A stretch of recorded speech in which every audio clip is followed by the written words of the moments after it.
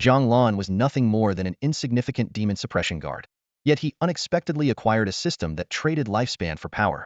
This gave him a glimmer of hope to survive in a world overrun by demons and monsters.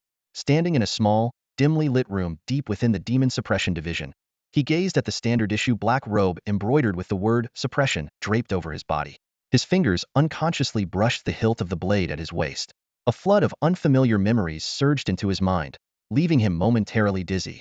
When the haze finally cleared, he found himself in a cramped, shabby room barely 10 square meters in size, furnished with nothing more than a rickety wooden bed, a table, and a chair. Even the book lying open on the table seemed ominous. Its pages recorded strange and terrifying events. In the 32nd year of Shenwu, the green-faced giant demon devoured the sun, plunging the land into an icebound wasteland. In the 40th year of Shenwu, hordes of vengeful spirits invaded Wuqing Prefecture, leaving destruction in their wake. In the 48th year of Shenwu, this was no ordinary book, it was clearly a chronicle of the havoc wrought by demons and monsters throughout history. It slowly dawned on him. He had transmigrated to this world, to a land called Juzhou, becoming a demon suppression guard under the reign of the Dian dynasty. In this vast expanse, the Dian kingdom was merely one of 236 nations within the Qihang province, and it was frequently plagued by demonic invasions. An overwhelming sense of danger surged within him. But just as despair began to take hold, the system made its appearance, opening a door to hope. The system interface revealed his current state. His cultivation was negligible, limited to the rudimentary Yin army blade technique and Yinling footwork, and his remaining lifespan was only 16 years. The system offered a grim yet tempting exchange, sacrificing lifespan to enhance his abilities, with the possibility of extending his life by suppressing or slaying demons. Without hesitation, Jiang Lan chose to sacrifice 10 years of his lifespan to improve his mastery of the Yin army blade technique. As time passed, his palms grew calloused, and his arm muscles became more defined and powerful. Just as he was reveling in his newfound strength, a sudden knock on the door broke his concentration. His subordinate, Yu Ji, entered, bringing with him chilling news. A follower of the Lantern Goddess had been apprehended. This cultist had sacrificed an entire village to the deity. The Lantern Goddess was a fearsome entity known for once devouring the sun. What was a single village's worth of lives to her? In a world teeming with monsters and malevolent spirits, who knew when death might come for him? If life was so fragile, Jiang Lan resolved to take control of his fate, no matter the cost. Outside the punishment chamber of the Demon Suppression Division, Jiang Lan stood before the iron bars, listening to the hoarse, desperate cries of a man from within. The eternal lantern will shine, to relieve disaster and avert doom. Inside, a man covered in blood was chained to a wooden post with iron links as thick as an arm, his body battered beyond recognition. Standing beside Jiang Lan, Yu Ji shivered. These guys are seriously insane. Who says otherwise? Jiang Lan nodded slightly. Even in this state, he's still chanting about averting doom. He turned to Yu Ji. Bring me the case file. I'll go in and take a look. The captain had sent him to take care of things, but that didn't mean he was here to do the dirty work himself. While Jiang Lan's combat ability was average, his sharp mind had earned him significant merit within the Demon Suppression Division. If this man had been captured, the details of the case were likely clear. However, the Qingdang sect wasn't simple. There was still valuable information to extract from this man's mind. More importantly, the Qingdang sect harbored not just humans but also demons. Yu Ji nodded and left. Jiang Lan pushed open the iron gate and stepped into the chamber. The man inside shot him a wild glare, his bloodshot eyes bulging as he continued to scream, "The eternal lantern will shine, to relieve disaster and avert doom." Jiang Lan ignored him, walking to a corner and picking up a rattan whip. Save your strength, I'll have plenty of chances to scream later. The eternal lantern will shine. Crack. The whip lashed across the man's chest, splitting his tattered clothes and tearing into his flesh. Blood splattered as the man's face contorted in pain. He tried to shout "Eternal Lantern" again, but after a few more lashes, he finally fell silent, seemingly realizing that no amount of devotion to his deity would save him. When Yu Ji returned with the case file, Jiang Lan was still relentlessly wielding the whip. Taking the file from Yu Ji, Jiang Lan gestured for him to continue the flogging while he flipped through the documents. The case file read, Zhao Guisheng, a 7th-layer skin refinement martial artist, native of Qinghe County in Linping. In the 55th year of the Shenwu era, during April, he conducted a live sacrifice in Shaoan village, 70 miles south of Yindu City. The village consisted of 106 households, totaling 432 people, all of whom perished. The next day, only bloodstains remained at the scene. The bodies had completely vanished. Closing the file, Jiang Lan took a deep breath. The skin refinement stage was merely the entry point of martial arts, yet Zhao Guisheng had managed to massacre over 400 people. The gap between those who had entered the martial path and those who hadn't was staggering. This realization only strengthened Jiang Lan's resolve to pursue martial training. He ordered Yu Ji to deal with Zhao Gixing's family as outlined in the case file. Hearing this, Zhao Guisheng erupted in fury, cursing Jiang Lan as a beast. Jiang Lan sneered in response. If we're talking about beasts, slaughtering 8 or 9 of your kin is nothing compared to the 400 lives lost in Shaoan village. Faced with the threat to his family, Zhao Guisheng finally broke. The bodies were taken by the Mountain Lord. It turned out the culprit was a tiger demon residing on Blackwind Mountain, 90 miles south of the city, with cultivation at the bone refinement stage. As Jiang Lan exited the chamber, a translucent panel suddenly appeared before his eyes. Demon of 7th layer skin refinement subdued. Life expectancy increased by 7 years. Remaining lifespan, 13 years. This left Jiang Lan puzzled. Zhao Guisheng was clearly human.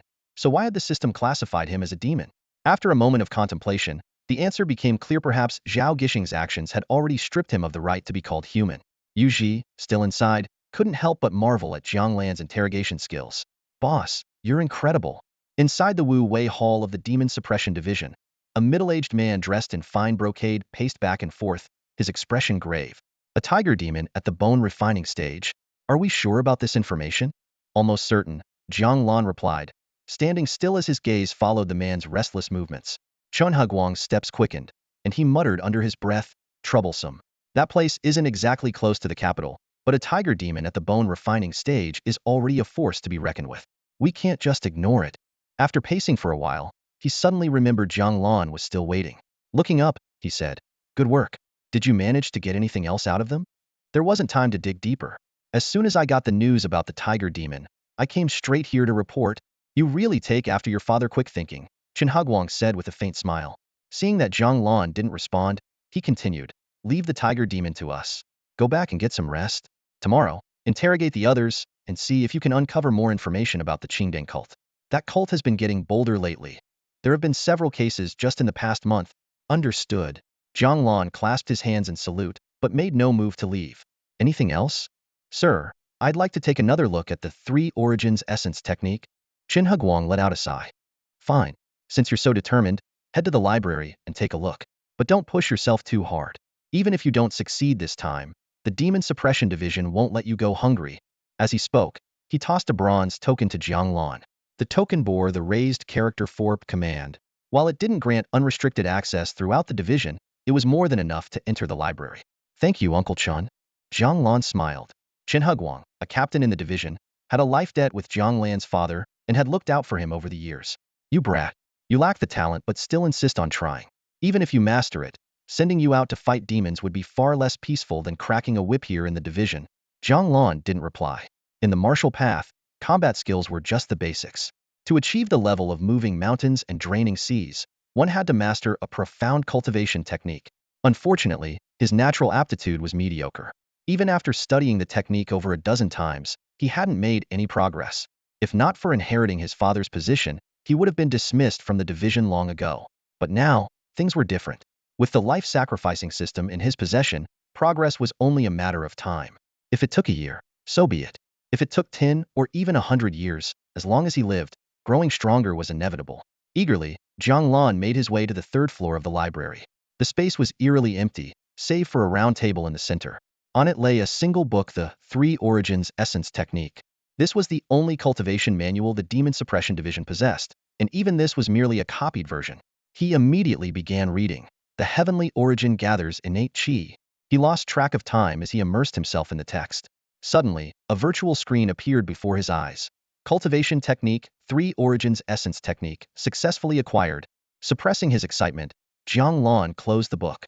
Now that he had a cultivation technique, he finally had a means of self-preservation in this demon-ridden world. The next step was to sacrifice lifespan for advancement, but this wasn't the right place. When he had upgraded his Flame Army Saber technique, his body had undergone noticeable changes that were only concealed by his clothing. The reaction from upgrading a cultivation technique would undoubtedly be even more pronounced. He needed a quiet, private location. It was now late afternoon, the time when most people were leaving work. Jiang Lan decided to return the token first thing tomorrow morning. As he stepped out of the Demon Suppression Division, he curiously observed the bustling streets. Despite the demon-infested world, life in the capital city of Yendu seemed largely unaffected. The streets were lively with people, street vendors hawking their wares, performers showcasing their skills, and even women in the upper floors of brothels calling out to potential customers. "Hey there, handsome. Come on up and have some fun." Jiang Lan quickly lowered his head and walked away at a brisk pace. As tempting as leisure might be, improving his strength was far more urgent. His life was on the line, and he knew his priorities. Before long, he arrived at his small courtyard. It was a modest one-entry compound with 3 rooms. The side rooms were locked and unused, leaving only the main house in decent condition. Not bad, I suppose. At least I've got a roof over my head. Entering the main house, he pulled aside a screen and sat cross-legged on the wooden bed. Instantly, the virtual screen reappeared. Name: Jiang Lan. Cultivation level: unranked. Cultivation technique: 3 Origins Essence technique. Combat skills: Flame Army Saber technique proficient. Swallow Feather Step beginner. Remaining lifespan: 13 years. 3 Origins Essence technique: 12 years. Jiang Lan declared without hesitation.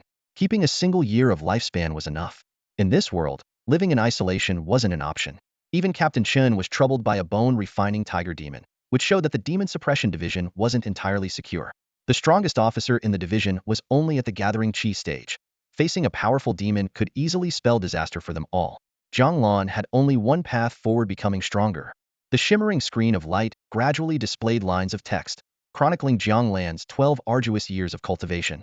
In his first year, he devoted himself to mastering the 3 Essence True Cultivation art, but his progress was hindered by blocked meridians. It wasn't until the 3rd year, after tireless effort, that his meridians finally cleared, allowing his energy and blood to flow like a roaring dragon as he stepped into the first layer of the skin refinement stage. By the 5th year, an epiphany during his meditation on the rising and setting sun propelled him to the 2nd layer of skin refinement. In the 7th year, his cultivation advanced again to the 3rd layer. By the 9th year, he broke through to the 4th layer, and by the 12th year, despite his limited natural talent, his persistence bore fruit, elevating him to the 5th layer of skin refinement. As the final line of text faded, Jiang Lan, seated cross-legged on his bed, abruptly opened his eyes. A sharp, piercing gleam shot forth from his gaze, transforming his demeanor entirely. In that moment, he was a completely different person, stronger, more resolute, and far more formidable. Even 100 of his former selves combined couldn't rival the strength he now possessed in just 3 minutes. This stark contrast in power made Jiang Lan finally understand why a martial artist at the 7th layer of skin refinement could sacrifice an entire village of over 400 souls.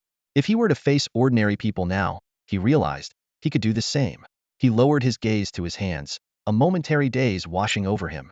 He rose and walked to the table, picking up a bronze mirror. Reflected in its surface was a face of striking features, sharp brows, bright eyes, and a distinct aura of confidence and charisma. No wonder the courtesans at the brothel had been so enthusiastic earlier. Setting the mirror down, Jiang Lan returned to his bed and sat with a contemplative expression. This body's innate talent was undeniably mediocre. 12 years to reach the 5th layer of skin refinement, whereas an average cultivator could achieve the 8th or 9th layer in just 10 years, and a gifted one could even step directly into the bone refinement stage. Yet this did not trouble Jiang Lan. While others required years of diligent cultivation, he could sacrifice lifespan to rapidly enhance his strength. Though the light screen had shown 12 years passing, in reality, he had ascended from an unranked novice to the 5th layer of skin refinement in less than 2 minutes. As he mulled over these thoughts, a sudden knock interrupted the quiet. "Enter," he said calmly. Chen Huguang stepped in, carrying several oil paper-wrapped parcels and a jug of wine. With a grin, he asked about Jiang Lan's findings in the library. The two shared drinks and conversation, their discussion drifting from marriage proposals to the recent string of grisly murders in the city. 2 days ago, the entire household of Li Yuanwei in the northern district, 17 people, was slaughtered, Chen Huguang said, his expression darkening. And today, while you were interrogating Zhao Guisheng, the family of Scholar Qin, 7 people met the same fate. He clenched his fists. The method was identical. Their abdomens torn open, their organs completely missing. "Have you caught the culprit?" Jiang Lan asked, his tone steady. "That beast is too cunning," Chen Huguang growled.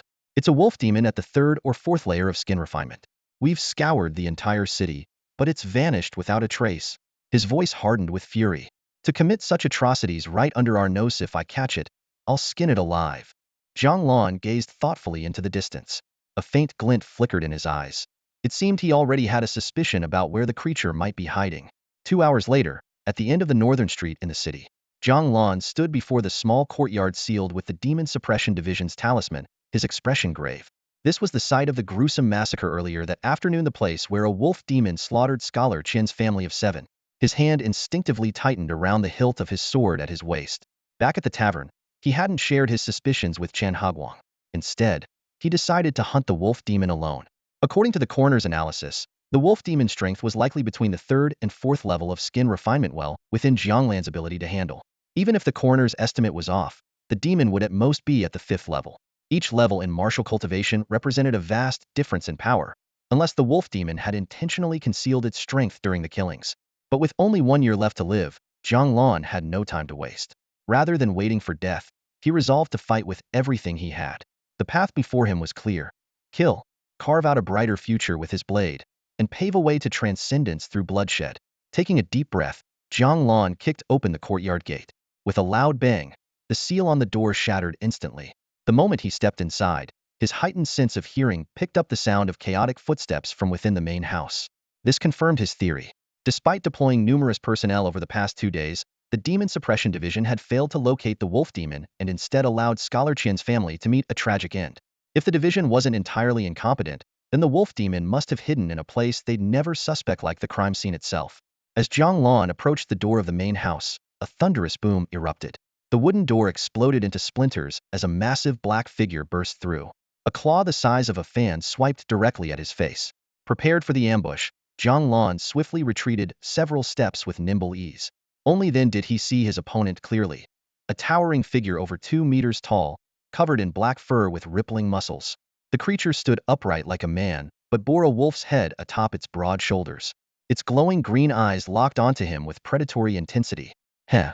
I thought everyone in the Demon Suppression Division was useless. Didn't expect one of you to have some brains, the wolf demon growled, its voice like gravel scraping against stone. But having brains alone isn't enough. Before the words had fully left its mouth, 7 shadowy figures appeared in the doorway of the main house. Leading them was an elderly man with white hair, followed by an old woman, 3 middle-aged individuals, and 2 children, the very members of Scholar Qian's family. Their forms were semi-transparent, their eyes devoid of pupils, and their toes barely touched the ground as they hovered eerily. Vengeful spirits. Jiang Lan immediately recognized the ominous entities.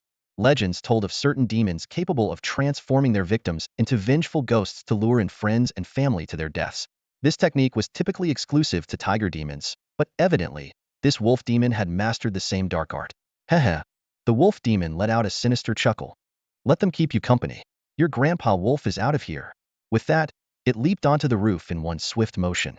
Without hesitation, Jiang Lan gave chase, his feet barely brushing the thatched roof as he moved with the speed of the wind. This was the power granted by burning his lifespan, elevating him to a strength rivaling that of a true 5th-level skin refinement expert.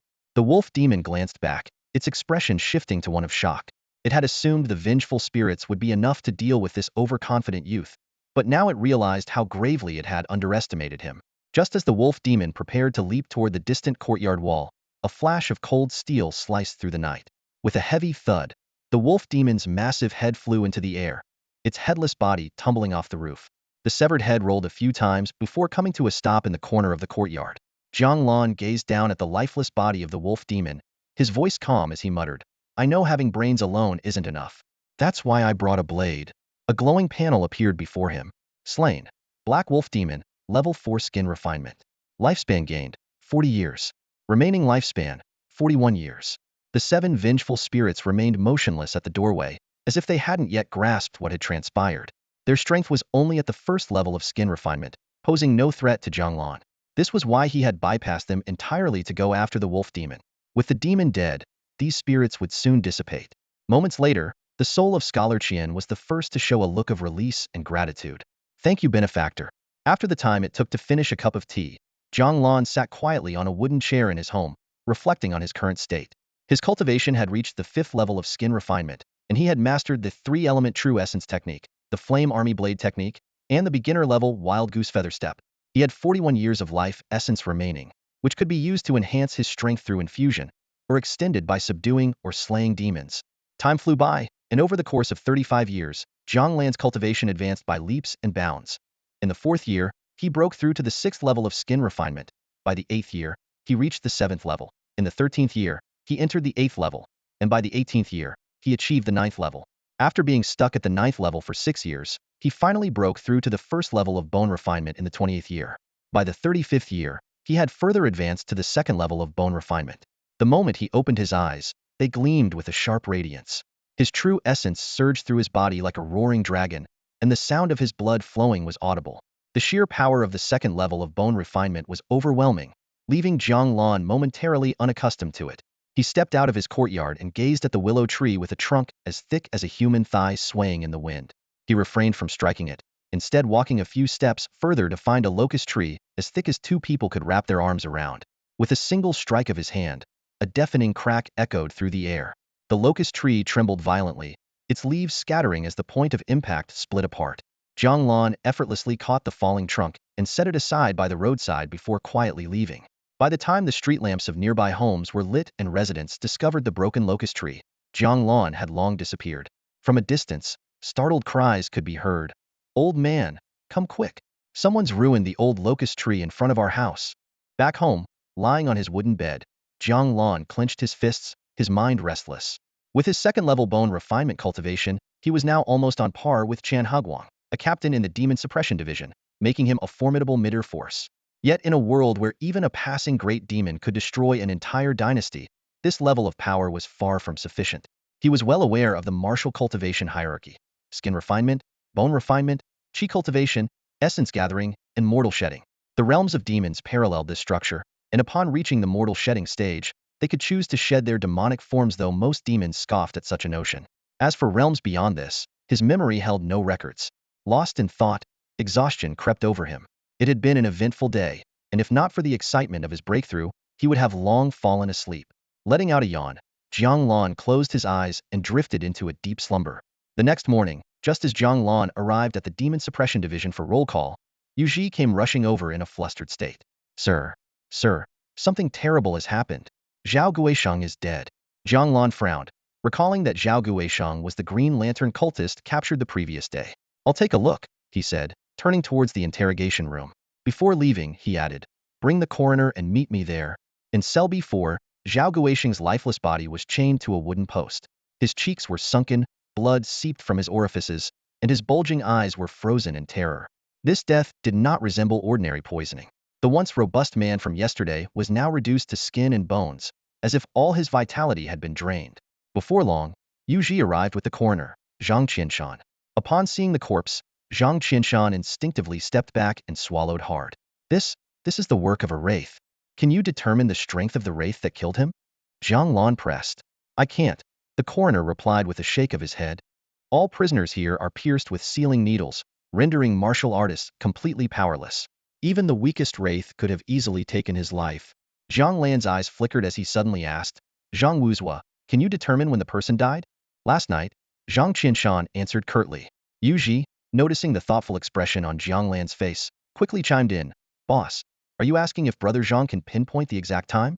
Only then did Zhang Qianshan snap out of it. As a coroner, he had dealt with more corpses than living people. How could a single body unsettle him? He leaned in closer, carefully inspecting Zhao Guisheng's eyelids and oral cavity. After a moment of contemplation, he said, "Judging by my observation, this person likely died between the end of the Z hour and the beginning of the Chou hour, with a margin of error no greater than half an hour." Jiang Lan lowered his gaze in thought. That meant the time of death was between midnight and 2 a.m. His brow furrowed. This couldn't have been the work of the Black Wolf demon. He had personally witnessed the demon's death, after which Scholar Qian's family was immediately freed from its curse. Even if there were lingering malevolent spirits, they should have dissipated along with the demon. He had slain the Black Wolf demon during the middle of the high hour, around 10 p.m. Reaching into his robe, Jiang Lan pulled out a piece of silver and handed it to Zhang Qianshan. "Thank you for your efforts. Use this to buy yourself some wine." "Oh no, that's not necessary." Zhang Qianshan protested repeatedly, though his hands instinctively opened his satchel. Without giving him a chance to refuse, Jiang Lan tossed the silver into the bag. A fair day's work deserves fair pay.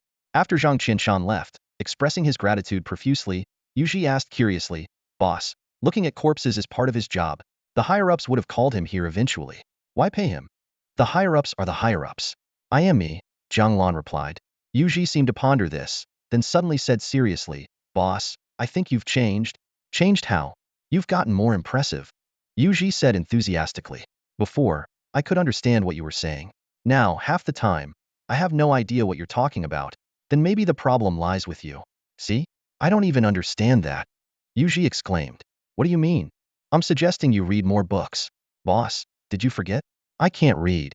Jiang Lan sighed in exasperation and changed the subject. I'm heading to the Wu Hall. You go do what you need to do. Got it. I'll head to the tea house and find a storyteller to explain some books to me. Yuji blurted out but quickly corrected himself. No, wait. Not the tea house brothel. No, I mean the tea house. Inside Wu Hall, Chen Huguang paced back and forth so much that Jiang Lan felt dizzy just watching him. Finally, Chun stopped and fixed his gaze on Jiang Lan. Do you have any leads? Jiang Lan remained silent, prompting Chen Huguang to approach with a gentler tone. Lanner. Jiang Lan instinctively looked up. Ever since your father passed, tell me honestly, how have I treated you? Very well, Jiang Lan replied without hesitation. Since taking over his father's position, Chen Huguang had taken great care of him. Without that support, someone of Jiang Lan's low rank in the Jinma division wouldn't have had such an easy time. Chen Huguang's expression grew complicated. Give me your sword. Jiang Lan unfastened his long blade and handed it over with both hands. Chen Huguang unsheathed it, the sharp blade reflecting half of his face. You polish this? Jiang Lan nodded. Isn't it the Jinma division's rule that our swords must not be sullied? I didn't know you were so bythebook, Chen Huguang remarked as he sheathed the blade and tossed it back to Jiang Lan. Where were you last night? At home, sleeping. Chen Huguang let out a cold laugh. You little rascal. Do you really think I wouldn't know whether you were home or not? I left my token on your table after drinking last night, and you didn't even notice. Jiang Lan froze. When he returned home last night, he hadn't seen any token on the table. Chen Huguang pulled out the token. I left your place and came back within half an hour, but you were already gone. Jiang Lan's lips twitched. He had thought his plan was flawless, but this small detail had given him away. He tried to deflect. Chen uncle, if I said I went to a brothel, would you believe me? If only you had the guts. Do you think I can't tell you're still a virgin? Chen Huguang scoffed. Tell me the truth, was it you who dealt with the black wolf demon? It was me, Jiang Lan admitted, leaning back in his chair. There was no point in denying it now that Chen Huguang had solid evidence. Not bad, kid. A clean decapitation, Chen Huguang remarked, squinting at Jiang Lan. What level are you at now? Bone refinement. Bone refinement? Still wait, what? Chen Huguang's eyes widened. Say that again. What level? Bone refinement, Jiang Lan repeated firmly. Second stage. Maybe close to the third. Chen Huguang leaned in, his face inches from Jiang Lan's. Look me in the eye and say it again. What level? I could say it 100 times. Bone refinement, second stage. Chen Huguang's pupils dilated in shock.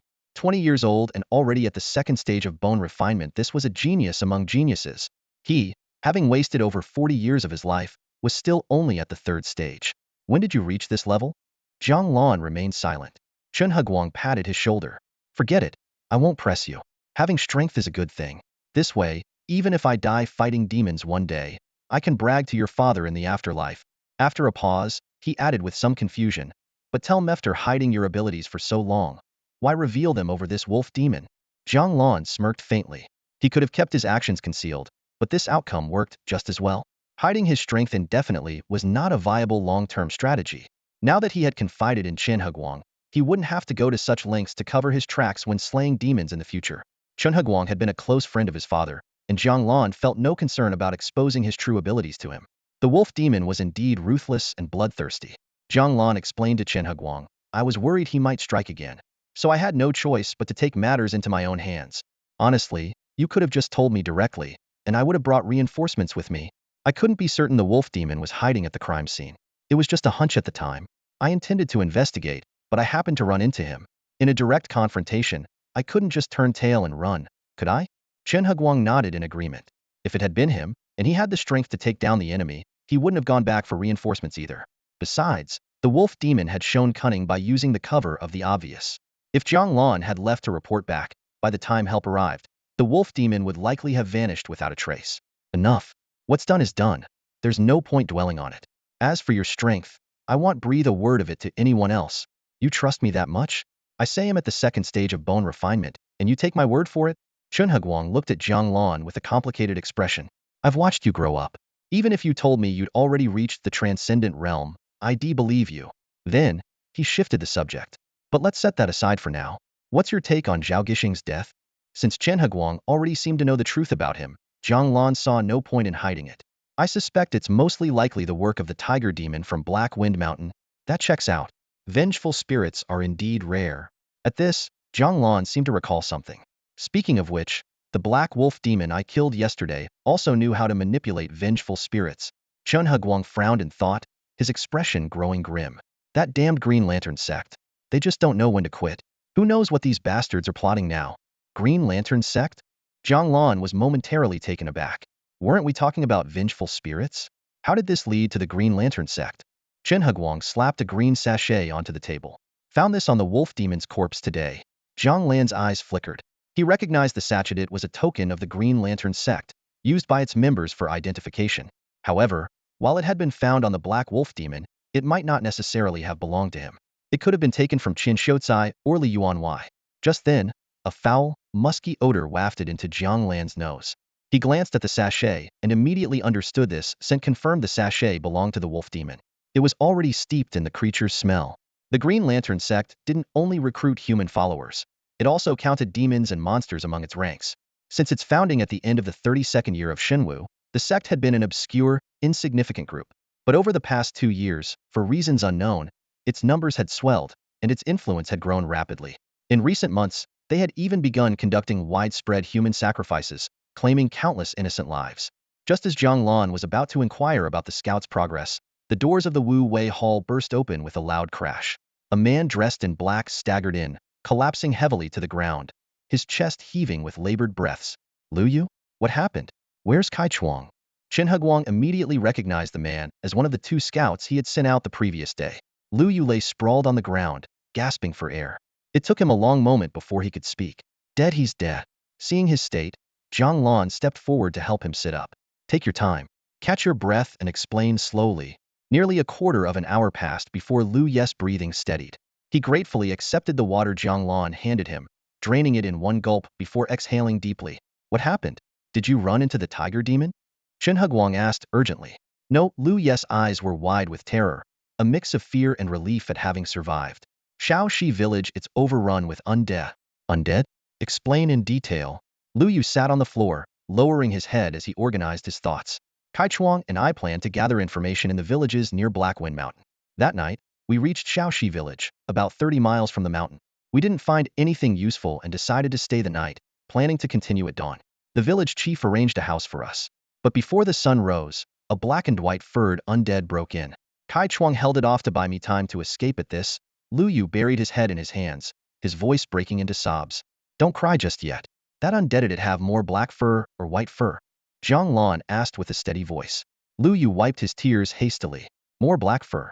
There were only a few strands of white. Jiang Lan's gaze sharpened. The undead in this world bore some similarities to the zombies from the horror movies of his previous life. White fur indicated the skin refinement stage, while black fur signified the bone refinement stage. At the 7th or 8th level of skin refinement, the white fur would begin to shed, replaced by black. Once black fur covered the entire body, it meant the undead had reached the bone refinement stage. In the chi condensation stage, the fur would vanish entirely, and aside from their grayish skin, the undead would appear almost indistinguishable from living humans. It was said that in the transcendent realm, the undead's appearance and voice would be identical to their living selves, as though they had truly come back to life. Laner, stay here and keep an eye on things. I'll report this to the Centurion. As a squad captain, Chen Hugwang wasn't a high-ranking official in the Demon Suppression Bureau. While he had the authority to handle minor matters like interrogating prisoners, for anything significant, he needed to report to his superiors. Even sending out scouts required prior approval from the Centurion. Just as Chen Hugwang was about to leave, Jiang Lan suddenly grabbed his wrist. I'll go to Shaoxi village. Are you out of your mind? Chen Hugwang turned his head, his eyes filled with disbelief, as if he were staring at a complete fool. But Jiang Lan's expression was resolute. Trust me, 3 hours. I'll bring back that zombie's head. Wait, what? Chen Hugwang looked utterly baffled. If the sky falls, the tall ones will hold it up. Why are you trying to play the hero? Jiang Lan gripped his saber tightly, his tone carrying a suppressed emotion that had been brewing for a long time. When you've been holding it in for this long, you need to let it out, don't you? No way. You stay put at the Demon Suppression Division. I'll go find Commander Bai. Chen Hugwang's voice faltered as he met Jiang Lan's unwavering gaze. The two stared at each other in silence. After half a minute, Chen Hugwang finally gave in. Fine, you win. Go if you must, but get it done and come back quickly. Jiang Lan grinned. I knew Uncle Chen cared about me the most. Get out of here. I don't know what kind of crazy wind got into you this time. Jiang Lan said nothing, his steps light as he left the Wu Wei Hall. His goal was clear head to Xiaobei village. According to Lu Yu's intel, the zombie there was at the peak of the skin refinement stage, just a step away from breaking through to bone tempering. Jiang Lan himself was already at the second level of bone tempering. By all standards, this difference in cultivation should guarantee his victory. Walking through the streets, Jiang Lan calculated his potential gains. Killing a peak skin refinement zombie, how much lifespan would it add? If it could help him break through to the chi condensation stage, all the better. At that stage, even the tiger demon would. Hey there, handsome. Come on up and join us. A familiar voice interrupted his thoughts. Looking up, he saw a flamboyantly dressed young woman waving at him from a balcony. What caught his attention even more was the man standing behind her, his subordinate, Yuji, a low-ranking bailiff. Yuji was leisurely watching the bustling street below. The moment their eyes met, Yuji froze as if he'd seen a ghost. He scrambled down the stairs in a panic, but by the time he looked back, Jiang Lan was nowhere to be seen. Boss, I swear, I was just here to listen to some storytelling. You have to believe me. 1 hour later, Xiaobei village. Good boy, Xiaobai. You've been a great help to your old grandpa. Under a withered tree, an old man in ragged clothing grinned menacingly. His sparse yellow teeth and face covered in pustules were enough to terrify any child into silence. In front of him was a brick platform, holding a pool of blood nearly 2 feet deep. Strangely, the blood didn't seep through the cracks in the bricks, but instead seemed to gather together with an eerie sentience, shimmering like ripples on water. A black and white mottled humanoid creature was tossing hollowed-out corpses into the blood pool. The old man knelt down and began kowtowing frantically, his forehead soon bleeding profusely. "Oh merciful Lady Qingding, these offerings are all for you. Please show your compassion and accept this humble servant's devotion." When the blood pool remained unresponsive, the old man kowtowed even harder, his pleas growing more desperate. Suddenly, his gaze shifted to the zombie. With a twisted grin, he said, "Good Xiaobai. Once this old man ascends to immortality, I'll make sure to enshrine you in gold." As he spoke, he lunged at the zombie, plunging his hands into its chest and tearing it apart with brute force. As the old man continued his fervent prayers, the blood pool finally began to react, churning violently. Before long, the blood vanished entirely, revealing a crimson pill at the bottom. Overcome with joy, the old man scrambled toward the platform. The key to immortality. Oh merciful Lady Qingding. Just as his fingers were about to touch the pill, a flash of cold steel swept through the air. The old man's consciousness faded amidst a spinning sensation, his final thoughts lingering on the blood pill he would never taste. Slain a bone-tempering stage evil cultivator. Lifespan gained, 100 years. Remaining lifespan, 106 years. Jiang Lan wiped his saber clean with the old man's ragged clothes and pocketed the blood-red pill. Surveying the carnage around him, his expression turned somber. How innocent the villagers were. And yet in this chaotic world, weakness itself was a sin. These small villages were nothing more than feeding grounds for demons, their lives hanging by a thread. With a heavy sigh, Jiang Lan wrapped the old man's head in the tattered cloth and turned toward the direction of Yen capital city. Chen Heguang stared at the severed head of the old man on the table, his expression shifting slightly. This was not what he had anticipated should have been in control of the undead, yet here it was, dead, leaving only a decapitated head behind. Not a single soul had survived in that village. He let out a sigh, but as he gazed at the head, his eyes grew cold and sharp. Raising undead and committing such heinous acts deserves death. Jiang Lan lowered his gaze, remaining silent. Demons eat people and people, damn it, eat people too. Chen Heguang cursed furiously at the lifeless head with its eyes wide open. Suddenly, a thought struck him. Wait a minute, didn't he use the undead to massacre the village to refine them? How do you explain him killing the undead instead? It wasn't for refining undead, Jiang Lan said after a pause, pulling out a small cyan sachet and placing it beside the head. Another offering for the Qingding sect? Chen Heguang's face darkened the moment he saw the sachet. Jiang Lan nodded, and then produced a crimson pill. Noticing Chen Heguang's puzzled look, he began recounting in detail what he had witnessed in Xiaobei village. Chen Heguang's frown deepened as he listened, until his brows were practically knitted together. You're saying this pill was given by the Qingding goddess after the sacrifice of hundreds of villagers and the undead? Chen Heguang asked. Not entirely sure, but judging by the circumstances, it seems likely, Jiang Lan replied, handing the pill directly to Chen Heguang. A thing forged from the lives of hundreds wasn't something he'd ever consider keeping. Even if it could boost his strength, with the system on his side, he wouldn't take such a risk. Chen Heguang accepted the pill. He'll take this to Master Baihu. As he reached the door, he turned back to warn, things aren't safe these days. Don't go sticking your neck out. Got it, Uncle Chun. With that, Jiang Lan was left alone in the Wuwei Hall. As a member of the Demon Suppression Guard, his days were usually uneventful. Even the subordinate constables under his command were idle enough to frequent brothels to listen to storytellers. Sitting back in his wooden chair, A translucent panel appeared before his eyes. Name: Jiang Lan. Cultivation level: Bone Refinement, Stage 2. Technique: 3 Origin True Essence Art. Martial skills: Flame Army Saber Technique Proficient, Swallow Feather Step Beginner. Remaining lifespan: 106 years. Jiang Lan pondered for a moment before murmuring softly, 10 years each for Swallow Feather Step and Flame Army Saber Technique. As time passed, his martial skills improved rapidly. Swallow Feather Step advanced from beginner to the pinnacle of mastery, leaving him feeling as light as a feather. The Flame Army Saber technique also reached its peak, and the calluses on his hands grew even thicker. Next, he dedicated 80 years of his lifespan to cultivating the 3 Origin True Essence Art. With a thunderous roar, his cultivation level surged to Bone Refinement, Stage 8, his blood and energy coursing through his body like a roaring dragon. Just then, the door to Wu Wei Hall creaked open, and Chen Huguang poked his head in. "Kid, what are you doing? Setting off firecrackers?" "The Master Baihu has gone to report to the Master Qianhu," Chen Huguang said, settling into the main chair. "The higher-ups might send someone to investigate, so you'd best keep your head down. Things are chaotic lately. 2 villages near the capital itself were wiped out by the Qingding sect. It's a slap in the face for the Demon Suppression Bureau." "I want to go," Jiang Lan said. "Are you out of your mind?" Chen Huguang glared at him. An hour later, at the training grounds of the Demon Suppression Bureau, standing in the center of the field was Qiu Rang, a Baihu clad in a crimson robe and draped in a flowing cloak. Beside him stood Chen Huguang, his expression a mix of emotions. Dozens of Demon Suppression guards stood in orderly rows, awaiting orders in disciplined silence.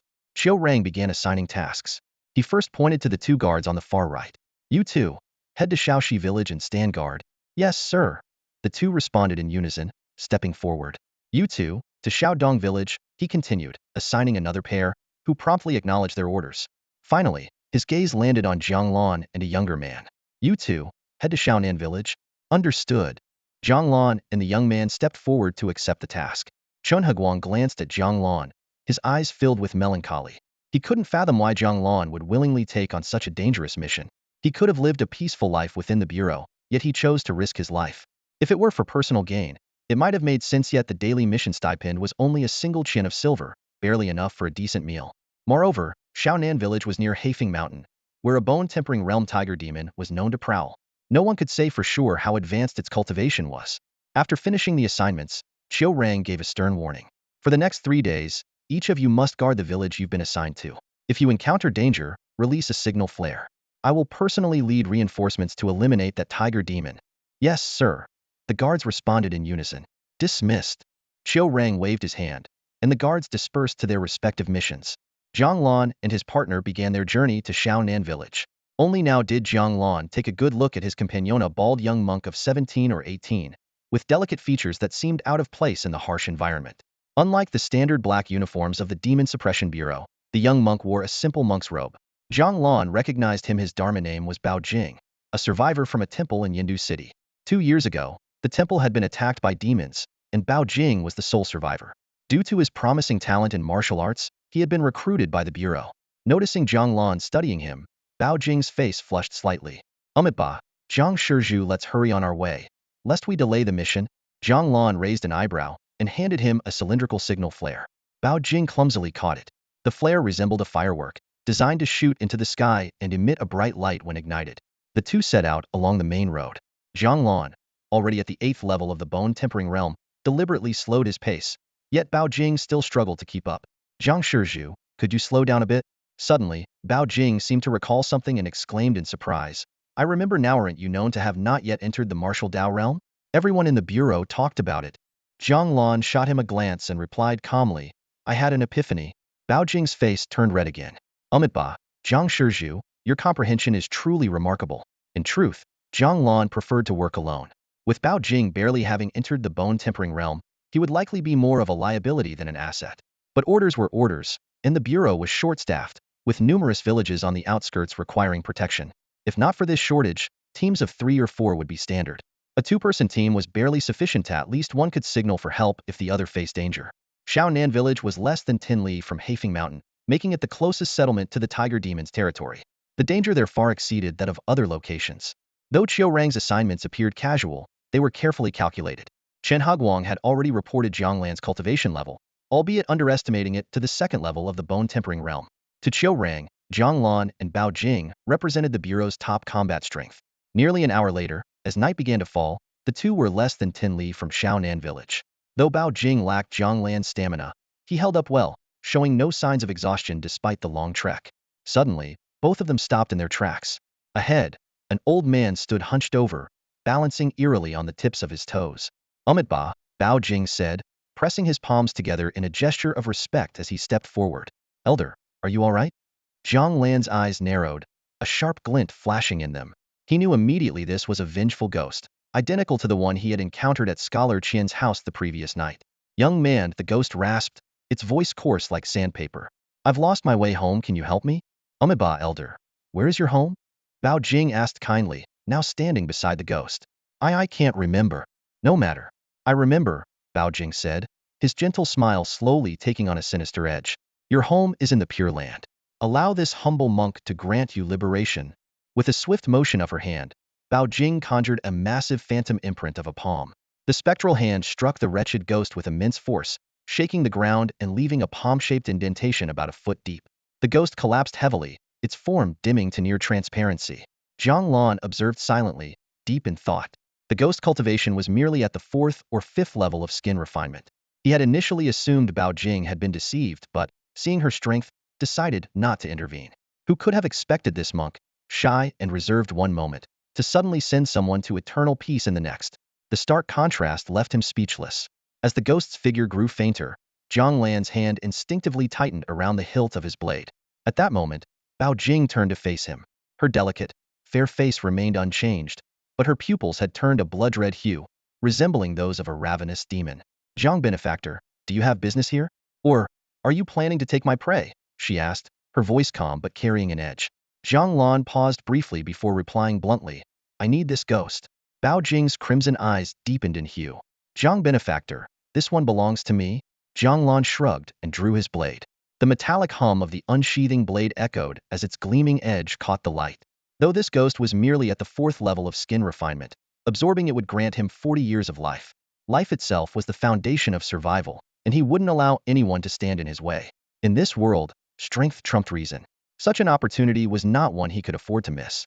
Ignoring the shifting expression in Bao Jing's eyes, Jiang Lan strode past her, blade in hand, and approached the fading ghost.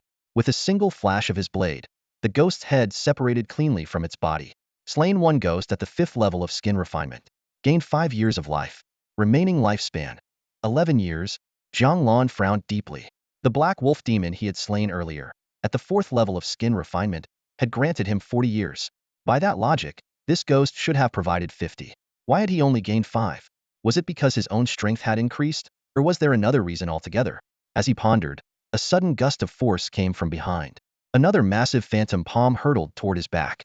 Yet when it struck, the blow enough to crack the ground felt like nothing more than a gentle breeze, merely rustling the hem of his robe. When the phantom dissipated, Jiang Lan calmly sheathed his blade and turned to face Bao Jing. His tone was cold as he said, Do you have a death wish? Bao Jing's expression shifted dramatically. The crimson in her eyes gradually faded, replaced by confusion and alarm. She looked at the battered ground, then at her own hands, and stammered, Jiang benefactor? What is this? What did I do? Are you unharmed? Her string of questions left Jiang Lan momentarily puzzled. What you did? Whether I'm unharmed? You don't know? Have you lost your memory? Judging by her natural reaction, Jiang Lan concluded she wasn't pretending. If she were, her acting skills would be unparalleled. After a moment of contemplation, he shook his head and said, It's fine. Let's move on. Ba, Bao Jing murmured apologetically, stepping forward to bow. Jiang benefactor, this monk has a bit of a brain condition.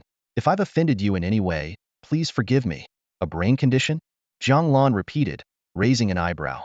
Bao Jing's cheeks flushed, her ears turning red as she explained, This monk suffers from a kind of hysteria. Sometimes I lose all my senses. When I wake, I might find myself at home, at the Demon Suppression Bureau, or even in an unknown place.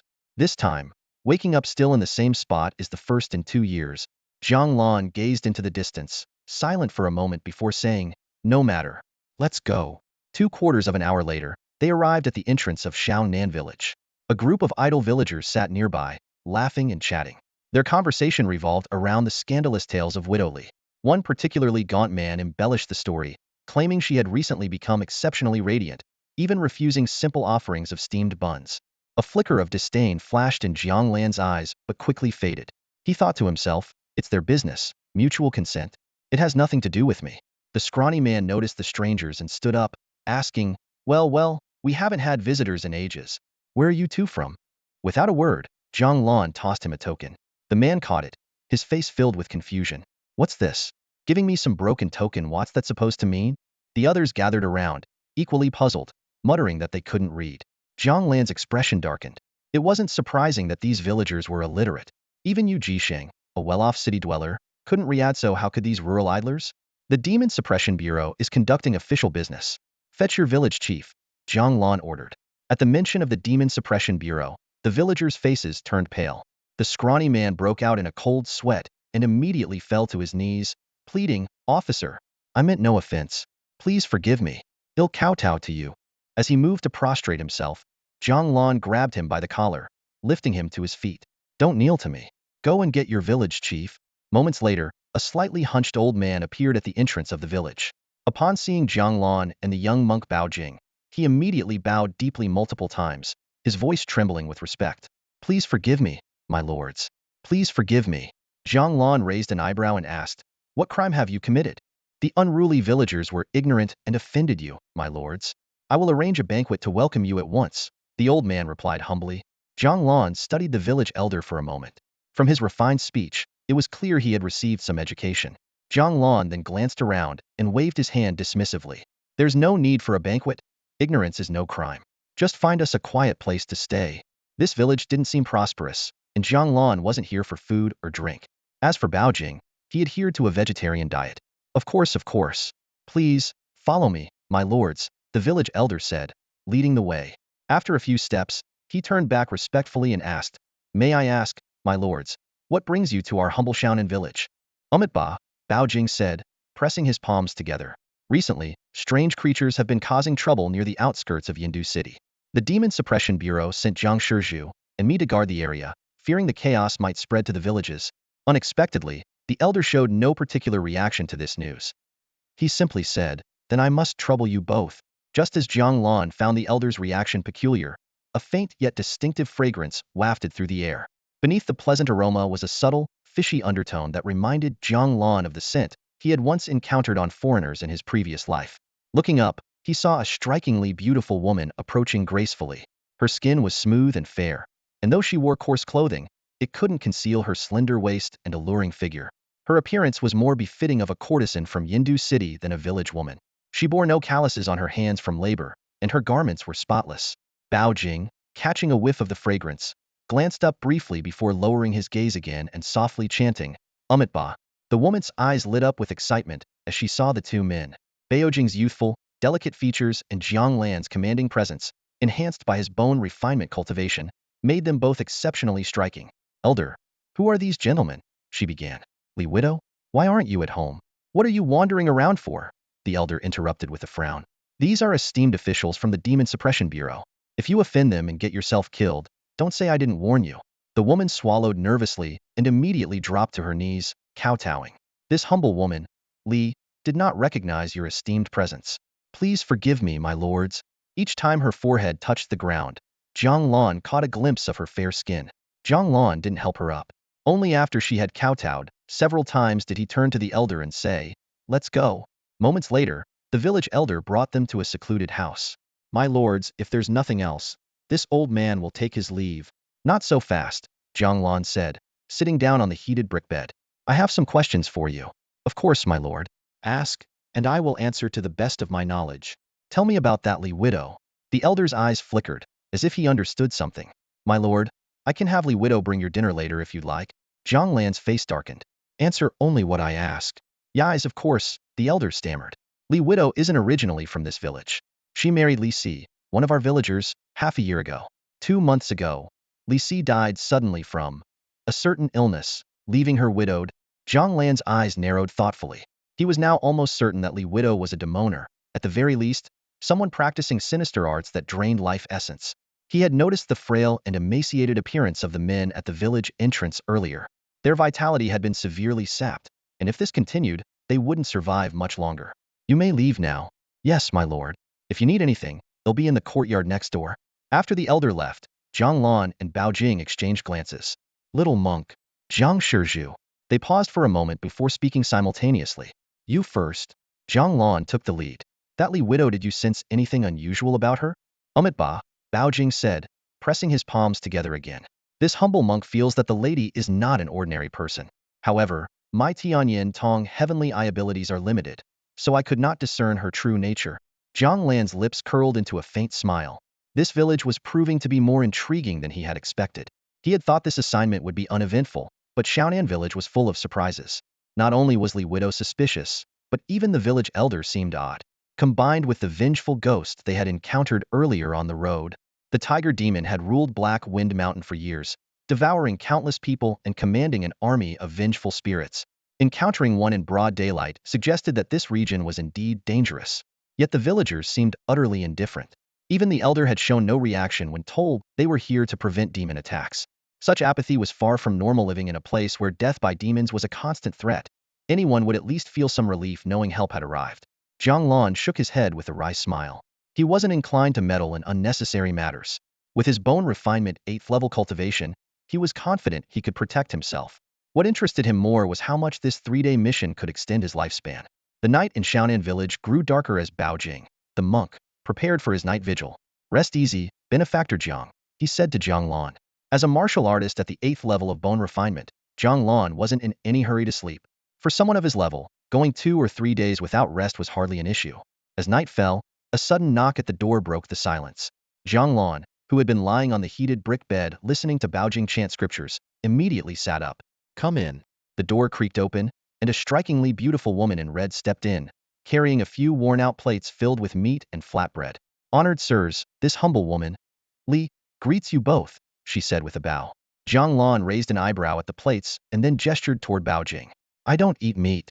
The widow Li panicked and quickly said, they'll go back and prepare something else right away. No need, Jiang Lan replied. Just bring it here, I'll eat. Bao Jing, why don't you head to the village chief's house and see if they have any vegetarian food? Eat there and then return. Ba. The monk clasped his hands together in prayer and left. The widow placed the plates down and was about to leave when Jiang Lan grabbed her arm. No rush. Stay and chat with me for a while.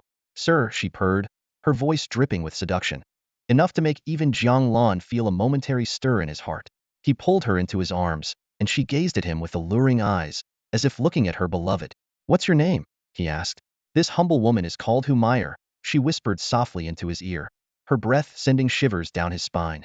I saw you earlier on the road, and you weren't wearing this outfit, Jiang Lan remarked, recalling how she had been dressed in plain, coarse clothing earlier, not the elaborate red bridal gown she now wore, something even daughters of wealthy families rarely possessed.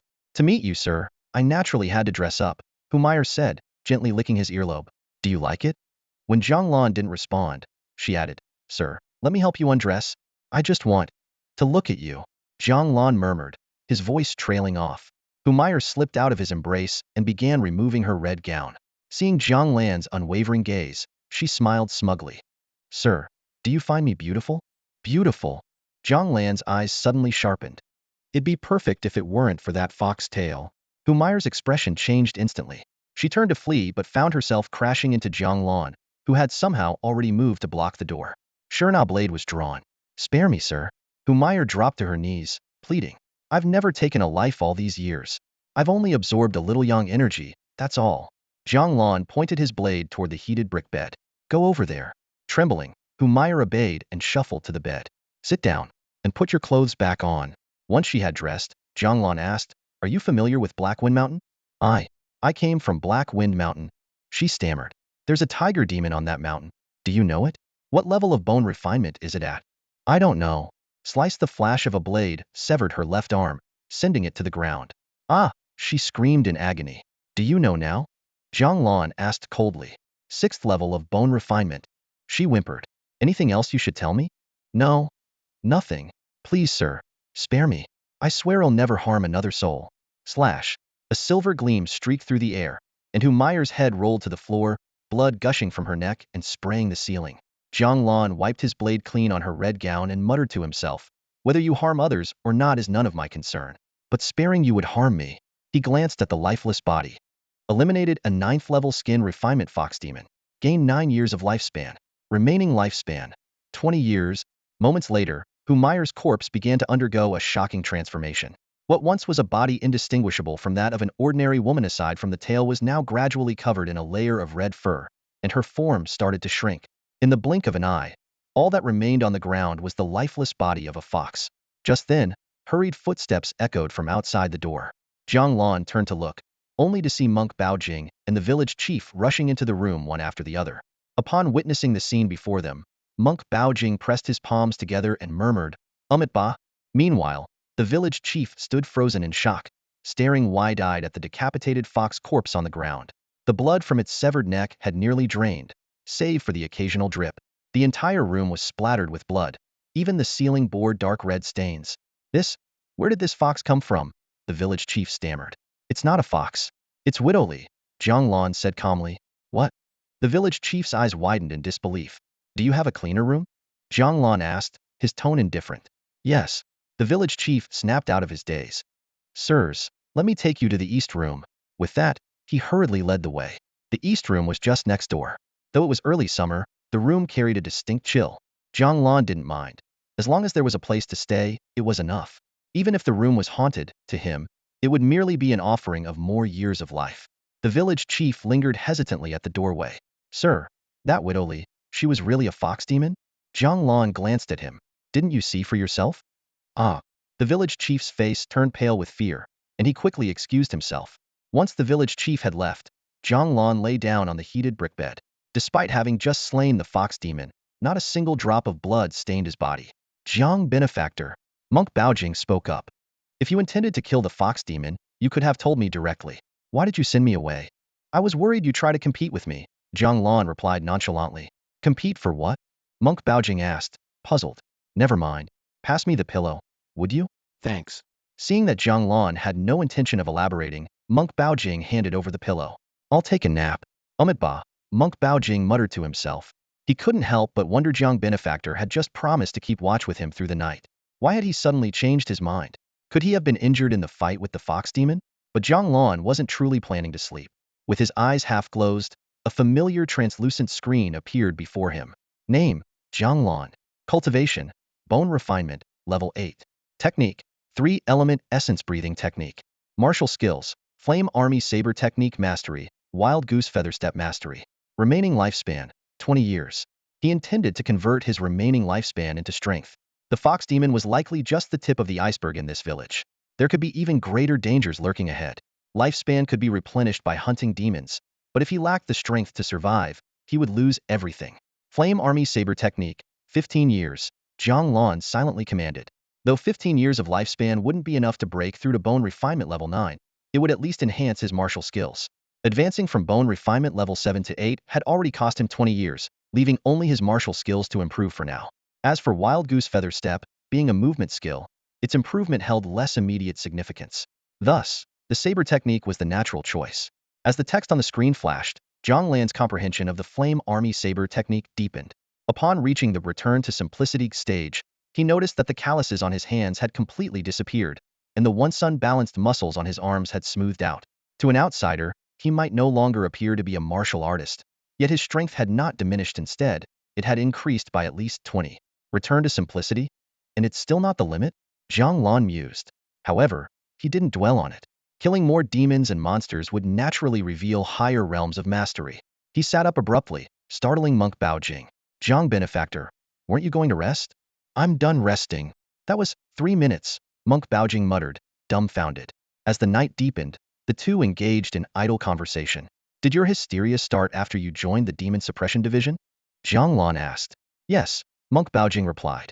Over the past 2 years, I've been fortunate to have the 100 household lord looking out for me. Otherwise, I might have long since ended up as a corpse in the wilderness, devoured by monsters. I think it might be post-traumatic stress disorder causing dissociative identity disorder, Jiang Lan remarked. Disorder? Dissociative? What does that mean? Monk Baojing looked confused. You're scared out of your mind by demons. I see, but I'm not crazy, monk Baojing insisted. Just as Jiang Lan was about to respond, the sound of galloping hooves reached his ears, coming from the direction of the village entrance. Clip-clop, clip-clop. Jiang Lan frowned slightly. Let's go check it out. At the village entrance, a group of riders suddenly appeared. Leading the group was a middle-aged man clad in a deep red robe with a flowing cape draped over his back. This was none other than Baihu Darin. Behind him, 8 masked riders dressed in black rode in a strict formation.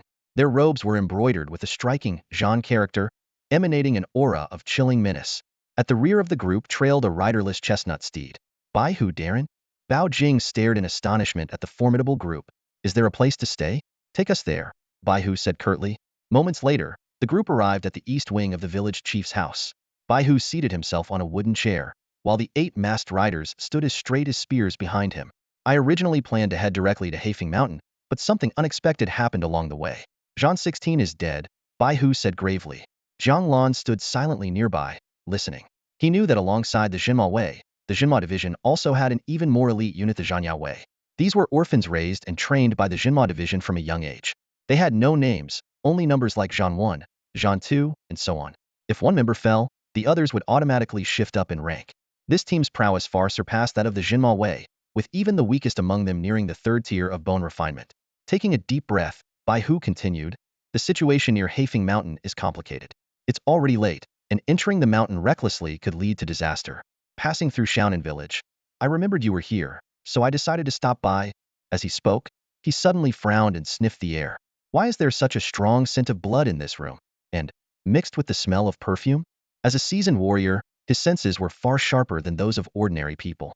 Even the faintest trace of a scent would not escape him. His gaze first landed on Bao Jing, then shifted to Jiang Lan. Noticing Baihu's scrutiny, Jiang Lan spoke directly. There was a fox demon in the village. I killed it. That demon came from Haifeng Mountain. Baihu's eyes lit up. Did you get any useful information from it? She claimed there's a tiger demon at the 6th tier of bone refinement, though I can't confirm if it's true, Jiang Lan said after a moment of thought. As for its exact hiding place, her description was vague. She only mentioned some surrounding landmarks. Figures. There aren't any signposts on the mountain. After all, it's hard to explain clearly with just words, Baihu sighed.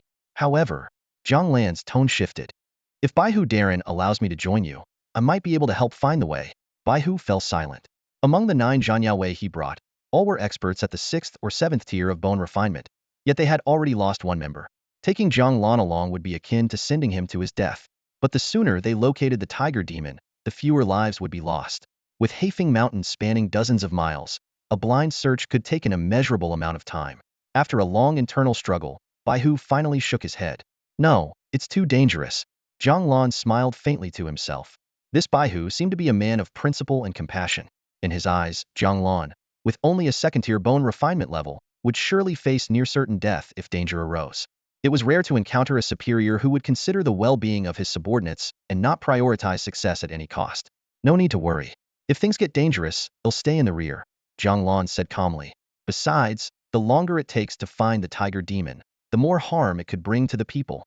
Baihu's expression wavered for a moment before he finally gritted his teeth. You've got guts better than your father.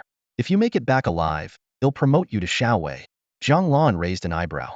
Although Xiaowei, like the Jinma Wei, was an unranked position, it did hold a higher status within the Jinma division.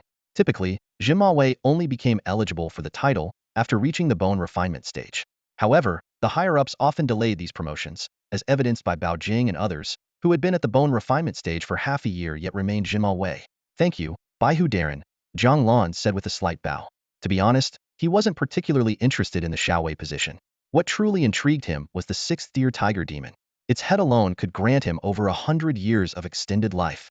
As for the tiger demon's exact location, Jiang Lan actually had no clue. He simply wanted to seize the opportunity to accompany Baihu's group to Haifeng Mountain. After all, it was just one mountain the tiger demon couldn't possibly vanish into thin air. The next morning, sunlight streamed through the wooden lattice windows, illuminating the room. Jiang Lan sat upright on a wooden chair, his expression grave as he addressed Bao Jing, who stood attentively by his side. Bao Jing, keep a close eye on the village chief's every move. I find him rather suspicious. If anything unusual happens, fire the signal flare immediately. I understand, Bao Jing replied respectfully, bowing slightly. Standing by the doorway, the Baihu turned around upon hearing this, his gaze lingering thoughtfully on the distant horizon. After a moment of contemplation, he gave a new order to the subordinate at his side. Zhanjiao, stay behind to assist Bao Jing with the watch and to look after the horses. This adjustment deviated from his original plan. He hadn't intended to leave anyone behind in this small village, as every member of the demon-slaying guard was a valuable asset. Leaving one here seemed like a waste of resources.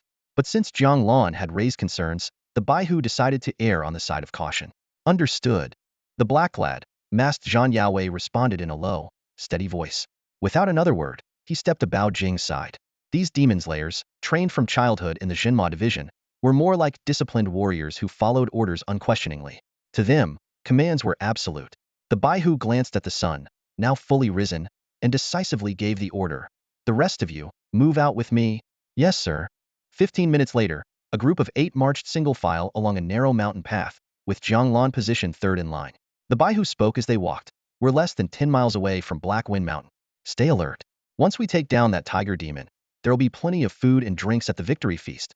Jiang Lan lifted his gaze toward the massive, claw-like mountain ahead.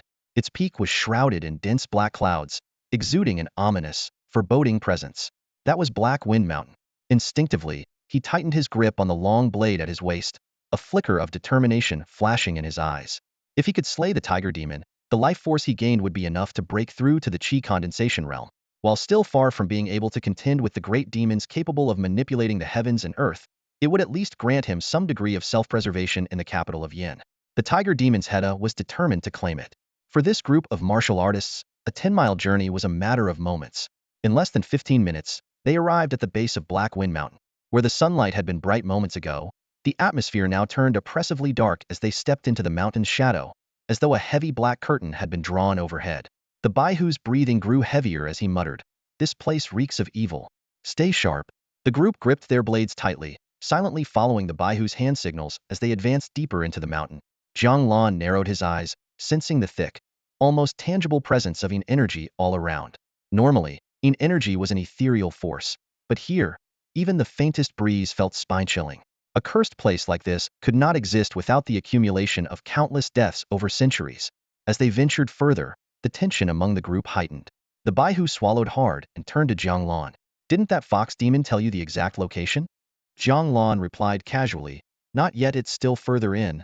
In truth, he had no idea where the tiger demon's lair was. He was merely using this opportunity to follow the group into Black Wind Mountain. Originally, he had planned to come alone, but since guarding the small southern village was part of his mission and the Baihu happened to be leading a demon-slaying operation, it presented a convenient compromise. If the Baihu hadn't shown up last night, Jiang Lan might have abandoned his post. "Let's keep moving." Before the Baihu could finish his sentence, he suddenly froze. The temperature around them plummeted, and a cold wind swept through, raising goosebumps on Jiang Lan's arms. From behind the withered trees, dozens of shadowy figures emerged, men, women, elders, and children, all dressed in mismatched, tattered clothing. The one thing they had in common was the eerie absence of pupils in their eyes, leaving only the whites. They floated just above the ground, their toes barely brushing the earth. Jiang Lan frowned at first, but then a glimmer of excitement lit up his eyes. They were vengeful spirits, or Changgue, nearly 100 of them. If he could slay them all, even if each one only granted him 10 years of life, he could gain nearly 1,000 years in total. Xing. Jiang Lan unsheathed his blade. "Humans," the elder Changgue at the front rasped, but before it could say more, a shadow darted forward like lightning. Slash. With the sound of burning flesh, the ghostly head was sent flying. For a brief moment, the group, including the Baihu, froze in surprise before snapping back to action. "Kill them!" The Baihu roared, and the demon-slaying guards charged into the throng of vengeful spirits with their blades. These spirits, though incorporeal, were no match for the specially forged blades of the guards, tempered with black dog blood. The weapons cut through them with ease, like a hot knife through butter. In mere moments, more than a dozen spirits had been vanquished. Jiang Lan felt a surge of urgency, but knew it wasn't the right time to ask the others to step aside. Instead, he quickened his own pace, slashing down spirit after spirit. The sound of spectral wails and sizzling cuts filled the air.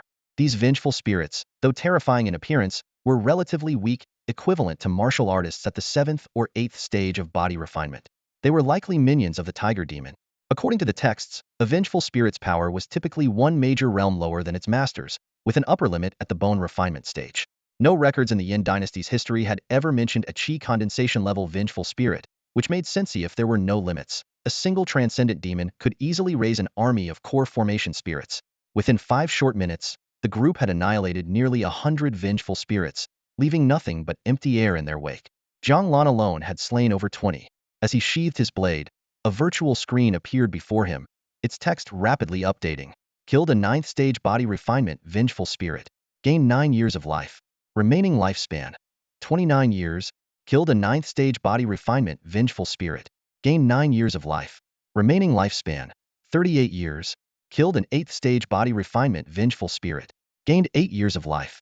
Remaining lifespan, 46 years. Killed a 7th stage body refinement vengeful spirit. Gained 7 years of life. Remaining lifespan, 187 years. Watching the numbers climb, Jiang Lan's heart raced. Just 20 vengeful spirits had granted him over 160 years of life. And the tiger demon responsible for creating them in such numbers? This isn't just a tiger demon, he thought, his lips curling into a grin. This is a walking treasure trove of experience. The thought of treating the tiger demon as an experience source flashed briefly through Jiang Lan's mind before he decisively dismissed it. The reason was simple. The malevolent spirits were transformed from the dead. If he were to capture the tiger demon and mass-produce such spirits for his own hunting, how would he be any different from the demons themselves? While he was eager to grow stronger, certain lines could never be crossed. As the last malevolent spirit dissipated, Baihu let out a soft sigh. It seems we're not far from the tiger demon's lair. Jiang Lan scanned the surroundings and shook his head. This place doesn't match what the fox demon described. Forget it. Let's keep searching, Baihu said with a smirk, clearly annoyed. He had hoped Jiang Lan would lead the way, but now it seemed like a wasted effort. Still, this young man was undeniably impressive, dispatching the malevolent spirits with a single strike each and still holding back. Even so, his displayed strength far surpassed that of an ordinary practitioner at the second level of bone refinement. Baihu's eyes flickered with thought as he silently resolved to investigate Jiang Lan further upon their return. Jiang Lan's father was known to be an honest man, but the son clearly hadn't inherited that trait. He was sharp and carried a dangerous edge. The group ventured deeper into Black Wind Mountain when a thunderous tiger's roar suddenly shook the forest. The sound waves swept through the area like a tangible force, causing dry branches to tremble violently. Jiang Lan felt a wave of dizziness, while 2 demon slayers behind him fell to their knees, blood trickling from their mouths and noses. Slayer 19, Slayer 22, are you alright? Baihu quickly stepped forward to check on them. One of them, Slayer 19, propped herself up with her blade and wiped the blood from her lips.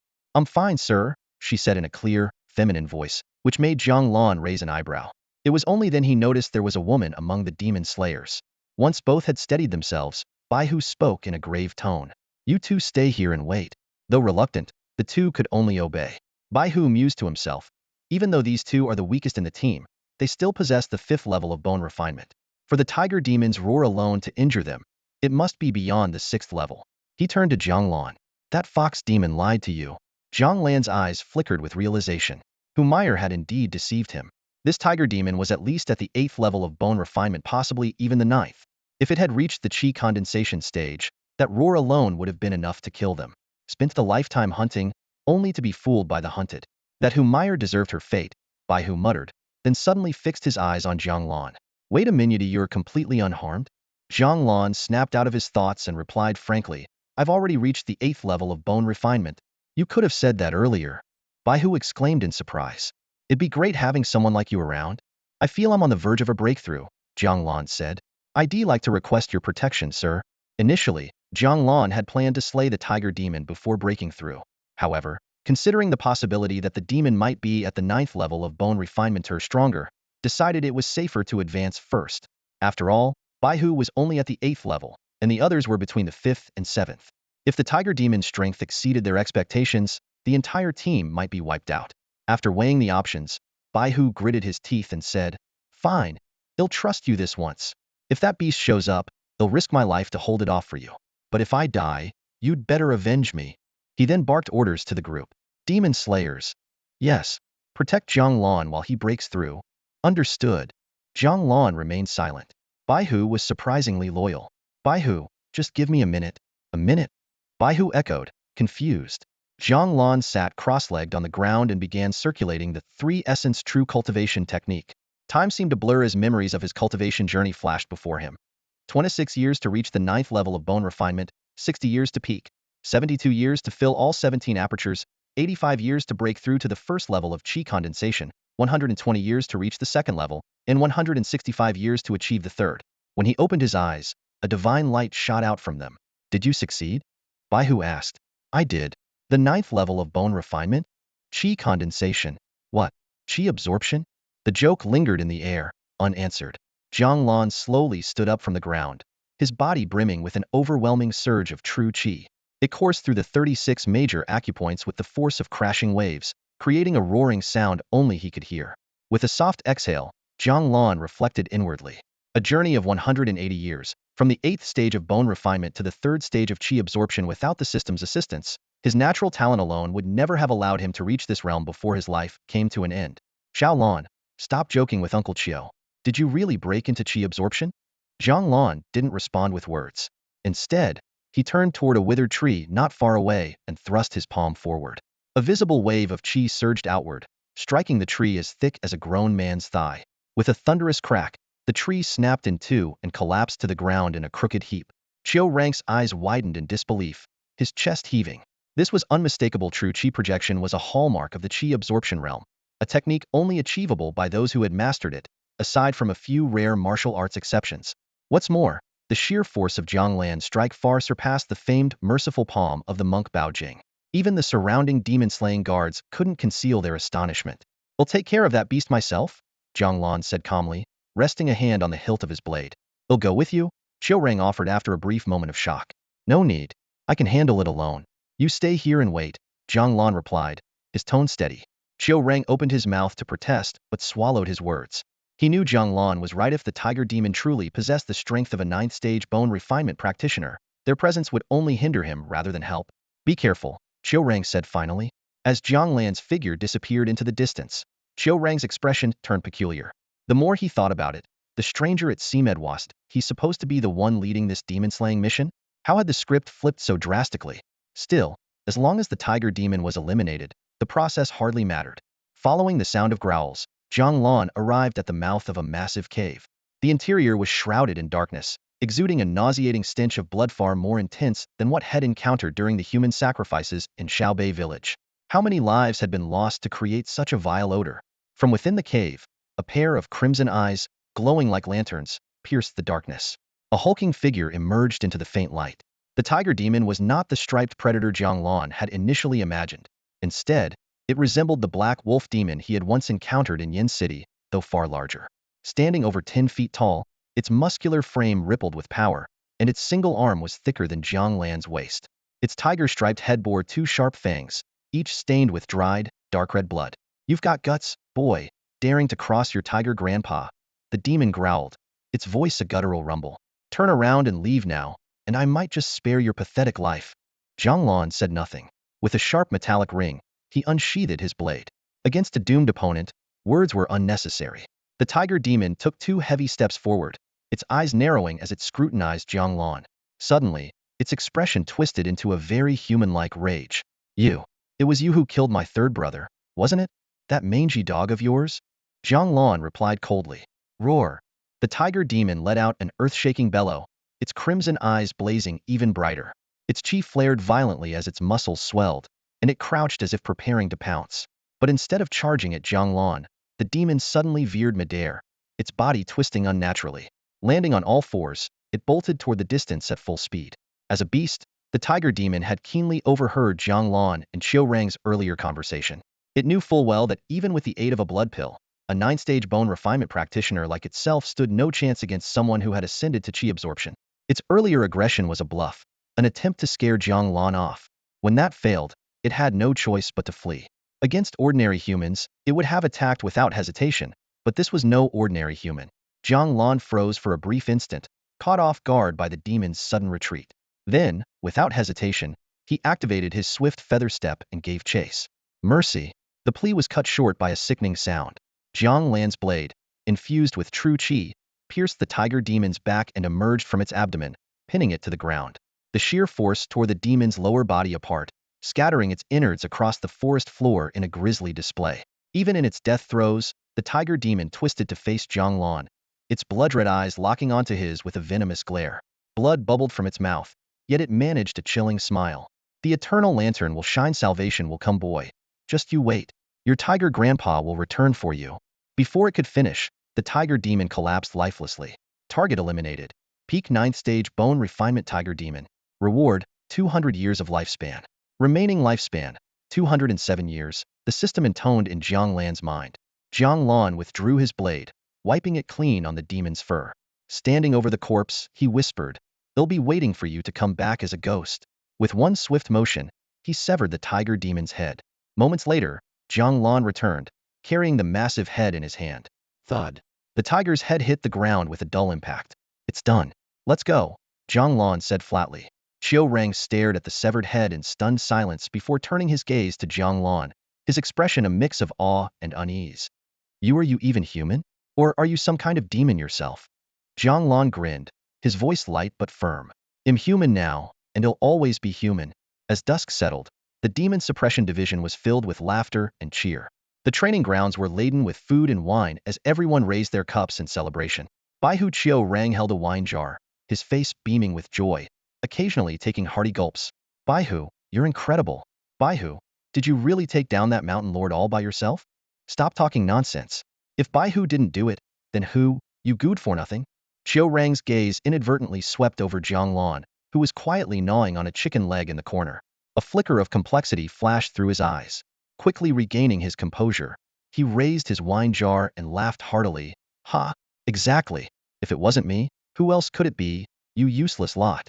After speaking, he subtly observed Jiang Lan's reaction again. Seeing that Jiang Lan remained focused on his food, Qiu Rang let out a sigh of relief. His emotions were a whirlwind of feelings. Slaying a bone-refining 9th-tier tiger demon was no small feat. It was a merit that could easily earn Jiang Lan a promotion to Baihu himself. Yet Jiang Lan had voluntarily given it up and even insisted on keeping the matter confidential. As Baihu, Qiu Rang was well aware of the vast difference in power between the bone-refining realm and the qi condensation realm. Under normal circumstances, he wouldn't have paid heed to Jiang Lan's request. But after witnessing Jiang Lan's strength with his own eyes, he dared not treat him lightly, even if Jiang Lan were a common civilian. In an unknown fight, even 100 of him wouldn't stand a chance against Jiang Lan. Not to mention, even the Shenwu was merely at the early or mid-stage of qi condensation. After the banquet concluded, Jiang Lan stayed behind. Baihu, I need to discuss something with you. Qiu Rang, instantly alert, waved his hand hurriedly. Please, don't call me that. Speak your mind. Keep my strength a secret from the others. If the higher-ups ask, just tell them the truth. Although Qiu Rang didn't fully understand the reasoning, he nodded repeatedly. Jiang Lan explained that he disliked unnecessary trouble and despised sycophants. However, he also knew that as he continued to slay demons and monsters, his strength would inevitably be exposed. Rather than going to great lengths to conceal it, he preferred to confront it hidden. Besides, even the head of the Demon Suppression Division was only at the Yuan Gathering realm. It wouldn't be long before Jiang Lan could catch up to that level. Get some rest, Baihu. I'll take my leave. Qiu Rang quickly stepped aside, flustered. No, no, no. I can't accept that. Jiang. You know what? Let's just treat each other as equals from now on. I'm a few years older than you, so you can just call me Qiu Rang. All right, brother Qiu. At that moment, Bailiff Yuji came rushing over. Boss, there you are. Upon seeing Qiu Rang, he nearly collapsed in fright. BB Baihu, sir. Qiu Rang cleared his throat and dismissed them with a wave of his hand.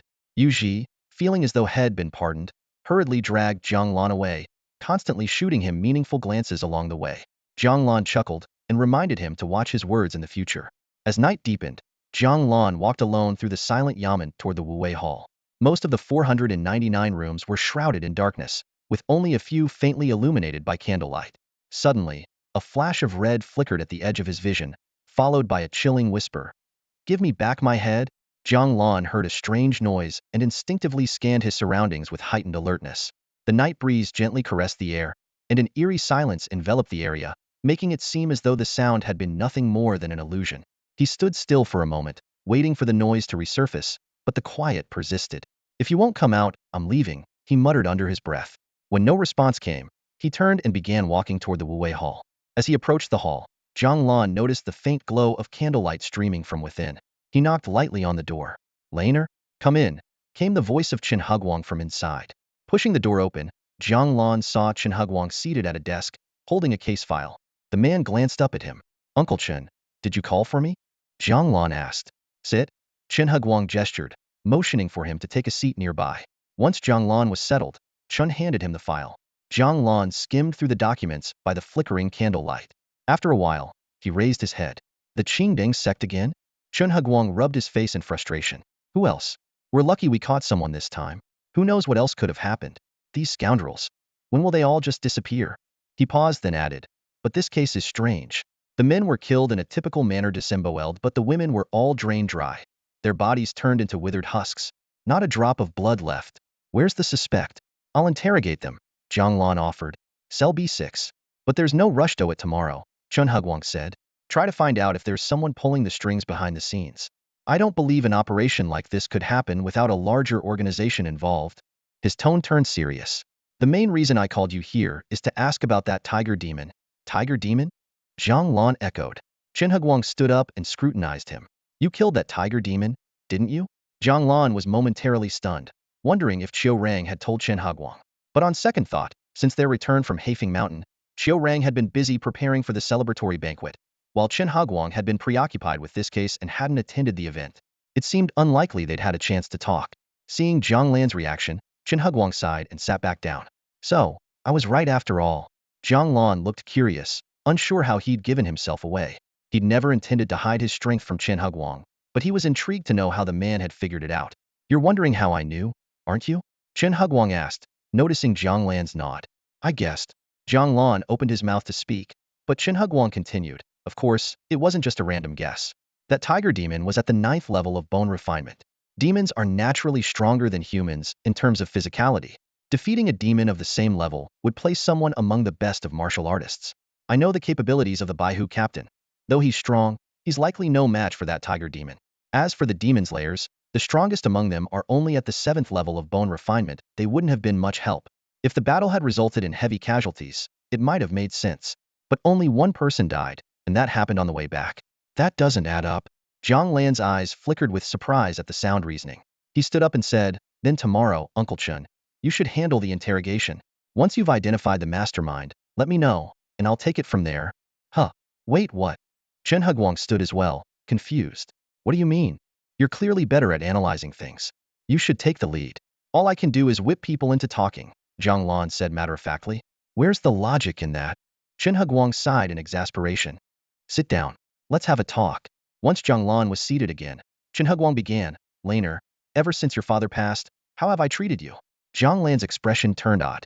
This conversation felt oddly familiar, like what happened after he'd killed that dog. Thinking of this, he decided to cut to the chase. Qi condensation stage, he said, pausing briefly before adding, 3rd level. For now, at least. Chen Hugwang's eyes filled with a mix of emotions. After a long sigh, he finally said, you're a fine young man.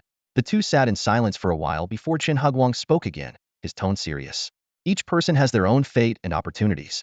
I won't pry into yours, but there's one thing you must remember. What is it? Jiang Lan asked. Protect yourself, Chen Hugwang said firmly. Jiang Lan was taken aback for a moment, then smiled. I thought you'd tell me to stick to my principles, or be a good person. A good person? Principles? Chen Hugwang scoffed. In this godforsaken world, good people with principles are all dead. Who's left to be a good person? Staying alive is what matters if you're dead. No matter how good you were, you're just a corpse. That said, I'm not telling you to become a scoundrel either. Just remember, whatever you do, make sure you can live with your conscience. I'll remember, Uncle, Jiang Lan said solemnly, bowing deeply. He couldn't deny that Chen Hugwang was a good mentor and elder. Go on, then. Chen Hugwang waved him off. I'll handle the interrogation tomorrow. Who knows, by the next time I see you, I might have to call you, sir. I'll do the interrogation, Jiang Lan replied. And no matter what, you'll always be my uncle. Chen Hugwang's face softened with a trace of relief, and he said no more. Outside, Jiang Lan looked up at the starry sky. If Chen Hugwang had truly asked him to be a good person, he knew he wouldn't be able to. But living without regrets, he could only hope. Shaking his head, he headed home. The curfew left the streets deserted, save for the occasional clang of a gong and the watchman's distant call. Dong, be mindful of fire, stay safe. Though wandering during curfew was prohibited, Jiang Lan's position with the Jima division granted him freedom of movement within Yin capital. He returned home without incident, and the strange sound from earlier never resurfaced. Perhaps it had been his imagination after all. Entering his familiar room, everything was as he'd left it. Jiang Lan decided not to dwell on it further. If trouble came, he'd deal with it. If not, he'd enjoy the peace. Sitting on his bed, he closed his eyes slightly as a glowing screen appeared before him. Name, Jiang Lan. Cultivation level, Qi condensation, 3rd level. Cultivation technique, 3 primordial essence sutra. Martial skills, flame army saber technique perfected, wild goose wing step mastered. Remaining lifespan, 207 years. Lifespan can be used to enhance cultivation techniques and skills to increase strength. Lifespan can be extended by suppressing or slaying demons. Staring at the glowing screen before him, Jiang Lan fell into deep thought. After careful consideration, he decided to postpone advancing his martial arts cultivation. Reflecting on his previous breakthrough from the second to the third level of qi absorption, it had cost him a staggering 45 years of lifespan. If he were to force another breakthrough now, his remaining 200 years might barely push him to the 6th level, or with some luck, the 7th. Yet even then, he would still be powerless against certain foes. Perhaps I should focus on refining my martial techniques first, Jiang Lan murmured to himself. Let's see what lies beyond the realm of mastery. Flame Army Saber Technique, 20 years. The glowing text on the screen shifted. Year 1. While training, the image of a blazing sun, high above the horizon, kept appearing in his mind. Year 2. His thoughts became clearer, and the image of the sun grew more vivid. Year 10. He comprehended a new martial technique, Flaming Sun Demon Suppressing Blade. Year 12. Reached the foundational level of mastery in Flaming Sun Demon Suppressing Blade. Year 17. Advanced to a proficient level. Year 20. The saber technique improved further but failed to reach a higher realm. The Flame Army Saber technique on his interface vanished, replaced by Flaming Sun Demon Suppressing Blade. Jiang Lan closed his eyes to sense the change. Though he had only achieved a moderate level of mastery, his combat power had far surpassed the perfected Flame Army Saber technique.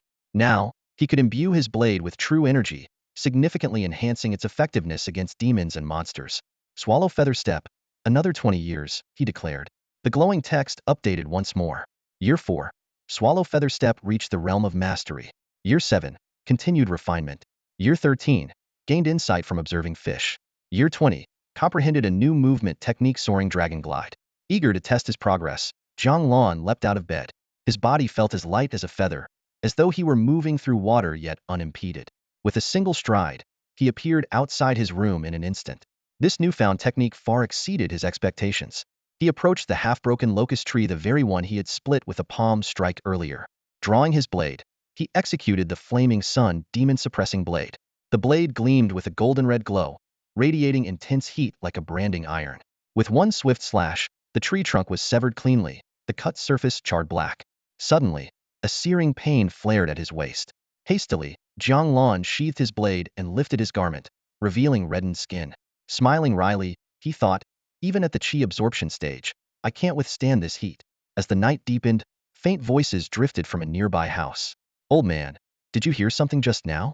There's nothing, you're just imagining things. Go back to sleep.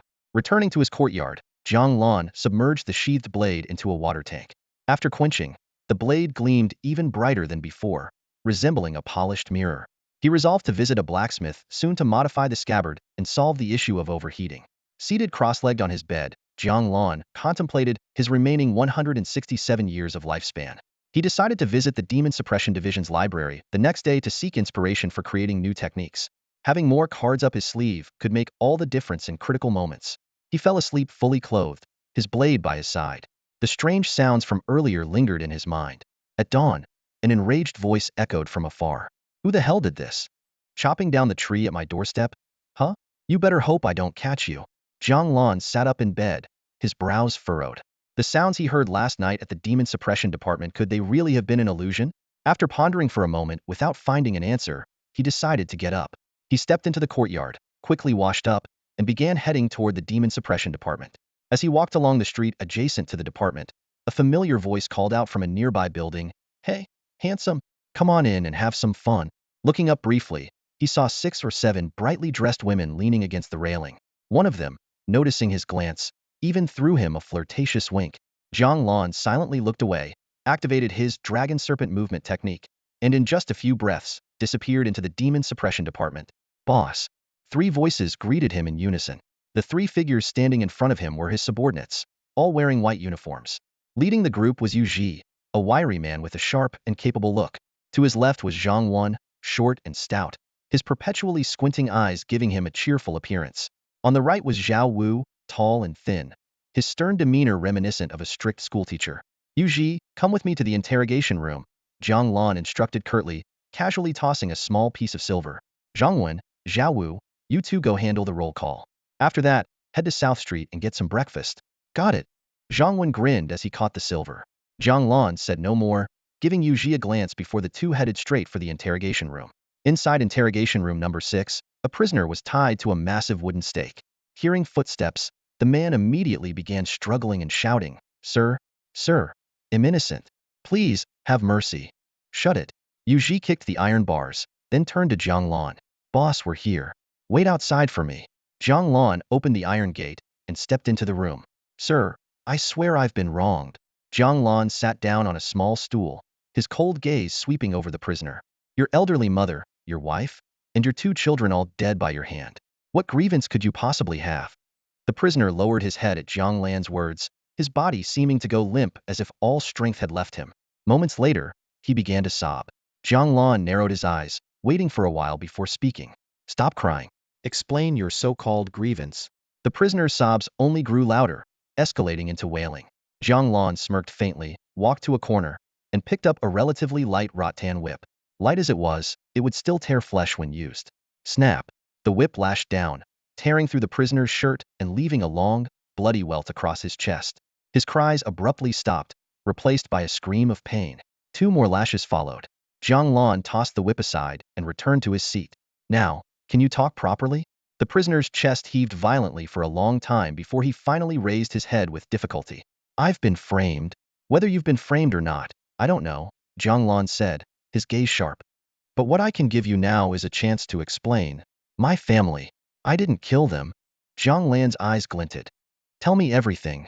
The prisoner spoke, his voice trembling with anguish. The night before last, I was at home, sleeping. I heard a commotion and got up to check, but before I could do anything, I felt weak all over and blacked out. When I woke up the next day, your entire family was dead? Yes. Sir, please investigate. Please bring justice. Jiang Lan suddenly chuckled. Justice will be served. But before that, care to explain the sachet found on you? According to the case file, the prisoner had been found with a sachet bearing the insignia of the Qing Deng cult, which is why he was sent to the Demon Suppression Department rather than the local authorities. I don't know. When I woke up, the sachet was already on me. I have no idea how it got there. Please, sir, believe me. Jiang Lan stared at the prisoner for a long moment before leaving the interrogation room without another word. This man was most likely lying. Even if he hadn't killed his family, he surely knew who had. His account was too well organized, as though rehearsed. Someone who had witnessed their family's brutal murder and then been thrown into prison wouldn't be able to recount events so clearly. As Jiang Lan stepped out of the interrogation room, a glowing screen appeared before him. Suppressed and unmanifested demon. Gained 3 days of lifespan. Remaining lifespan. 167 years. He smirked. Just as he thought. People might lie, but the system never did. Even if it was only 3 days, it was better than nothing. Without returning to the interrogation room, Jiang Lan tossed the key to Yuji. Lock it up. On it. Yuji secured the iron gate. Boss, where to now? Jiang Lan glanced down at his flat stomach. Back to eat. In the office, the table was laden with a dozen steaming meat buns, along with rice porridge and pickled vegetables. Boss. Erase the leftover change. Zhang Wen grinned as he placed a few copper coins on the table. Jiang Lan shot him a look. Just say what you need to say. He never asked for leftover change, and if it was given to him, he'd return it. Sending someone on an errand naturally required payment. Zhang Wen's unusual behavior today meant he had a request. Heh. Boss, you're really sharp. Well, I do have a little favor to ask. Zhang Wen chuckled nervously, rubbing his hands together. Go ahead. Jiang Lan picked up a meat bun and gestured for the others to sit. Zhang Wen hesitated before sitting down. You've met her before me, older sister. Yes, it's about my sister, Zhang Wen said anxiously. There's this thug who's been harassing her lately. I was hoping you, boss, could teach him a lesson, make him think twice before trying anything again. Jiang Lan's expression grew peculiar as he recalled Zhang Wen's sister, Zhang Cui. She bore a striking resemblance to her brother, barely 5 feet tall, with a build comparable to the water barrels in the courtyard. Her looks were passable, not beautiful but not unpleasant either. Do you think my help is worth just 6 copper coins? Jiang Lan took a bite of his steamed bun, casting a half-amused, half-serious glance at Zhang Wen. Oh no, absolutely not. Zhang Wen waved his hands frantically, the smile on his face vanishing. Once it's done, I'll treat you to a feast at Yin Chun Luit and drink to your heart's content. Yeah, right? Yuji scoffed, swallowing a mouthful of porridge. With your measly monthly pay, you couldn't even afford a single dish there. Zhang Wen's face turned crimson. I have savings, you know? Watching the two bicker, Jiang Lan chuckled. I'm just joking. You don't need to offer anything. After our shift, come find me. We'll go see your sister together. If that thug shows up, I'll deal with him. Thank you, boss. Jiang Wen was overjoyed. Though the Demon Suppression Guards weren't particularly high-ranking within the Demon Suppression Bureau, they still carried considerable weight outside. Ordinary citizens were already wary of regular constables, let alone those who face demons and monsters on a daily basis. After finishing breakfast, Jiang Lan stood up and said, "Clean up. I'm heading out for a bit." Jiang Wen immediately sprang into action, tidying up enthusiastically. Jiang Lan stepped out of the office, planning to first visit the Wu Wei Hall to retrieve his token, then head to the library to search for suitable martial techniques. He had barely taken a few steps when he spotted a familiar figure, Qiu Rang, a Baihu officer, wearing a maroon robe with a cape draped over his shoulders. Their eyes met, and Qiu Rang hesitated for a moment before gritting his teeth and greeting him. "Jiang, brother Jiang." "Baihu Darren," Jiang Lan responded with a slight bow, the gesture as natural as muscle memory. Qiu Rang quickly sidestepped, then immediately realized how inappropriate that was. Technically, the hierarchy placed the Baihu rank 2 levels above Jiang Lan, with Xiaowei in between. Why should he avoid the gesture? But the thought was immediately quashed. Of course, he had to avoid it. Knowing Jiang Lan's current cultivation level, even some of the weaker Qianhu officers wouldn't dare accept such a bow from him. Truthfully, Jiang Lan's abilities were already sufficient to qualify him for the Qianhu rank. "Brother Jiang, where are you off to?" Qiu Rang asked awkwardly, stepping back into place. "To the library," Jiang Lan replied. "Perfect timing, I was heading there too. Let's go together." Jiang Lan's eyebrow twitched slightly. Wu Wei Hall and the library were in the same direction. If Qiu Rang were genuinely heading there, Jiang Lan should have seen his back, not met him heeding. Still, Jiang Lan decided not to point this out. He simply smiled and said, "I don't have a token yet, so I might not be able to enter." "After you, Baihu Darren." Together. No problem at all." When they arrived at the library, the elderly gatekeeper, who had been dozing off, immediately straightened up upon seeing them. He scrambled out of his reclining chair, a wide smile plastered across his face. "Baihu Darren, what an honor. What brings you here today?" Qiu Rang, now back in his authoritative demeanor, replied sharply, "That's none of your business." Of course, the old man stammered, waving his hands in submission. "Just curious, that's all. No offense intended." Qiu Rang pointed to Jiang Lan. "Remember his face. From now on, he doesn't need a token to enter." "Understood." The old man wouldn't dare object. While the rule technically required a token for entry, rules were made by people and could just as easily be bent. "Brother Jiang." Qiu Rang glanced at Jiang Lan, then suddenly seemed to recall something. "I just remembered I have other matters to attend to. I'll leave you to it. Safe travels, Baihu Darren," Jiang Lan said with a polite nod. After Qiu Rang left, the old man scrutinized Jiang Lan from head to toe, his yellowed teeth showing in a grin. Well, kid, you've got some serious connections, huh?" Jiang Lan merely smiled. Having worked at the Demon Suppression Bureau for several years, he was on at least nodding terms with most of the staff, including this gatekeeper.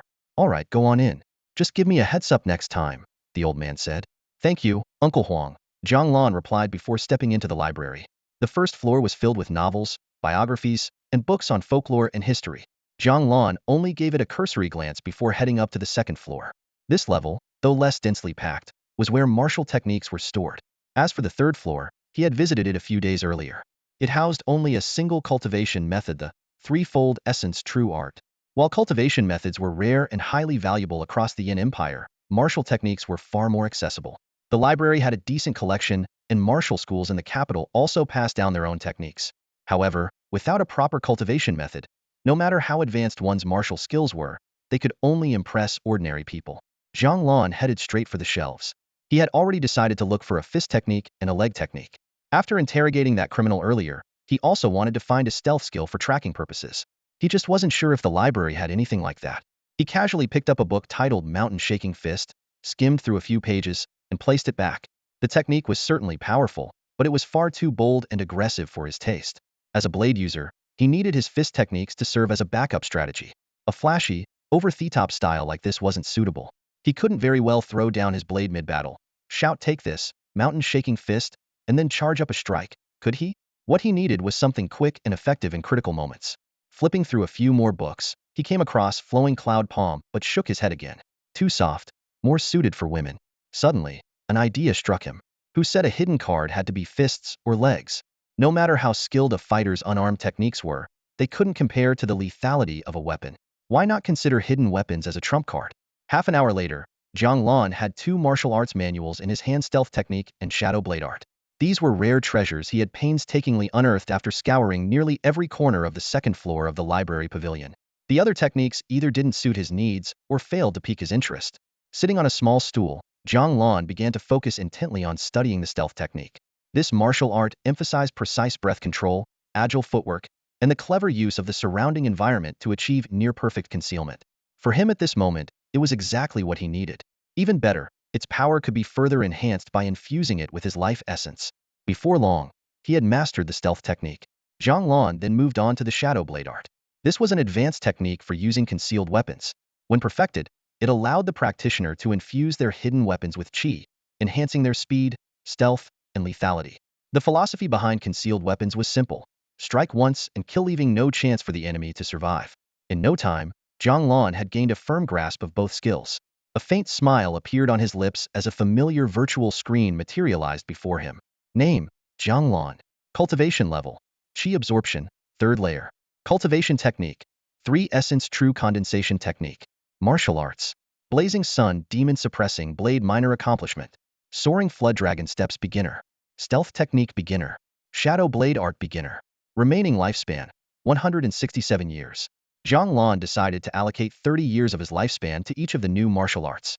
The screen updated to reflect his progress in real time. The stealth technique progressed exceptionally smoothly. In the first year, he reached the proficient level. By the second year, he had achieved mastery, and by the third year, he had ascended to the peak level. By the fifth year, he had reached the transcendent level, and by the 17th year, he developed an entirely new concealment method based on the technique, naming it Divine Concealment Art. Through continuous refinement, the Divine Concealment Art advanced from initial insight to minor accomplishment. These memories felt as vivid as if Jiang Lan had truly lived through those 30 years. Compared to the original stealth technique, the Divine Concealment Art was a complete transformation. It was no longer just a simple method of hiding, but a profound technique that allowed him to seamlessly blend into his surroundings. With his current level of expertise, even if he followed a martial artist of the same cultivation level, they would struggle to detect him in a short time. The Shadow Blade Art also progressed without a hitch. Within 6 years, Jiang Lan had reached the transcendent level. Having reached the upper limit of the technique, further progress was impossible, and as a result, 24 years of lifespan were returned to him. This discovery made Jiang Lan realize that even martial arts had their own limits. After completing his training, Jiang Lan stood up and descended the stairs. He exchanged a few polite words with the elderly caretaker, Huang Bo, at the entrance before heading straight to the martial hall.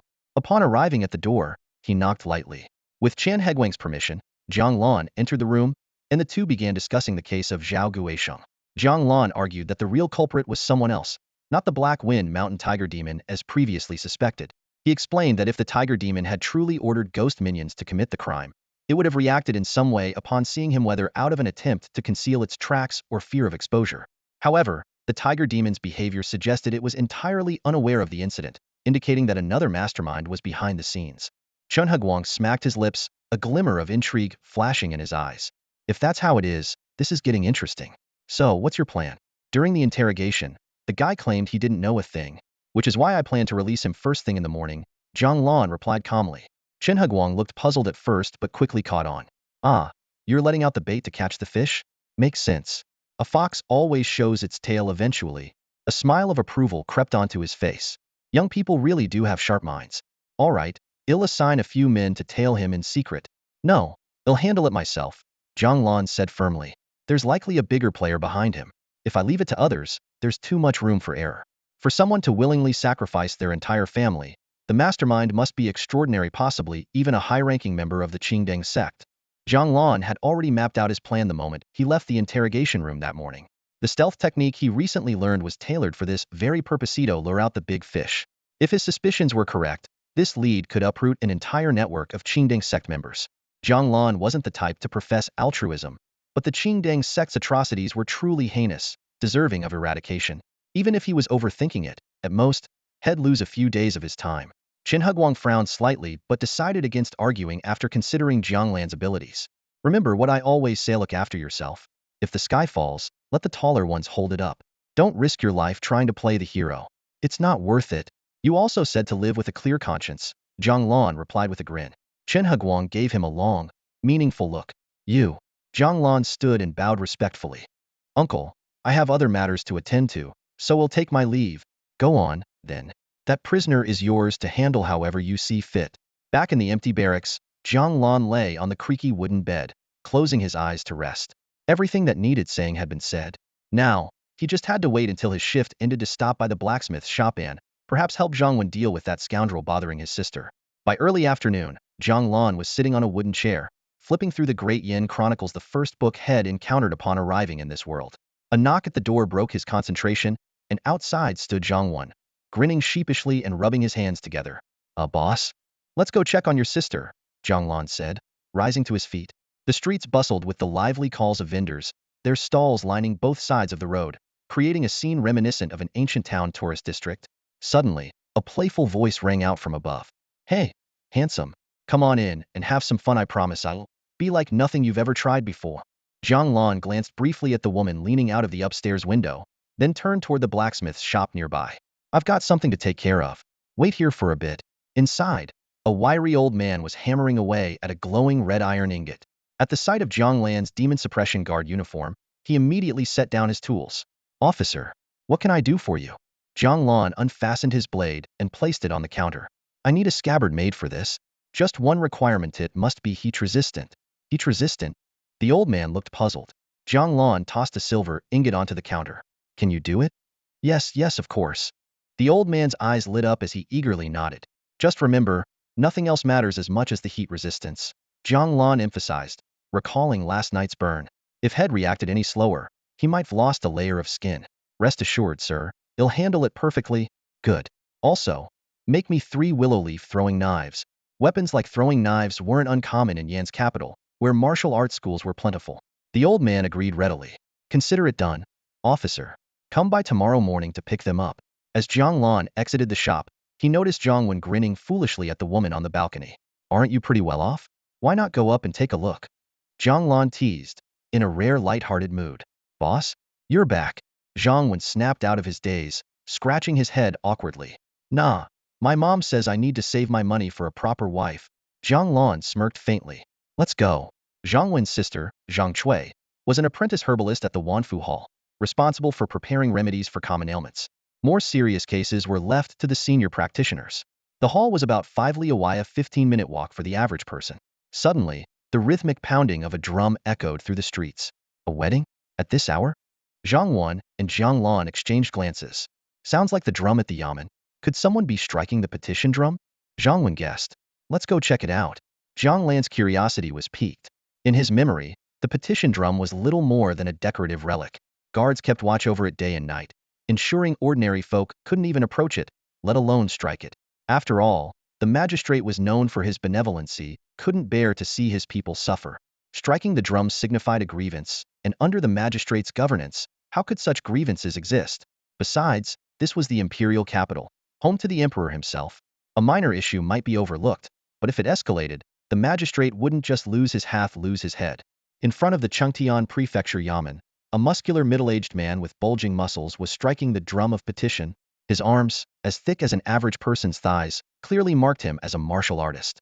For yamen officers stood nearby, exchanging uneasy glances, but none dared to step forward and intervene. Who was beating the drum outside? A man dressed in the attire of a legal advisor stepped out from the main gate, followed by several officers wielding water-fire staves. Your Honor, please seek justice for this humble citizen. The muscular man immediately put down the drumstick and bowed respectfully upon seeing someone appear. The advisor glanced at the man's imposing physique and softened his tone. Are you a martial artist? This humble one is Wu Yuan, the master of the Wu family boxing gym. An interstage martial artist? 4th level of tempering the flesh. Upon hearing this, a smile spread across the advisor's face. While interstage martial artists might not be particularly noteworthy in the Demon Suppression Division, in the entire Flame capital city, such individuals were highly respected. Even within Chengtian Prefecture Yamen, there were only 2 or 3 interstage martial artists. You beat the drum, though you have a grievance? My daughter has gone missing. How long has she been gone? 2 hours. The advisor was taken aback. Beating the drum after just 2 hours? She might have been delayed by something. She was abducted by that scoundrel Feng Lu. Wu Yuan gritted his teeth. I've searched everywhere for her. My daughter has always been well behaved, never stepping beyond the inner courtyard. If she went out, it must have been under his influence. The advisor looked around and gestured politely. Come inside the yamen and explain in detail. As the crowd dispersed, Jiang Lan, who had been observing the commotion, was about to leave when he noticed Jiang Wen standing frozen in place. He patted Jiang Wen on the shoulder. Boss, Jiang Wen swallowed nervously. That Feng Lu is the same scoundrel who's been pestering my sister lately.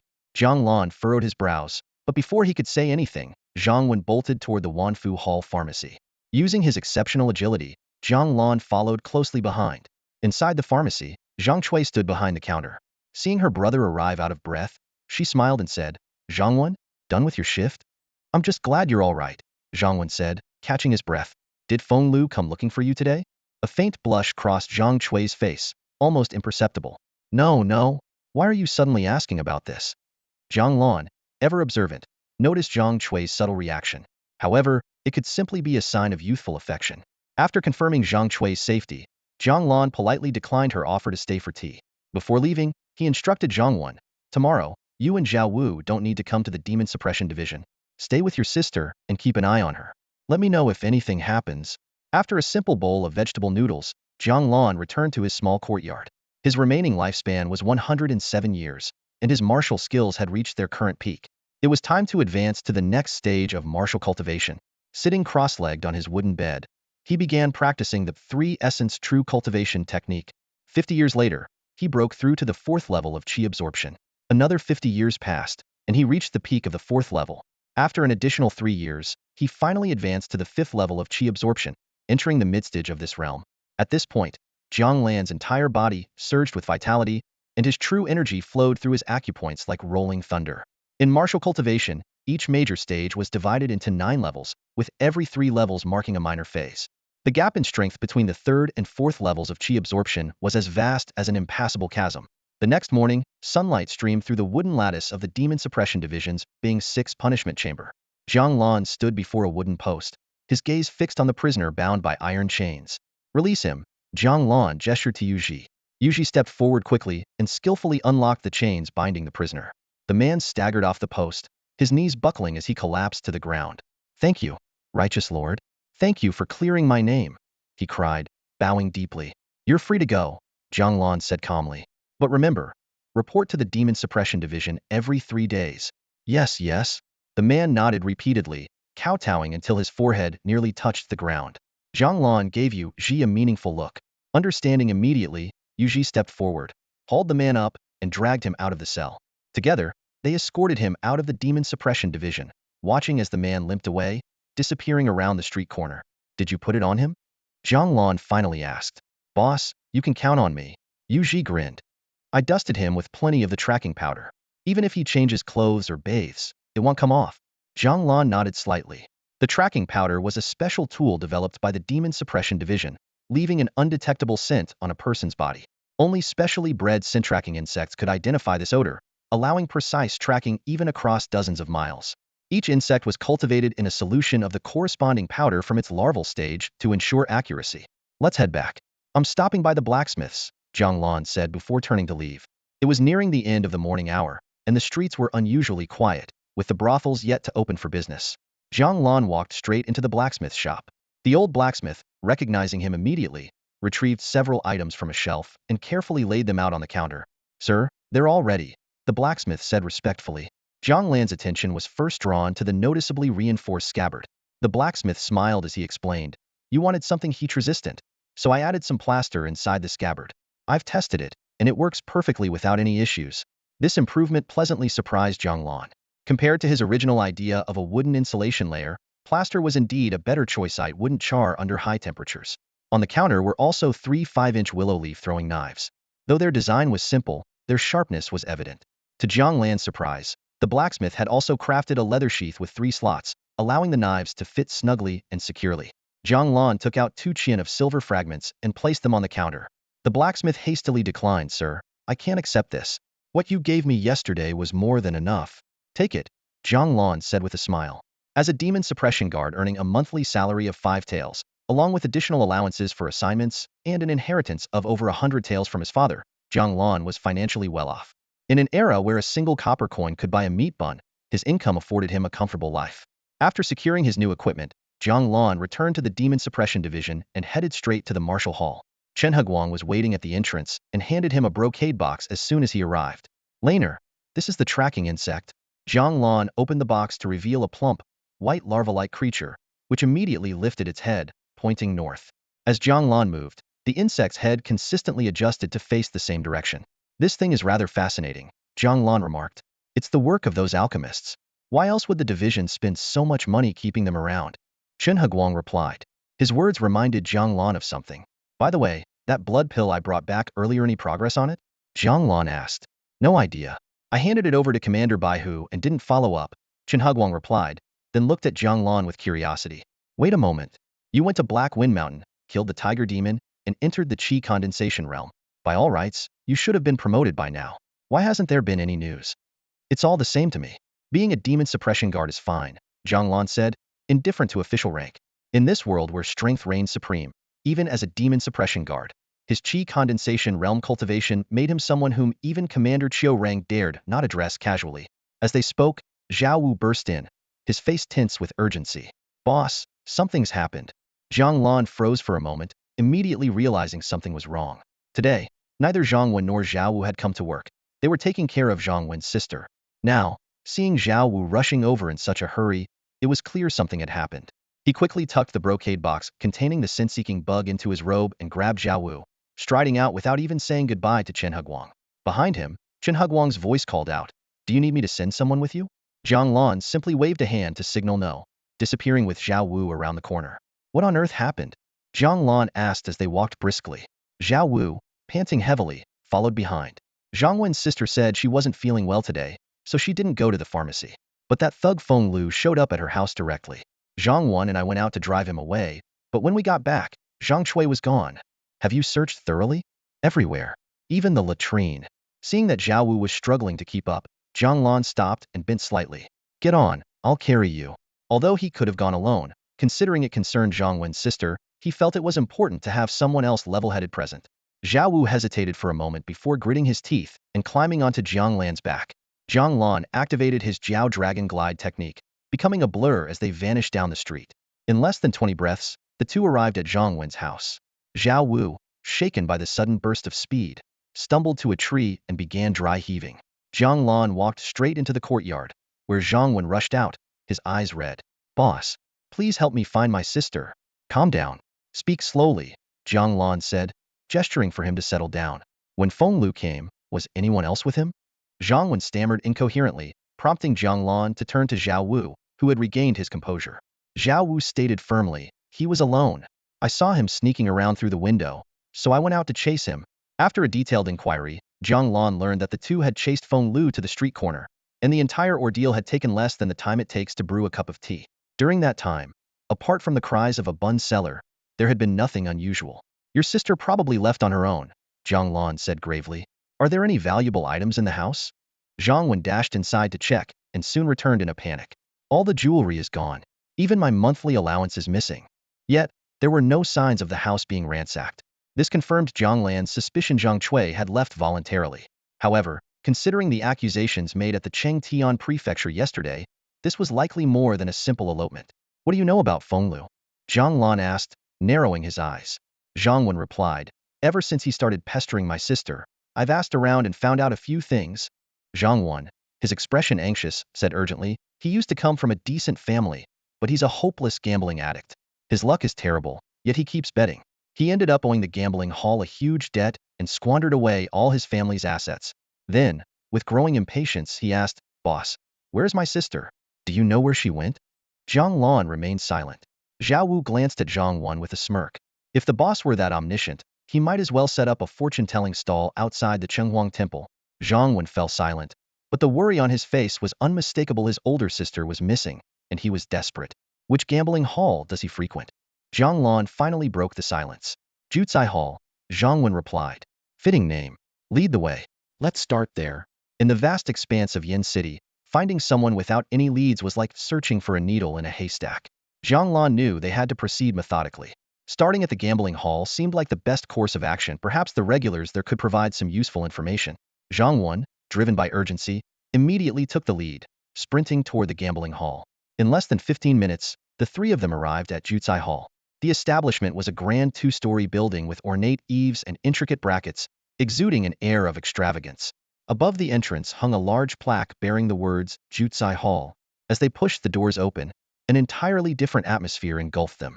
The air inside was thick with smoke, and the cacophony of voices was overwhelming. Crowds of gamblers surrounded the tables, their shouts and cheers creating a deafening din that made Jiang Lan visibly uncomfortable. Behind the counter, a young attendant spotted the trio approaching. Flashing a sycophantic smile, he quickly bowed and produced a handful of chips. Sirs, consider this a humble offering. Feel free to enjoy yourselves. If you lose, it's on me. If you win, it's all yours. No need for chips, Jiang Lan said, narrowing his eyes. I'm here to investigate a case.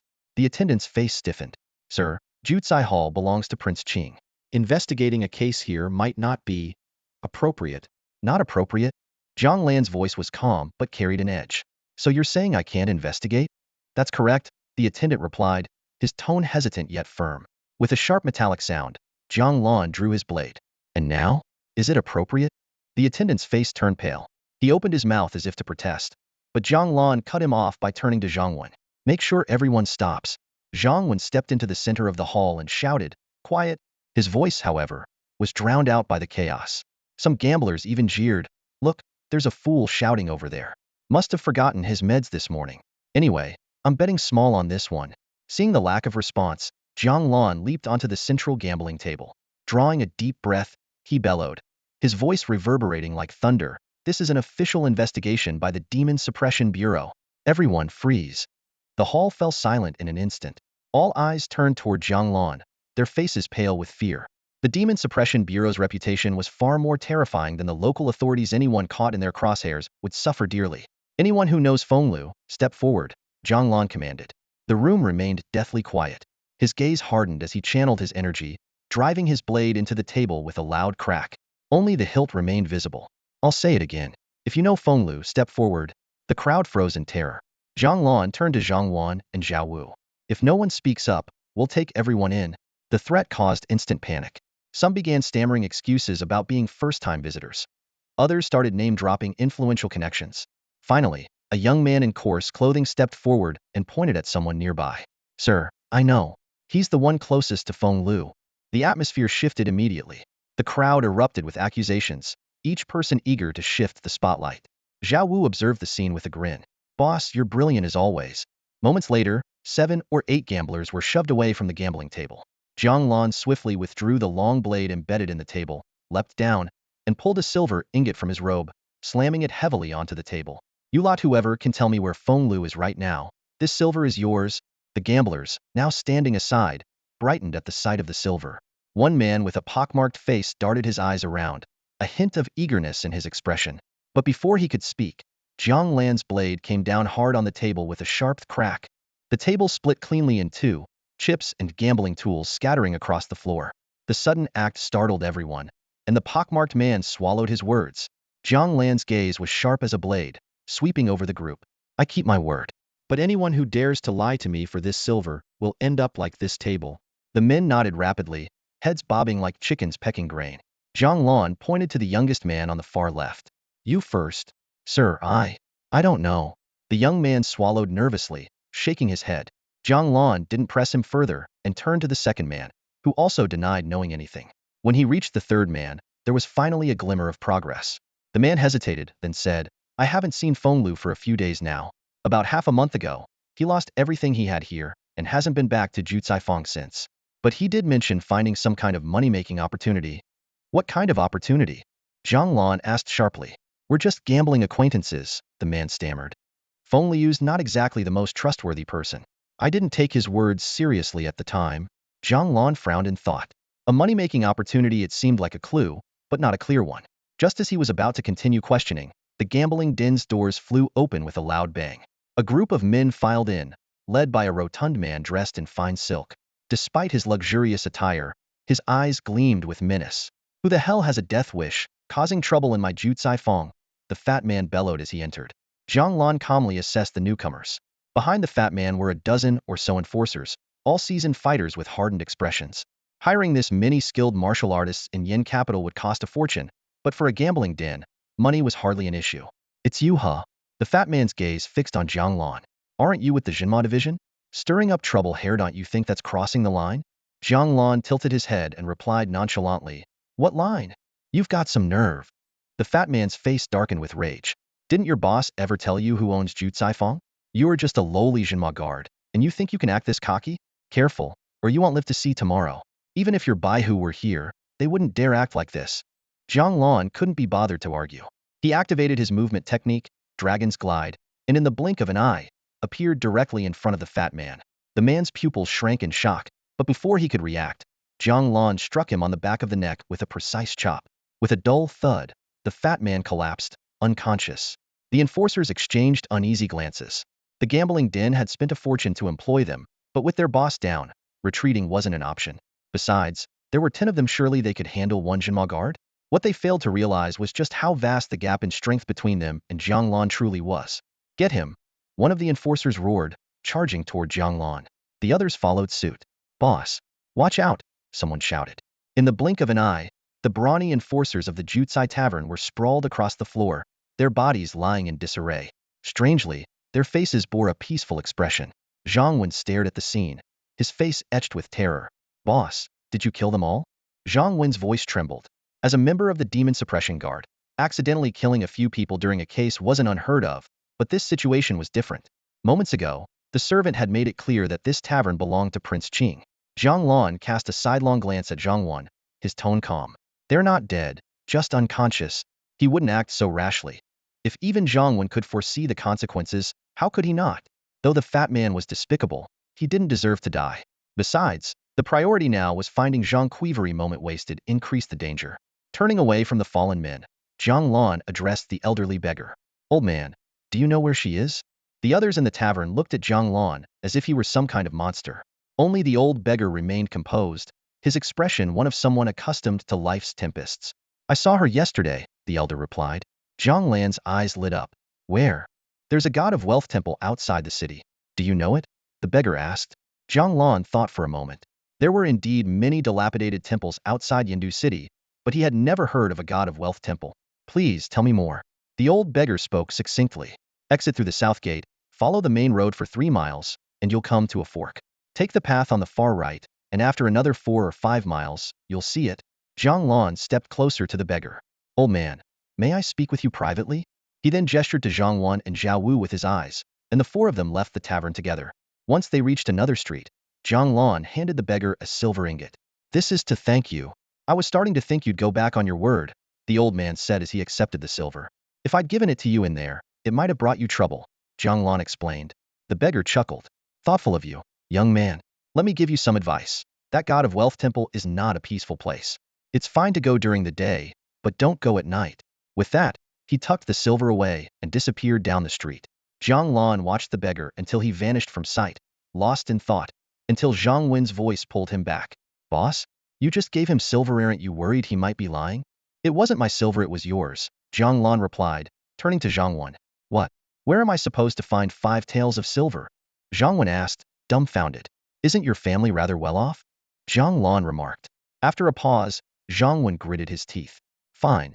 As long as we find my sister, it's worth it. So, are we heading to the god of wealth temple now? No need for all of us.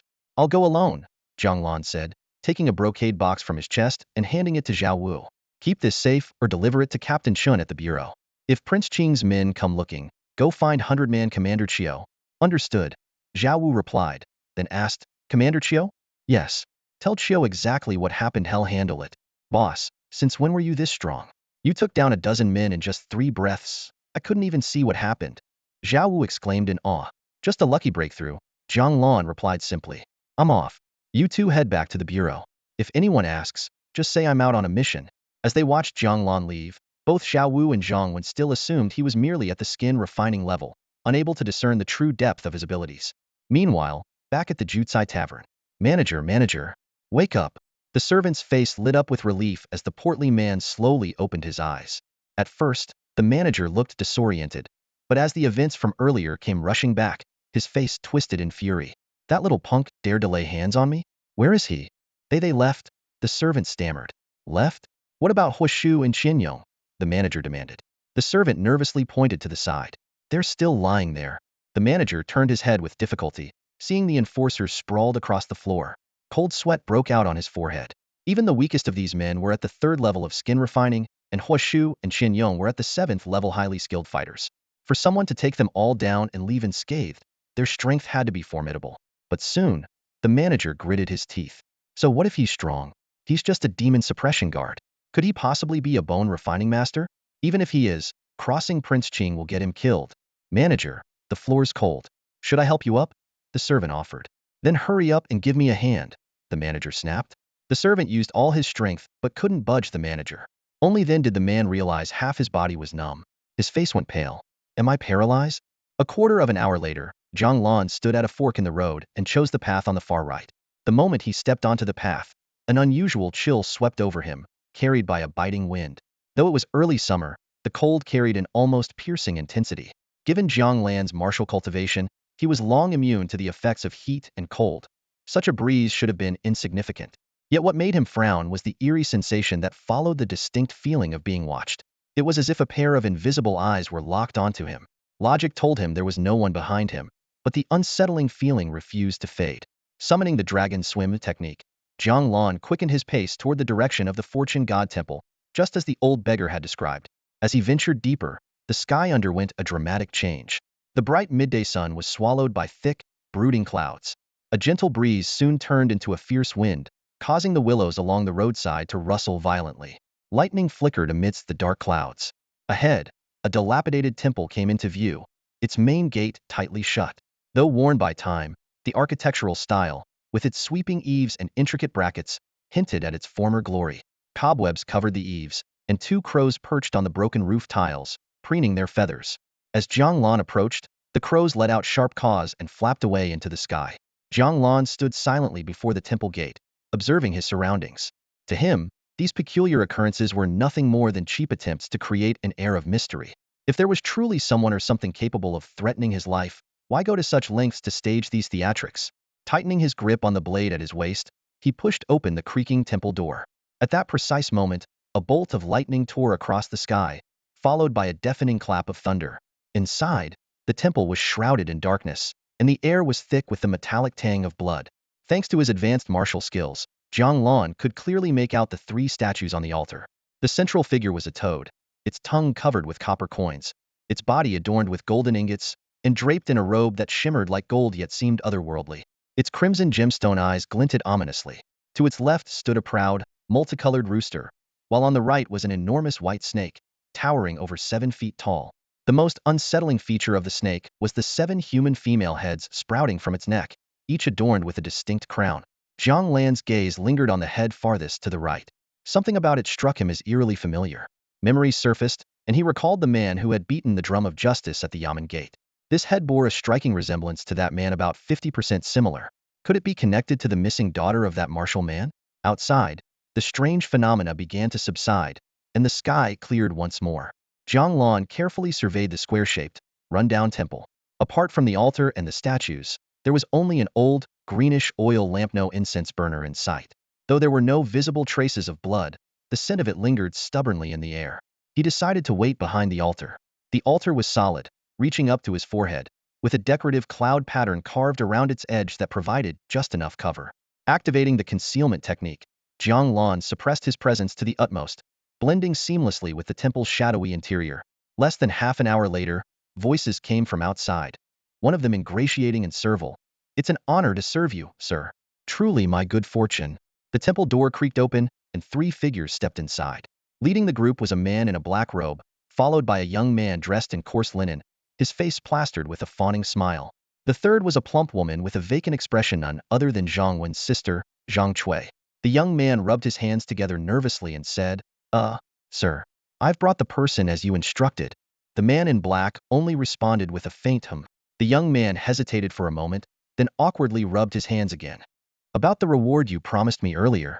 The man in the black robe slowly turned around, his voice as dry and grating as sandpaper. "If I hadn't stepped in, this whole thing would have been botched. And you still have the nerve to ask me for payment?" The young man's face paled with fear. He swallowed hard and backed away, shaking his hands frantically. No need, sir. If there's nothing else, I'll just take my leave." Before he could finish, the black-robed man's figure vanished in an instant. In the next moment, he reappeared directly in front of the young man, his hand clasping firmly around the latter's head. "You're not going anywhere. You know too much." The young man's face turned ashen, his voice trembling. "Mamister, please don't kill me. I swear I won't tell anyone. Not even my own father." "Didn't your father die already?" "My mother." The young man tried to shake his head but found himself firmly restrained. No one. I won't tell a soul. I don't know anything." "Have you ever heard this saying?" "Please, sir. I'm listening." "I'll listen to anything you say." The black-robed man's voice turned chilling. The only mouths that stay shut are those of the dead. No, no, no, no. The young man's eyes widened in panic as a wet patch spread rapidly across his pants, yellow liquid dripping onto the ground and forming a small stream. I can keep my mouth shut. I swear I can. The black-robed man released his grip, his tone softening. You scare easily. Uh-huh. Realizing he might be spared, the young man immediately dropped to his knees, kowtowing fervently. Thank you, sir, for sparing my life. You're thanking me too soon. The sound of his kowtowing stopped abruptly. The young man raised his reddened forehead. Master, please don't kill me. Let me live, and he'll set up a shrine for you at home. Silence fell between them. After a long pause, the black-robed man finally spoke. I'm in a good mood today, so I'm not particularly inclined to kill you. Haste the deal. I'll give you two options. Please, sir, tell me. The first option. Join my Qingding sect and serve Lady Qingding for the rest of your life. The young man swallowed nervously. And the second option? The black-robed man turned toward the massive white serpent statue on the altar. Wait for little white to wake up and become its blood offering. No, no. No will join the Qingding sect. I'll serve Lady Qingding for the rest of my life. Good choice. The black-robed man's tone carried a hint of satisfaction. In that case, let's seal your soul contract. Soul contract? The black-robed man moved to the altar, his hand brushing lightly over a green oil lamp. A blue-green flame sprang to life instantly. Come here. The young man hesitated but stepped closer. The black-robed man grabbed his left hand and made a shallow cut on his middle finger. As blood welled up, the young man, without prompting, extended his finger toward the flame. What happened next was nothing short of bizarre. The small cut on his finger began to gush blood like an open faucet, the crimson liquid turning into thin streams that fed the blue-green flame. Instead of being extinguished, the flame burned brighter, dancing like a tiny figure. After half a quarter of an hour, the blood flow ceased, and the young man's face was ghostly pale. Not bad you lasted half a quarter. You've got potential. The young man stared at his now-healed finger. Master, does this mean I won't die? Correct. Thank you, Master. No need to thank me. You have decent talent, though you're a bit older than ideal. From now on, you'll stay by my side, and I'll teach you a few techniques. Immortal techniques? The black-robed man chuckled darkly. Yes. Techniques to ascend and become an immortal. The young man immediately prostrated himself. Master, please accept my bow. Get up. Though his pants were still wet, the young man's spirits seemed to lift. Tentatively, he asked, Master, about that soul contract earlier, what exactly was it? You'll find out in time. The black-robed man waved dismissively. I've already taught you the method to command go servants. Now, head into the city and capture 2 blood offerings men, strong ones. Otherwise, little white might not be satisfied. Master, are 2 enough? Should I catch more just in case? 2 normally wouldn't be enough. Little white's just woken up, so its appetite will be large. It'd take at least 3 strong men to sate it. The black-robed man glanced at the green oil lamp. But with 1 already here, 2 will suffice. The young man's face turned pale. Master, you're not saying. At that moment, footsteps echoed from behind the altar. A strikingly handsome youth, dressed in a black robe embroidered with the character for town and carrying a long blade, stepped forward. He raised his head, his icy gaze locking onto the young man whose pants were still damp. Your name is Fenglu? When Jiang Lan appeared, the young man was so startled that he instinctively stepped back 2 paces, hiding behind the man in the black robe. His voice trembled as he asked, Who are you? Gripping his long blade, Jiang Lan vanished in a flash. In the blink of an eye, he reappeared behind the young man. A glint of cold steel sliced through the air, and a severed head was sent flying. In his fading consciousness, the young man heard a chilling whisper from behind, the one who's here to kill you. With a dull thud, the headless body dropped to its knees before collapsing completely to the ground. 1 low-level demon slain. Life extended by 1 year. Remaining lifespan. 3 years. Jiang Lan bent down, wiping his blade clean on the coarse fabric of the man's clothing. Then, standing upright, he fixed his gaze on the man in the black robe. The man in the black robe narrowed his eyes, clearly caught off guard by Jiang Lan's decisiveness. In just 1 move, Jiang Lan had severed Fenglu's head, demonstrating a skill far beyond that of an ordinary demon suppression guard. Even though Fenglu was merely a mundane, untrained man, Jiang Lan's speed in striking was so swift that even the black-robed man had failed to react in time. So, the one playing tricks earlier was that you? Jiang Lan asked coldly. The black-robed man didn't answer but chuckled instead. You're quite something, young man. At first glance, I thought you were just an arrogant little brat. Turns out even an old man like me can misjudge sometimes. As he spoke, his hands subtly formed a secret gesture. At the doorway, Zhang Cui began moving stiffly, as if controlled like a puppet, heading toward the altar. In an instant, Jiang Lan appeared before the black-robed man, his blade pressed against the man's neck. If she dies, you'll join her. The black-robed man's eyes flickered, and he immediately halted his actions. Zhang Cui froze in place as well. Let's not be hasty, young man, he said evenly. We've no past grievances or present enmity. You want the girl? Fine, take her. Just let me walk away alive, what do you say? Jiang Lan sheathed his blade. If it had been anyone else, he wouldn't have hesitated to take their head. But this black-robed man was clearly a high-ranking member of the Qingdang sect, and there was likely valuable information to extract from him.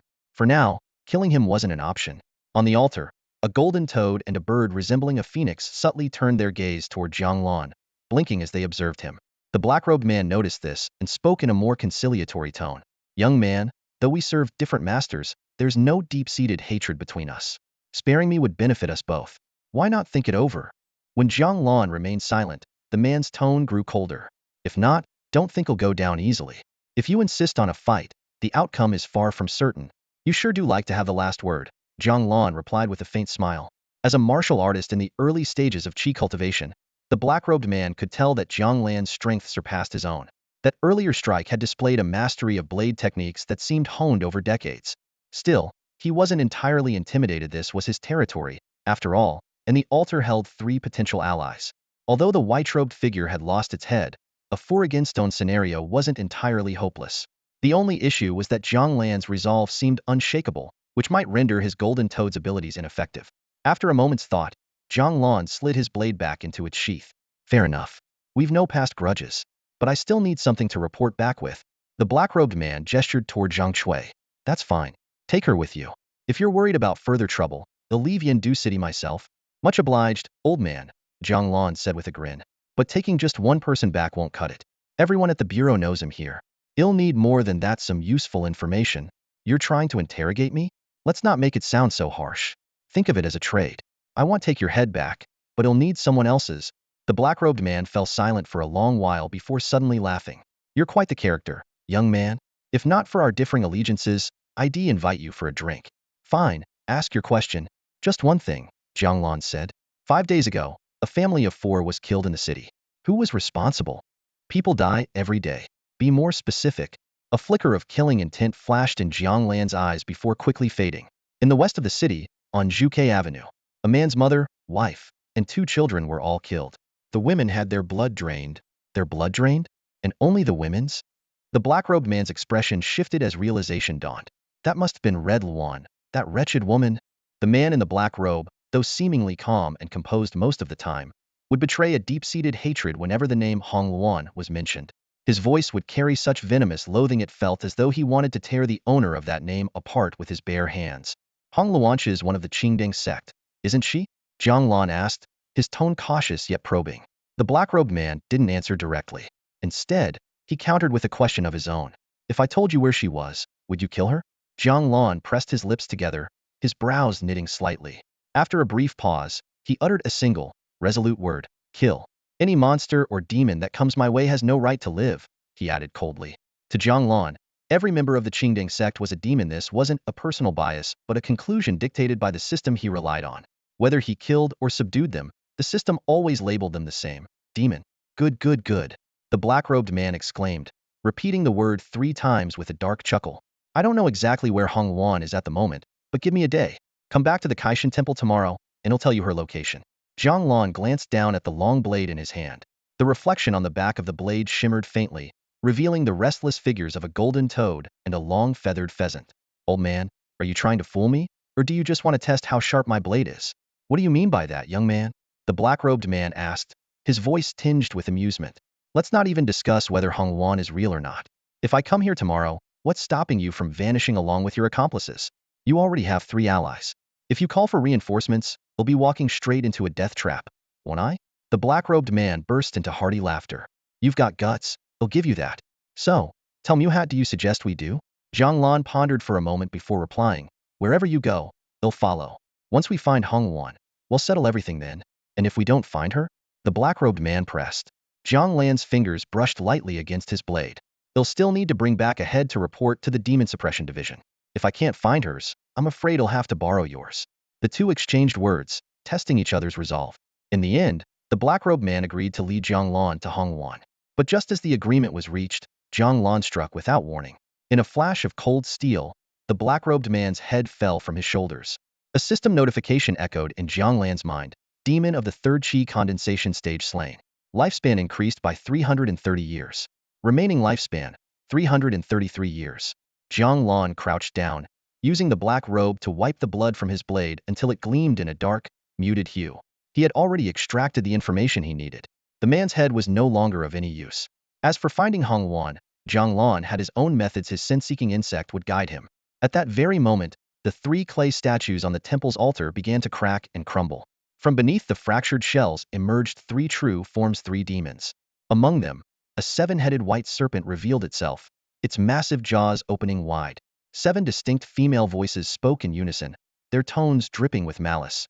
You dare disrupt our cultivation? Die. The white serpent lunged into the air, its speed far surpassing that of an ordinary Qi condensation demon.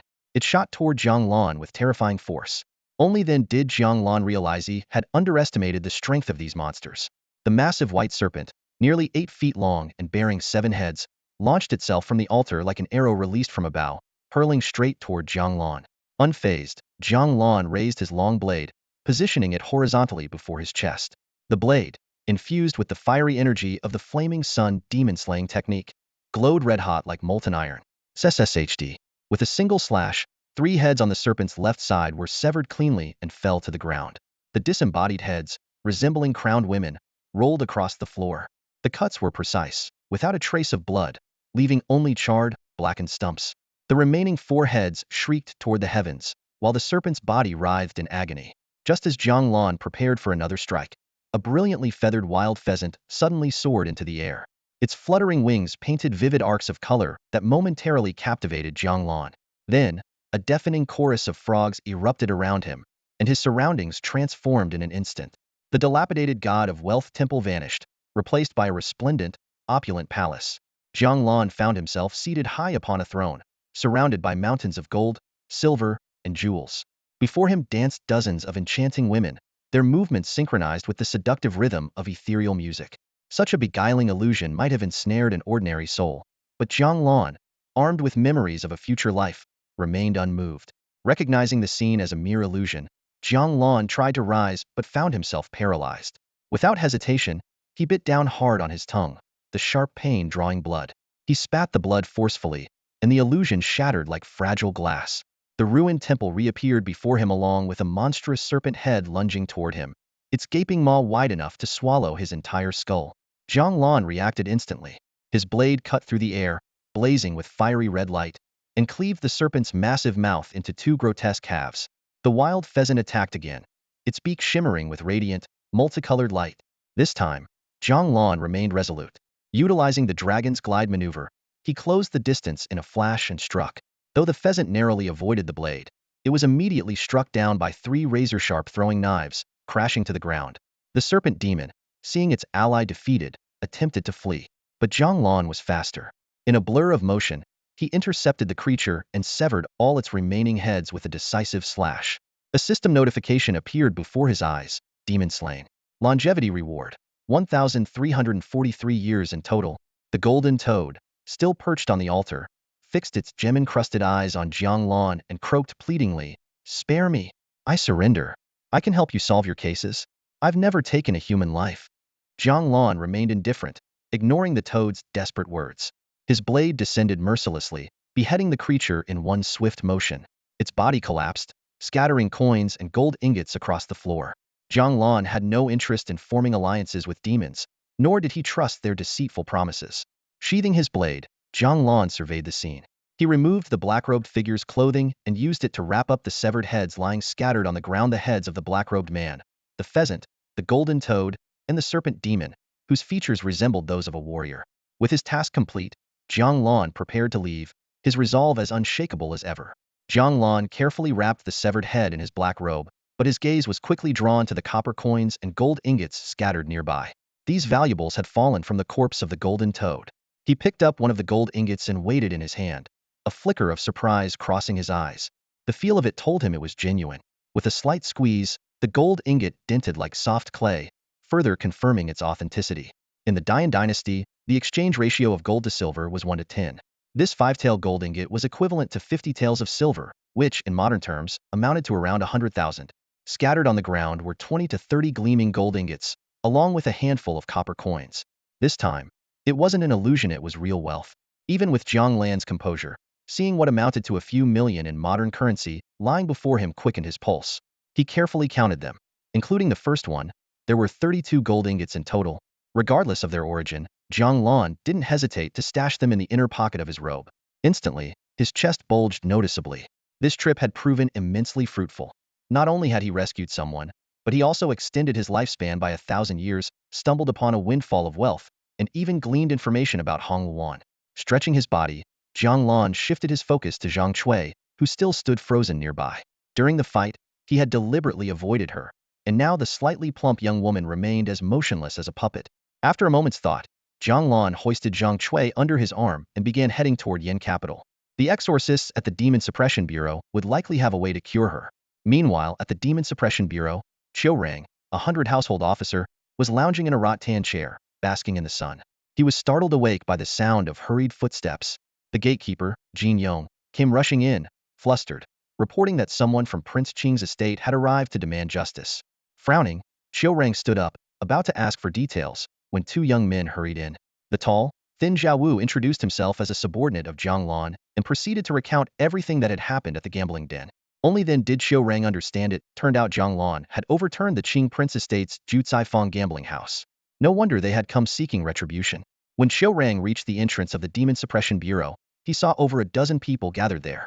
At the forefront stood an older man with graying temples, dressed in luxurious silk garments that gave him an air of authority. Straightening his posture, Qiu Rang coldly demanded to know who dared cause a commotion at the bureau's gates. The older man, neither servile nor overbearing, introduced himself as the steward of Prince Qing's estate, there to seek an explanation. The 2 sides exchanged sharp words, and the steward questioned sternly, "Does your Demon Suppression Bureau truly hold itself above the law?"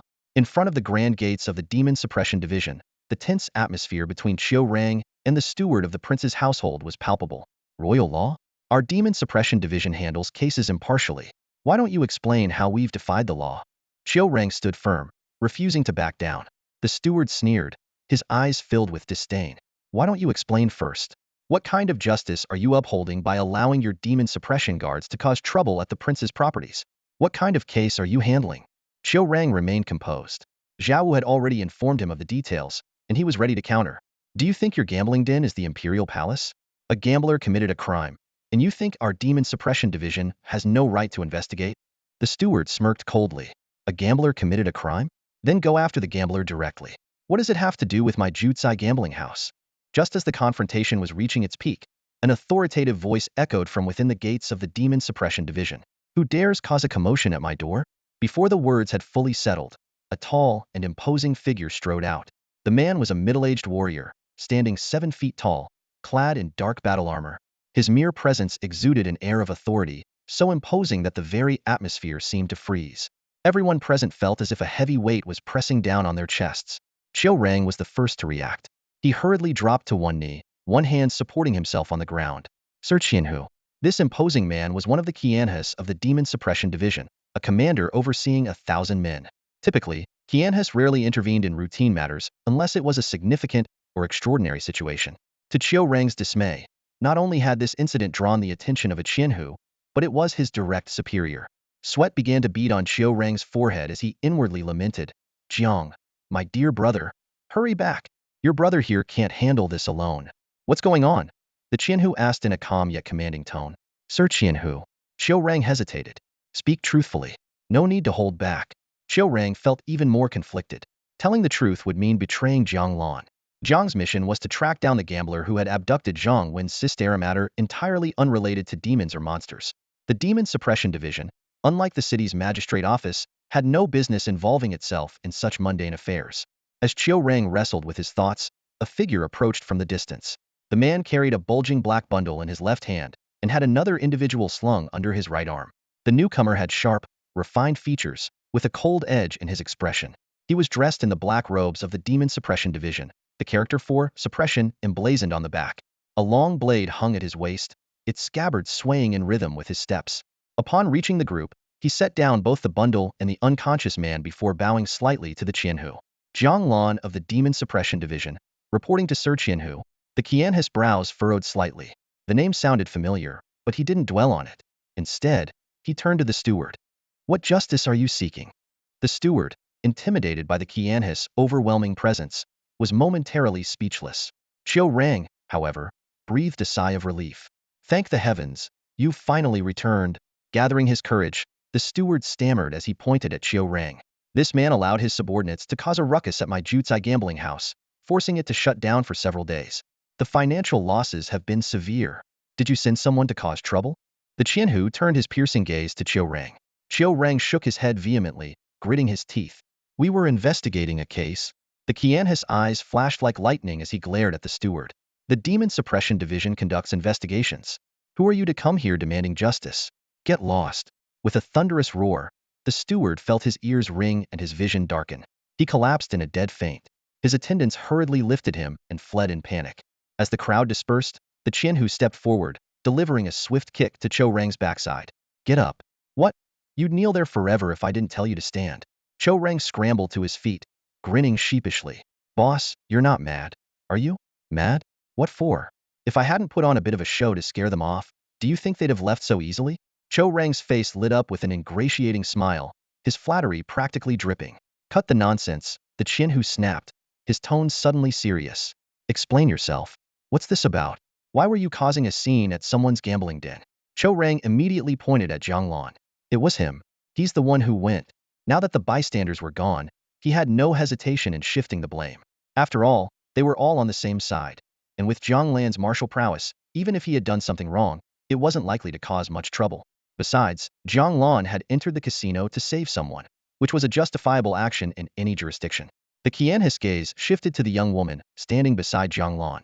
So, this must be the sister of that white-robed subordinate of yours, he remarked, sizing her up. Not bad looking. Good figure too if she were just a bit broader. Shed matched the girth of my water jar at home. She looks like she'd be a good breeder. You've got a sharp eye, Jiang Lan. His tone took a suddenly mocking turn. Though she does seem a little daft. Doesn't react to anything people say. But hey, no big deal. You've got money, Jiang. What's wrong with keeping a simple-minded girl around? As long as she can bear children, right? But then, his expression darkened. His eyes zeroed in on the girl again, noticing something he hadn't before. She had the telltale signs of being soul-bound, and the black bundle Jiang Lan carried. His nose twitched, catching a heavy scent of blood. A head? He asked, his voice low. It's mine, Jiang Lan replied curtly. The Qianhu's eyes flicked between the bundle and the girl, his tone now grave. Explain. Everything. Jiang Lan gave him a concise account of the day's events, deliberately omitting the part about the gold ingot. He was well aware of the Qianhu's position in the Jinma division and, though this was their first meeting since Jiang Lan's reincarnation, he recognized the face from his memories. When Jiang Lan finished, the Qianhu turned to Qiu Rang. Take the girl to the Myofa Pavilion. See if they can do anything for her. The Myofa Pavilion was where the division's alchemists and spiritual practitioners resided. Qiu Rang nodded and, mimicking Jiang Lan's earlier move, hoisted the girl under his arm before departing. Once Qiu Rang was gone, the Qianhu shifted his focus back to Jiang Lan. So, that bundle of yours, those are the heads of the demonic creatures and rogue cultivators you took down? Jiang Lan nodded. Follow me. The two of them entered the Jinma division headquarters. At the entrance, they encountered Zhao Wu, who had been pacing anxiously. Seeing Jiang Lan safe and sound, Zhao Wu let out a quiet sigh of relief. It wouldn't have been worth jeopardizing his future over Zhang Cui. Still, he kept his thoughts to himself, only speaking when Jiang Lan asked about Zhang Wen's whereabouts. He went after the Baihu, Zhao Wu answered cautiously. All right, you can get back to work. They'll return to the barracks shortly, Jiang Lan said before continuing to follow the Qianhu. They arrived at a secluded courtyard within the headquarters. The space, adorned with flowers and greenery, seemed entirely out of place amidst the Jinma division's usual somber atmosphere. It felt more like a peaceful countryside retreat. The Qianhu gestured for Jiang Lan to sit at a stone chess table. Open it. Let me see. Jiang Lan didn't place the bundle on the table, but instead set it on the ground. It's a nice chess table. Would be ashamed to dirty it. You're quite the character, the Qianhu chuckled, though his smile quickly faded as he untied the bundle. Inside were 4 severed heads. 1 triangular toad head, 1 chicken head, and 2 human heads. The man's face was sinister even in death, while the woman's features were delicate, almost resembling those of an innocent civilian. The Qianhu's eyes widened. You killed him? Do you know him, sir? Jiang Lan asked. You said earlier that both the humans and the creatures were taken down by you, correct? That's right. You're a Jima guard, yes? Yes. Then tell me, how exactly did you kill them? With a blade. And your current cultivation level? Fifth layer of qi condensation. The Qianhu fell silent. He understood the terms individually, Jima guard, fifth layer of qi condensation, but the combination of the two? It sounded utterly absurd. Was this still even the language of the Great Yin? The name Jiang Lan gradually surfaced in Qianhu's memory. About 4 or 5 days ago, when Chou Rang reported the elimination of the tiger demon on Heifeng Mountain, he mentioned a demon suppression guard who had made significant contributions, someone named Jiang Lan. At the time, Qianhu hadn't paid much attention. After all, a tiger demon at the bone refining stage wasn't worth his concern. Was it you who killed the tiger demon on Heifeng Mountain? Qianhu raised his head to look at Jiang Lan. Yes, Jiang Lan replied curtly. Good lad. Are you truly at the 5th level of the qi absorption stage? Qianhu took a deep breath. Jiang Lan didn't bother to explain. Instead, he directly unleashed his cold and imposing aura. In the martial world, once a practitioner entered the qi absorption stage, they developed a unique aura called force. This was the same oppressive energy that Qianhu exuded at the gates of the Demon Suppression Division, silencing everyone around him. Martial artists of similar levels could gauge each other's strength by sensing this force. As Jiang Lan released his aura, the temperature in the small courtyard seemed to drop several degrees. Though he remained seated, motionless, his presence was so overwhelming that even Qianhu felt the pressure. Qianhu's expression turned serious. Jiang Lan's aura, though distinct in style, was no weaker than his own. In fact, it was slightly stronger. This kid, could he have been training in martial arts since he was in the womb? Qianhu thought to himself. With such formidable strength, he's more than qualified to be a Qianhu. Why is he merely a demon suppression guard? Two possibilities crossed Qianhu's mind. Either Jiang Lan had been deliberately hiding his strength, or he had recently made a breakthrough. However, he quickly dismissed the latter. With over 40 years of experience, Qianhu knew that even the most gifted prodigies would take 20 to 30 years to progress from entry-level cultivation to the middle stages of qi absorption. And Jiang Lan was clearly already at the mid-stage. Suddenly, a third possibility struck him: demonic possession. For an unremarkable demon suppression guard to reach the 5th level of qi absorption so quickly, the only explanation beyond the first two was that his body had been taken over by a demon. Qianhu stared intently into Jiang Lan's eyes, searching for clues. Jiang Lan, however, retracted his aura and met Qianhu's gaze calmly, his eyes steady and untroubled. Seeing this, Qianhu let out a small sigh of relief. The severed head of the Qingding cult's hall master lying on the ground seemed to corroborate his judgment. The Qingding cult had a strict hierarchy. At the bottom were the common worshippers, followed by disciples who had entered the ranks. Those who distinguished themselves could be promoted to incense masters, then flag leaders, hall masters, altar masters, helmsmen, and finally protectors. The severed head belonged to a hall master. Qianhu mused, in all these decades, I've never heard of a demon killing its own kind to save others. Who would have thought that our demon suppression division would produce such a remarkable talent? Qianhu remarked with a sigh. You flatter me, sir, Jiang Lan replied humbly. He had revealed his aura not to show off, but because actions spoke louder than words. As for the suspicion and scrutiny his display might bring, he wasn't concerned. Not only was his background clean and verifiable, but he also had confidence in his abilities.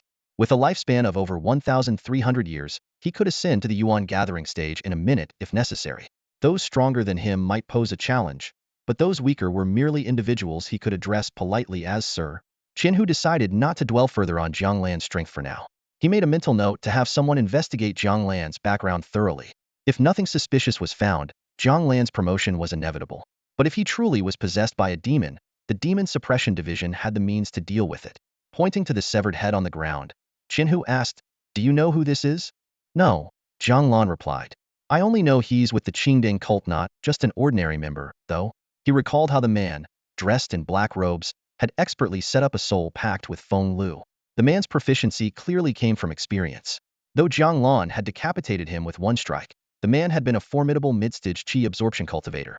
Without Jiang Lan's extensive knowledge of demonic tricks, he might have fallen victim to the illusions, especially the toad's mirage, which could leave its prey defenseless.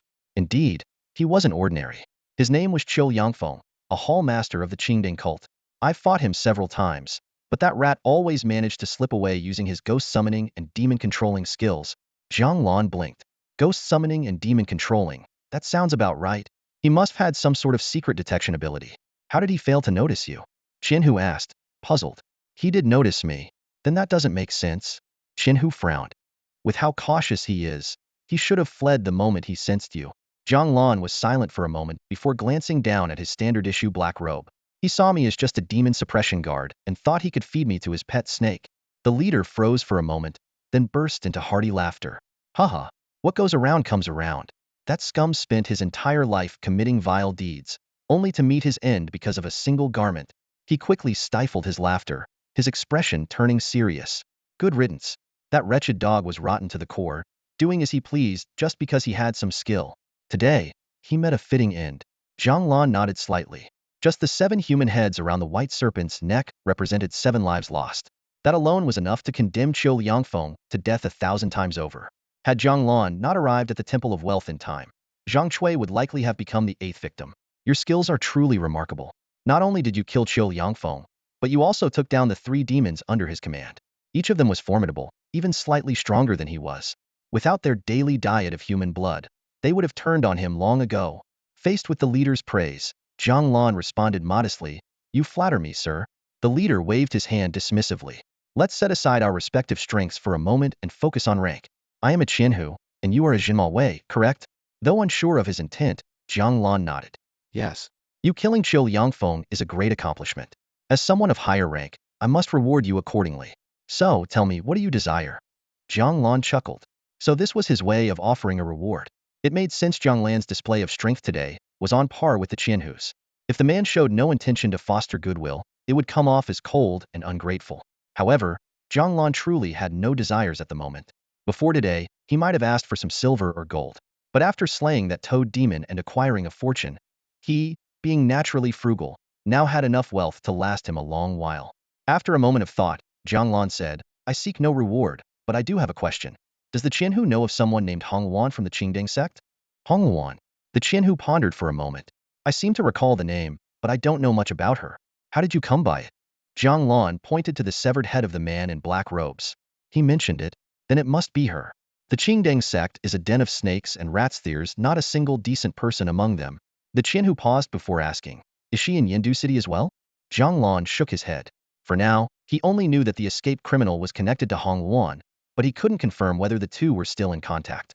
Hong Wan's exact location remained unknown, but as the saying goes, you can flee as a monk, but not the temple. Finding her was only a matter of time. The Qianhu's eyes flickered with thought. If I remember correctly, she's also a hall leader. If you're planning to pursue her, be careful. Don't worry, Brother Wu, Jiang Lan replied. The Qianhu had just introduced himself as Wu Qingyun, a few years older than Jiang Lan, and had insisted Jiang Lan call him Brother Wu. Jiang Lan was happy to befriend someone so forthright.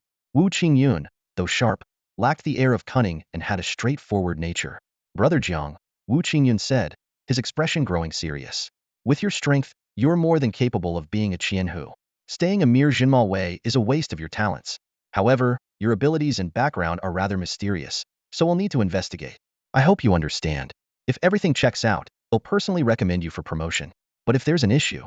Jiang Lan smiled at this. Brother Wu was certainly a shrewd man. His words carried plenty of meaning, but Jiang Lan had nothing to hide. So why should he fear an investigation? No need for promotion. Just match my monthly salary to that of a Qianhu, and he'll be satisfied. Why is that? Wu Qingyun asked, puzzled. This was the first time he had met someone uninterested in climbing the ranks. After all, power was one of life's greatest temptations, alongside wealth and beauty. Even he, though not power-hungry, wouldn't refuse a chance for advancement. Jiang Lan grinned. "I barely have time to take care of myself, let alone manage others." Though it was an excuse, it wasn't far from the truth. His focus was entirely on martial arts. He had no interest in wielding authority. Instead of playing power games, he'd rather slay more demons and strengthen his cultivation. To him, the Jinma division was insignificant. Forget the Jinma division. De Yin itself was merely one of 236 nations in the Qihang state. The 9 provinces continent held countless mysteries waiting to be explored. Why confine himself to a single corner when there was so much to see? Martial artists who could move mountains and fill seas, great demons who could swallow the heavens and change the course of the sun having come to this world. How could he be content without witnessing such wonders firsthand? Though Wu Qingyun couldn't fully understand, he chose not to press further. Regardless of what Jiang Lan said, the investigation would proceed as planned. Once Jiang Lan's background was cleared, there would be time to persuade him then. As Jiang Lan prepared to leave, Wu Qingyun pointed to the bundle containing a severed female head and called out, "That's one of the heads from the human-faced serpent, isn't it?" Jiang Lan had almost forgotten about it. Yes, I believe it belonged to the daughter of the master of the Wu family martial arts school. Brother Wu, if you have time, could you send someone to confirm? Wu Qingyun nodded. I'll take care of it. Then I'll take my leave. Jiang Lan turned and departed, his steps steady but carrying a hint of urgency. He still had over 1,000 years of unused lifespan on his mind. At the entrance of the courtyard, Wu Qingyun gazed at Jiang Lan's departing figure, his eyes following until Jiang Lan disappeared completely from view. Only then did he turn and head back inside. Awaiting him was a young man seated on a stone bench, sharp brows, bright eyes, and strikingly handsome features. Dressed in a fitted black robe, a long blade slung diagonally at his waist, he exuded the air of a dashing youth. Upon seeing him, Wu Qingyun immediately dropped to one knee, one hand braced on the ground, and bowed his head respectfully. Lord Dingyuan Marquis. The young man wore a faint smile. Rise. That Jiang Lan fellow's worth keeping an eye on. Quite an interesting character. After leaving the courtyard, Jiang Lan headed straight for the station office. Although advancing his cultivation was important, the pressing matter at hand was to handle his current responsibilities. Upon arriving at the office, Jiang Lan pushed the door open and entered. Inside, he saw Zhang Wan and Zhao Wu seated, while Zhang Cui sat in his chair, weeping. That Feng Lu spoke so sweetly about eternal love, but who would have thought he was really after my life? Zhang Cui sobbed bitterly. The moment Zhang Lan walked in, Zhang Wan and Zhao Wu stood up immediately. Boss. Zhang Cui also stopped crying, stood, and bowed. My benefactor. Zhang Lan looked at the now recovered Zhang Cui with some surprise and waved his hand. No need for formalities. It seemed the exorcists had been highly efficient, curing her in just 2 short moments. Zhang Wan, filled with gratitude, said, Boss, words cannot express my thanks. If not for you, I wouldn't have known what to do. The exorcist had already explained to him that Zhang Cui had been afflicted by a soul-drawing technique. If delayed by even a day or two, she would have either perished or become a soulless husk. I've told you before, there's no need to stand on ceremony between us. As long as she's safe, that's what matters. Zhang Lan replied calmly. After nodding, Zhang Wen couldn't help but curiously ask about Feng Lu's true intentions in abducting his sister. Jiang Lan recounted the events at the abandoned temple truthfully, leaving the Zhang siblings visibly shaken, especially Zhang Cui, who turned deathly pale. Only now did she realize that if Jiang Lan hadn't arrived in time, she might have already become another head on that white serpent's body. This, Zhang Wen stammered, overcome with fear. After a moment of silence, Zhang Cui raised her head. My benefactor, your kindness is beyond repayment. I, as a mere woman, can only... Jiang Lan quickly interrupted. There's no need for repayment. Though his tone was flat, he felt a flicker of panic within, dreading that she might say something like offering herself in gratitude. He swiftly changed the subject, turning to Zhao Wu. Where's the brocade box I gave you earlier? Right here. Zhao Wu retrieved the box containing the scent-seeking insect from his chest pocket and handed it to Jiang Lan, explaining that since the captain wasn't around, Head kept it close at all times. Jiang Lan opened the box and saw the fat, grub-like insect still wriggling northward. Confirming everything was in order, he tucked the box away. Noting that it was already 3/4 past the Shen hour, the end of their shift, he got up to leave. As he passed by the Wu Wei Hall, Jiang Lan paused and glanced over, noticing the doors were tightly shut. It seemed Chen Higuang wasn't present. He didn't dwell on it. Perhaps Uncle Chun had simply gone out on some errand. Walking along the bustling streets, the lively cries of vendors filled the air. Come take a look. Wang family's ancestral vitality pills. 1 pill keeps you going strong. 2 will leave your wife begging for mercy. Husband, this looks good. I'll buy you a few. You there, young master. Come on in and have some fun. Jiang Lan couldn't help but roll his eyes at the increasingly bold solicitations. Lowering his head, he quickened his pace toward home. Back at his courtyard, Jiang Lan freshened up briefly before entering his room. He checked the strands of hair Head placed on the drawers and cabinet, confirming they were undisturbed. Satisfied there were no signs of intrusion, he sat cross-legged on the wooden bed. Closing his eyes slightly, a virtual screen appeared before him. Name, Jiang Lan. Cultivation, Qi Absorption, Stage 5. Techniques, 3 Essence Origin Technique. Martial Skills, Fiery Sun Demon Slaying Blade Proficient, Soaring Dragon Steps Beginner, Concealment Art Proficient, Shadow Blade Technique Mastered. Remaining Lifespan, 1,343 years. Lifespan can be used to enhance techniques and skills. Lifespan can be extended by subduing or slaying demons. Jiang Lan contemplated briefly before starting to cultivate the 3 Essence True Art. He chose a cautious, gradual approach instead of recklessly pouring all his remaining lifespan into it. After all, he had encountered unexpected issues when channeling his life force into the Shadow Blade art earlier. On the glowing screen before him, text flickered continuously. Breakthrough to Qi Absorption Level 6 in 60 years, reached level 7 in 127 years, advanced to level 8 in 195 years, and entered level 9 in 280 years. By the 300th year, his cultivation had stagnated. As this information appeared, Jiang Lan's vitality surged rapidly, and the total amount of true energy in his 36 acupoints skyrocketed. If the acupoints were likened to pools, the true energy within them had risen from half full to nearly overflowing. All that remained was to compress this gaseous true energy into a liquid state, and he would break through to the foundation condensation stage. Another 200 years of lifespan was invested. By the 102nd year, he had reached the peak of qi absorption level 9. By the 200th year, the true energy in 12 of his acupoints had transformed into a liquid state, leaving the remaining ones to be filled. Seeing this progress, Jiang Lan couldn't help but lament the mediocrity of his original body's talent. Without the system's assistance, he would likely have long since turned to dust. Ordinary practitioners could temper their skin in 3 years, their bones in 10, and reach qi absorption in 30. Yet, he had expended a millennium to reach this stage. The final 200 years of lifespan infusion began. By the 3rd year, the true energy in his divine C acupoint condensed. By the 193rd year, all his acupoints were finally filled, and he broke through to foundation condensation level 1 in one fell swoop. With a thunderous boom, a wave of energy overturned the tables and chairs in the room. The true energy within his acupoints emitted a strange vibration. Intense pain swept through his entire body as his muscles, bones, and meridians were reshaped and strengthened by the energy. Jiang Lan bit down on his lip to suppress any cries, cold sweat pouring down his body like rain, soaking his black robe and long hair. Though the agony of the breakthrough was immense, the rewards were equally remarkable. He was now a completely different person from before.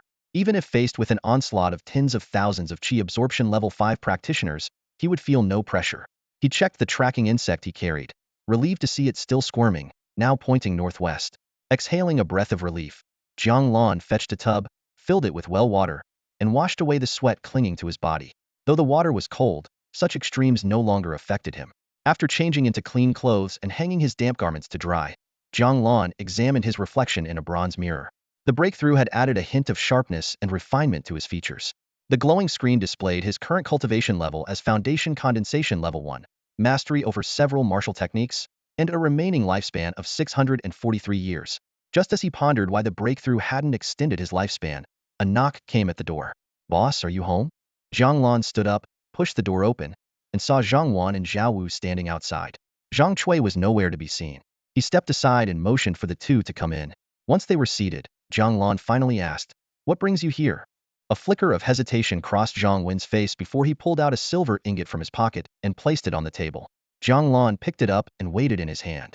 The five-tael ingot felt heavy, but he didn't refuse the money. It was, after all, Zhang Wen's responsibility to pay. While there might have been other ways to resolve the matter, money was undoubtedly the most straightforward solution. "Come on, let's go get something to eat," Jiang Lan suggested with a smile. "Oh no. Zhang Wen quickly waved his hands. "I need to head back and check on my sister. My parents have returned too." "Not even to Yin Chunlu?" Jiang Lan raised an eyebrow. Zhang Wen immediately changed his tune. "Actually, my sister's fine now. My parents can look after her." Zhao Wu, who had been somewhat indifferent until then, lit up at the mention of Yin Chunlu. That was a place far beyond their usual means. Just 2 dishes there could cost him an entire month's salary. "Boss, did you strike it rich?" Zhao Wu asked eagerly. Jiang Lan weighed the silver ingot in his hand and replied, "This will do." Having broken through to the next cultivation level today, he felt it was worth celebrating. Even if he hadn't run into them, he had already planned to treat himself. "You two go find Yuji. He'll look for Captain Chen. Let's meet at the entrance of Yin Chunlu in 2/4 of an hour." Hearing this, the two men happily dashed out the door. Jiang Lan locked his room and headed south down the street. He planned to check if Chen Hugwang might have gone home since he wasn't at the Demon Suppression Bureau. Half a quarter of an hour later, Jiang Lan stood before a 2-courtyard house with a red lacquered gate and knocked on the door handle. It was Chen Hugwang's wife who answered, greeting Jiang Lan warmly upon recognizing him.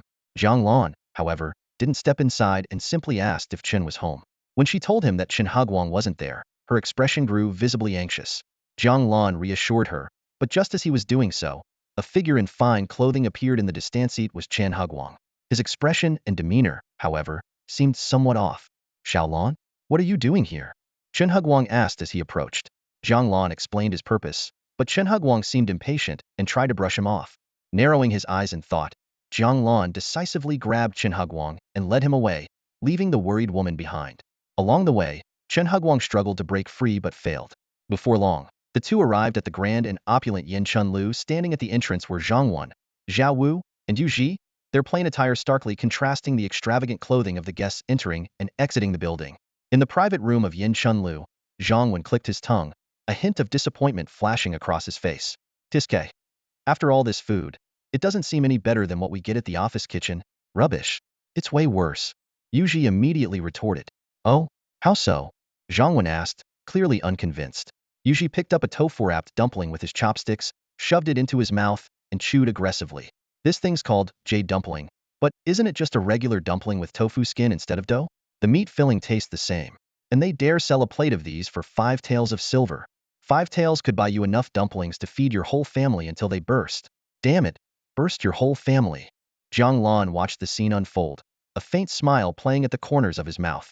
Initially, the trio had been reserved, but after 3 rounds of Yin Chun brew, they loosened up completely, to the point of bantering and cursing in front of him and Chen Hugwang. Yu Ji wasn't wrong, though. A regular dumpling cost just 1 coin, and 5 taels could buy 500 of them. The taste was indeed underwhelming, not that the price mattered to Jiang Lan, but the lack of any sense of amazement did. Compared to the culinary delights of the modern era, it fell far short. Laner, I'm done eating. If there's nothing else, I'll head back first. Chen Hugwang made a motion to stand, but Jiang Lan grabbed his arm and pulled him back into his seat. No rush, Uncle Chun. I have other plans for later. Half an hour later, Yu Ji and the others were slumped in their chairs, their stomachs round and full. Seeing this, Jiang Lan said, you 3 can leave now. I have some matters to discuss with Captain Chun. Though slightly drunk, the trio understood they shouldn't delay their superior's business. Yu Ji dragged Jiang Wan and Zhao Wu along as they bid farewell and left. Once the private room door closed, Jiang Lan turned to Chen Hugwang. Uncle Chen, you seem a bit anxious.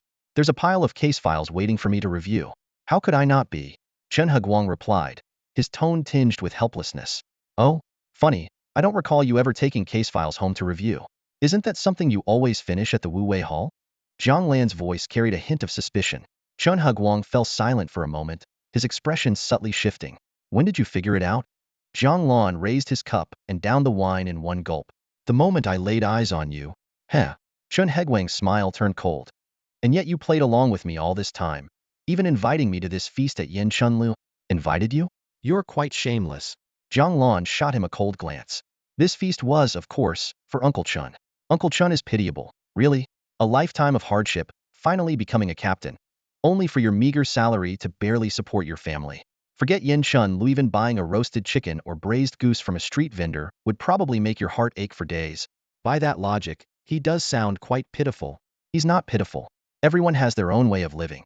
But you? I find you pitiful. Me? Pitiful?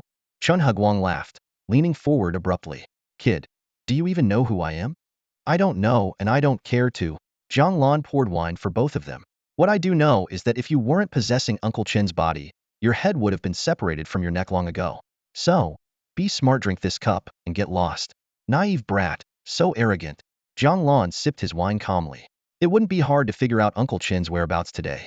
Believe me, if he dies today, so will you. Before the words had fully left his mouth, a chilling aura spread from Jiang Lan. The temperature in the room plummeted, and a thin layer of frost formed on his wine cup. Years of hunting demons and monsters had imbued him with a heavy, oppressive energy, and with a breakthrough imminent, his presence was even more intimidating. Yet Chen Hugwang remained unfazed, a sly smile spreading across his face. Impressive, kid. You've exceeded my expectations. That useless Qiu Liangfeng dying at your hands was probably the best thing to ever happen to him. So Uncle Chen didn't cross paths with some random demon, or ghost. Turns out you were after me all along. Indeed, this altar master is here for you. Jiang Lan's heart skipped a beat. An altar master was a rank above a hall master, meaning the one possessing Chen Hugwang's body was no small fry. If you came for me, why bother heading to Uncle Chen's house? Heh. Chen Hugwang grinned wickedly. I have no interest in his wife, but those 2 little children of his, they're tender and fresh. If you hadn't dragged me here, then you should thank me. Thank you? For ruining my plans. If Uncle Chen's children died, I'd have nothing left to live for. And if that happened, I wouldn't hesitate to deal with you, possession or not. Good, good. Chen Hugwang laughed heartily. You've got guts, kid. I like that. To be honest, I'm here today for one reason. To invite you to join our Qingdang sect. Jiang Lan had initially intended to refuse outright, but decided to change tactics. Perhaps he could extract some useful information. After a moment of thought, he said, Qingdang sect? You've been quite active lately. But there's one thing I don't understand. Go on. Let this altar master enlighten you. What's your endgame? Faith? Ideals? I don't buy it. Scum like you wouldn't risk your lives for something so abstract. Well said. Chen Huguang laughed. Faith and ideals? What a load of crap. Without real benefits, who'd bother with all this sacrificing and killing? Even slaughtering gets tiring after a while. Jiang Lan's eyes narrowed. Benefits? You mean the blood pills? Chen Huguang's grin faded, his gaze sharp and mocking. Kid, this altar master has lived over 100 years. Did you really think you could trick me into talking? Oh, then it seems those 100 years were a waste. From Chen Huguang's reaction, Jiang Lan had already pieced together the origins of the blood pillet must be a benefit obtained through some form of sacrificial ritual. Its specific effects remained unclear, but the alchemists in the department were studying it. Most likely, Wu Qingyun's side already had some results. A flicker of something unusual passed through Chen Huguang's eyes. Suddenly, he raised his cup, downed its contents in one gulp, and sneered, I was intending to save your life. Since you don't appreciate it, so be it. Jiang Lan felt a pang of doubt, but kept his expression neutral. Calmly, he said, the wine is finished. Now, leave Qinshu's body. I won't hold you accountable. Heh. Instead of worrying about him, you should be worrying about yourself. You've been marked by a deadly curse. How long you can survive depends entirely on your luck, Chen Huguang said with a sinister grin. 3 days. I'll give you 3 days. If you regret your decision, you can come find me. Before his words had fully settled, a faint, nearly imperceptible wisp of energy escaped from Chen Huguang's nostrils. In the next moment, his eyes rolled back, and he slumped over the table. Jiang Lan instinctively gripped the hilt of his blade at his waist, but the strange energy dissipated in an instant, slipping out through the open window, vanishing too quickly to be pursued. Jiang Lan released his grip from the sword handle and glanced at the unconscious Chen Huguang. A death curse? Though he wasn't entirely sure what it entailed, he had a nagging feeling it wasn't mere empty talk. Suddenly, he recalled the red shadow he'd seen in the Jinma department during the victory feast that night, along with the eerie, genderless voice demanding, return my head. Other than that, nothing unusual had happened. At the time, the strange voice had put Jiang Lan on alert, but as days passed without further incident, he dismissed it. Now it seemed he had indeed been cursed.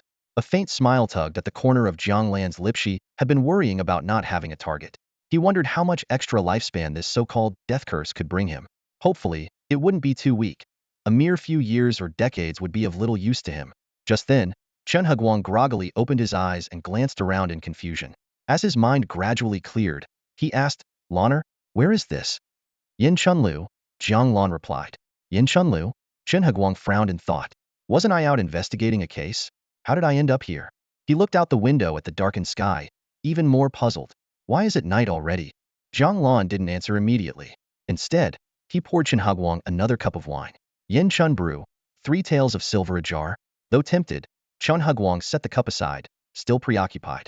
Lanner, what exactly happened? I remember heading out to investigate a case. I had just left the Jinma department when Jiang Lan sighed lightly and gave a brief account of what had transpired. As he listened, Chen Huguang's tightly clenched fists gradually relaxed.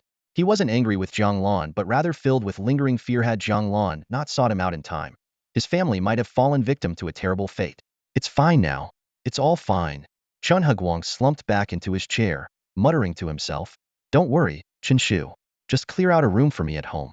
I'll stay there for a while, Jiang Lan said, though his mind was still turning over the altar master's true intentions. With the other party's strength, they could have easily subdued him when he was only at the 5th level of qi condensation. Why go to such lengths?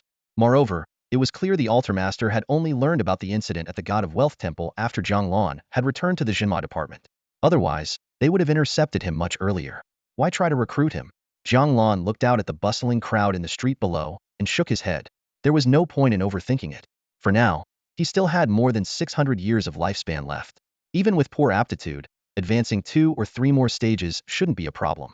Besides, there was always that experience package. If the Hongluan side had any demons or spirits, perhaps he could gain another 1,000 years of life. After a moment of silence, Chen Huguang nodded. All right, we'll head back together later. Though he hated to trouble Jiang Lan, his family's safety was paramount. This time, he had no choice but to accept Jiang Lan's help. It's all in the past now. Let's eat something, Jiang Lan said with a smile. Chen Huguang glanced at the remaining dishes on the table. Though they had gone cold, they were still from Yin Chunlu, known for its fine cuisine. While he'd eaten earlier, he hadn't tasted a thing at the time. Now, He picked up his chopsticks and began to eat. Meanwhile, Jiang Lan called over the waiter and ordered a fresh round of dishes.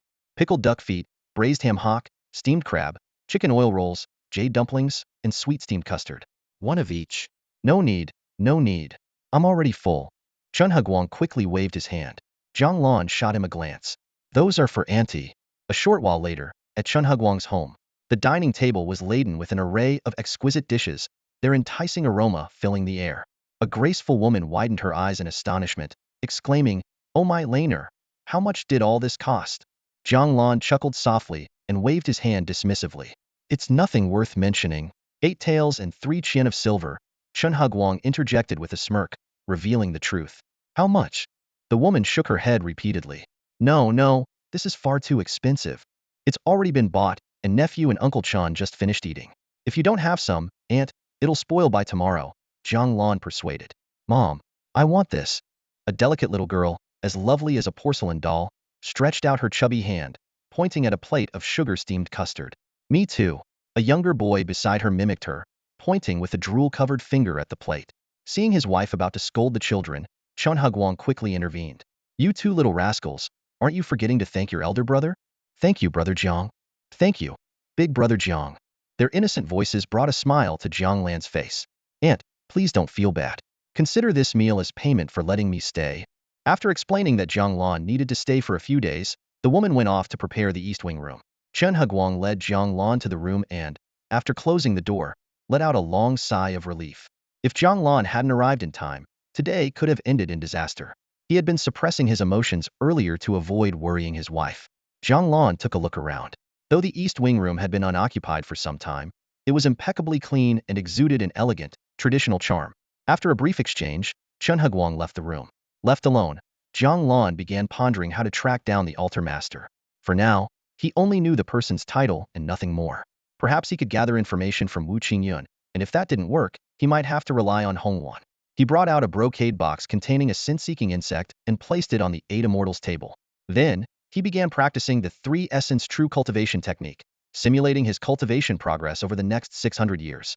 The virtual projection displayed the timeline. Breaking through from the first to the 4th stage of Yuan gathering would take 6 entire centuries. This slow progress left Jiang Lan somewhat disheartened.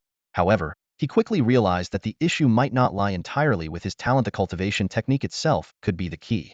Since the system was capable of simulating martial techniques, it should also be able to simulate cultivation methods. Thinking about the possibility of deducing cultivation techniques, Jiang Lan felt a glimmer of anticipation rise in his heart. He posed a question in his mind, and immediately, a glowing screen appeared before him. It confirmed that both cultivation techniques and the infusion of lifespan could be deduced. At the moment, he had 47 years of lifespan remaining. Since lifespan no longer held much meaning for him, he decided it was worth attempting the deduction process.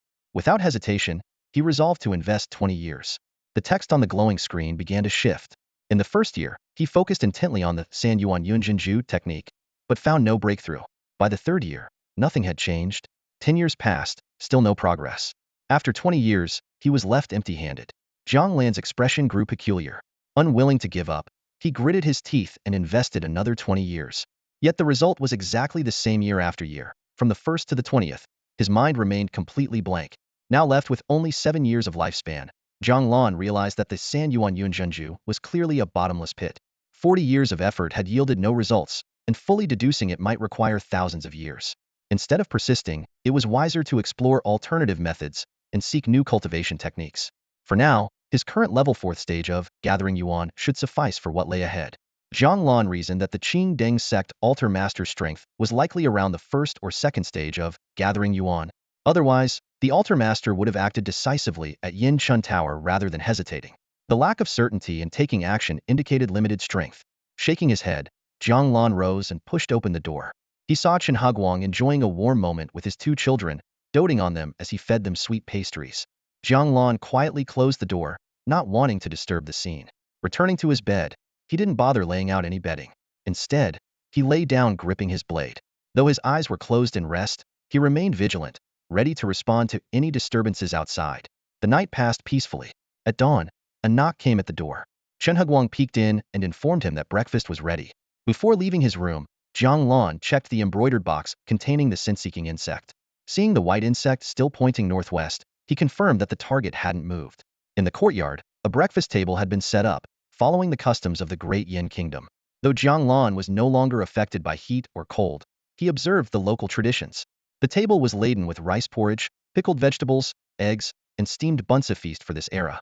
During the meal, the kind-hearted woman warmly urged him to eat, while the two children played beside them.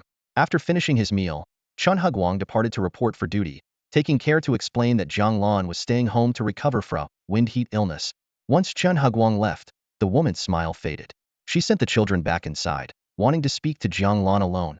Her sharp intuition had picked up on something unusual, and she pressed him to explain what had really happened. Jiang Lan tried to brush it off by claiming he had caught a wind heat illness, but she saw through the excuse immediately. How could a martial cultivator fall ill from something so trivial? Under her persistent questioning, Jiang Lan finally relented and admitted the truth. It's nothing much, he said casually. Yesterday, Uncle Chun was possessed by an evil spirit. It was planning to devour you and the children. The elegant woman trembled visibly upon hearing the truth, her pupils contracting sharply. You see, when I don't tell the truth, you ask me repeatedly. But now that I've told you, you're frightened. She stammered, struggling to regain her composure. After a long pause, she finally managed to ask, is everything all right? Everything's fine, Jiang Lan replied calmly. The demon has been driven away. I only stayed to keep watch, just in case something happens again. The woman's face still carried traces of lingering fear. Jiang Lan continued, it's over now. There's no point dwelling on it. Just stay at home and rest easy. I'll keep watch for a while longer. Once I'm sure there's no more danger, I'll leave. Having said this, Jiang Lan felt a sense of relief. At least he no longer needed to fabricate clumsy excuses about catching a fever or some other ailment. As for his aunt's unease, there wasn't much he could do. She was too perceptive for her own good. Intelligent people always tended to overthink. After a brief silence, Jiang Lan spoke again. By the way, Aunt, I'll need to step out for a bit later. The woman's face immediately paled. If Jiang Lan left and the demon returned, she, an unarmed and defenseless woman, would stand no chance. Noticing her worry, Jiang Lan reassured her. Don't worry, Aunt. A friend of mine will come by. I want leave until they arrive. Hearing this, the woman's tension eased somewhat. Is there anything I should do? Nothing at all. Just act as if nothing happened. All right, she murmured, still shaken. Rising from her seat, she added, Later, I'll go check on the children. Jiang Lan understood her need to occupy herself and nodded gently. All right. Once she disappeared into the house, Jiang Lan began tidying up the table, washing the dishes, and setting things in order. Afterward, he returned to the stone bench in the courtyard. Gazing at the sky, he started planning his next steps. First, he needed to gather information from Wu Qingyun about the so-called Altar Master's background and strength. Then, he had to eliminate Hong Luan as soon as possible. Judging from Qiu Liangfeng's tone yesterday, Hong Luan was likely stronger than him, but not by much. It wasn't hard to deduce. If Hong Luan were weaker, Qiu wouldn't harbor such resentment. If they were equal in strength, he wouldn't dare to badmouth her behind her back. And if she were significantly stronger, he wouldn't dare to speak ill of her at all. Based on this, Hong Luan's cultivation level was likely no higher than the midstage of the Qi condensation realm, perhaps not even that. For Jiang Lan, Qi condensation at the midstage represented a lifespan of over 3 centuries. And in their world, lifespan was everything. Eliminating Hong Luan was a pressing priority. As he pondered, familiar footsteps echoed from beyond the gate. Jiang Lan rose to open it, revealing Wu Qingyun, a towering figure over 7 feet tall, his presence commanding respect. Today, Wu had foregone his dark battle armor, opting instead for the standard black robe of the Demon Suppression Division. Jiang Lan closed the gate behind him and got straight to the point. Brother Wu, Jiang, what's the matter? Why did you call me here? Wu asked curtly. Jiang Lan briefly recounted the events of the previous day. Wu Qingyun's brow furrowed as he listened. Such a thing actually happened? Yes, Jiang Lan confirmed. I'm heading out to deal with someone soon, and I'm concerned something might go wrong. That's why I asked you to watch over Captain Chen's family. No problem. Leave it to me. Wu Qingyun agreed without hesitation. Jiang Lan then asked, Brother Wu, do you know anything about the man claiming to be an altar master? Wu Qingyun shook his head. I'm not familiar with him. As far as I know, since the rise of the Qingdang sect, no altar master level figures have ever appeared in the Yan capital region. After a brief pause, he added, but I might have a clue as to why he wanted you to join the Qingdang sect. Brother Wu, please explain, Jiang Lan urged. Didn't you mention yesterday that Qiu Liangfeng forced Feng Lu to light a soul lamp and swear a soul contract? Jiang Lan recalled the eerie green lamp on the altar at the God of Wealth temple and nodded. Yes. Is it related to that? The scholars at the Myriad Arts Pavilion have studied it. That soul lamp is quite peculiar. Whoever swears a soul contract will have their cultivation and innate talent partially transferred to the one who holds the contract. And as long as they continue cultivating, this transfer will persist indefinitely. Jiang Lan's lips curled in disdain as he finally understood why the altar master had gone to such lengths to recruit him into the Qingding sect. Unfortunately for the altar master, his plan was doomed to fail. While Jiang Lan had cultivation experience, the talent of his current body was mediocre at best. By the way, Brother Wu, has there been any progress in studying the blood pill? Jiang Lan asked. The blood pill? Wu Qingyun repeated. The red pill I brought back from the Shaoxi village incident, Jiang Lan clarified. That was you? Wu Qingyun looked momentarily surprised. Yes, it's been studied. The results are peculiar. It's now classified information, but since you're the one who brought it in, I suppose I can tell you. He continued. The blood pill is made from a simple material blood essence. But its effects, let me put it this way. It's enough to instantly advance a first-stage bone-tempering martial artist to the peak of the bone-tempering realm, skipping the entire cultivation process. And that's just the one you brought back. The Myriad Arts Pavilion theorizes that the pill's potency is directly proportional to the amount of blood essence used. Jiang Lan's pupils contracted as a horrifying thought crossed his mind. If the blood of a single village could yield such extraordinary effects, what about an entire city? A province? A nation? Seeing the serious expression on Jiang Lan's face, Wu Qingyun spoke. There's no need to worry too much. The blood pill isn't as terrifying as you imagine. While it can indeed enhance strength, it's filled with resentment, which can affect one's mind when consumed. The degree of this impact is closely tied to the concentration of essence blood in the pill. The higher the concentration, the greater the mental backlash. If it truly required sacrificing an entire city, the resulting effects might be unimaginable, but the user would likely descend into madness instantly. Jiang Lan suddenly understood. If the blood pill truly had no side effects, those lunatics from the Qingding sect would have committed even more atrocious acts by now. At that moment, a gentle voice called from the courtyard, Lanner? Hearing the voice, Jiang Lan exchanged a glance with Wu Qingyun. A single look was enough between intelligent people. He pushed open the courtyard gate and said, Aunt, I'm here. Seeing Jiang Lan, the elegant woman let out a sigh of relief. Before she could speak, Jiang Lan pulled Wu Qingyun into the courtyard. Aunt, this is my friend. Let him keep watch here in the courtyard. You can go back to your room and stay with Chuyer and the others. If anything comes up, just call him. In this patriarchal era, though Jiang Lan held the status of a nephew, Wu Qingyun, being a man, it was inappropriate for him to remain in the same room with female family members like Jiang Lan's aunt. The woman hesitated briefly, and Jiang Lan quickly reassured her. Don't worry, aunt. He's far more capable than I am. Wu Qingyun, feeling awkward, looked at Jiang Lan with a pained expression. After a long pause, he finally managed to say, albeit stiffly, Aunt, please leave this to me. Jiang Lan held back his laughter. Not long ago, Wu Qingyun had casually called him little brother, but now he had to play the role of a respectful nephew. The woman nodded. All right, is there anything I should do? Wu Qingyun, now fully in character, replied, Aunt, please rest in your room. Leave everything here to me.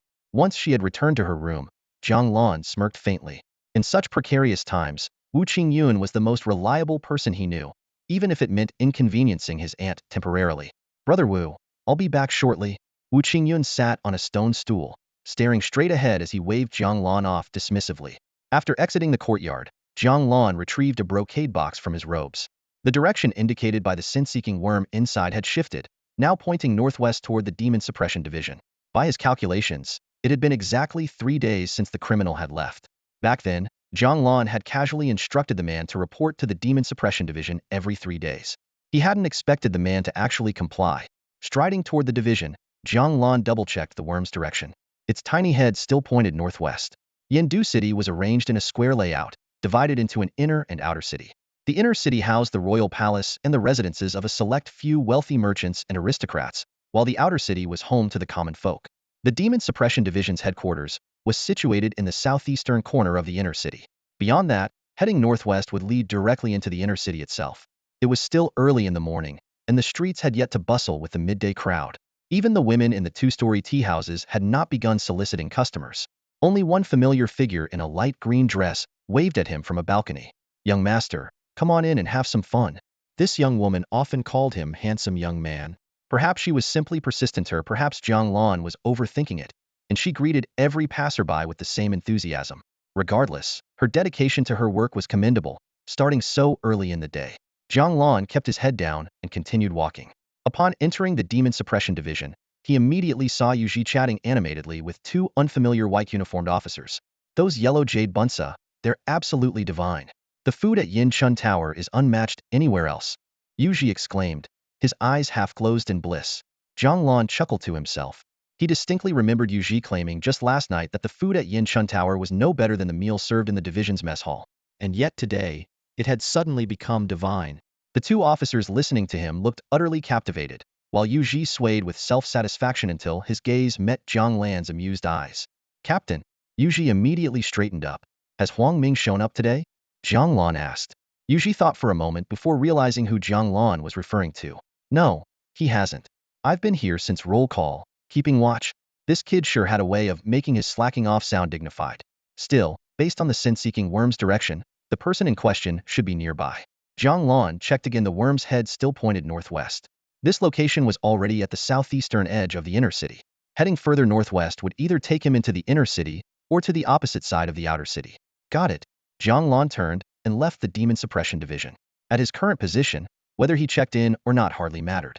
His direct superior was Chen Haguang, followed by Qiu Rang and Wu Qingyun.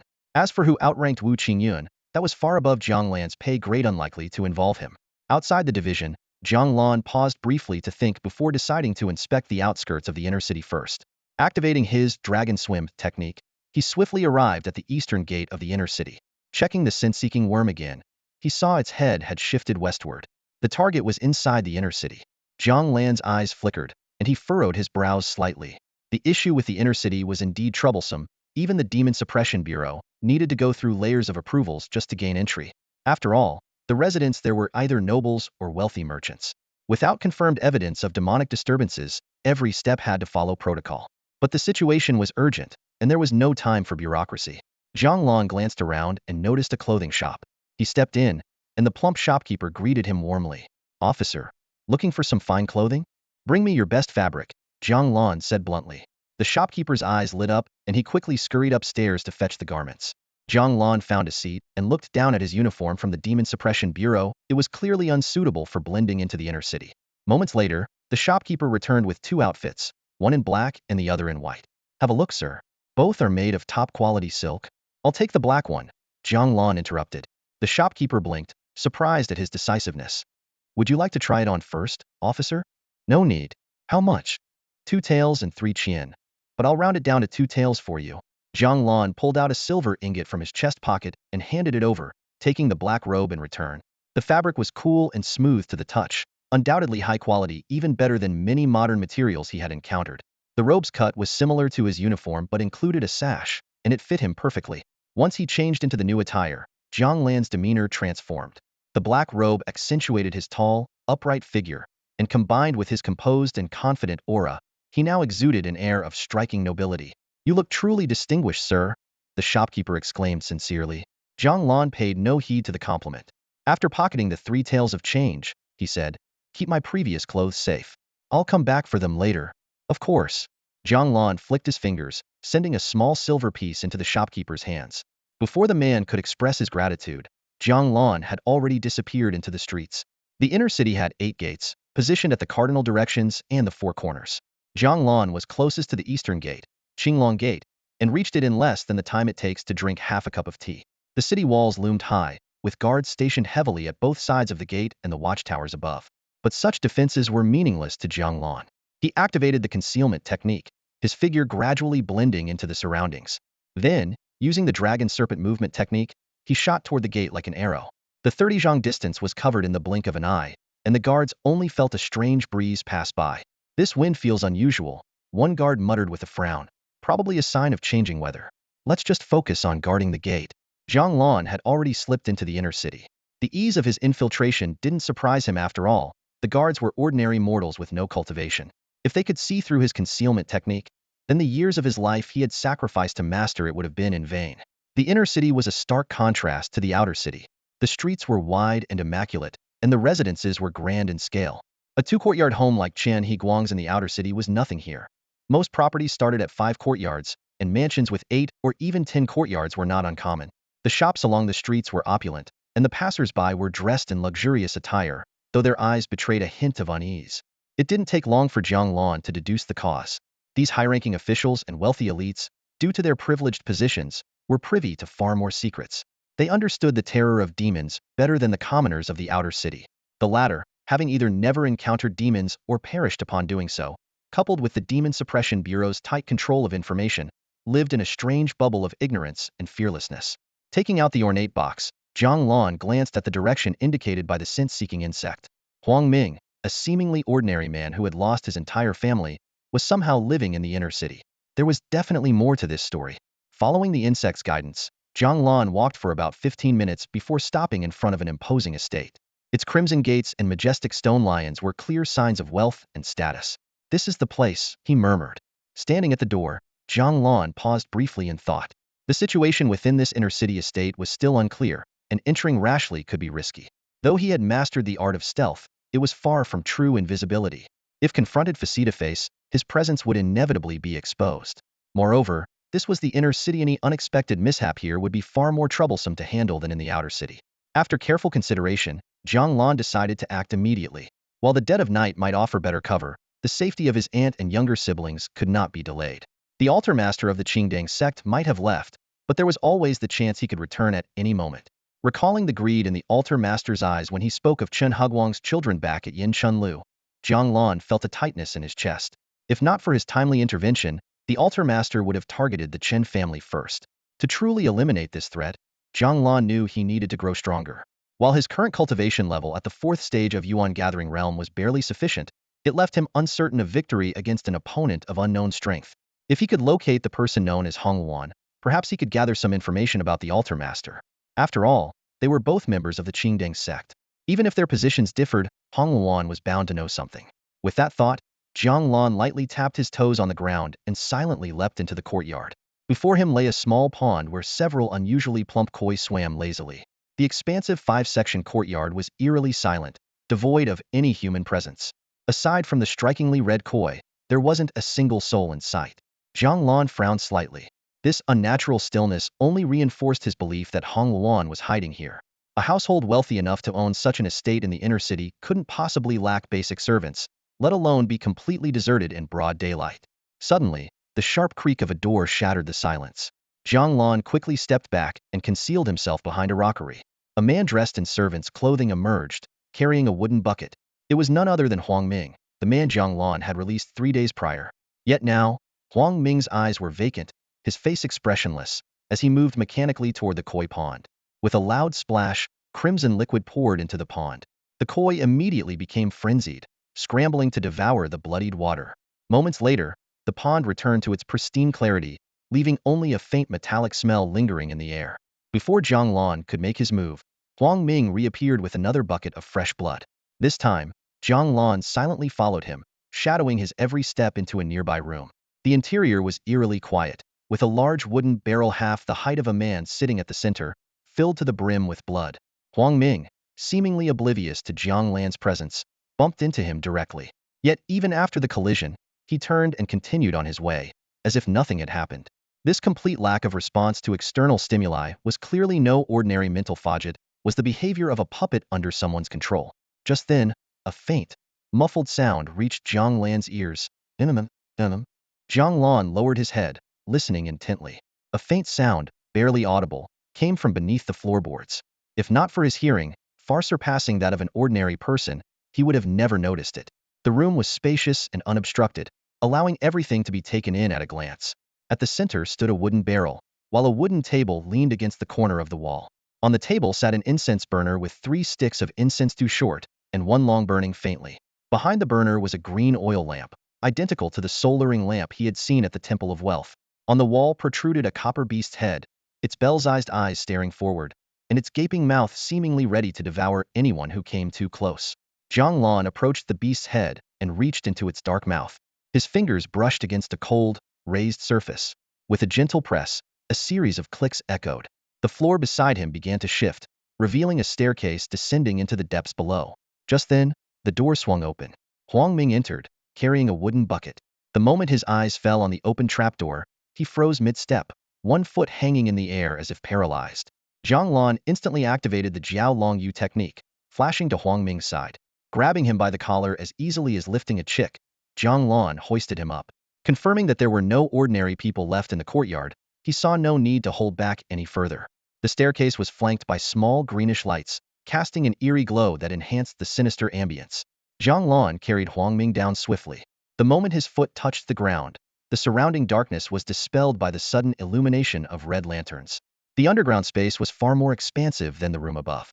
At the center stood a raised stone platform with a sunken middle, its surface stained with the dark brown traces of dried blood. Nearby was a massive wooden bed draped in crimson silk, its veils swaying faintly, revealing glimpses of the shadows within. The faint moaning sound from earlier resurfaced, but this time it seemed to come from outside. As Jiang Lan furrowed his brow in thought, Huang Ming suddenly began thrashing violently, his bulging eyes fixated on something behind them. Before Jiang Lan could turn around, a guttural, inhuman sound escaped Huang Ming's throat, and his entire body exploded in a grotesque burst. Fortunately, Jiang Lan's quick reflexes allowed him to release his grip just in time to avoid being splattered further with the foul remains. Shaking off the residue, Jiang Lan turned to see a woman standing behind him. She was barefoot, clad in a light red gauze dress that exposed her slender arms. Her long, jet-black hair cascaded like a waterfall down her back.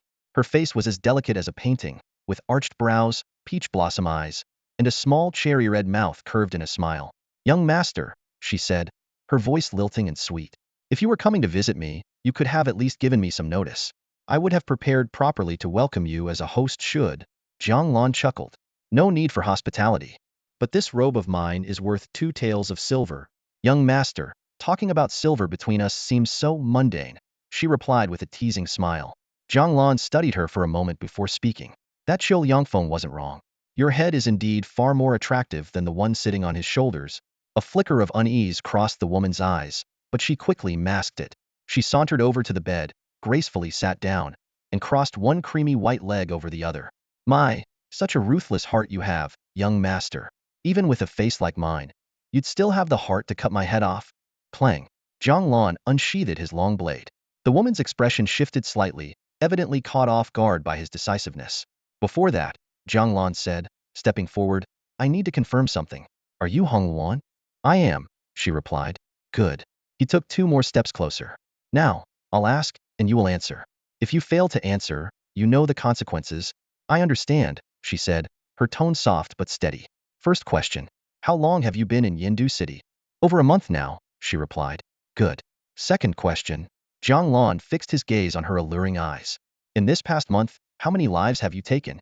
Upon hearing Jiang Lan's question, Hong Luan hesitated, her face betraying a trace of uncertainty.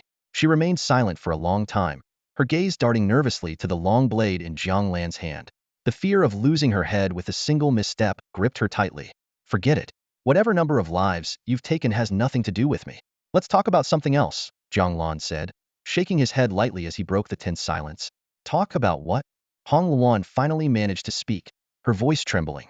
However, her mind was solely focused on how to escape this perilous situation.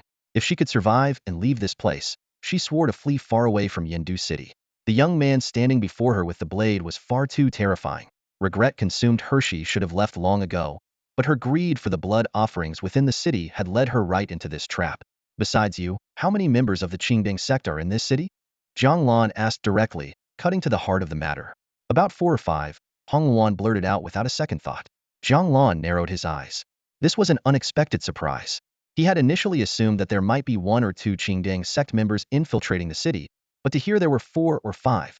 To him, these weren't just sect members, this was the equivalent of centuries of life beckoning to him. Adjusting her crimson silk dress and brushing aside stray locks of hair from her forehead, Hong Luan cautiously asked, "Young master, if I tell you everything, would you show some mercy and spare my life?" "Sure," Jiang Lan replied without hesitation. He could let her go, but the blade in his hand might have other plans. When it came to dealing with Qingding sect members, he felt no guilt. After all, deceiving people paled in comparison to the atrocity of devouring them. "In that case, I thank the young master," Hong Luan said, a glimmer of hope flashing in her eyes.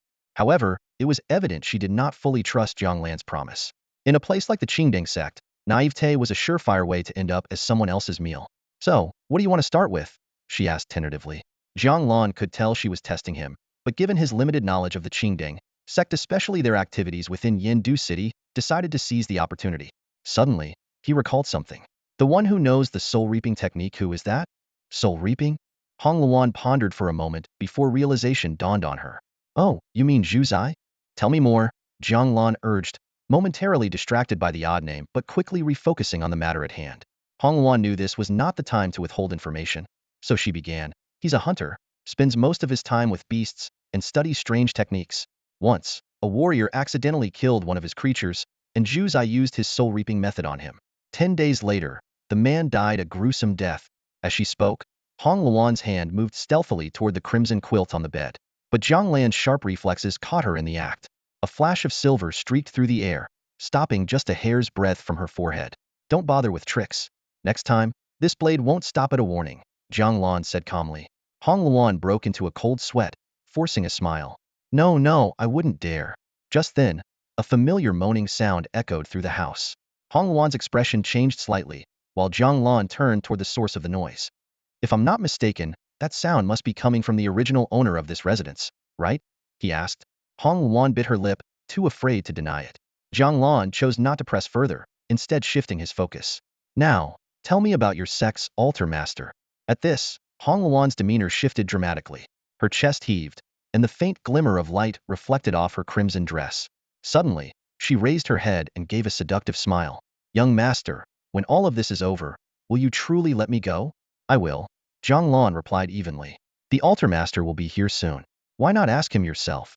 Hong Luan said, her tone laced with both mockery and challenge. The crimson silk on the wooden bed suddenly sprang to life, writhing like a malevolent creature as it lunged toward Jiang Lan. Reacting instantly, he summoned the power of the flaming sun demon suppressing blade. The long blade in his hand blazed with a radiant gold-red glow. With a sharp hiss, the blade met the crimson silk, reducing it to ashes that scattered to the ground. At the same moment, Hong Luan transformed into a streak of red light, darting toward the staircase above in a desperate escape. Though Jiang Lan's every strike severed several strands of crimson silk, the sheer volume of hundreds of threads converging upon him left him momentarily trapped. Gritting his teeth, he swung his blade with relentless speed, all while employing the agile dragon serpent movement technique to retreat toward the narrow, shadowy staircase. With a powerful leap, Jiang Lan soared several meters into the air. Overhead, the sound of gears grinding echoed as the wooden floor above began to close, blocking his path. Though he could easily break through the wooden planks, he chose to pick up speed, leaping out just before the opening sealed shut. Landing nimbly, Jiang Lan looked up to find himself face-to-face with a man dressed in black. The man, middle-aged with a square, authoritative face, exuded an air of righteousness that seemed almost out of place. He looked more like an official from the Demon Suppression Bureau than a follower of the Qingdeng cult.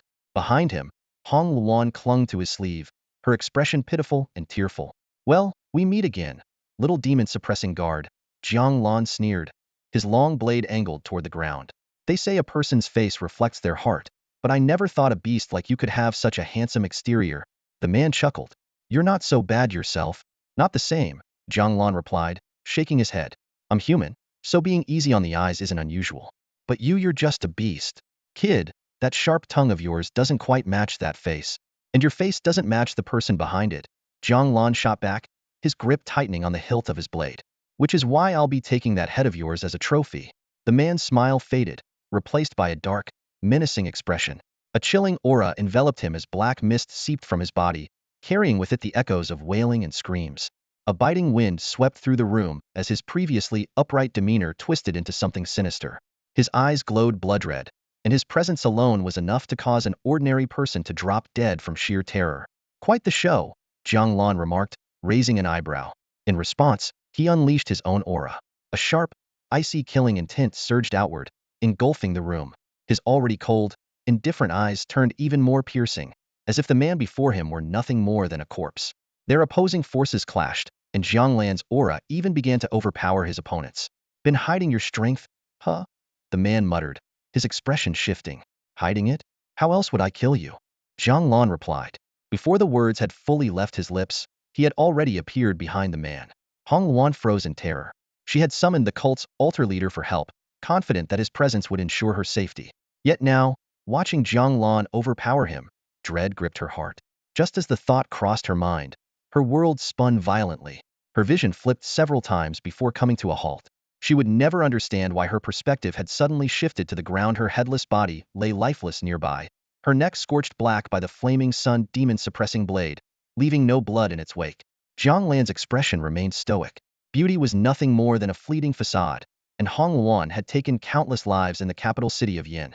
Her death was well-deserved. A system notification echoed in his mind, demon of the 7th Qi realm slain. Lifespan increased by 170 years. Remaining lifespan, 177 years. The reward was significantly less than the 300 years he had gained from killing Qiu Liangfeng and his men, even though Hong Luan had been stronger. There was no time to dwell on it. The man glanced at Hong Luan's severed head, his expression briefly stunned before breaking into a mocking laugh. Impressive, kid. Ruthless and decisive, I like that. Ever considered joining the Qingding cult? With skills like yours, the sect leader might even make you an altar leader. Thanks for the offer, but no thanks, Jiang Lan replied with a disdainful smirk. Killing altar leaders, though that's something I'm definitely interested in. Judging by the man's aura, their strength was evenly matched. While Jiang Lan held a slight edge, taking him down in one strike would be no easy feat. Kill me? The man's presence grew even darker, his voice dripping with malice. You'll need the skill to back that up. Jiang Lan said nothing more. With a burst of speed, he launched himself forward like an arrow, his blade slicing through the air with deadly precision. Clang! The crisp clash of metal echoed through the air as Jiang Lan's long blade collided fiercely with his opponent's iron claws. The force of the strike left his palm slightly numb. He raised his gaze to the man opposite him, his heart filled with caution. Since arriving in this world, no one had ever been able to withstand his first strike. The man withdrew his claws, a flicker of doubt flashing in his eyes. This young man's strength far exceeded his expectations. Reaching the 4th stage of the Gathering Essence realm in his early 20s was a talent that bordered on the unimaginable. Considering that it had taken him over a century of cultivation to barely reach the same level, the doubt in the man's eyes quickly turned to ruthless determination. Jiang Lan must die, he thought grimly. If such a prodigy were allowed to continue growing under the protection of the Demon Suppression Division, it would only be a matter of time before he became a major threat. Since recruiting him was out of the question, there was no choice but to eliminate him. In a blur of motion, the man darted forward like a phantom, his claws descending with terrifying force. Jiang Lan dared not hesitate. He immediately channeled his true energy into his Flame Sun demon-suppressing blade, which erupted in a brilliant golden-red glow. Clang! When blade and claw collided again, both fighters unleashed their full strength. Jiang Lan's feet sank into the wooden floor beneath him, while the man staggered back several steps from the impact. Kid, there's still time for you to join my Qingding sect, the man panted, his voice laced with menace. If you agree now, I'll let bygones be bygones. Let bygones be bygones? Jiang Lan let out a cold laugh, his blade slicing through the air once more. Why don't you ask the innocent souls you've slaughtered if they can forgive you? The battle intensified. Jiang Lan drew a willow leaf throwing knife with his left hand, infusing it with true energy until it transformed into a shadowy blade aimed straight for the man's heart. Although the man managed to avoid a fatal blow, the attack left 4 deep, bone-revealing gashes across his chest. The shadow blade had pierced his lung, leaving him gasping for breath. As the fight wore on, black mist began to thicken around the man, accompanied by the eerie cries of children. Jiang Lan's emotions churned as he watched, but he finally shook his head and murmured, "This time, I won't listen to Uncle Chun. I want to do the right thing, just this once." Before his words had fully faded, Jiang Lan appeared behind the man in a flash. The Flame Sun demon-suppressing blade erupted with a brilliance akin to the blazing sun.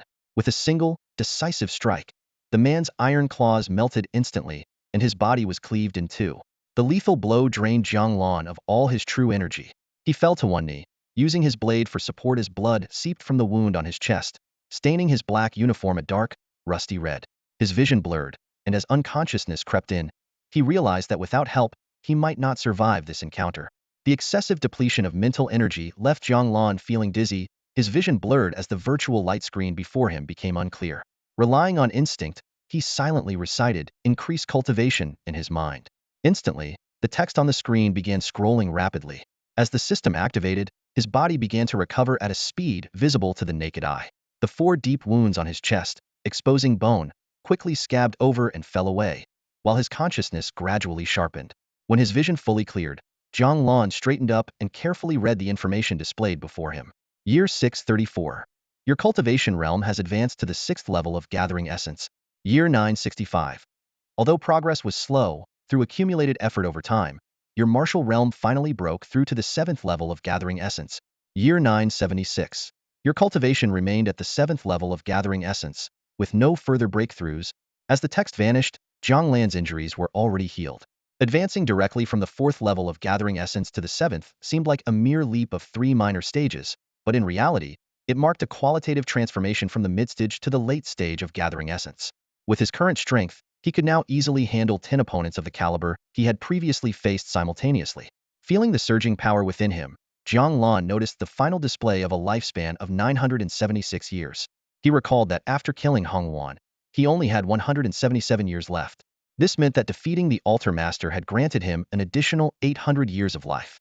This number far exceeded his expectations and gave him new insights into the rules of lifespan acquisition. It was likely tied to the disparity in cultivation levels between him and his opponents. Surveying his surroundings, Jiang Lan decided it was unwise to parade a corpse around in the inner city. Instead, he resolved to return to the Demon Suppression Division and let them handle the aftermath, including rescuing the prisoners held underground. Some of these captives might have had their minds forcibly altered, similar to Huang Ming's case, which would require the expertise of the mystics from the Miao Fa Pavilion to resolve. He quickly exited the room, closing the door behind him. Activating the Dragon Serpent movement technique, his figure transformed into an even faster blur than before, vaulting over the courtyard wall and heading straight for the outer city. Passing through the Azure Dragon Gate, he left only a gust of inexplicable wind behind, baffling the guards stationed there. Moments later, Jiang Lan appeared at the entrance of the Demon Suppression Division, still clad in his tattered, blood-stained black robe. Yu Ji, who was on duty, was startled by Jiang Lan's appearance and hurriedly stepped forward to inquire. Jiang Lan briefly instructed him to summon Uncle Chun, then headed directly to the Tiger Vanguard Hall to find the Centurion. At the entrance of the Tiger Vanguard Hall, a tall, burly man blocked his path. After Jiang Lan reported his name, the man quickly went to inform Qiu Rang. When Qiu Rang saw Jiang Lan covered in blood, he was visibly shocked. However, Jiang Lan got straight to the point, explaining the situation in the inner city and instructing him to bring mystics to handle the imprisoned individuals. After making these arrangements, Jiang Lan returned to the entrance of the Demon Suppression Division, where Chen Huguang was already waiting. Seeing Chen Huguang's concern, Jiang Lan responded with a reassuring smile, indicating that everything was fine. Once Chen Huguang confirmed that Jiang Lan was indeed uninjured, he finally breathed a sigh of relief and invited him home for a detailed discussion. A quarter of an hour later, at Chen Huguang's home, Wu Qingyun and Chen Huguang listened to Jiang Lan's account, their eyes widening in disbelief, their expressions brimming with shock. Especially Wu Qingyun, who, as someone in the know, was fully aware of the strength of a Qingdang sect inner hall master, a level equivalent to his own, while an altar master was even more formidable. Yet here stood Jiang Lan, who was merely at the 5th level of Qi nourishment, claiming to have killed an altar master and looking completely unfazed. You really killed him? Wu Qingyun asked in disbelief. Jiang Lan smiled faintly. I didn't touch the body. It's still there. Wu Qingyun's breathing grew heavier. Forget the body for a moment. What level was that altar master? 4th level of Yuan gathering, Jiang Lan replied straightforwardly. This kind of thing couldn't be hidden. The body would reveal the deceased's strength anyway. 4th level. That's not two. Wu Qingyun stopped mid-sentence, suddenly raising his head as his voice turned sharp. Wait, what level? Jiang Lan looked at the upright and righteous man before him, whose pitch had suddenly gone shrill, and his expression turned a bit peculiar. Yuan gathering. Wait. Wu Qingyun waved his hands repeatedly. Aren't you in Qi nourishment? Had a lucky breakthrough, Jiang Lan said with a shrug. Lucky? Wu Qingyun was on the verge of losing it. Can someone tell me how it's possible to luckily go from the 5th level of Qi nourishment to a level capable of killing a 4th level Yuan gathering practitioner in a single day? Wu Qingyun stood up, confirmed the direction of the Gongjin Avenue, and left without hesitation. He had already realized that Jiang Lan must have been hiding his true capabilities. His next step was to find Lord Dingyuan Marquis to verify the body together. However, even Lord Dingyuan, who was at the 3rd level of Yuan gathering, might have difficulty making a final judgment. This matter could very well require the attention of the Director General. In the courtyard, Chen Huguang scrutinized Jiang Lan closely. Lanner, are you really Lanner? Skin tempering, bone refining, Qi nourishment those he could accept. But Yuan gathering? How old was Jiang Lan, after all? Chen Huguang, who had spent most of his life cultivating, had only reached the 3rd level of bone refining. With his limited imagination, he couldn't begin to fathom how Jiang Lan had reached such a level. Jiang Lan smiled and reassured him. Uncle Chun, what are you imagining? I didn't say anything at first because I was afraid it would scare you. I did have some fortuitous encounters, but rest assured, Jiang Lan will always be Jiang Lan. Chen Huguang gradually calmed down, and the two continued talking. They chatted from dawn until dusk, and Chen Huguang's last traces of doubt were finally dispelled. Lanner, stay for dinner before you leave. Jiang Lan yawned and casually popped a longan into his mouth. No thanks. I'm a bit tired and need to go home and rest. He hadn't slept the previous night and had engaged in a fierce battle today. As the sun set, exhaustion crept over him. Despite Shenhuguang's concern and his invitation to stay the night, Jiang Lan politely declined and set off alone on his way home. The streets were still bustling with activity. He stopped in front of a stall selling baked flatbreads when he noticed a familiar face, a young monk he hadn't seen since they parted ways in Shaonan village. Bai Jing monk. The fair-skinned, rosy-cheeked young monk looked up at the sound of his name, his face lighting up with joy. Jiang benefactor? Bai Jing turned to face Jiang Lan, clasped his hands together, and chanted, Umitba. Then he said, thanks to your warning that day, this humble monk was able to save his life. Hearing Bao Jing's words, a flicker of interest sparked in Jiang Lan's eyes. So the village chief of Shaonan village really has a problem? Yes, Bao Jing replied in a low voice. Zhang Jiao and I barely escaped from Shaonan village with our lives. Jiang Lan didn't press for details. Instead, he asked, the village chief's dead? According to Zhang Jiao, yes. Upon learning of the chief's death, Jiang Lan's interest waned considerably. If the man were still alive, he might have been of use, perhaps even extending Jiang Lan's own lifespan. Turning suddenly to Bao Jing, he asked, Zhang Jiao said he's dead? Weren't you there too? A hint of embarrassment crossed Bao Jing's face, and his cheeks flushed slightly. I seem to have lost myself in a daze at the time. When I came to, I was already back at the office. What I just told you, it's all what Zhang Jiao shared with me. Jiang Lan smirked inwardly. Had seen Bao Jing in his so-called dazed states before and had good reason to doubt the dramatic narrow escape story. Stepping forward, Jiang Lan patted Bao Jing lightly on the shoulder. How about coming over to my place for a while? He was, after all, quite intrigued by this unusual young monk. Umitba. Bao Jing clasped his hands together in a gesture of refusal. Thank you, Jiang benefactor, but I must decline. I've been recovering from injuries these past few days, and I should return to the office today to check in. Jiang Lan didn't insist. Weariness had begun to creep in, and rest seemed far more pressing. Upon returning to his small courtyard, everything appeared as it should. As was his habit, he carefully inspected the room for any signs of tampering. Satisfied, he changed clothes and lay down on the bed. Exhaling a long breath, he muttered, finally, and allowed himself a moment of respite. Yet as he lay on the wooden bed, tossing and turning, a fleeting thought crossed his mind still carried a death curse. But the notion quickly dissipated. As Hong Wan had explained, the mountain lord who had cast the technique was only at the 5th level of the Qi refinement stage, far too weak to pose any real threat to him now. And as for the ominous warnings from the Green Lantern sect's leader, Chun Hegwangthi were likely just scare tactics to lure him into their fold. Gradually, his thoughts blurred, and Jiang Lan slipped into sleep. When he opened his eyes again, he found himself in a hellish landscape. He stood on a weathered stone bridge, beneath which flowed a river of blood, its surface littered with countless bleached bones drifting in the putrid waters. Beyond stretched an endless desolate plain, shrouded in a faint green mist, with scattered, solitary grave mounds dotting the horizon. The air was cold and biting. Jiang Lan shivered, realizing he was dreaming. Though Head had lucid dreams before, none had ever felt this vivid or this eerie. Looking up, he saw a dim, otherworldly moon of a bluish-purple hue hanging in the sky, its light faint and unsettling. A historical account surfaced in his mind. In the 32nd year of Shenwu, the azure-faced demon appeared, devouring the sun and replacing it with the azure glow, plunging the land into a frozen wasteland where crops withered, famine spread, and countless perished. Could this be the legendary azure glow? The moonlight felt like blades, slicing through him and chilling him to the bone. Suddenly, in the void beside the moon, a massive azure lotus platform materialized. Atop it stood the silhouette of a woman in flowing azure robes. Her face was obscured by mist, making her features indistinct, yet Jiang Lan was overcome by an inexplicable sense of peace, as if remaining in this moment forever wouldn't be so bad. Then, abruptly, the woman opened her eyes. In that instant, an overwhelming chill surged forth, threatening to freeze his very soul. Her almond-shaped eyes, though undeniably beautiful, were utterly devoid of human emotion, like bottomless abysses. Jiang Lan wanted to avert his gaze, but found himself unable even to blink. The cold continued to seep into him, and just as he thought he might be trapped in this dream forever, a distant sound broke through the rhythmic clanging of a night watchman's gong. The night is dry, beware of fire. Jiang Lan jolted awake, gasping for breath. It took him a full moment to calm down, his heart still pounding as he sat up. What had caused such a dream? Was the woman the so-called Green Lantern goddess? What could a mere town demon's lair like him have done to draw the attention of such an entity? Never had he felt so close to death. If not for the night watchman's gong, he feared he might have been trapped in that dreamscape forever. A gust of icy wind slipped through the cracks of the window, brushing against his face. Jiang Lan froze, his expression stiffening this cold.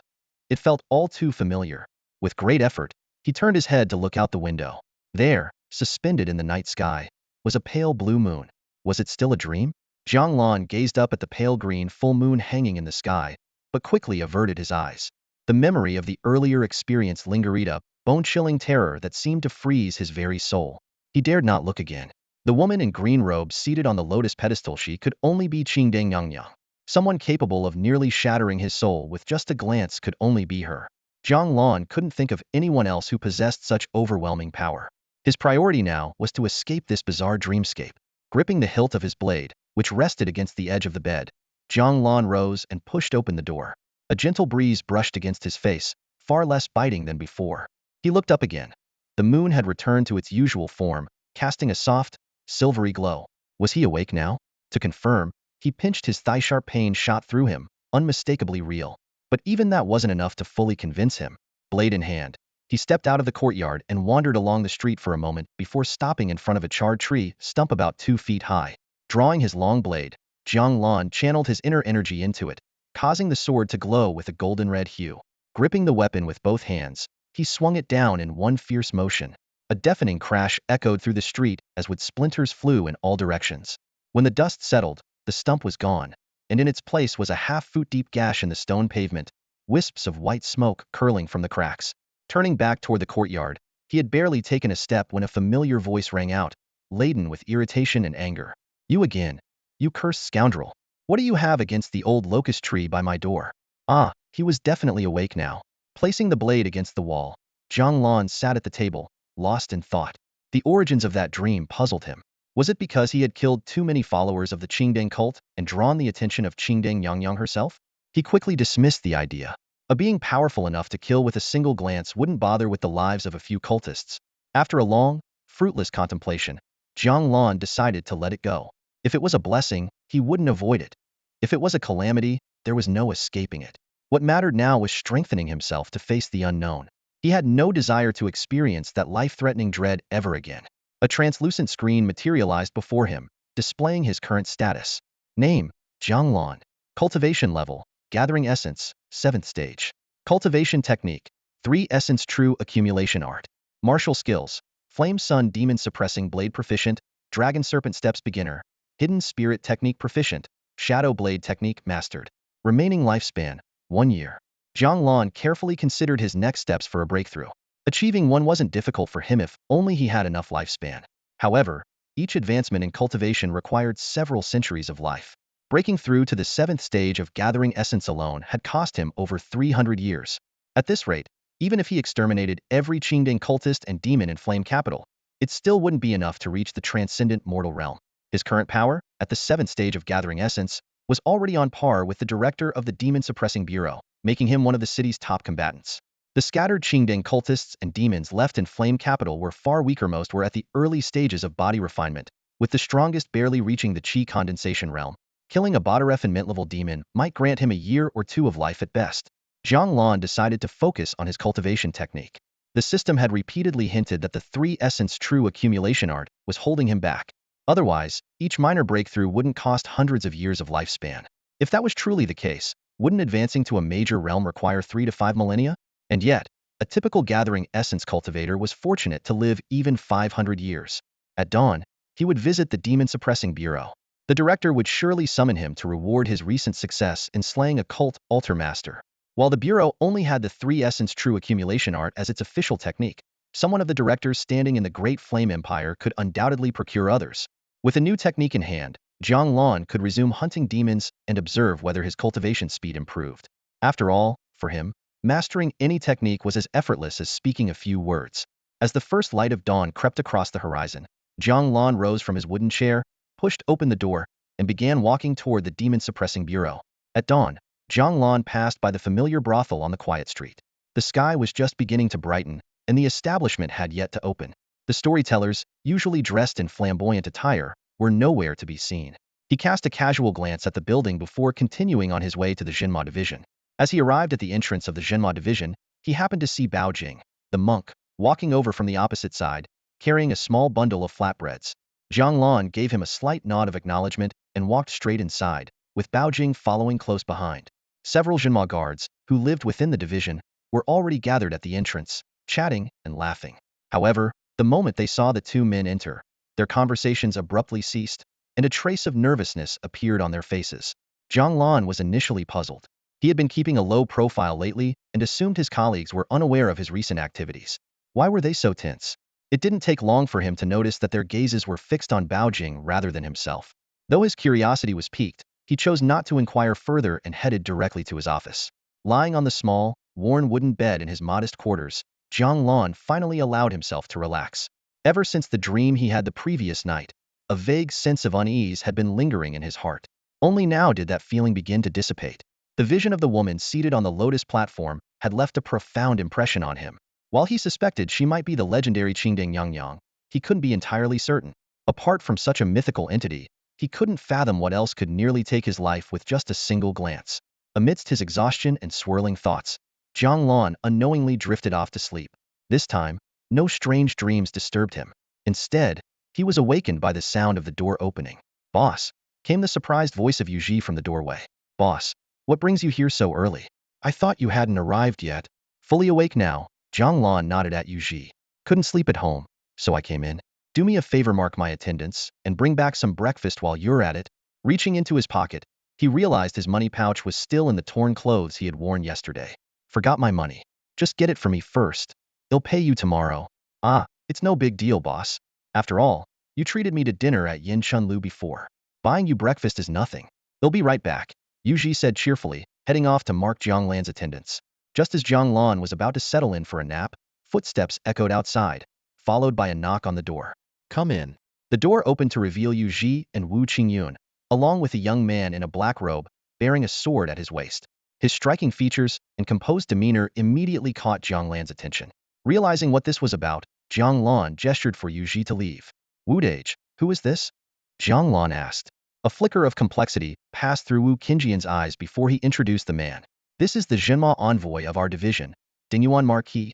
As a fourth-ranked official, the Jinma envoy outranked the Qianhu and typically commanded 3 of them. Jiang Lan rose to his feet and bowed to the man in black. "Greetings, Dingyuan Marquis." "No need for formalities," the young man said impassively. "The division chief requests your presence." Jiang Lan was slightly taken aback. He had anticipated that the division chief might summon him regarding yesterday's incident in the inner city, but he hadn't expected it to happen so soon. Judging by the timing, it seemed the two had deliberately come during the attendance check. "Let's go then," Jiang Lan said calmly. Although he wasn't entirely sure of the division chief's cultivation level, he was certain that no transcendent realm experts were publicly known in Diyan. With his own cultivation at the 7th level of the Gathering Yuan stage, he figured the gap between him and the division chief wouldn't be insurmountable. Besides, his conscience was clear, and he had nothing to fear. The young man led the way, with Wu Qingyun walking alongside Jiang Lan. The 3 proceeded silently along the cobblestone path until they reached a grand pavilion deep within the division's grounds. The building, with its elegant eaves and imposing presence, exuded an air of authority. A massive plaque hung above the entrance, inscribed with the words Zhenma Division in bold, powerful strokes. Even though Jiang Lan knew little about calligraphy, he could sense the extraordinary energy emanating from the characters. However, that energy seemed to have no effect on him. At the door, the young man in black knocked lightly. "Enter." "After you, Jiangxiage," the young man said, gesturing for him to go inside. Jiang Lan pushed open the door of the small building and stepped inside. In front of him was a spacious hall, at the center of which stood a massive table. On the table was a sheet of pristine white Xian paper. Sitting behind the table was a man dressed in a white robe adorned with dark patterns, none other than Zhou Buqing, the current director of the Demon Suppression Division. Despite his title, Zhou looked more like a middle-aged scholar, with a head of white hair framing a face devoid of any wrinkles. The director looked up, his gaze sweeping over Jiang Lan. "You are Jiang Lan?" Subordinate Jiang Lan greets the director. Jiang Lan bowed slightly. By protocol, a demon suppression guard meeting the director should kneel on one knee, but Jiang Lan did not follow this custom. The director, however, seemed unconcerned. "Come here," the director said curtly. Jiang Lan stepped closer to the table. "Over here," the director added. Jiang Lan walked around the large table and stood beside him. The director picked up a brush from the inkstone and handed it to Jiang Lan. "Write something. Anything you want." Jiang Lan took the brush and stared at the Xian paper before him. The characters of the Great Yin Kingdom were remarkably similar to the ones he had used in his past life. Other than chalking it up to coincidence, he could think of no other explanation. Thanks to his integrated memories, writing these characters came naturally to him. Yet, for a moment, he hesitated, unsure of what to write. Then, scenes from the past few days flashed through his mind, finally settling on one vivid image the moment he struck down the leader of the Qingding cult with a single blow. A surge of boldness filled his chest.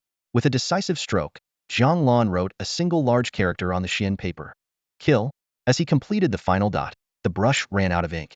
Undeterred, he used the tip of the brush to tear a small slit in the paper to mark the dot. After finishing, Jiang Lan stepped back. The director studied the bold character on the paper and chuckled, shaking his head. Young Piapliso full of aggression. But then again, without that fire, you wouldn't be able to withstand the chaos of this world. Jiang Lan did not respond. In truth, he wasn't inherently aggressive. He simply didn't want to die. Since he had chosen to live, it was inevitable that demons and monsters would have to perish instead. All right, you may go. Go back and prepare, the director said, waving him off. Prepare for what? Prepare for a promotion. Starting tomorrow, you'll be a demon suppression envoy. Jiang Lan was genuinely stunned.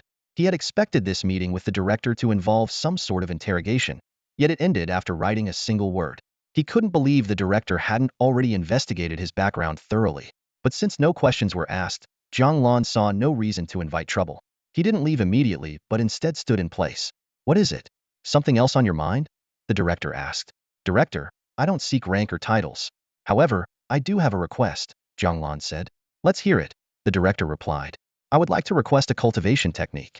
Anything will do, as long as it's not the Sanyuan Yunjin manual. The director didn't even ask why. He simply nodded. Come find me after the handover tomorrow, and he'll give it to you. The straightforwardness of his response caught Jiang Lan off guard. After all, there were fewer than 5 publicly known cultivation techniques in the entire Great Yin Kingdom. Even for the director of the Demon Suppression Division, obtaining a new technique was no small feat. Thank you, director. Jiang Lan bowed and left the room. The director watched his retreating figure for a long moment before closing his eyes in silence.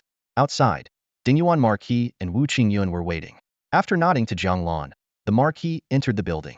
Wu Qingyun approached Jiang Lan and asked, All done? Jiang Lan nodded. Come on, they'll walk you out, Wu Qingyun said. As they walked, he glanced at Jiang Lan. Why did it end so quickly? What did the director say to you? Not much, Jiang Lan replied casually.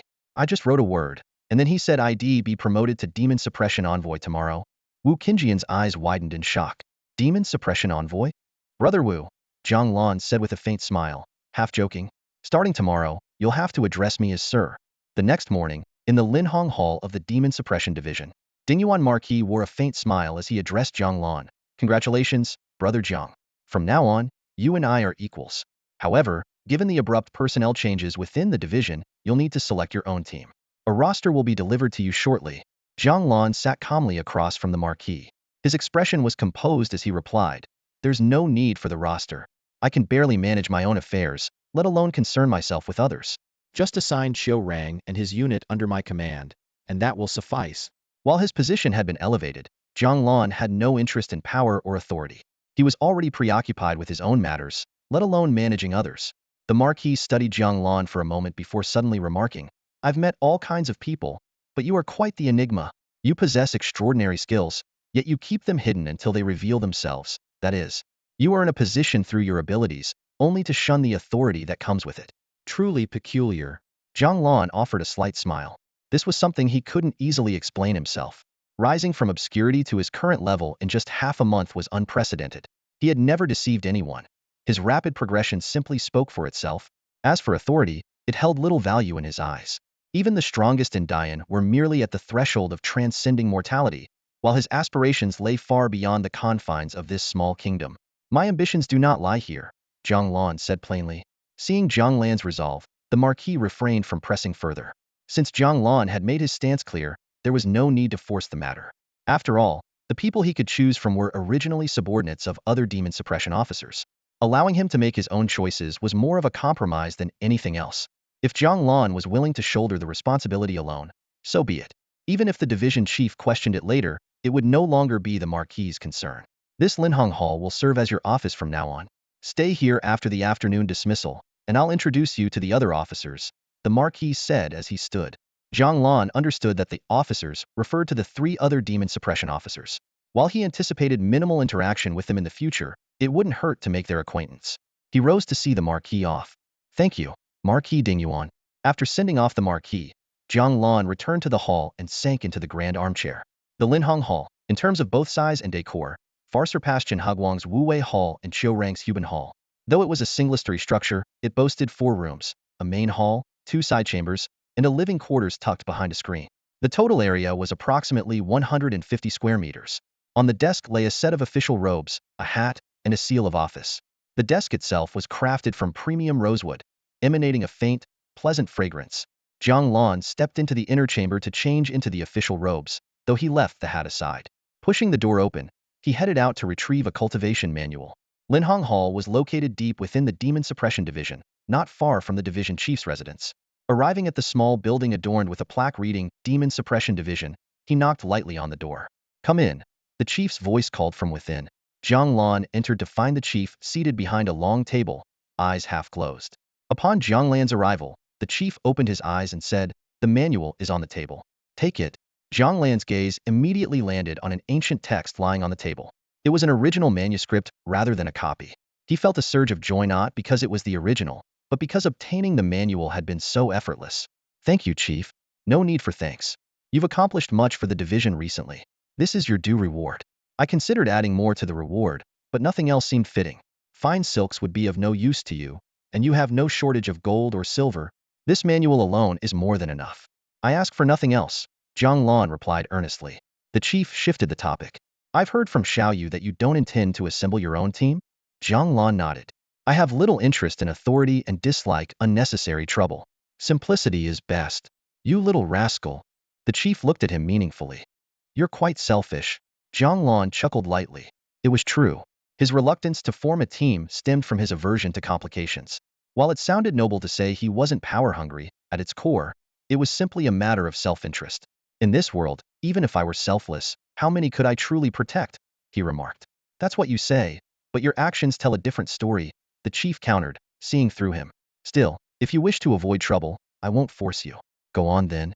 "Understood. I'll take my leave." Jiang Lan picked up the manual and exited the room.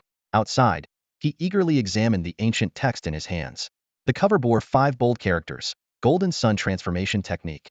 His heart surged with excitement as he tucked the manual into his chest and turned back toward Linhong Hall. Upon reaching the hall, he noticed 3 white-robed attendants waiting anxiously at the entrance. Even the usually bold Yuji hesitated for a long time before stepping forward and timidly calling out, "Boss." Jiang Lan smiled as he pushed open the doors to Linhong Hall. "Let's talk inside," he said. The 4 of them entered the hall. Jiang Lan, calm and composed, took a seat in the grand armchair, while Yuji and the other 2 stood nervously a short distance away. Noticing their unease, Jiang Lan chuckled and said, "Why so tense?" Yuji swallowed hard and stammered after a long pause, "Nothing, just, boss, you're now." Their reaction was understandable. Just moments ago, everyone in the Demon Suppression Division had witnessed Jiang Lan's meteoric rise, leaping 4 ranks in one go, from an ordinary demon suppressor to a demon suppression envoy. The change in status was worlds apart. As mere white-clad aides, Yuji and his companions had to address even a captain with respect, and they were utterly intimidated by a commander. Now, Jiang Lan had surpassed both ranks, becoming a demon suppression envoy directly. Sensing the shift in their attitudes, Jiang Lan reassured them, "I've been promoted, sure, but I'm still the same person. Nothing's changed. There's no need to be afraid." Yuji couldn't help but think to himself, how could it still be the same? Even if the boss personality hadn't changed, his new title as a demon suppression envoy was no small matter. They couldn't possibly treat him as casually as before. Zhang Wan and Zhao Wu remained silent, with Zhang Wan, who was usually the lively one, now subdued under the weight of the situation. Seeing their continued nervousness, Jiang Lan chose not to press further. Time would help them adjust. While it was true that, given his current rank, the 3 of them technically weren't qualified to stay by his side, Jiang Lan didn't care much about such formalities. In fact, without their help fetching breakfast or running errands, he felt a bit out of sorts. Leaning back in his chair, Jiang Lan gave an order. "If you're not busy, go fetch Captain Chen and Centurion Xiu for me." The 3 of them seemed relieved, nodding quickly before hurrying off. Just as Jiang Lan was about to pull out the manual tucked in his robe, a knock came at the door. Moments later, Chen Huguang and Qiurang entered. The 2 were about to kneel, but Jiang Lan immediately stood up, stopping them and guiding them to nearby chairs. "No need for formalities," he said. Though he had adapted to this world, Jiang Lan still wasn't accustomed to such ceremonial gestures. Once seated again, he spoke plainly, "We're all on the same side here, so let's skip the pleasantries." Just handle official matters as usual and pretend I'm not here. The reason I called you today is simple. If you discover any traces of demons or members of the Qingdang cult, make sure to let me know. Aside from cultivation techniques, demons were the only thing that piqued Jiang Lan's interest. Now, with Qiu Rang's men, along with Chen Hugguang and his group, there was little chance that any demonic activity in Yin City would go unnoticed. Although he had only requested one squad from Marquis Dingyuan, counting Yu Ji and the others, he now had over a dozen people under his command. Both Chen and Qiu nodded in agreement. Just as Jiang Lan was about to wrap up the discussion, a thought crossed his mind. He turned to Qiu Rang and asked, "By the way, what's the story with that young monk, Bao Jing?" The others seemed to look at him rather strangely. "You don't know?" Qiu Rang blurted out but quickly caught himself and clarified, "I don't know all the details, but according to Zhangjiu, Bao Jing had some sort of outburst and killed the village chief of Shaonan village." "Killed?" Jiang Lan asked, surprised. That was quite different from the story Bao Jing had told about barely escaping with his life. "The village chief was a dark cultivator," Qiu Rang added. Jiang Lan let out a breath of relief but still found it odd. It's just a dark cultivator. Why is everyone so afraid of him? It's as if he didn't just kill the dark cultivator, but ate him. Qiu Rang finished with a wry smile. That's exactly it. Zhangjiu himself said that after killing the village chief, Bao Jing ate him. If he hadn't run away fast enough, he might been next. Somehow, the story spread. Jiang Lan froze in shock. He hadn't expected his guess to be so accurate. Just as he was about to make a joke about how Bao Jing, as a monk, shouldn't be eating meat, another thought struck him. If he's that dangerous, why hasn't he been restrained? Qiu Rang shook his head. That kid grew up under my watch. He's usually very well behaved and only loses control when he encounters demons. Besides, he hasn't done anything wrong. Looking at Qiu Rang's expression, Jiang Lan posed a new question. Qiu Rang explained that Bao Jing would lose consciousness whenever he had one of his episodisa condition he had been dealing with for years. This answer piqued Jiang Lan's curiosity. Jiang Lan only knew bits and pieces about the monk Bao Jing's past. It was said that the temple he belonged to had been attacked by demons, resulting in the massacre of all the monks. Bao Jing survived only because he was not at the temple at the time. However, his peculiar episodes raised questions. If his condition was truly caused by the trauma of encountering demons, wouldn't he be overcome with uncontrollable fear at the sight of them, rather than simply losing consciousness? What exactly happened to Bao Jing back then? Tell me in detail. Jiang Lan pressed. Qiu Rang's gaze shifted upward as he seemed to delve into his memories. After a brief pause, he began to speak slowly. 2 years ago, the Baoping Temple in the west of the city was invaded by demons. By the time I received the news and arrived, all the monks in the temple had been killed, and the demons had vanished without a trace. We searched the entire temple for hours, and eventually found Bao Jing in a side hall. At the time, Bao Jing was standing there, holding a bag of flatbreads, staring blankly as if his soul had left his body. We searched every corner of the temple and found no other survivors. Feeling sorry for him, I brought him back to the Demon Suppression Division. I originally planned to let him recuperate for a few days and then send him on his way, but unexpectedly, the boy showed remarkable talent in martial arts, so we decided to keep him. Jiang Lan frowned slightly. A side hall? Yes, the side hall on the far right in the deepest part of Baoping Temple.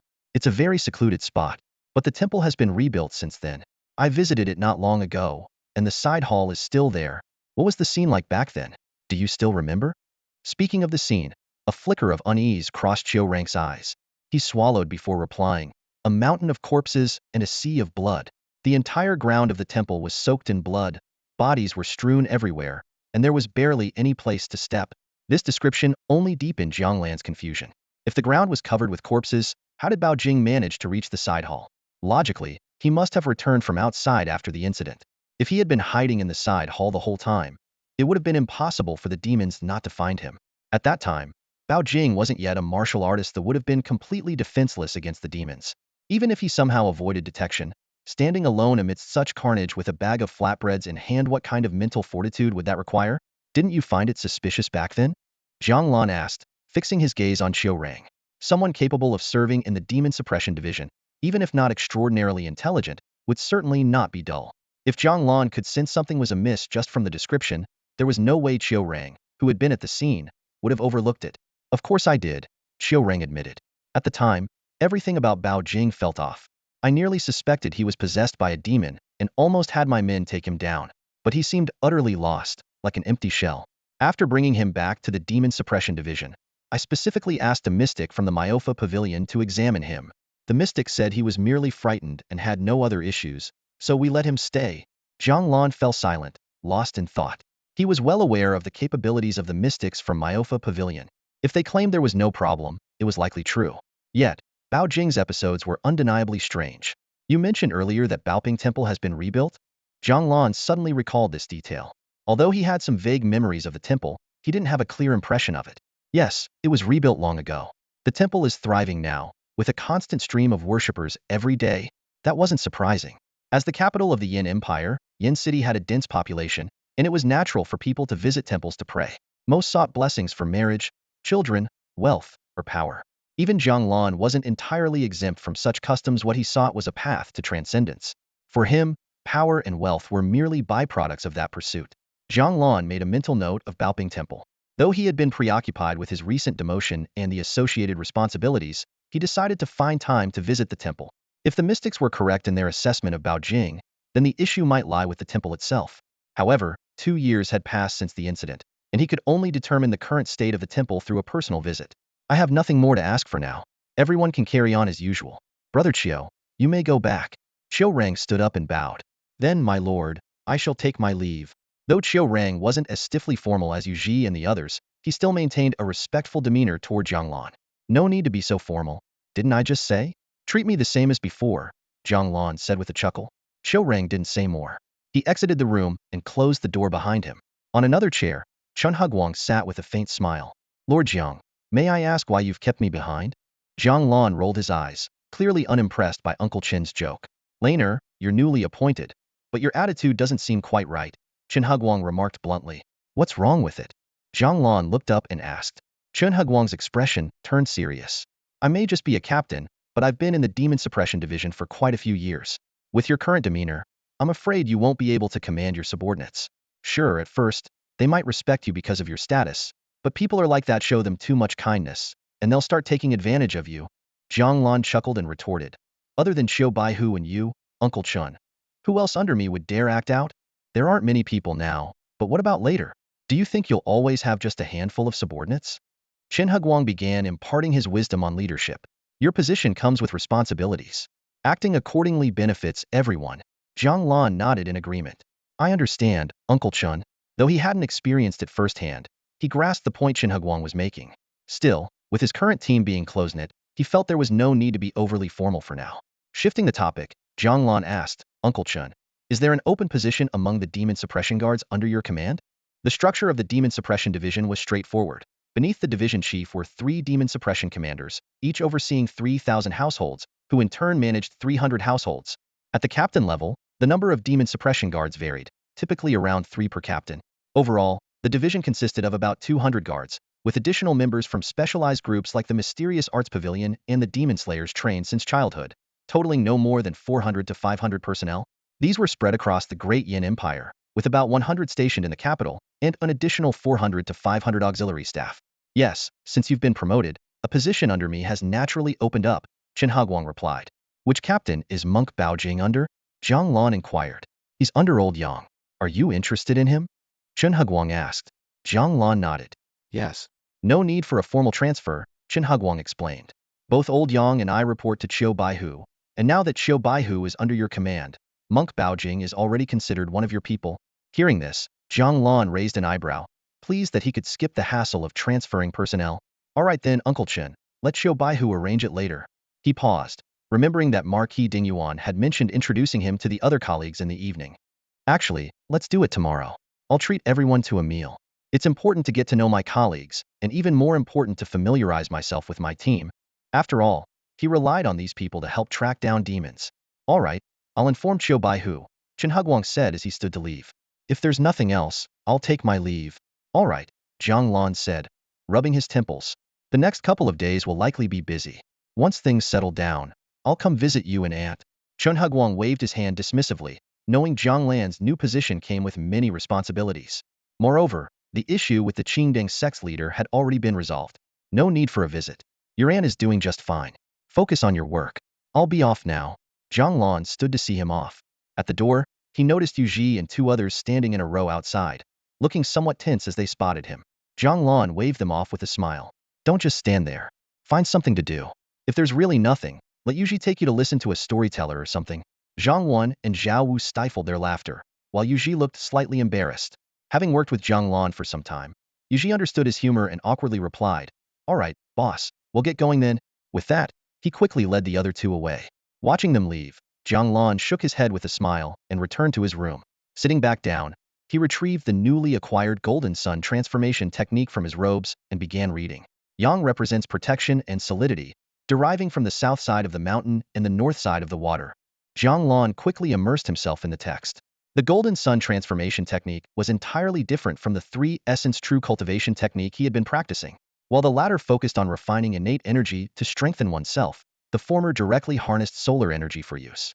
However, these differences didn't matter much to Jiang Lan. He didn't need to cultivate the techniques himself. He simply infused them with his lifespan. Currently, advancing even a small realm required hundreds of years of lifespan. Instead of painstakingly cultivating, it was far more practical to hunt demons to extend his life. With his limited lifespan, he wouldn't make much progress even if he practiced diligently. Jiang Lan devoted himself entirely to studying the technique. After an unknown amount of time, a system notification chimed. Golden Sun transformation technique has been learned. Jiang Lan closed the book and exhaled deeply. A virtual screen appeared before him. Name, Jiang Lan. Cultivation, Gathering Qi, Stage 7. Techniques, 3 Essence True Cultivation Technique, Golden Sun Transformation Technique. Martial Skills, Fiery Sun Demon Suppression Blade Minor Accomplishment, Dragon Swim Technique Beginner, Hidden Spirit Technique Minor Accomplishment, Shadow Blade Technique Mastery. Remaining Lifespan, 1 year. You can enhance techniques and skills by infusing lifespan. You can extend lifespan by subduing or slaying demons. Looking at the information displayed, Jiang Lan couldn't help but smile wryly. It seemed he couldn't test his theories just yet. His immediate priority was to find some demons. Otherwise, he might succumb to old age before achieving anything. Setting aside his thoughts, Jiang Lan stepped out of the Linhong Hall. By now, it was late afternoon, the end of the workday. He stood at the entrance, recalling that Marquis Dingyuan had promised to introduce him to the other demon suppression commanders. While he was lost in thought, 3 figures appeared in the distance, walking toward him. Leading the group was none other than the sharpied and commanding Dingyuan Marquis, a long blade strapped to his waist. Behind him stood 2 men in black robes, each exuding a distinct aura.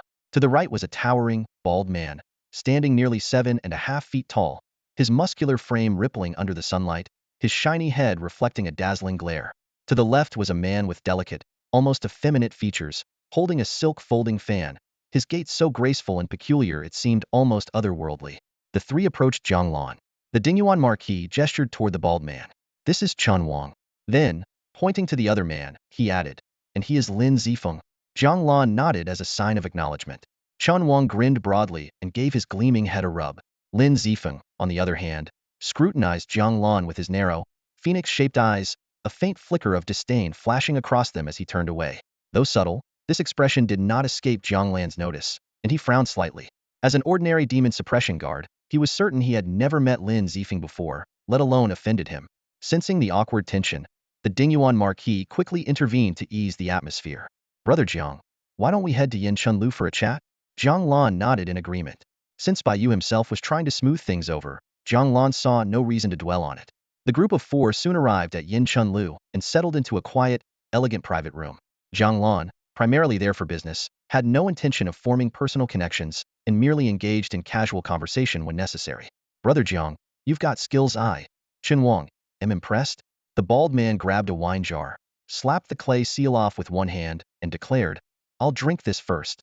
Without hesitation, he downed the entire jar in one go. Jiang Lan was taken aback. That jar held 5 caddies of rice wine, yet Chen Wang treated it as a single cup.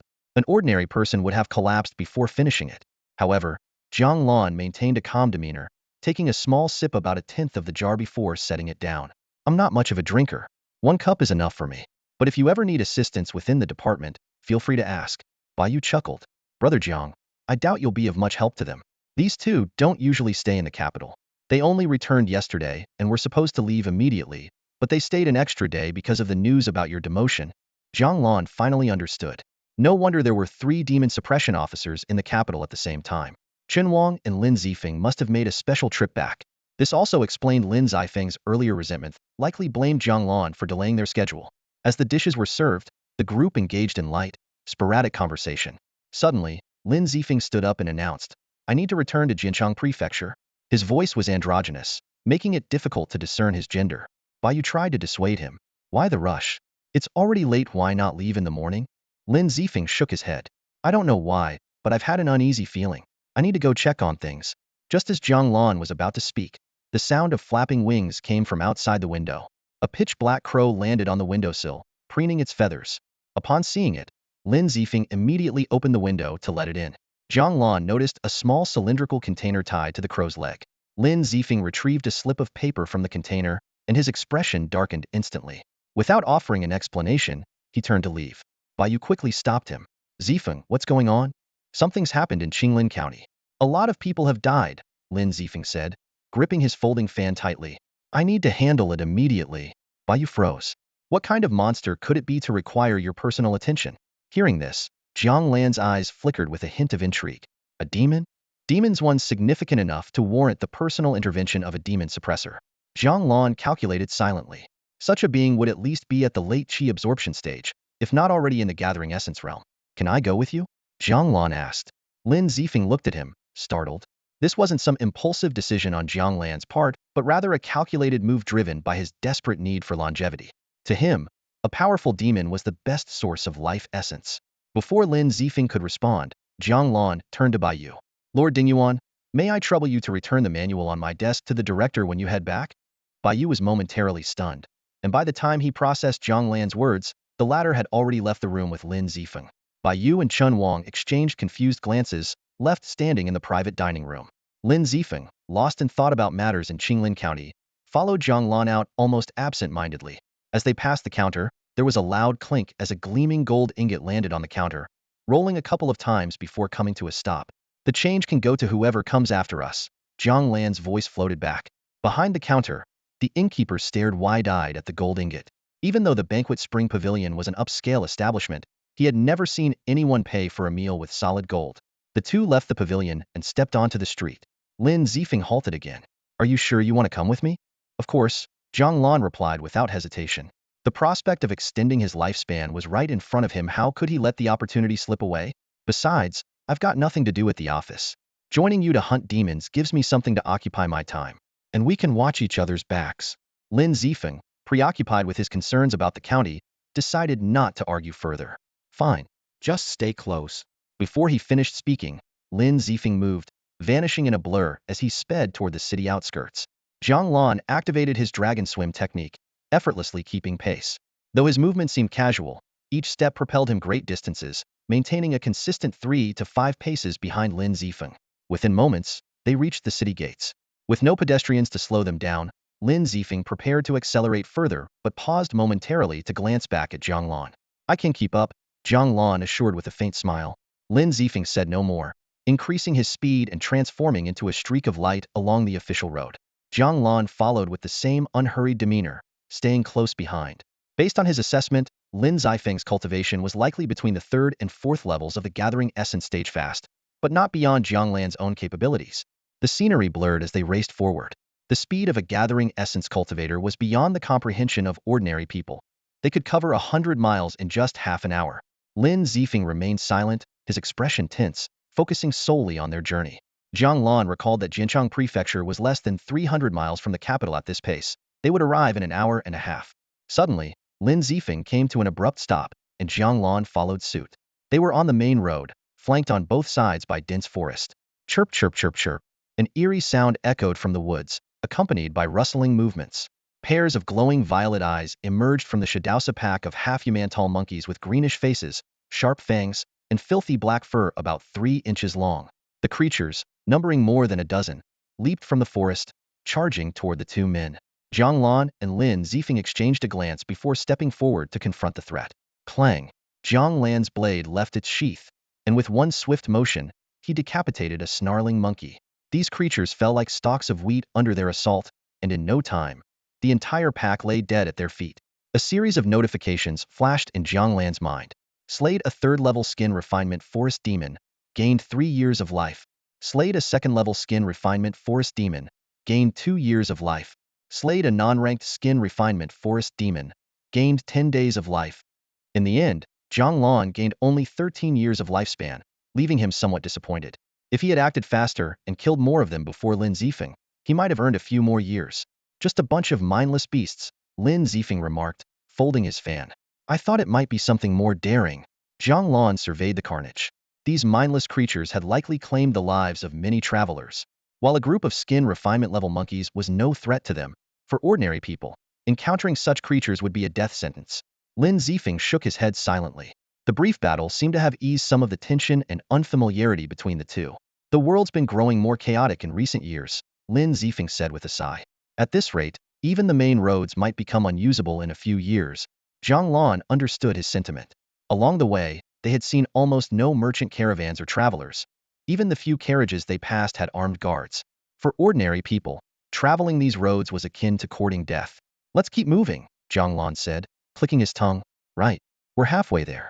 Let's pick up the pace, Lin Zifeng agreed. His tone now serious, a stark contrast to the flamboyant demeanor he had displayed earlier at the pavilion. Jiang Lan nodded and resumed following. Half an hour later, Jiang Lan's eyes narrowed as he gazed into the distance. His pupils constricted sharply. Beneath the crumbling city walls ahead, flames roared skyward, and thick, black smoke blanketed the horizon.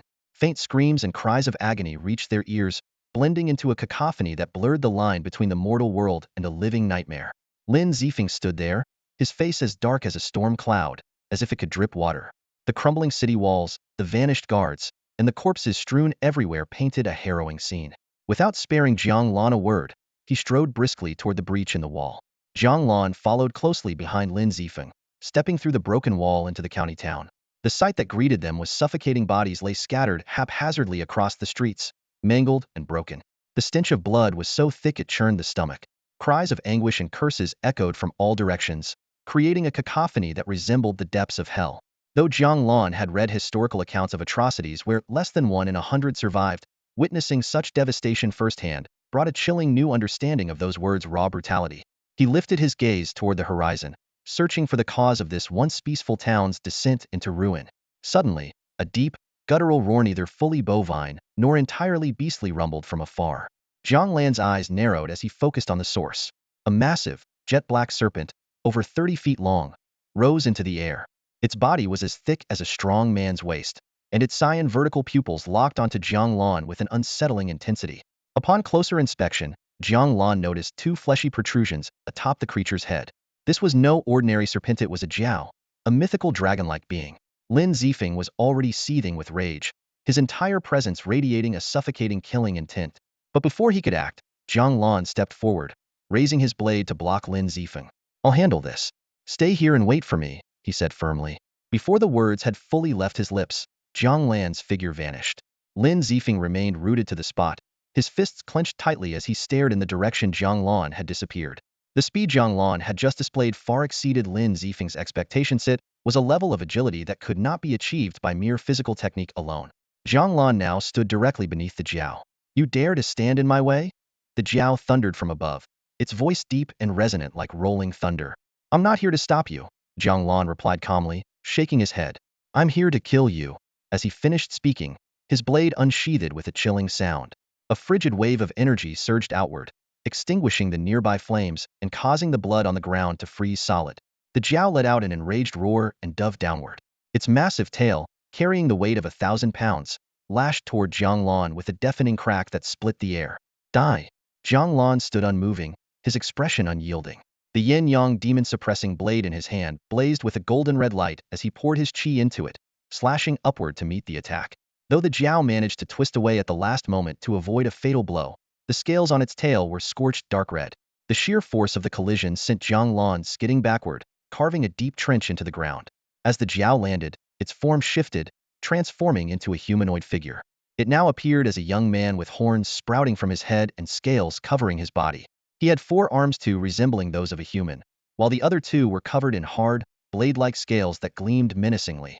It's been a long time since I've encountered blood as strong as yours, the jiao, now in human form, hissed, its forked tongue flicking out. Devouring you will be worth more than this entire county's people.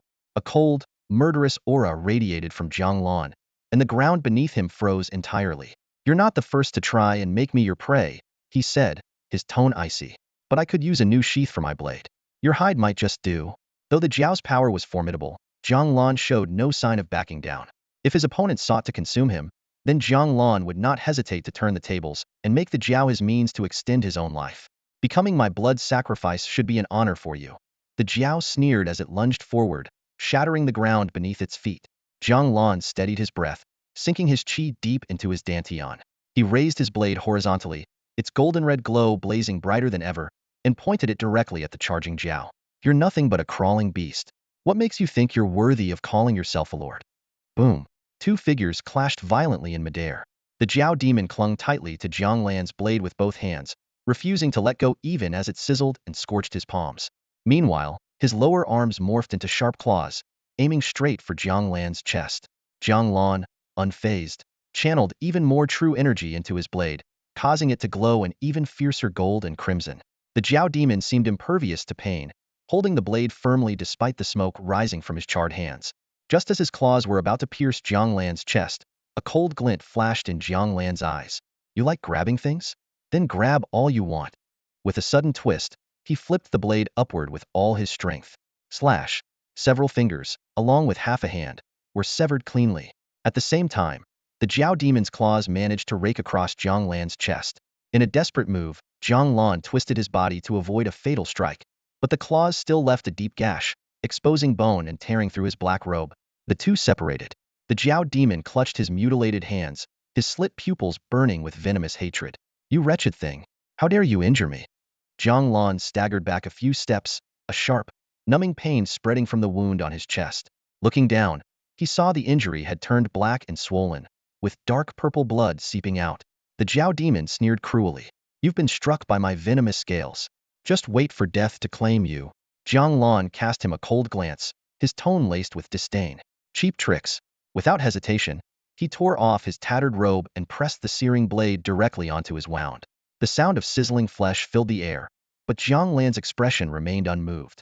Inwardly, however, he mused, this is quite a unique sensation. If I ever need to interrogate someone, a branding iron might come in handy. After a few heartbeats, he lifted the blade. The blackened poison receded, leaving behind charred flesh, but the venom had been neutralized. Just then, a figure darted toward them from the distance. It was Lin Zifeng. Without a word, he flung his folding fan at the Jiao demon, aiming straight for his head. The Jiao demon, now attacked from both sides, had no choice but to hastily defend himself.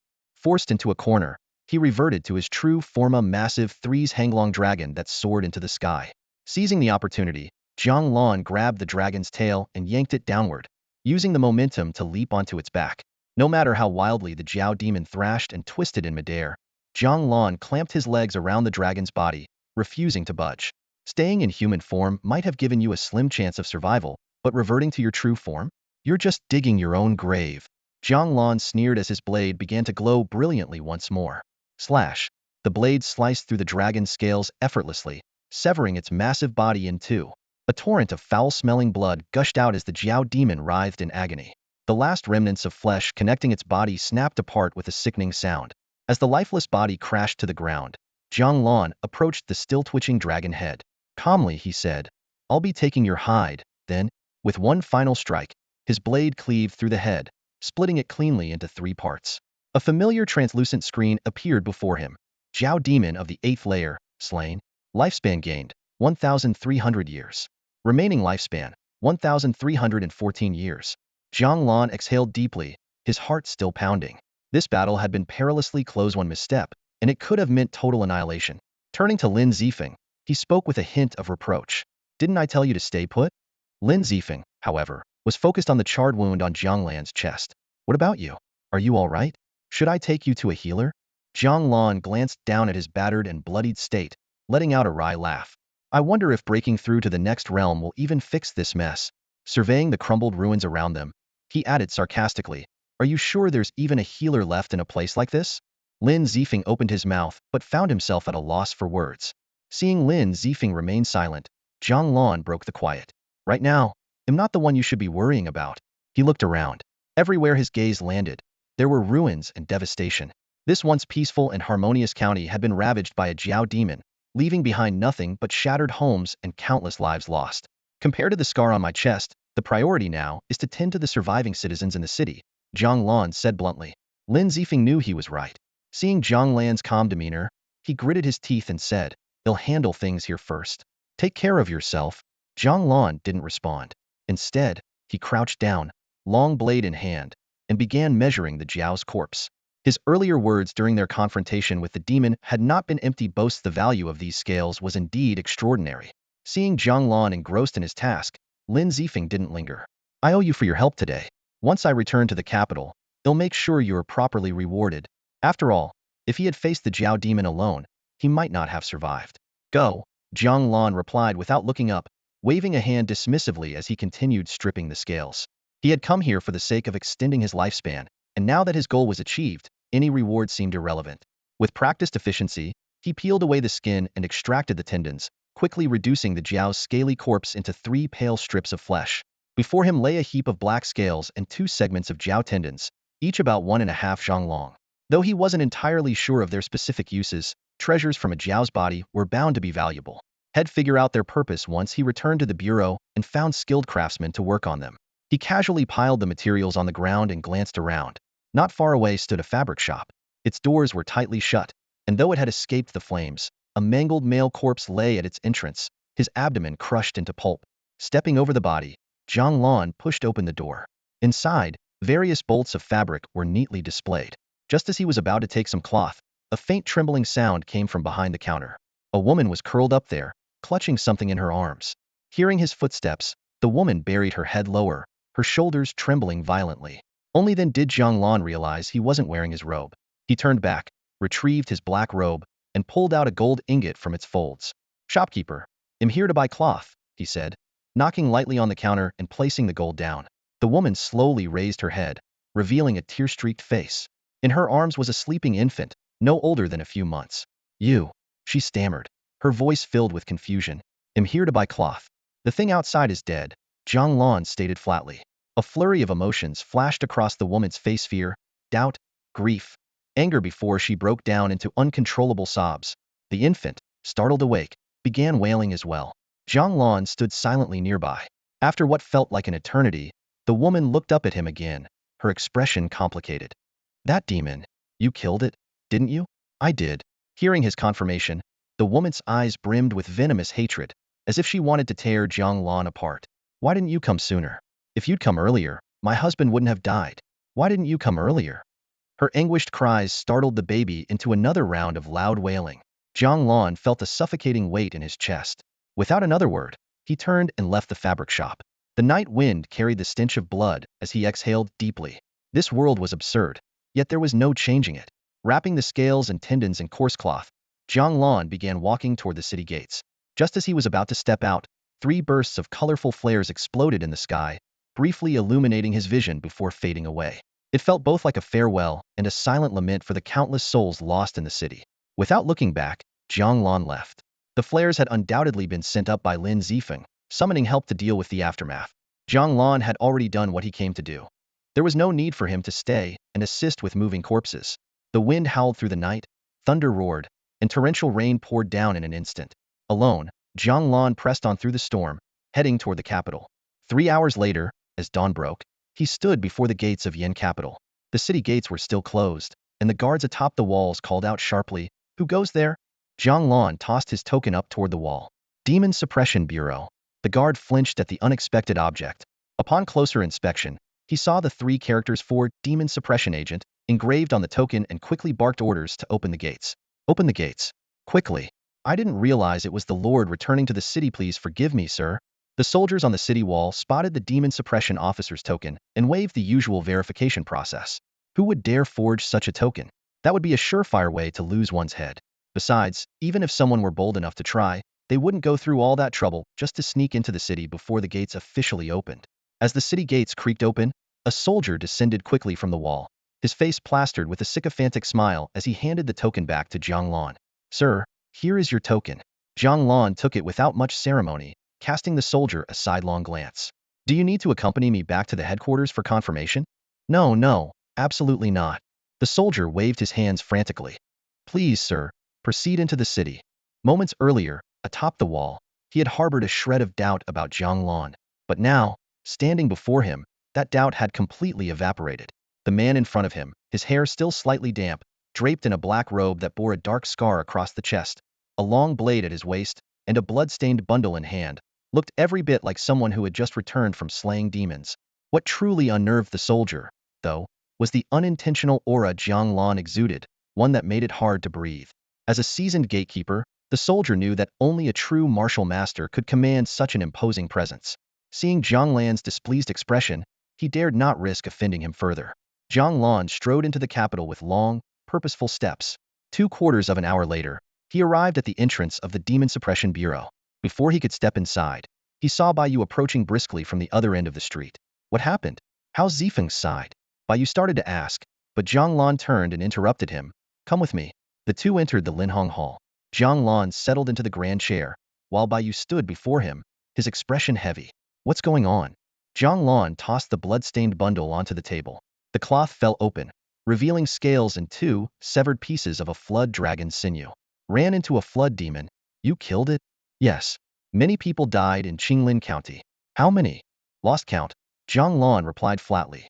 Baiyu froze, then slumped into a nearby chair, rubbing his face. Sigh. What a chaotic world we live in. I don't see it as chaos, Jiang Lan said. I see it as absurd. A demon at the Gathering Yuan stage can massacre an entire county. A flick of its tail can destroy what should have been a peaceful household. A single crawling beast can turn a thriving county into a living hell. Isn't that absurd? When you put it that way, it is absurd, Baiyu forced a bitter smile. But what can we do? Blame it on them being born in troubled times. Everyone wishes for peace, but with demons as numerous as fish crossing a river, ending this turmoil, then damn the river. Baiyu fell silent for a long time before shaking his head. Easier said than done. That river won't be so easily stopped. Jiang Lan didn't argue. He stood up. Anything else happening at the bureau today? Not much. You're already a demon suppression officer. You don't need to come in every day. Checking in every few days is enough. Baiyu replied, then added, don't dwell too much on what happened in Qinglin County. Over time, you'll get used to it. Whether it's natural disasters or man-made ones, the suffering caused by demons is no different. It's unavoidable. Jiang Lan acknowledged with a nod, but didn't agree in his heart. Without saying more, he left. He wandered aimlessly through the streets. The hour was still early, and the sky remained dark. Shops were shut tight, save for a few early morning food stalls. Reaching a familiar spot, he stopped. Looking up, the second-floor balcony was empty, but the main entrance below was wide open. Above the door hung a signboard with 3 characters, Chengquan Courtyard. It was the first time Head paid attention to the name of this brothel, which, he thought, had a rather elegant ring to it. He walked straight into Chengquan Courtyard. The madam was momentarily stunned to see him. It was customary to leave the doors open for guests who had stayed the night to depart, but an early morning arrival like this was unprecedented.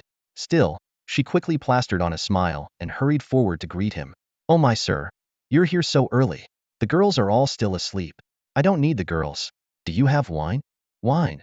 The madam blinked, scrutinizing Jiang Lan more closely. Her expression shifted slightly. As someone who had risen to the position of madam, her discerning eye was sharp. Wasn't this one of the officers from the Demon Suppression Bureau? But why was he out and about in such disarray? Of course we do.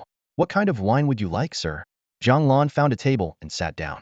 The first floor was set up much like an ordinary tavern, though a small stage in the center offered a space for the girls to perform songs. After all, patrons had to eat, too. Anything strong, he said. The madam quickly brought over a jar of wine.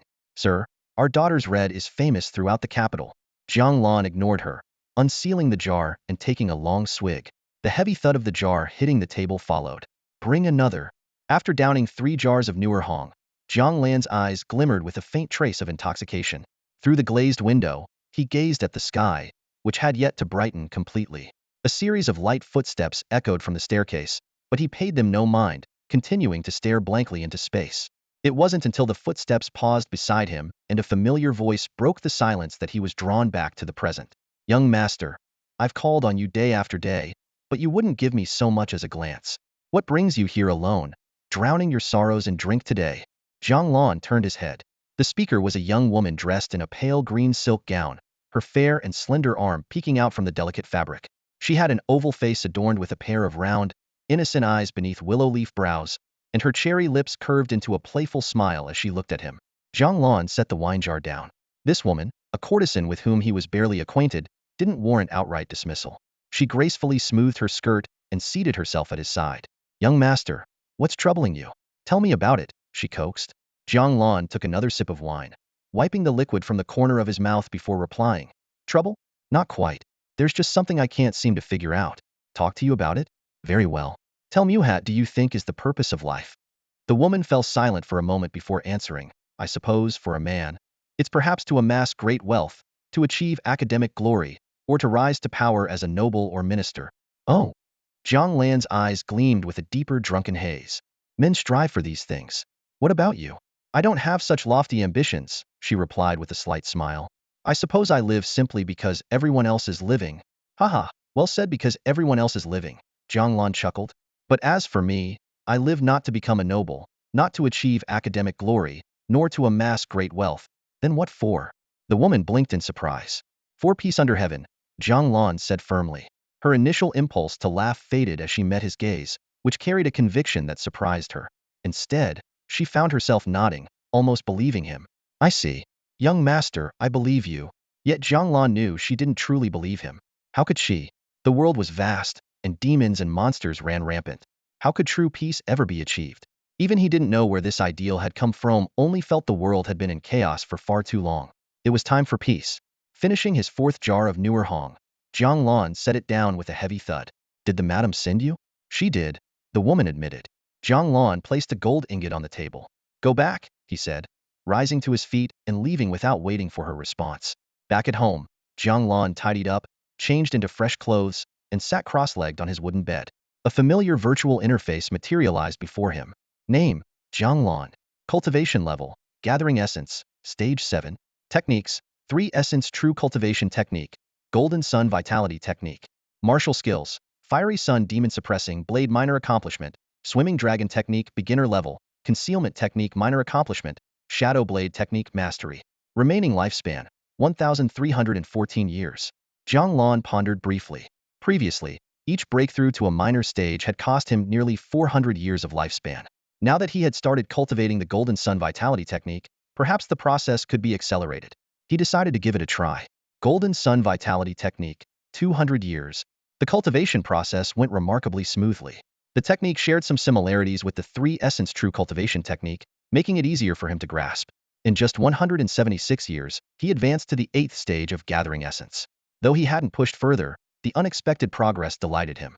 What once required nearly 400 years to achieve now took less than 200. How could Jiang Lan not be pleased? Clenching his fist, he murmured, let's go for another 300 years. Over the next 300 years, Jiang Lan steadily advanced, reaching the 9th stage of Gathering Essence and stabilizing his cultivation.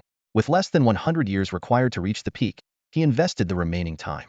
However, upon reaching the pinnacle of the 9th stage and preparing to break through to the transcendence realm, he realized that neither of his techniques contained any guidance for the next stage.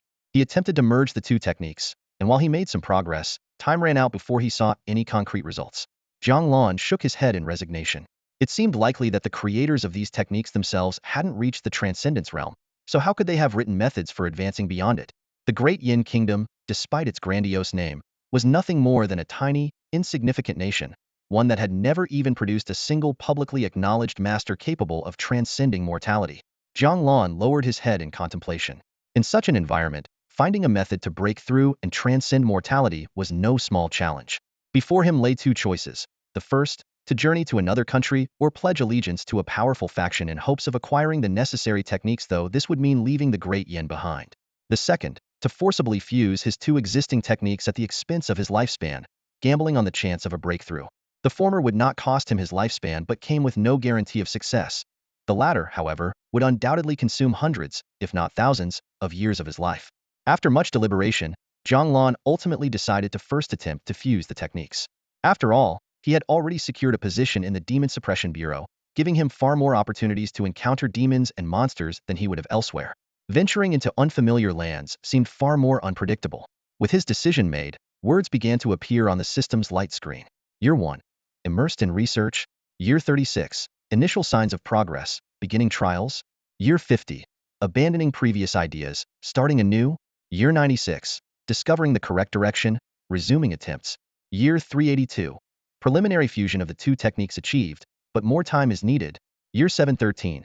Fusion halfway complete, halted due to insufficient time.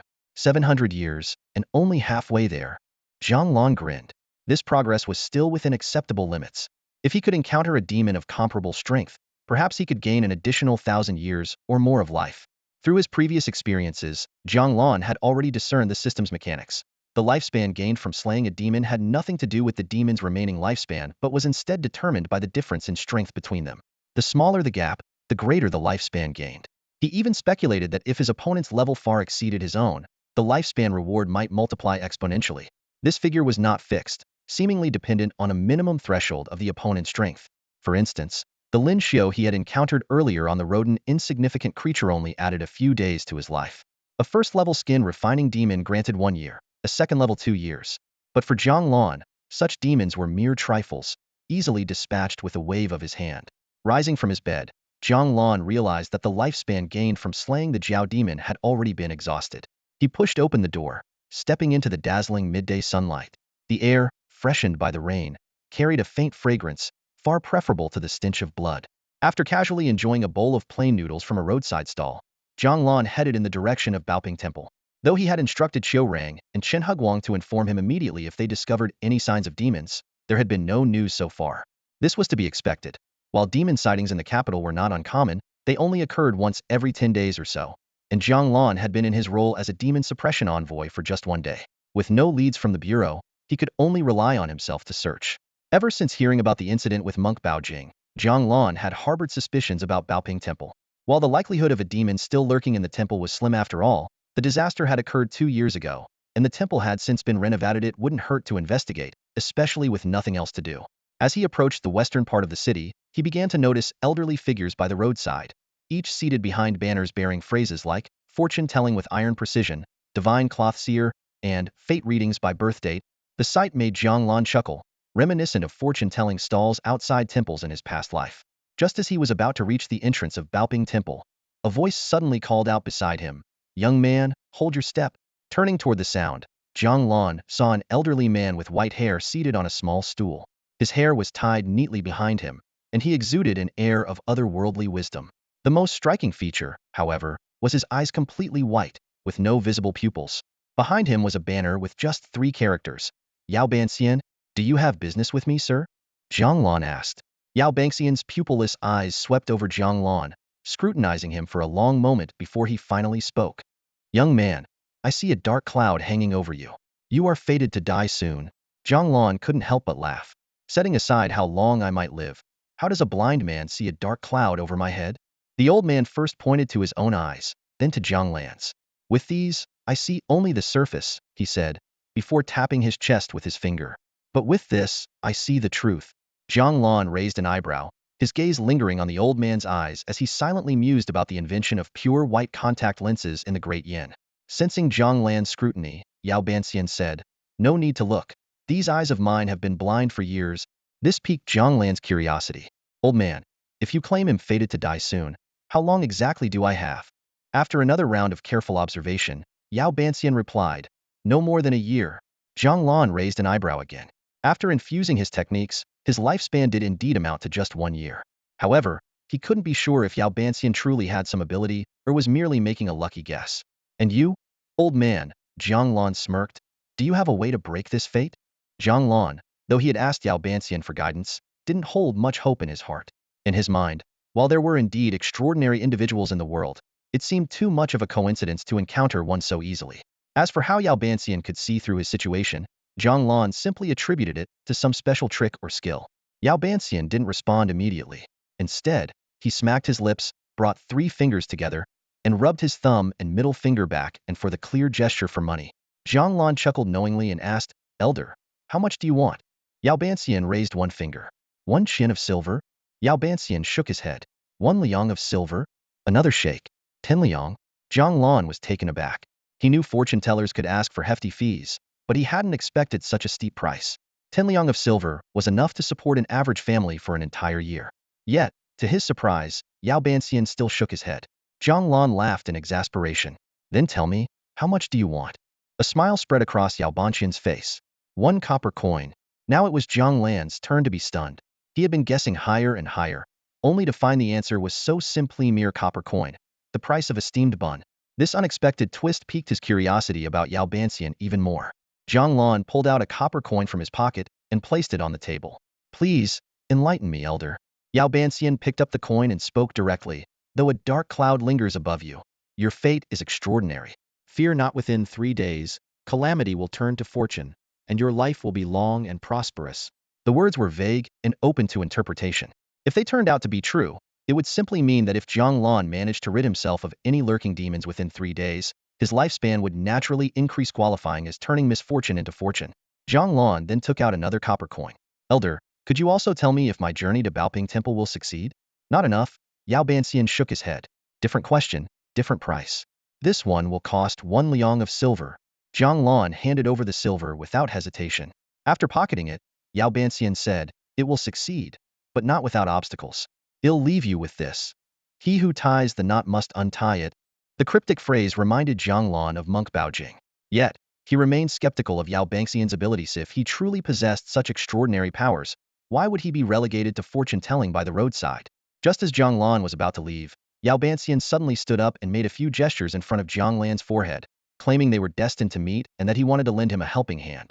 Though Jiang Lan didn't fully understand, he nodded and thanked him politely. By the time Jiang Lan arrived at the gates of Baoping Temple, it was already noon. The temple was bustling with people, and there were at least 20 to 30 individuals gathered just at the entrance. Jiang Lan paused briefly before stepping inside. With his heightened senses, he could immediately hear the chatter of the worshippers as soon as he crossed the threshold. In front of Baoping Temple, a devout worshipper eagerly struck up a conversation with Jiang Lan.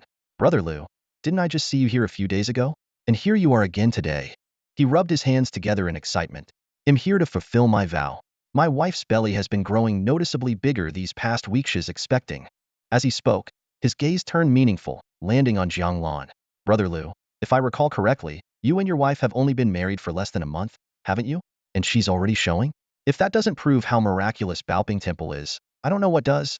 He continued babbling enthusiastically. My wife even asked around. Everyone says it usually takes 3 months for a belly to grow this big, but ours is like this in less than a month. His attention suddenly shifted to the grass on the ground. Hey Brother Liu, look at the grass today. Doesn't it seem unusually green? Jiang Lan silently lamented for Brother Liu in his heart for a few seconds before continuing his way into the temple. Baoping Temple, true to its name, resembled a reclining vase with a wide belly. Upon entering, there was only a narrow path at first, but as one ventured further in, the space opened up dramatically. The structures were arranged with precision bell and drum towers. The Hall of Heavenly Kings and the Grand Hall of Heroes stood solemnly in line, exuding an air of majesty. As Jiang Lan stepped into the Hall of Heavenly Kings, he was greeted by the sight of 4 imposing statues, which stirred something within him. Though he had little knowledge of Buddhism, these statues bore an uncanny resemblance to the 4 heavenly kings he remembered from his previous life.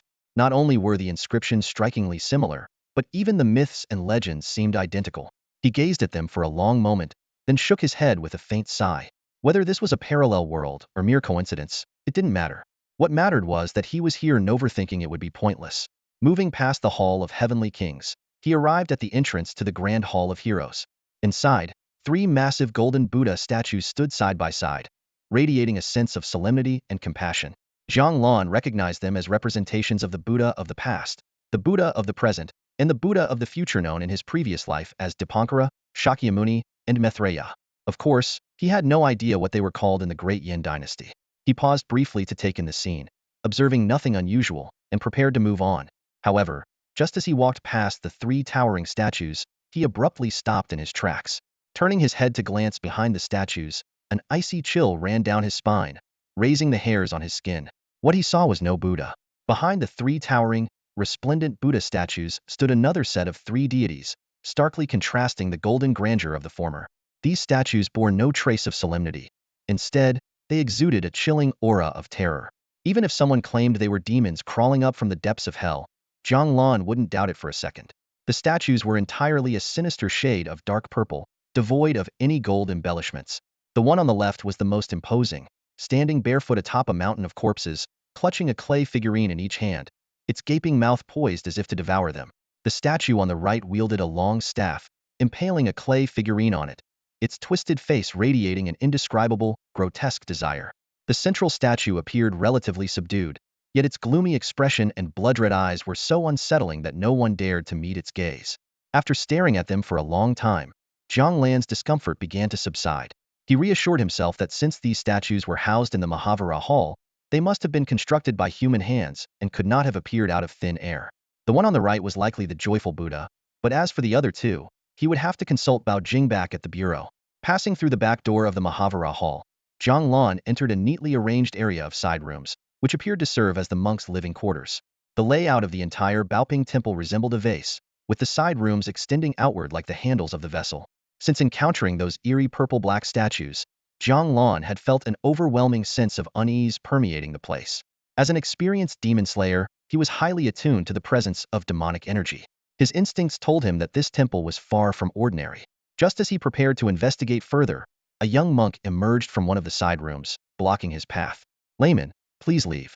This is a place of meditation and not open to visitors." The monk, who appeared to be under 30, had 2 burn scars on his shaven head. Seeing that Jiang Lan remained unmoved, a flash of irritation crossed his eyes. Jiang Lan, unfazed, countered, "Monk, is this place of meditation truly as tranquil as it seems?" The monk frowned and asked, "What do you mean by that, layman?" Jiang Lan replied coldly, "I think this so-called place of meditation is anything but peaceful." "How dare you speak such blasphemy in a sacred Buddhist temple?" the monk shouted, his anger flaring. Without further ado, Jiang Lan drew his blade. "Demon Suppression Bureau business.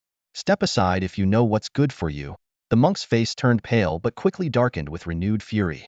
"This is a place of Buddhist meditation. Without the abbot's permission, no one may intrude." His reaction only solidified Jiang Lan's suspicions. In an ordinary temple, even if someone trespassed, the response wouldn't be this extreme, especially after learning the intruder was from the Demon Suppression Bureau. Jiang Lan stepped forward swiftly, striking the monk unconscious with a hand chop and hoisting him over his shoulder. At that moment, the doors of the surrounding side rooms burst open simultaneously. Dozens of monks poured out, shouting in unison, "Release Huiju!" Jiang Lan tightened his grip on his blade and warned in a low voice, "The Demon Suppression Bureau is conducting an investigation. Anyone who dares take a step forward will be killed on the spot." The monks froze as if struck by lightning, their anger giving way to fear. Seizing the moment, Jiang Lan activated his dragon serpent movement technique and vanished from their sight in the blink of an eye. Half an hour later, inside the interrogation room of the Demon Suppression Bureau, Jiang Lan tossed Huiju onto the ground and instructed Yuji, "Tie him up." "Boss, why the rush to bring back a monk?" Yuji asked, puzzled. "Just tie him up. Stop asking questions," Jiang Lan ordered curtly. Without further hesitation, Yuji fetched a rope and bound Huiju securely. Jiang Lan sat on a small stool, silently observing. He had brought the monk back for one purpose, to determine whether this man was a demon. Though the monks of Baoping Temple behaved suspiciously, they were, as far as he could tell, ordinary humans. He couldn't act recklessly. If the system identified Huiju as a demon, Jiang Lan would return to the temple and unleash his wrath. If not, he'd have to devise another plan. "Boss, he's tied up." Jiang Lan pointed to the corner of the room. "Grab the whip. Start beating him." The interrogation room echoed with chilling wails of agony. Jiang Lan raised a hand to signal, "All right, take a break." "No worries, boss, I'm not tired," Yuji said enthusiastically. "Well, stop when he starts talking." Jiang Lan smirked faintly. "Fine, then keep going for a bit longer. Just don't kill him. I'm stepping out for a moment." With that, he pulled open the iron bars of the interrogation room and walked out, pausing briefly at the corner. Yet, the system notification he was waiting for never appeared. Jiang Lan's eyes flickered. Not a demon? He didn't return immediately but waited another moment. Still, no notification. When he finally re-entered the room, the sound of the whip still filled the air. "Snap. Are you gonna talk or not?" "Snap. You bastard. Playing dead on me? Huh." Jiang Lan's eyelid twitched. Only then did he realize Yuji was quite the tough character, even insulting himself in the process. Meanwhile, Huijue was already delirious from the relentless whipping. "Enough. Stop for now." Yuji froze mid-swing, the whip suspended in the air. "Boss, we're done?" "We're done. Go find Bao Jing for me and have him wait at the door." "Got it." Yuji tossed the whip aside and hurried out of the room. Once Yuji left, Huijue struggled to lift his head. His monk's robe was tattered and soaked with blood, the original yellow now a deep, dark red. Feeling a bit more clear-headed now? Huijue attempted to nod but winced in pain from his wounds. "Using torture on a monk like me." Crack. Jiang Lan picked up the discarded whip and lashed it across Huijue, cutting him off. "Monk, do you not understand your situation? Forget a few lashes. If I were to kill you right here, it'd be a death in vain." A wave of murderous intent surged from Jiang Lan, bearing down on Huijue. The ordinary monk, having never experienced such a terrifying aura, nearly lost control of himself on the spot. "Mercy, mercy, benefactor. What is it you wish to know?" Jiang Lan twirled the whip in his hand. "I just want to know what's in that so-called place of purification of yours. What's so important you'd risk your life to stop me from entering?" Nothing at all. Huijue stammered. Nothing? Jiang Lan raised an eyebrow. All right then.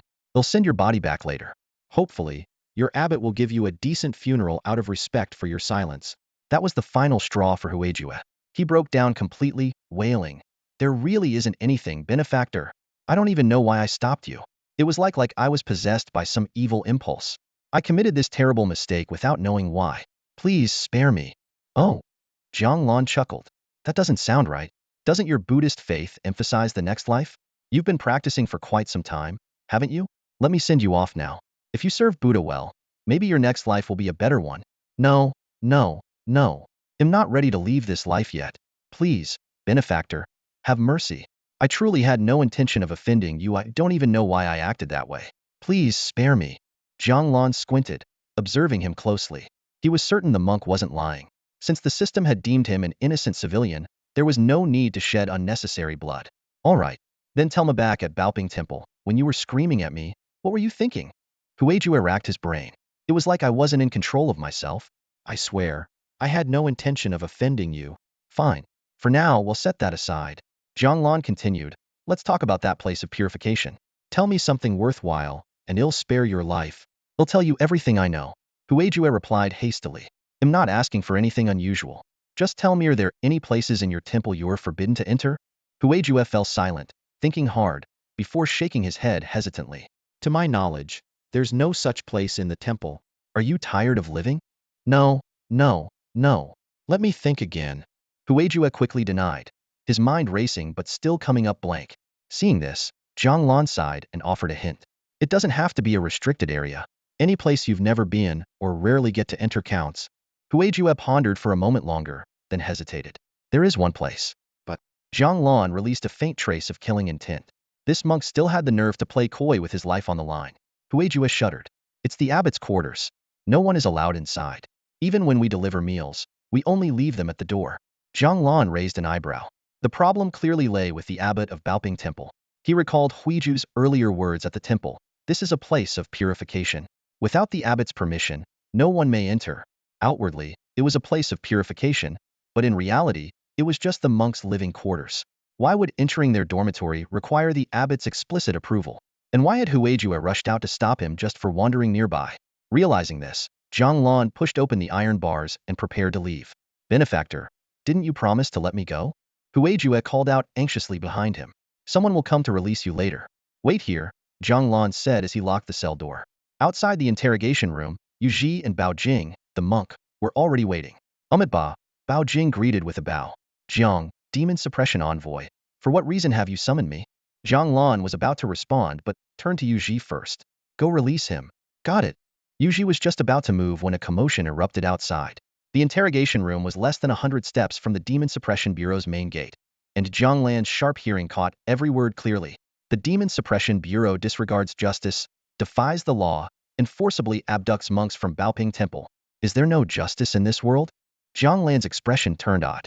I haven't even gone looking for you, and you've already come to me?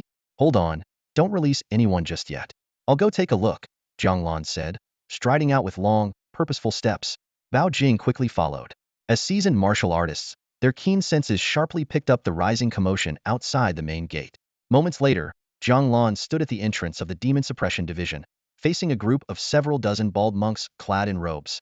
At the forefront stood a rotund, middle-aged monk, who loudly protested. The Demon Suppression Division disregards human life and flouts the law, barging into Baoping Temple to abduct our monks. Where is justice? The monks behind him echoed in unison. Where is justice? Jiang Lan narrowed his eyes, his expression cold as he unleashed his full aura. With a deafening roar, a powerful gust swept forth, sending the monks stumbling and falling in all directions. The weaker ones collapsed to the ground outright, their limbs trembling as if their blood had frozen solid. However, in the blink of an eye, the chilling cold turned into an oppressive heat. Sweat drenched their robes as their bald heads felt as though they were being scorched under a blazing sun. Jiang Lan understood the source of this phenomenon. It was the result of his ongoing fusion of two cultivation techniques. Although the process was only halfway complete, it had already altered the flow of his internal energy. Previously, when cultivating the 3 primordial true essence technique, his aura carried a deadly chill. The golden sun vitality technique, on the other hand, radiated intense heat. Now, The fusion of the two techniques caused his aura to shift unpredictably between ice and fire, a phenomenon he dubbed the 9 layers of ice and fire. The monks, now sprawled on the ground and scrambling to recover, were in complete disarray. Even the rotund monk who had led the protest was left in a humiliating state. Jiang Lan's aura had been precisely directed at the monks, sparing everyone else in the vicinity. Bao Jing hesitated, as if wanting to speak, but before he could, a familiar voice rang out from inside the gate. This is the Demon Suppression Division's territory. Who dares to cause such a commotion? Jiang Lan turned to see Wu Qingyun emerging, his lips curving into a subtle smile. The 1,000 household officer had a knack for showing up at just the right moment, just as he had when emissaries from the royal court had arrived previously.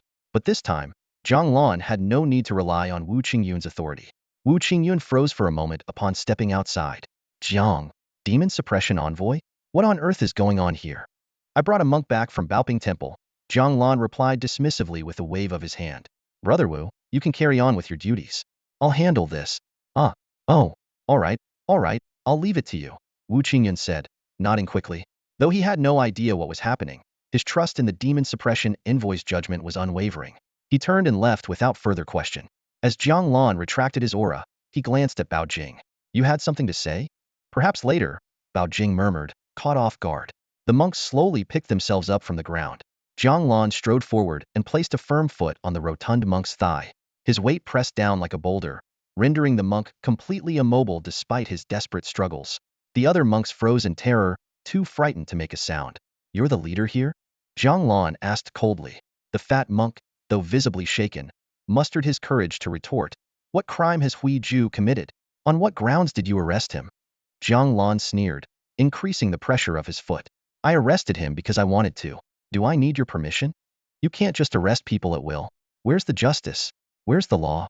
With a sharp crack, Jiang Lan's foot came down harder, snapping the monk's leg. The air was pierced by his agonized screams. In the Demon Suppression Division, I am justice. I am the law, Jiang Lan declared, his voice icy. He kicked the monk in the waist, sending his massive frame hurtling through the air and crashing into a group of his peers, toppling them like dominoes. Get out of here. If you want him back, send your abbot, Jiang Lan commanded sternly. The monk scrambled to lift the injured man and fled in disarray. Jiang, Demon Suppression Envoy, you? Bao Jing began hesitantly. Just call me benefactor. Demon Suppression Envoy sounds awkward, Jiang Lan interrupted. I know what you're about to ask, but hold off for a moment. At Baoping Temple, how many statues are enshrined in the Grand Hall? 3, Bao Jing replied, puzzled. And who are these 3 statues of? The 3 statues represent the past Buddha, the present Buddha, and the future Buddha, known as Dipankara, Shakyamuni, and Maitreya.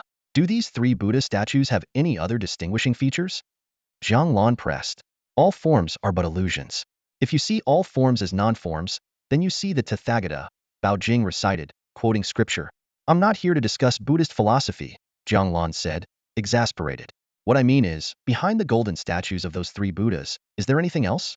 Bao Jing furrowed his brows in thought. Anything else?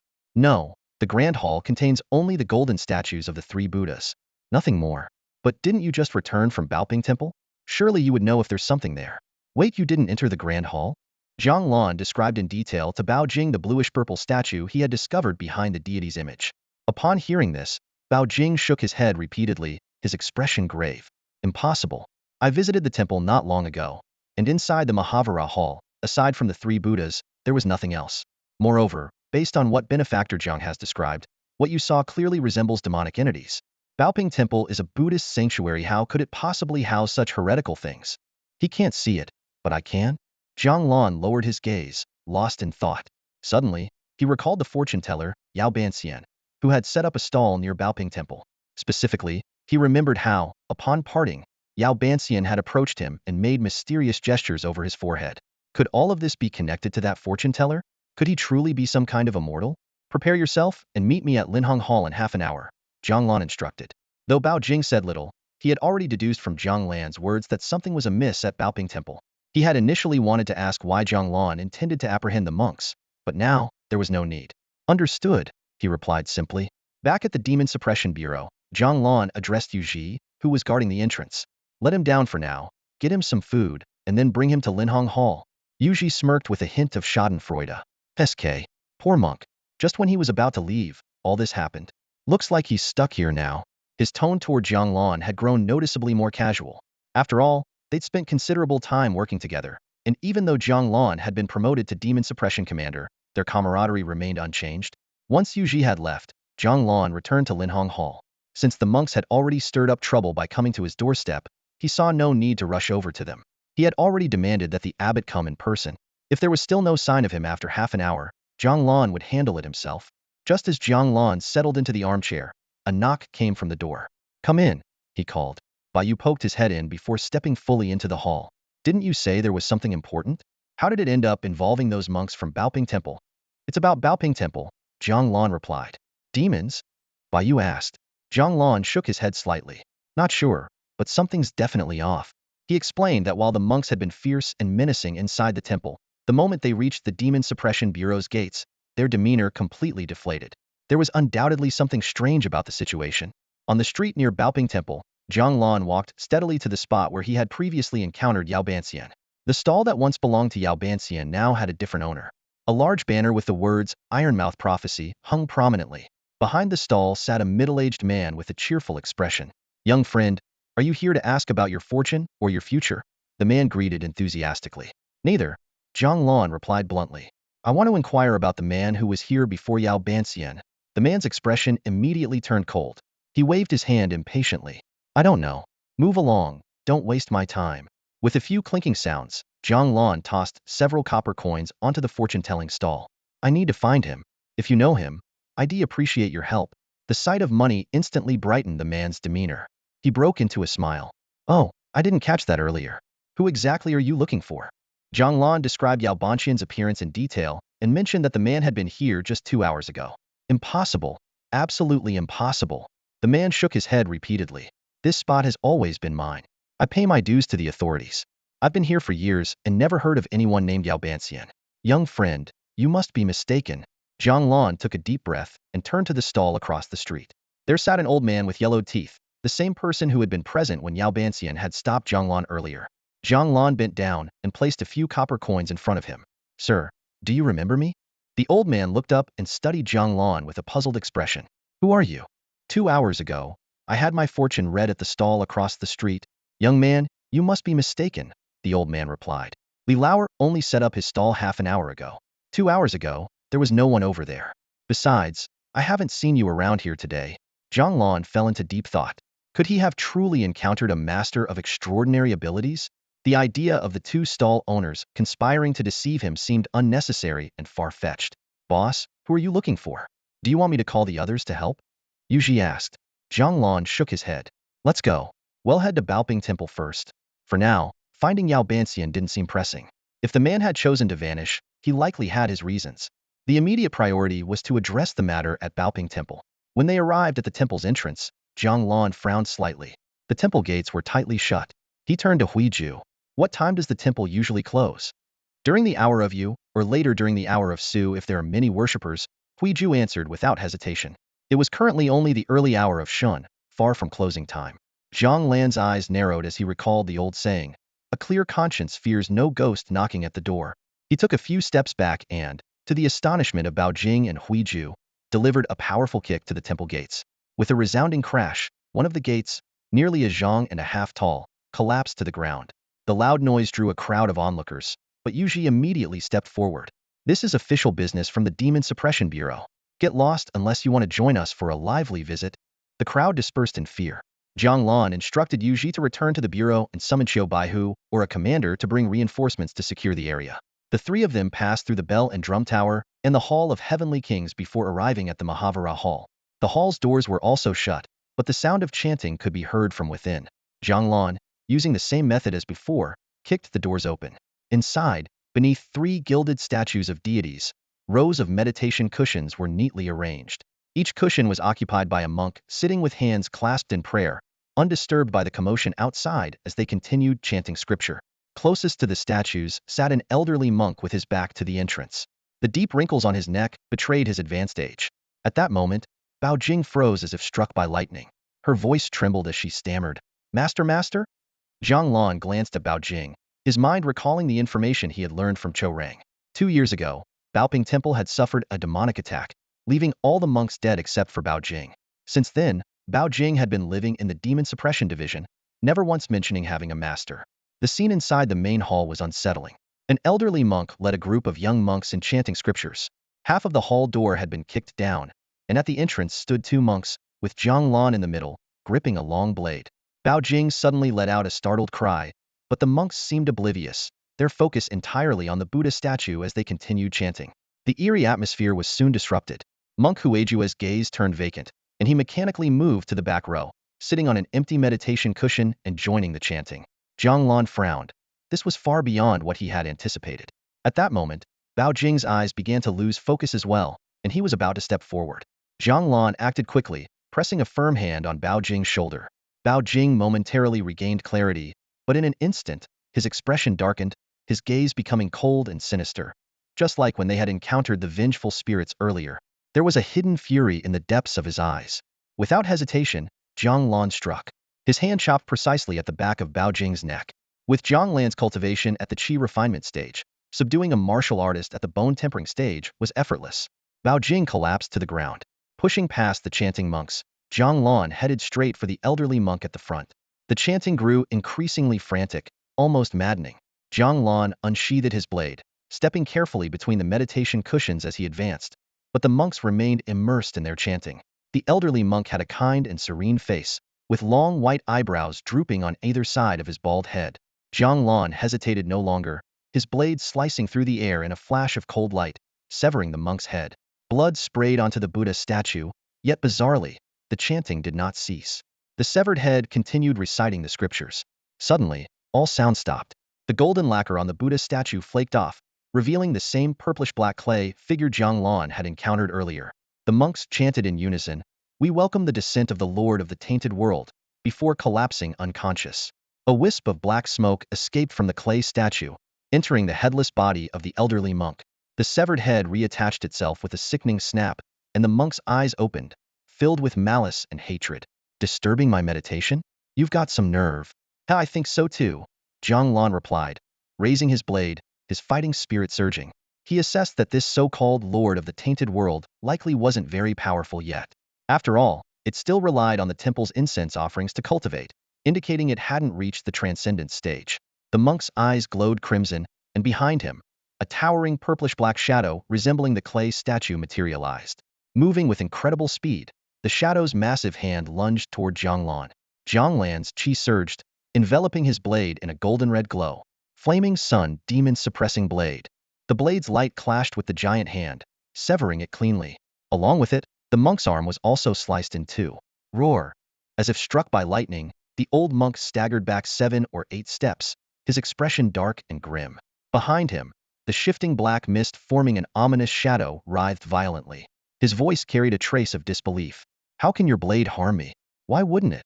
Jiang Lan retorted coldly. If he were still using the original Yin army blade technique, perhaps it truly wouldn't have been enough to wound this shadowy apparition.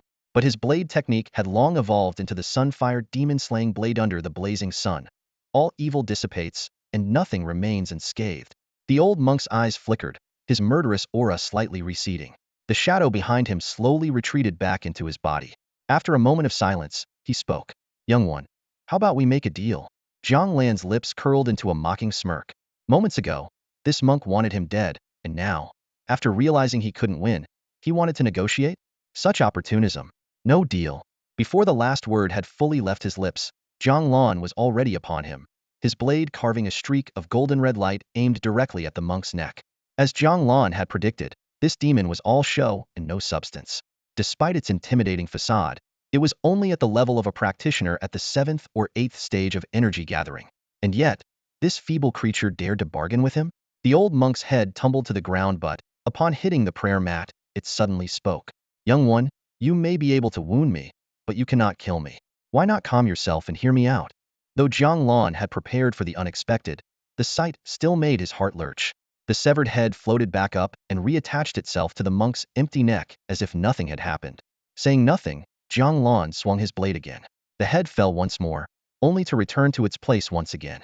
"I told you," the monk said, "you can't kill me." After several repetitions of this bizarre cycle, Jiang Lan finally unleashed a flurry of strikes, reducing the monk's body to pieces. Under the scorching power of the Sunfire demon-slaying blade, The severed parts were charred black, with no trace of blood to be found. It's merely a shell. The monk's fragmented body rasped as it slowly reassembled itself. Even if you chop it into mince, you won't harm me in the slightest. Within moments, the broken body was whole again. Jiang Lan sheathed his blade and stood still. What kind of deal? The old monk's eyes still brimmed with malice, but his face contorted into an exaggerated grin.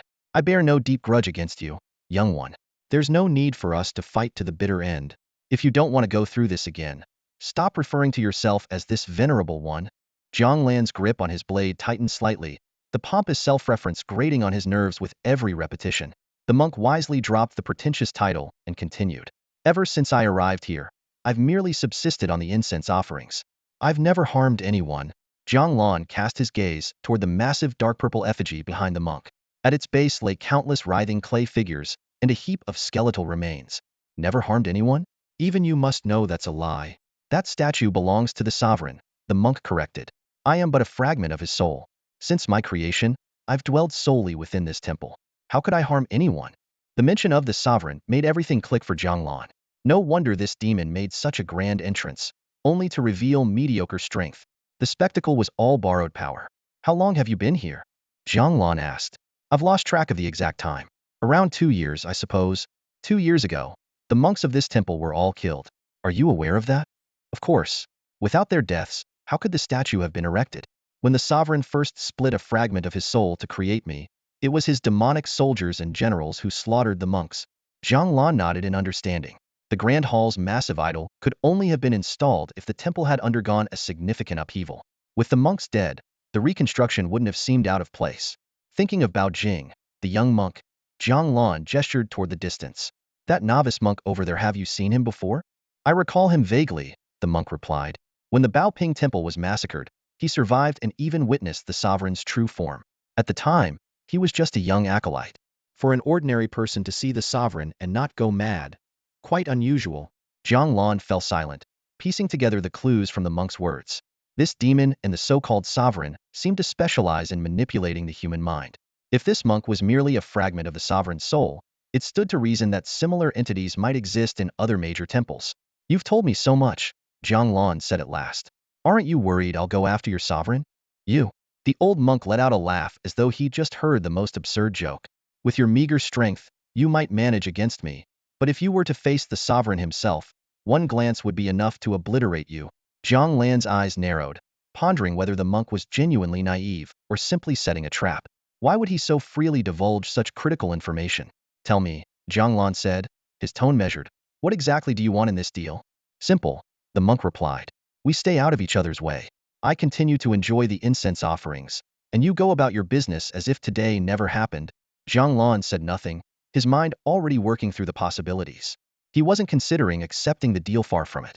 He was deliberating on how to destroy this demon once and for all. He hadn't come this far just to listen to empty words, but eliminating the creature wouldn't be easy. Destroying its physical form was futile. He needed to target the shadowy essence within. The challenge was drawing it out. As Jiang Lan pondered his next move, a sudden sound behind him snapped him to attention. He turned to see Bao Jing, the novice monk, who had somehow risen to his feet. His face was eerily calm as he spoke in an unsettling tone. Before the sovereign, why do you not kneel? Jiang Lan froze. The Bao Jing before him seemed like a completely different person, exuding an overwhelming and suffocating aura. The pressure weighed down on him like a towering mountain, leaving Jiang Lan momentarily struggling to catch his breath. He took a deep breath and raised the long blade in his hand.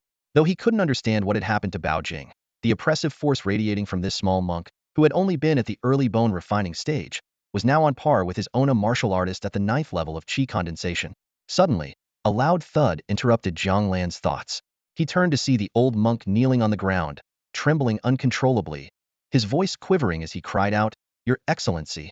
Bao Jing strode forward with steady steps, his eyes cold and devoid of emotion. He walked past Jiang Lan without a glance and stopped before the old monk. You're too late to kneel. Before the sentence was finished, his right hand shot out like lightning, pressing down on the old monk's head. The old monk let out a pained howl as black and purple mist rose from his head. The mist seemed alive, writhing and attempting to escape, but it was swiftly absorbed into Bao Jing's palm. As the dark mist entered his body, Bao Jing's eyes began to swirl with demonic energy. Moments later, the old monk disintegrated into fragments on the ground. Jiang Lan's gaze remained fixed on Bao Jing, his mind racing. The abrupt turn of events left him struggling to piece everything together. Could Bao Jing be the true form of that demon lord? Without hesitation, Jiang Lan infused his qi into the long blade, which began to glow with a brilliant gold and crimson light. Bao Jing turned to face Jiang Lan, a sinister smile curling at the corner of his lips. Jiang Shizhu, the debt of taking my prey, don't you think it's about time you repaid it? Jiang Lan tightened his grip on the long blade, a mocking smile playing on his face. You monks really are petty, aren't you? Yao Banzian's prophecy had come true after all. Killing the split soul had indeed stirred up trouble, and it was far more complicated than he had anticipated. That phrase, only the one who tied the knot can untie it, now clearly pointed to Bao Jing. Petty? You'll have plenty of time to reflect on that once I send you to the Pure Land, Bao Jing said, his body emanating overwhelming demonic energy, though his eyes carried a trace of amusement. Jiang Lan narrowed his eyes and smirked. Enough with the act. Did you really think you could scare me? Ba, Bao Jing said, retracting the demonic energy and reverting to his harmless monk-like demeanor. Jiang Shizhu, when did you figure it out? Jiang Lan sheathed the glowing blade and replied, just now. Though we haven't worked together for long, I can still tell the difference between you and a demon. The split soul, the old monk, and even the original Baojingal of their eyes were filled with negative emotions. Gloom, rage, and hatred. But yours? Yours lack all of that except for a hint of amusement. And then there's the way you call yourself little monk. What kind of demon lord would refer to themselves like that? Jiang Shizhu is truly perceptive. Jiang Lan casually grabbed a meditation cushion and sat down, tossing another one to Bao Jing. All right, spill. What's going on? How did you end up as Your Excellency? Bao Jing settled down and began to explain. Over the past 2 years, his so-called episodes weren't due to any actual illness. After overhearing Jiang Lan's conversation with the split soul, memories had suddenly surfaced in his mind. It turned out that his body also harbored a fragment of the demon lord of the turbid world. During those episodes, it was the fragment temporarily taking over. Fortunately, he had been lucky enough to avoid complete control, and through a twist of fate, he managed to merge with the fragment, allowing him to assist Jiang Lan in this battle. Jiang Lan raised an eyebrow. So how much of you is still Bao Jing, and how much is the demon lord's fragment? Bao Jing gave a wry smile. Jiang Shizhu sees through everything. I've indeed been influenced to some extent, but I can still control myself. It's just that I occasionally experience some negative emotions. That's a problem, Jiang Lan muttered. While he trusted Bao Jing, he couldn't help but worry about the consequences if Bao Jing lost control again back at the Demon Suppression Bureau. Bao Jing's current strength was no joke. If he went berserk within the Bureau, only the commander might be able to stop him. Ba, I understand, Bao Jing said. Which is why I must trouble Jiang Shizhu to inform the Centurion that I won't be returning to the Demon Suppression Bureau. You're not going back? Then where will you go? Bao Jing gazed out beyond the temple hall, prompting Jiang Lan to recall something Bao Jing had mentioned earlier. When Jiang Lan had jokingly remarked about his luck, Bao Jing had explained that he was referring to the memories that had resurfaced. The demon lord of the turbid world had been cultivating merit, as his strength had stagnated, and he required more offerings to break through. That was why he had resorted to this deceptive method. Jiang Lan scoffed. Cultivating merit? A demon who's killed countless people wants to turn over a new leaf and become a Buddha? What a joke. That's not the point, Bao Jing replied. What matters is that the temples where demon fetuses have replaced the Buddha statues aren't limited to Baoping Temple. Oh, where else? Jiang Lan asked, his curiosity piqued.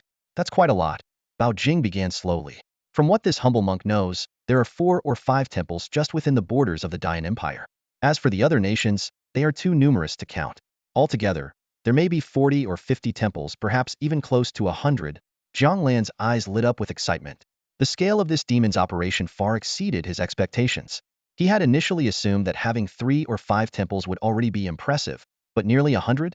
If he could manage to destroy all these soul fragments, the lifespan he would gain would be unimaginable. Just moments ago, he had lamented the loss of the soul fragment Bao Jing had absorbed. Now, it felt like sacrificing a single tree only to gain an entire forest. Just as he was about to speak, a critical thought struck him. What about the main body of the corrupt world demon lord? What realm is it in? If it's merely in the mortal shedding realm, it wouldn't be capable of such a grand undertaking, Jiang Lan analyzed. Take the soul fragment at the Baoping Temple, for instance. It reached the 7th or 8th tier of qi absorption after just 2 years of incense offerings. If it cultivated for a few more years, even the fragment might break through to the mortal shedding realm. Bao Jing paused to think before replying. Peak of the demon infant realm? The demon infant realm? Jiang Lan echoed, unfamiliar with the term. In his understanding, the cultivation system of the Dayan Empire consisted of realms like skin tempering, bone tempering, qi absorption, energy condensation, and mortal shedding. Even the term core formation was something he'd only encountered in ancient texts. However, drawing from his previous life's knowledge of cultivation novels, he quickly pieced together the meaning of this realm. Bao Jing elaborated. For beings like demons, their realms before the mortal shedding stage align with those of humans. However, what we call the core formation realm is known as the demon core realm among demons. And the demon infant realm is a step above that, equivalent to the nascent soul realm for human cultivators. Jiang Lan couldn't help but twitch the corners of his mouth. He had been feeling quite proud of his cultivation speed, but now he realized there was always a higher mountain. He had never even seen someone at the demon infant realm. Such a powerful being could likely destroy an entire nation with little more than a flick of their hand. Still, Jiang Lan didn't feel disheartened. After all, his progress in the past month had been nothing short of miraculous. From an ordinary mortal to a martial artist on the verge of entering the mortal shedding realm, his speed was extraordinary. Given enough demons to hunt, reaching the core formation or even nascent soul realm was merely a matter of time. So, are you planning to eliminate all those soul fragments? Jiang Lan asked. Ba, Bao Jing replied, lifting his hand to gaze at his palm. As a member of the Demon Suppression Bureau, it is my duty to make what little contribution I can. Aren't you worried the main body will notice? Jiang Lan pressed. It won't, Bao Jing answered calmly. Once a soul fragment separates from the main body, their connection is severed. The fragments only reconnect when they've absorbed enough incense offerings to reach the mortal shedding realm and are brought back to the main body. Jiang Lan thought for a moment before suggesting, in that case, there's no rush. Why not stay by my side for a while before you set off? His proposal carried a dual purpose. First, to ensure Bao Jing's condition was stable, and second, to secure an opportunity to share in the hunt for those soul fragments. If there truly were nearly 100 soul fragments, each at the energy condensation 7th tier or higher, and if each one could extend his life by 800 years, eliminating all of them would grant him a staggering 80,000 years of lifespan. With such a vast reserve of life force, advancing in cultivation even to rival the corrupt world demon lord would no longer seem impossible. The only issue was that Bao Jing needed to leave the Demon Suppression Bureau. Following him without reason might appear suspicious.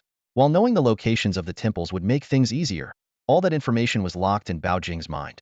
He couldn't just wander around checking temples at random. Therefore, Jiang Lan planned to use the next few days to grow closer to Bao Jing and find the right opportunity. After a brief moment of consideration, Bao Jing nodded in agreement. The two of them rose and left the Mahavira hall. Bao Jing glanced around at the unconscious monks and explained, these monks were merely under the influence of the soul fragment. Now that the fragment has been dealt with, they will wake up and return to normal on their own. Then there's no need to bother with them. I'll have Qiu Baihu send someone to handle it, Jiang Lan said as they walked. He turned to Bao Jing and asked, by the way, I never asked what's your secular name? Ba, Bao Jing intoned, pressing his palms together. My secular family name is Zhao, and my given name is Zizai. Zhao Zizai, Jiang Lan repeated, glancing at him. Good name. Zizai, or freedom, is just a name. But who in this world is truly free? Bao Jing said with a faint smile and a shake of his head. You monks always like to speak in riddles, Jiang Lan remarked. Then, as if recalling something, he asked, earlier, you mentioned that old monk was your master? Only in name, Bao Jing replied. That body was nothing more than an empty shell. My master passed away long ago and has already found liberation in the Pure Land. Jiang Lan suddenly understood. The old monk must have been nothing more than a corpse controlled by the soul fragment, likely without any consciousness of its own. Bao Jing must have learned this from absorbing the fragment's memories. The two of them stepped out of Baoping Temple to find the street outside surrounded by 40 or 50 demon suppression guards. From the crowd, Wu Qingyun strode forward. Zhang Mashi, how are things inside? Wu Dage. Jiang Lan was slightly surprised. He had only instructed Yu Ji to fetch Qiu Rang, but it seemed Wu Qingyun had come as well. No matter, it made no difference. There was a demon inside, but it's been dealt with. You can take your men inside to clean up. As for the monks, leave them be. They'll wake up on their own. Understood. I'll handle it immediately. Wu Qingyun responded, promptly organizing the demon suppression guards to follow him inside. Bao Jing gave Jiang Lan a quizzical look, but Jiang Lan simply raised a finger to his lips in a gesture of silence. Some things, after all, are better left unknown. The sunlight spilled onto the street, casting its glow on two figures walking side by side. For the next couple of days, stick with me, Jiang Lan said, turning to Bao Jing, who was walking beside him. Until we're certain you can fully control yourself, it's best if you stay within my sight. I understand, Bao Jing responded respectfully, pressing his palms together in a gesture of reverence and nodding toward Jiang Lan. Jiang Lan scrutinized Bao Jing's expression. How are you feeling now? Bao Jing shook his head.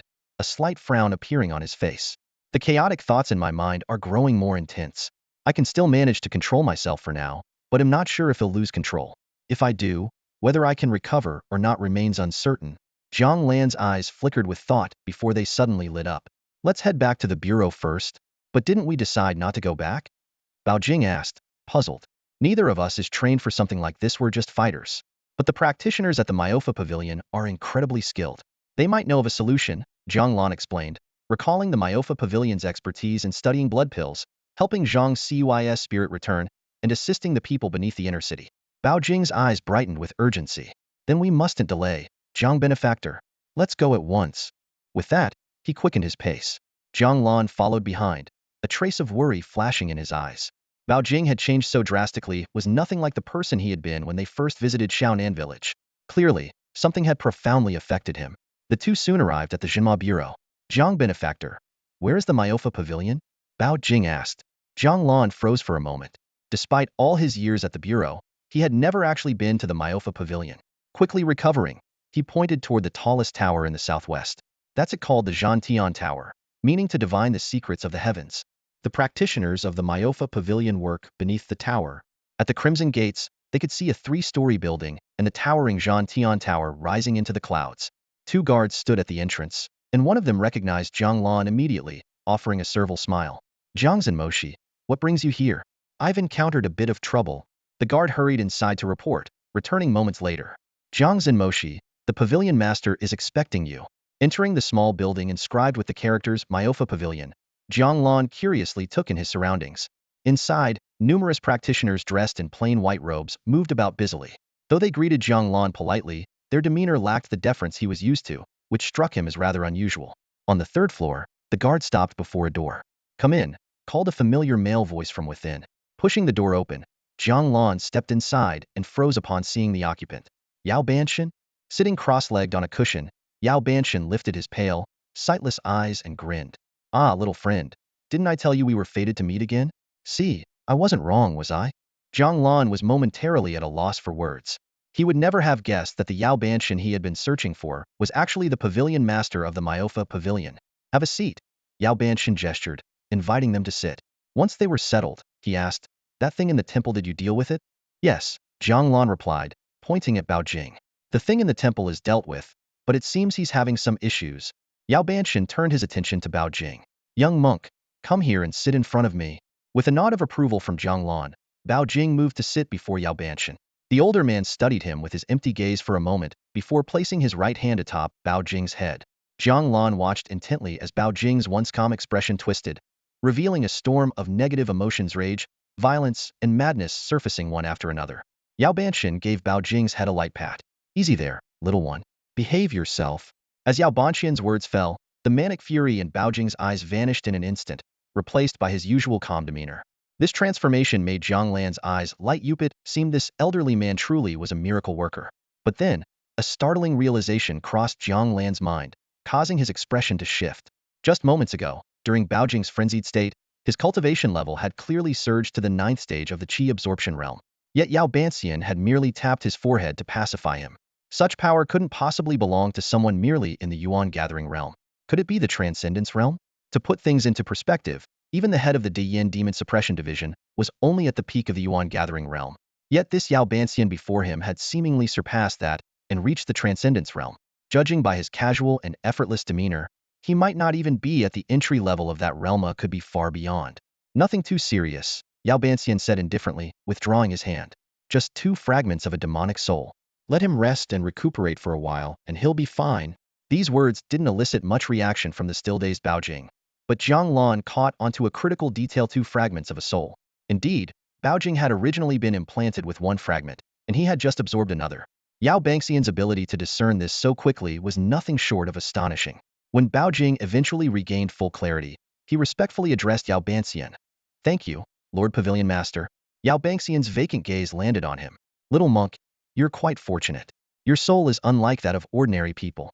If it were anyone else, even the 1st fragment would have been enough to consume and assimilate them. But be warned, 2 fragments are your limit.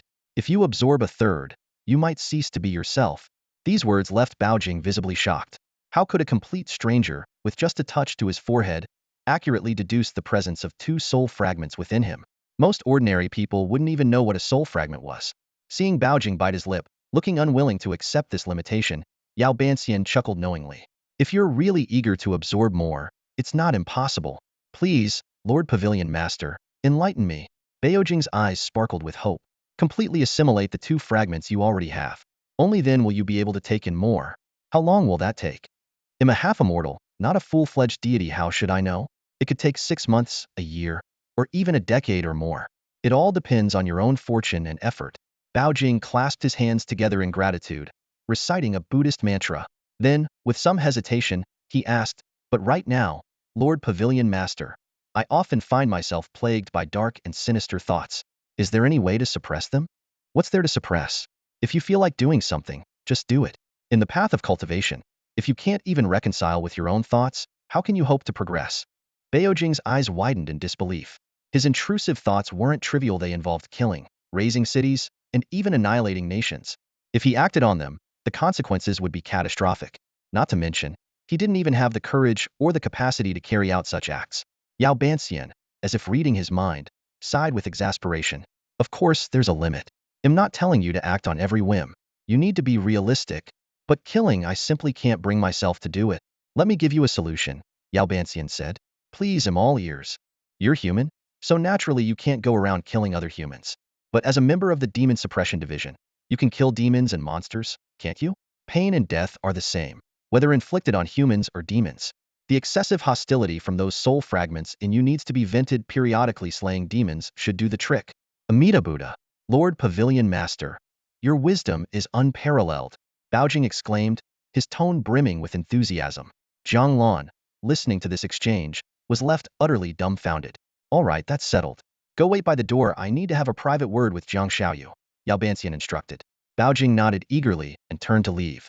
But just as he reached the door, Yao Banxian called out again. Wait, is there something else, Lord Pavilion Master?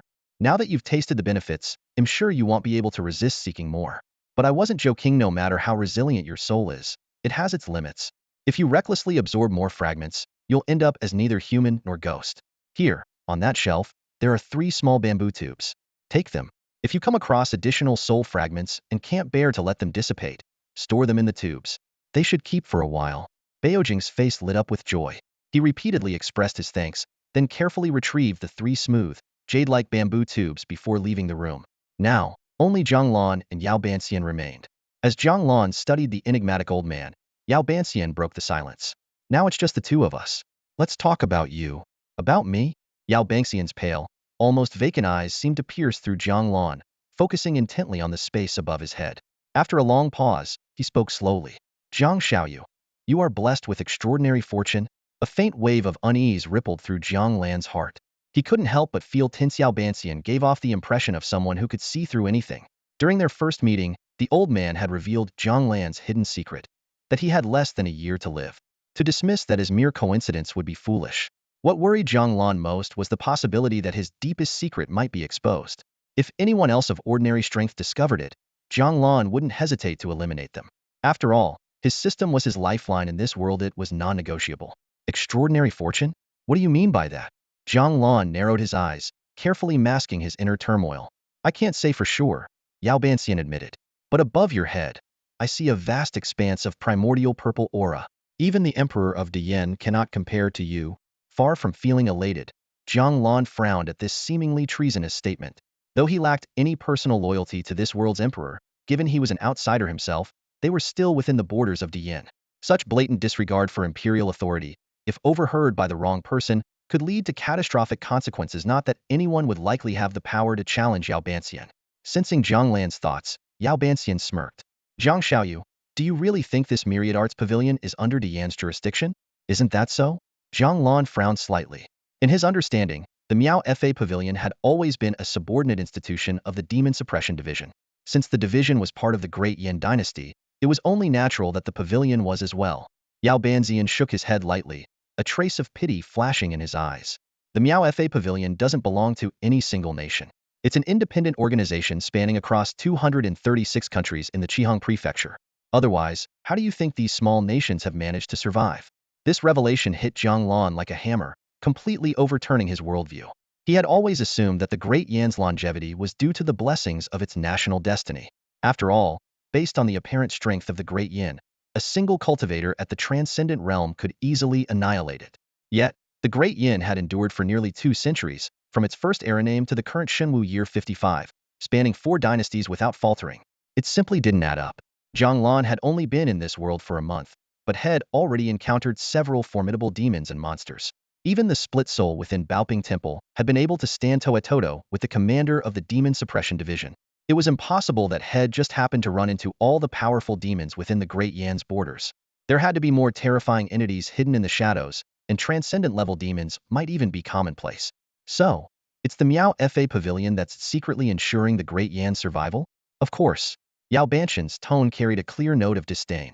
Without the Miao Fa Pavilion, this remote little nation wouldn't last 20 days, let alone 200 years. Realization dawned on Jiang Lan. No wonder the Demon Suppression Division was so tight-lipped about the pavilion's affairs. No wonder the alchemists in this unassuming 3-story building had treated him so peculiarly. To these members of a transnational organization, he was nothing more than a martial artist from a backwater nation not even worth a second glance. But Jiang Lan didn't mind. He understood that true respect could only be earned with strength. To my knowledge, isn't this the only Miao Fa Pavilion branch within the Great Yin? Jiang Lan asked curiously. The Great Yin may not be a major power, but it's still a sizable territory. How can you manage it all? Yao Banshan's expression turned peculiar. Do you think managing means rushing to exterminate every demon and monster causing trouble? What else? Jiang Lan nodded as if it were obvious. Young man, your bloodlust is too strong. Yao Banzian shook his head. Demons and monsters, by their very nature, are not foolish enough to act recklessly. We merely impose restrictions. Only those who cross the line will face the Miao Fa Pavilion's intervention. For example, take the corrupt world demon lord, for instance. He possesses the demon infant realm's power. Why doesn't he simply seize temples by force? Why go through the trouble of replacing monks and stealing incense offerings?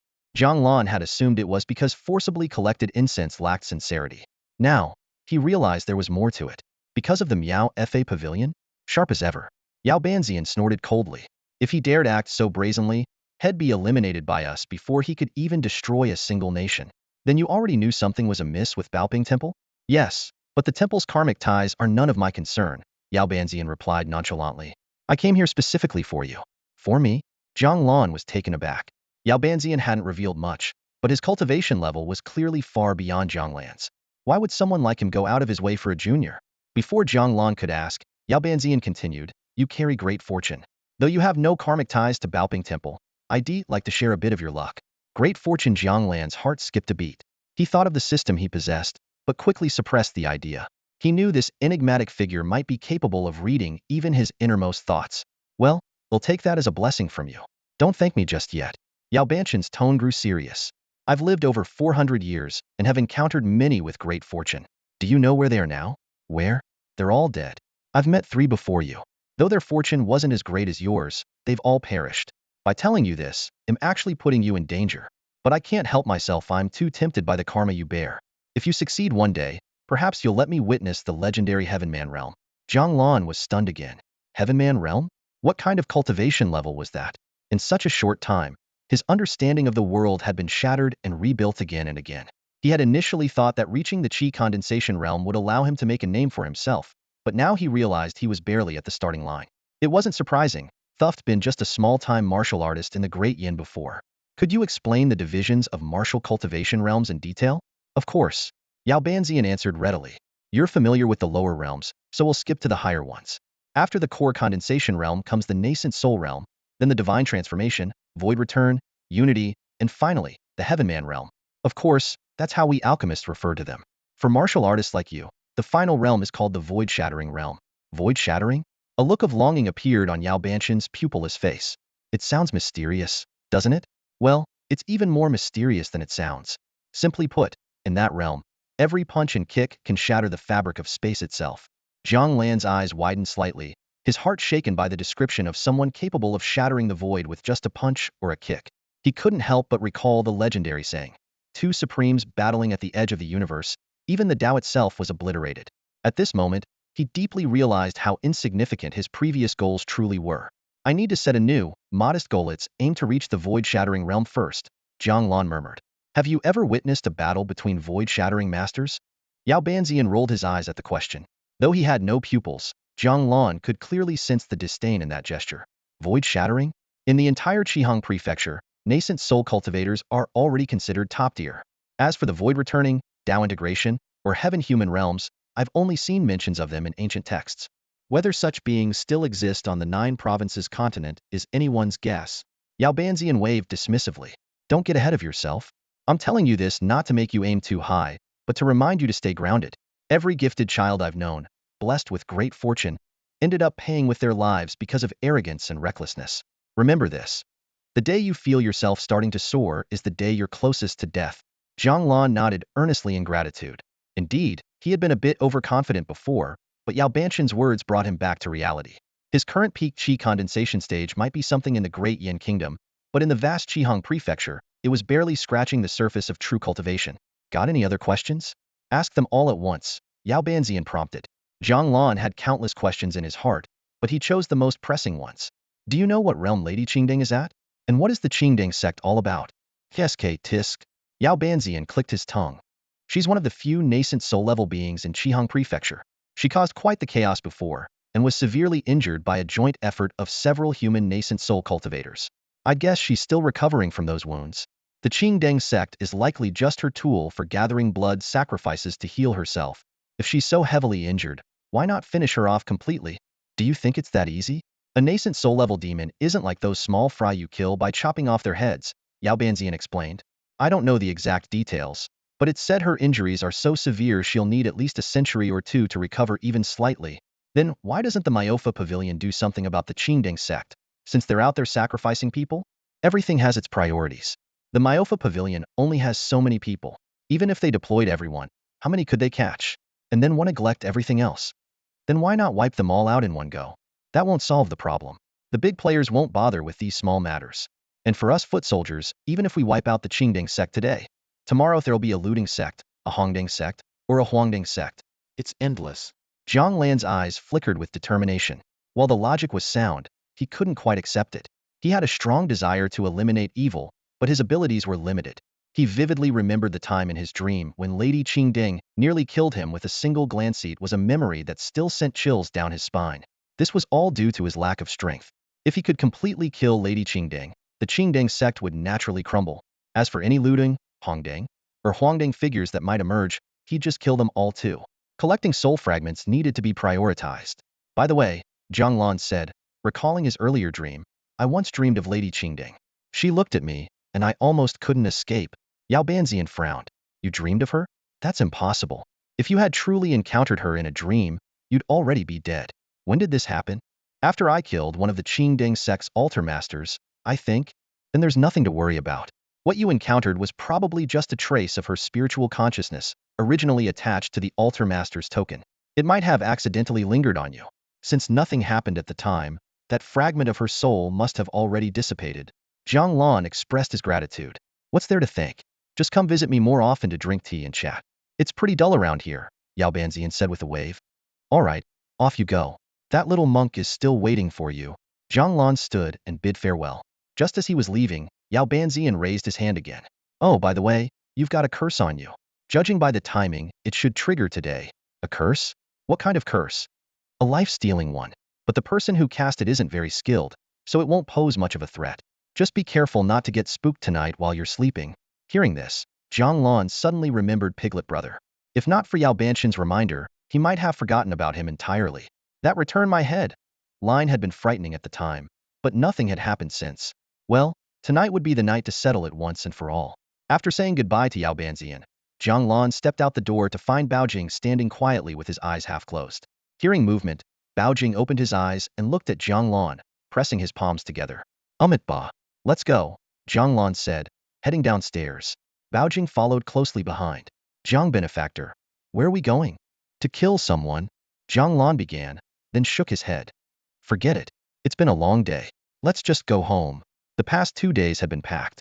First, he was promoted to Demon Suppressor, then he went to the Banquet Spring Tower with his colleagues. Midway, he received news and rushed to Jinchang Prefecture to slay a flood demon. After returning to Yin capital, he drank again, then made multiple trips to Baoping Temple, and now he just heard a wealth of unheard-of tales from Yao Banzian. Even someone made of iron would feel exhausted by now. A good night's sleep at home was in order. Bao Jing paused mid-step. Jiang benefactor, am I going home with you? Of course, Jiang Lan replied matter-of-factly. Unless you'd rather spend the night at Chengquan Courtyard? Bao Jing's face turned bright red, and he hurriedly pressed his palms together. Ba, Jiang benefactor, please don't joke like that. Relax, Jiang Lan teased. I've already heard about how you broke your vows in Shaonan village. What? I broke what vows? Meat eating. Have you forgotten? You ate the village chief of Shaonan village. Jiang Lan led Bao Jing into the courtyard and toward the main house. You can stay in the east room, he said, pointing toward one side of the house. The bedding is in the cabinet. You'll have to set it up yourself. Ba. Thank you, benefactor Jiang, Bao Jing replied, pressing his palms together in a gesture of gratitude. The main house was divided into 2 rooms. Jiang Lan occupied the west room, while the east room, though usually unoccupied, was kept clean and tidy thanks to his regular upkeep. Get some rest early. Tomorrow, I'll take you to slay. Jiang Lan paused briefly, exorcise demons. Seeing the flicker of excitement in Bao Jing's eyes as he nodded, Jiang Lan couldn't help but notice the young monk's barely restrained eagerness. Though Bao Jing could suppress his inner violence, bottling it up for too long was bound to take its toll. Waving him off, Jiang Lan headed back to his own room. Sitting cross-legged on his bed, Jiang Lan watched as a translucent virtual screen unfolded before him. Name, Jiang Lan. Cultivation level, 9th stage of Qi condensation. Techniques. 3-1 True Essence Technique, Golden Sun Rebirth Technique in the process of fusion. Martial skills. Flaming Sun Demon Slaying Blade Minor Accomplishment. Dragon's Glide Beginner Level. Hidden Spirit Technique Minor Accomplishment. Shadow Blade Technique Mastery. Remaining lifespan, 1 year. Jiang Lan's lips twitched in a faint smirk. After an entire day spent at Baoping Temple, he hadn't gained even a single day of life aside from the fragment of a soul Bao Jing had killed. Still, the trip hadn't been without its merits. Meeting Yao Banxian and learning that the Diyin Kingdom was merely a small state reliant on the mystics of the Miao Fa Pavilion to maintain its stability had broadened his horizons. The realization that he had been living in a proverbial frog in a well situation left him quietly anticipating the day when his strength would allow him to explore the vast 9 provinces. Weariness soon crept in. Lying down, Jiang Lan quickly fell asleep, only to find himself in a dream, a familiar one. He stood amidst the shadowy forests of Black Wind Mountain. Recalling Yao Banxian's cryptic words, he chuckled softly and began walking forward. Before long, he came upon a cave, its entrance reeking of blood and decay. Without warning, a bloodied tiger head shot out from the cave, its gaping maw lunging toward him. Return my body, it roared, its voice shrill and vengeful. Jiang Lan's expression remained indifferent. With a casual wave of his hand, the tiger head exploded into fragments, scattering red, white, and yellow matter everywhere, resembling a grotesque dish of tofu pudding in chili oil. Is that all? He remarked calmly. You couldn't deal with me when you had your body. What makes you think you can now with just a head? The virtual screen reappeared before him. Tiger Demon Remnant Soul Qi Gathering Stage 1 slain. Lifespan gained, 60 years. Remaining lifespan, 61 years. A faint smile tugged at Jiang Lan's lips. Though he didn't fully understand the inner workings of the system, discovering that slaying demons in his dreams could extend his life was a welcome surprise. At least now he wouldn't have to constantly worry about dying prematurely. He leaned against a withered tree and closed his eyes, resting until dawn. At the first crow of the rooster, Jiang Lan stretched and rose, feeling refreshed. Stepping outside, he noticed a table set with flatbread, steamed buns, porridge, and pickled vegetables, though Bao Jing was nowhere to be seen. Just as he was about to look for him, the door creaked open and the young monk entered. Awake so early, benefactor Jiang? Bao Jing asked. You didn't sleep at all, did you? Jiang Lan replied knowingly. Bao Jing hesitated before nodding. Jiang Lan understood immediately. As a martial artist, Bao Jing's vitality was naturally robust, and after the intense events of the previous day, it was no surprise he couldn't find rest. Go ahead and eat. I'll wash up, Jiang Lan said, heading to the courtyard to freshen up. When he returned, he found Bao Jing sitting properly, waiting for him. Don't be so formal. Dig in. Once we're done, they'll take you to exorcise some demons. Ba, Bao Jing said, his eyes lighting up. Who will we be slaying, benefactor Jiang? We're going after Piglet bro, Jiang Lan replied casually. Piglet? A pig demon? Bao Jing asked, puzzled. Jiang Lan chuckled. Not quite. He's a hunter from the Green Lantern sect who raises demonic beasts and dabbles in some bizarre techniques. A few days ago, he placed a death curse on me. Jiang Lan was about to explain further, but suddenly paused. Wait, where was Piglet bro now? Moments later, inside the Mystical Arts Pavilion of the Demon Suppression Division. In the 3-story building, Jiang Lan sat cross-legged on a cushion. Beside him was Bao Jing, and across from them sat the silver-haired, youthful-faced, and ethereal Yao Banxian. Despite his otherworldly demeanor, Yao's pupilless eyes remained deeply striking. Well, a rare guest returns so soon, Yao Banxian said with a chuckle. You only left yesterday, and now here you are again. What brings you to my humble abode, young friend? Jiang Lan offered a sheepish smile. I was hoping to request a divination from you. Of course. 1 qian of silver, Yao Banxian replied with a grin. 1 qian? Jiang Lan froze for a moment. He recalled that Yao Banxian had read his fortune twice before, once for a copper coin, and the second time for a full tael of silver. Why the sudden change to 1 qian this time? Though puzzled, Jiang Lan reached into his robe and placed a gold ingot on the table. Yao Banxian's pupilless eyes swept over it briefly before he shook his head. That's too much. I said 1 qian and I mean it. Consider the extra my token of respect, Jiang Lan said. Yao Banxian lifted his head slightly. Young friend, do you think I truly lack for a bit of silver? Jiang Lan suddenly understood. With Yao Banxian's abilities, worldly wealth likely meant little to him. But why did he always insist on payment, and why did the amount vary? Before Jiang Lan could voice his question, Yao Banxian explained, when I perform a divination for you, I become entangled in your karmic threads. By accepting silver, the karma is balanced, and the connection is severed. If I took nothing, not only would it harm me, but it would harm you as well. Though the explanation was cryptic, Jiang Lan grasped the essence of it. However, he didn't have any small change on him at the moment. Turning to Bao Jing, he asked, do you have any silver? Lend me 1 qian. Bao Jing nodded and fished out a small piece of silver, about half a tael, handing it to Jiang Lan. Jiang Lan took 1 qian's worth and placed it on the table, then casually tossed the gold ingot to Bao Jing. Here, this is for you. Bao Jing caught the ingot with a bewildered expression. Layman Jiang, I can't make change for this. No need. Consider the extra as interest, Jiang Lan said with a wave of his hand. Bao Jing looked even more confused. He had just lent out half a tael of silver, and was now holding a 50 tael gold ingot in return. The sheer disparity left him momentarily stunned. After all, until the day before, he had been a mere novice in the bone refinement stage, and now he was a peak-gathered essence expert. The rapid changes in his status and perspective on wealth were still hard to process. The person you're looking for is near the east gate of the inner city, in a clothing shop not far from there, Yao Banxian suddenly said. Jiang Lan swallowed hard. I didn't even ask yet. Yao Banxian's insight was truly uncanny, as if he could read Jiang Lan's thoughts directly. However, Jiang Lan noticed that Yao Banxian seemed unaware of or deliberately avoided mentioning the mysterious system Jiang Lan possessed. The mention of the clothing shop brought back a faint memory. Before entering the inner city, Jiang Lan had visited such a shop to change out of his Demon Suppression Division uniform. Could the affable, chubby shopkeeper from back then really be the person known as Zhu Zaixiong? Thank you, Banxian. I'll take my leave for now and return to visit you later, Jiang Lan said with a respectful bow before departing.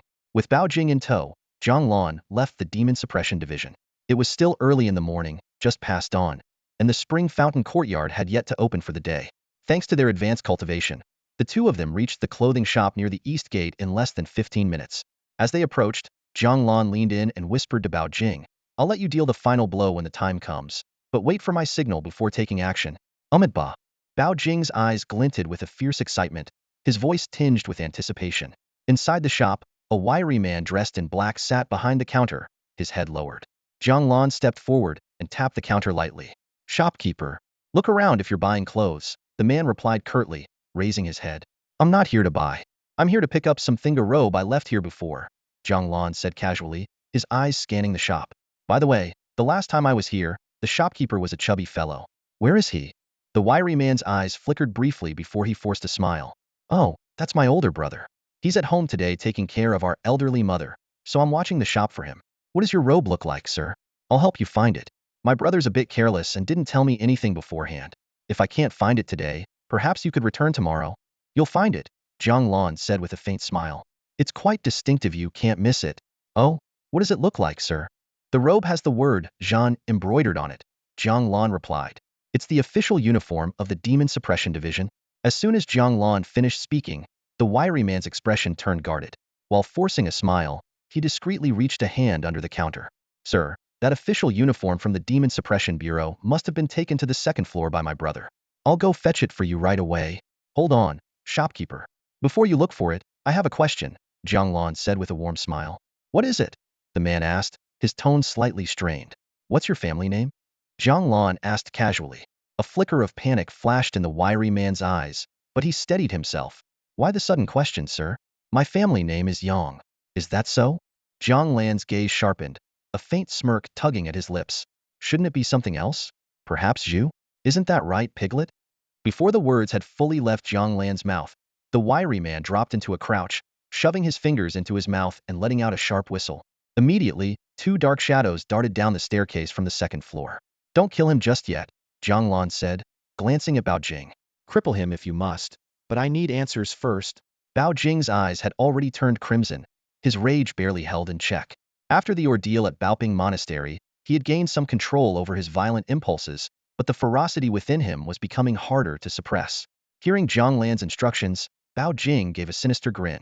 A wave of demonic energy erupted from him, filling the room with a suffocating aura of negativity. While Jiang Lan remained unaffected, the oppressive force caused the two figures to reveal their true forms: massive demonic hounds, each over 5 feet long, their fangs bared and their monstrous energy radiating menace. The hounds hesitated for a moment, cowed by Bao Jing's overwhelming presence, their tails tucked between their legs as low growls rumbled from their throats. But then, a sudden ringing of bells echoed through the room, and the hounds seemed to go berserk, lunging at Bao Jing with feral aggression. Jiang Lan's eyes narrowed. In a flash, he moved, his speed blurring as he intercepted the hounds. With a powerful grip, he seized them by their necks. His hands clenched tightly, and with a resounding crack, he smashed their heads together. The impact caved their skulls in, leaving them lifeless. System notification. Killed bone refining 9th level demon hound. Gained 20 years of lifespan. Remaining lifespan, 81 years. Killed bone refining 9th level demon hound. Gained 20 years of lifespan. Remaining lifespan, 101 years. Jiang Lan casually discarded the hound's corpses, turning his attention to the now pale Piglet. Bao Jing stepped forward, his every step deliberate, his face twisted into a malevolent smile. My friend, he said mockingly, you're destined for enlightenment. I am willing to become a monk, to serve the Buddha. Piglet stammered, desperation etched across his face. Serving the Buddha is one thing, but becoming a monk won't be necessary, Bao Jing sneered coldly. After all, the Buddha resides in the Western paradise. You should go and meet him in person. Before Piglet could react, Bao Jing's hand shot forward, crushing his skull with ruthless precision. I told you not to kill him yet, Jiang Lan said, frowning. I still had questions. Bao Jing sniffed the blood on his hand, his expression gradually returning to calm. Palms pressed together, he muttered. Ba. Forgive me, I couldn't restrain myself. Forget it, Jiang Lan said with a wave of his hand. He knew he wouldn't get any answers about the original plump shopkeeper now. Though deep down, he suspected the truth, he wasn't ready to face it just yet. Let's go, Jiang Lan said simply. Where to, Jiang benefactor? Bao Jing asked. The pavilion master gave you 3 bamboo tubes, didn't he? Jiang Lan replied. Bao Jing's eyes lit up. Do you mean you're coming with me to retrieve the soul fragments? Yes, Jiang Lan nodded. This had been his plan all along. He had simply been waiting for the right moment to bring it up. Excitement gleamed in Bao Jing's eyes as he began to explain. The scattered soul fragments varied in strength. Some resided in temples brimming with incense and worship, their power formidable enough to rival those at the peak of the chi condensation stage. In the worst-case scenario, one might even encounter an entity newly ascended to the transcendence realm. If Bao Jing went alone, he might not survive. But with Jiang Lan by his side, the risks diminished significantly. Bao Jing looked a bit uneasy and said apologetically, Benefactor Jiang, you've already helped this humble monk with so many things over the past 2 days. Asking you to accompany me again feels like imposing too much. Jiang Lan grinned. I'm not helping for free, you know. To be honest, I'm quite interested in those soul fragments myself. How about this, we go together? You take one, I take one.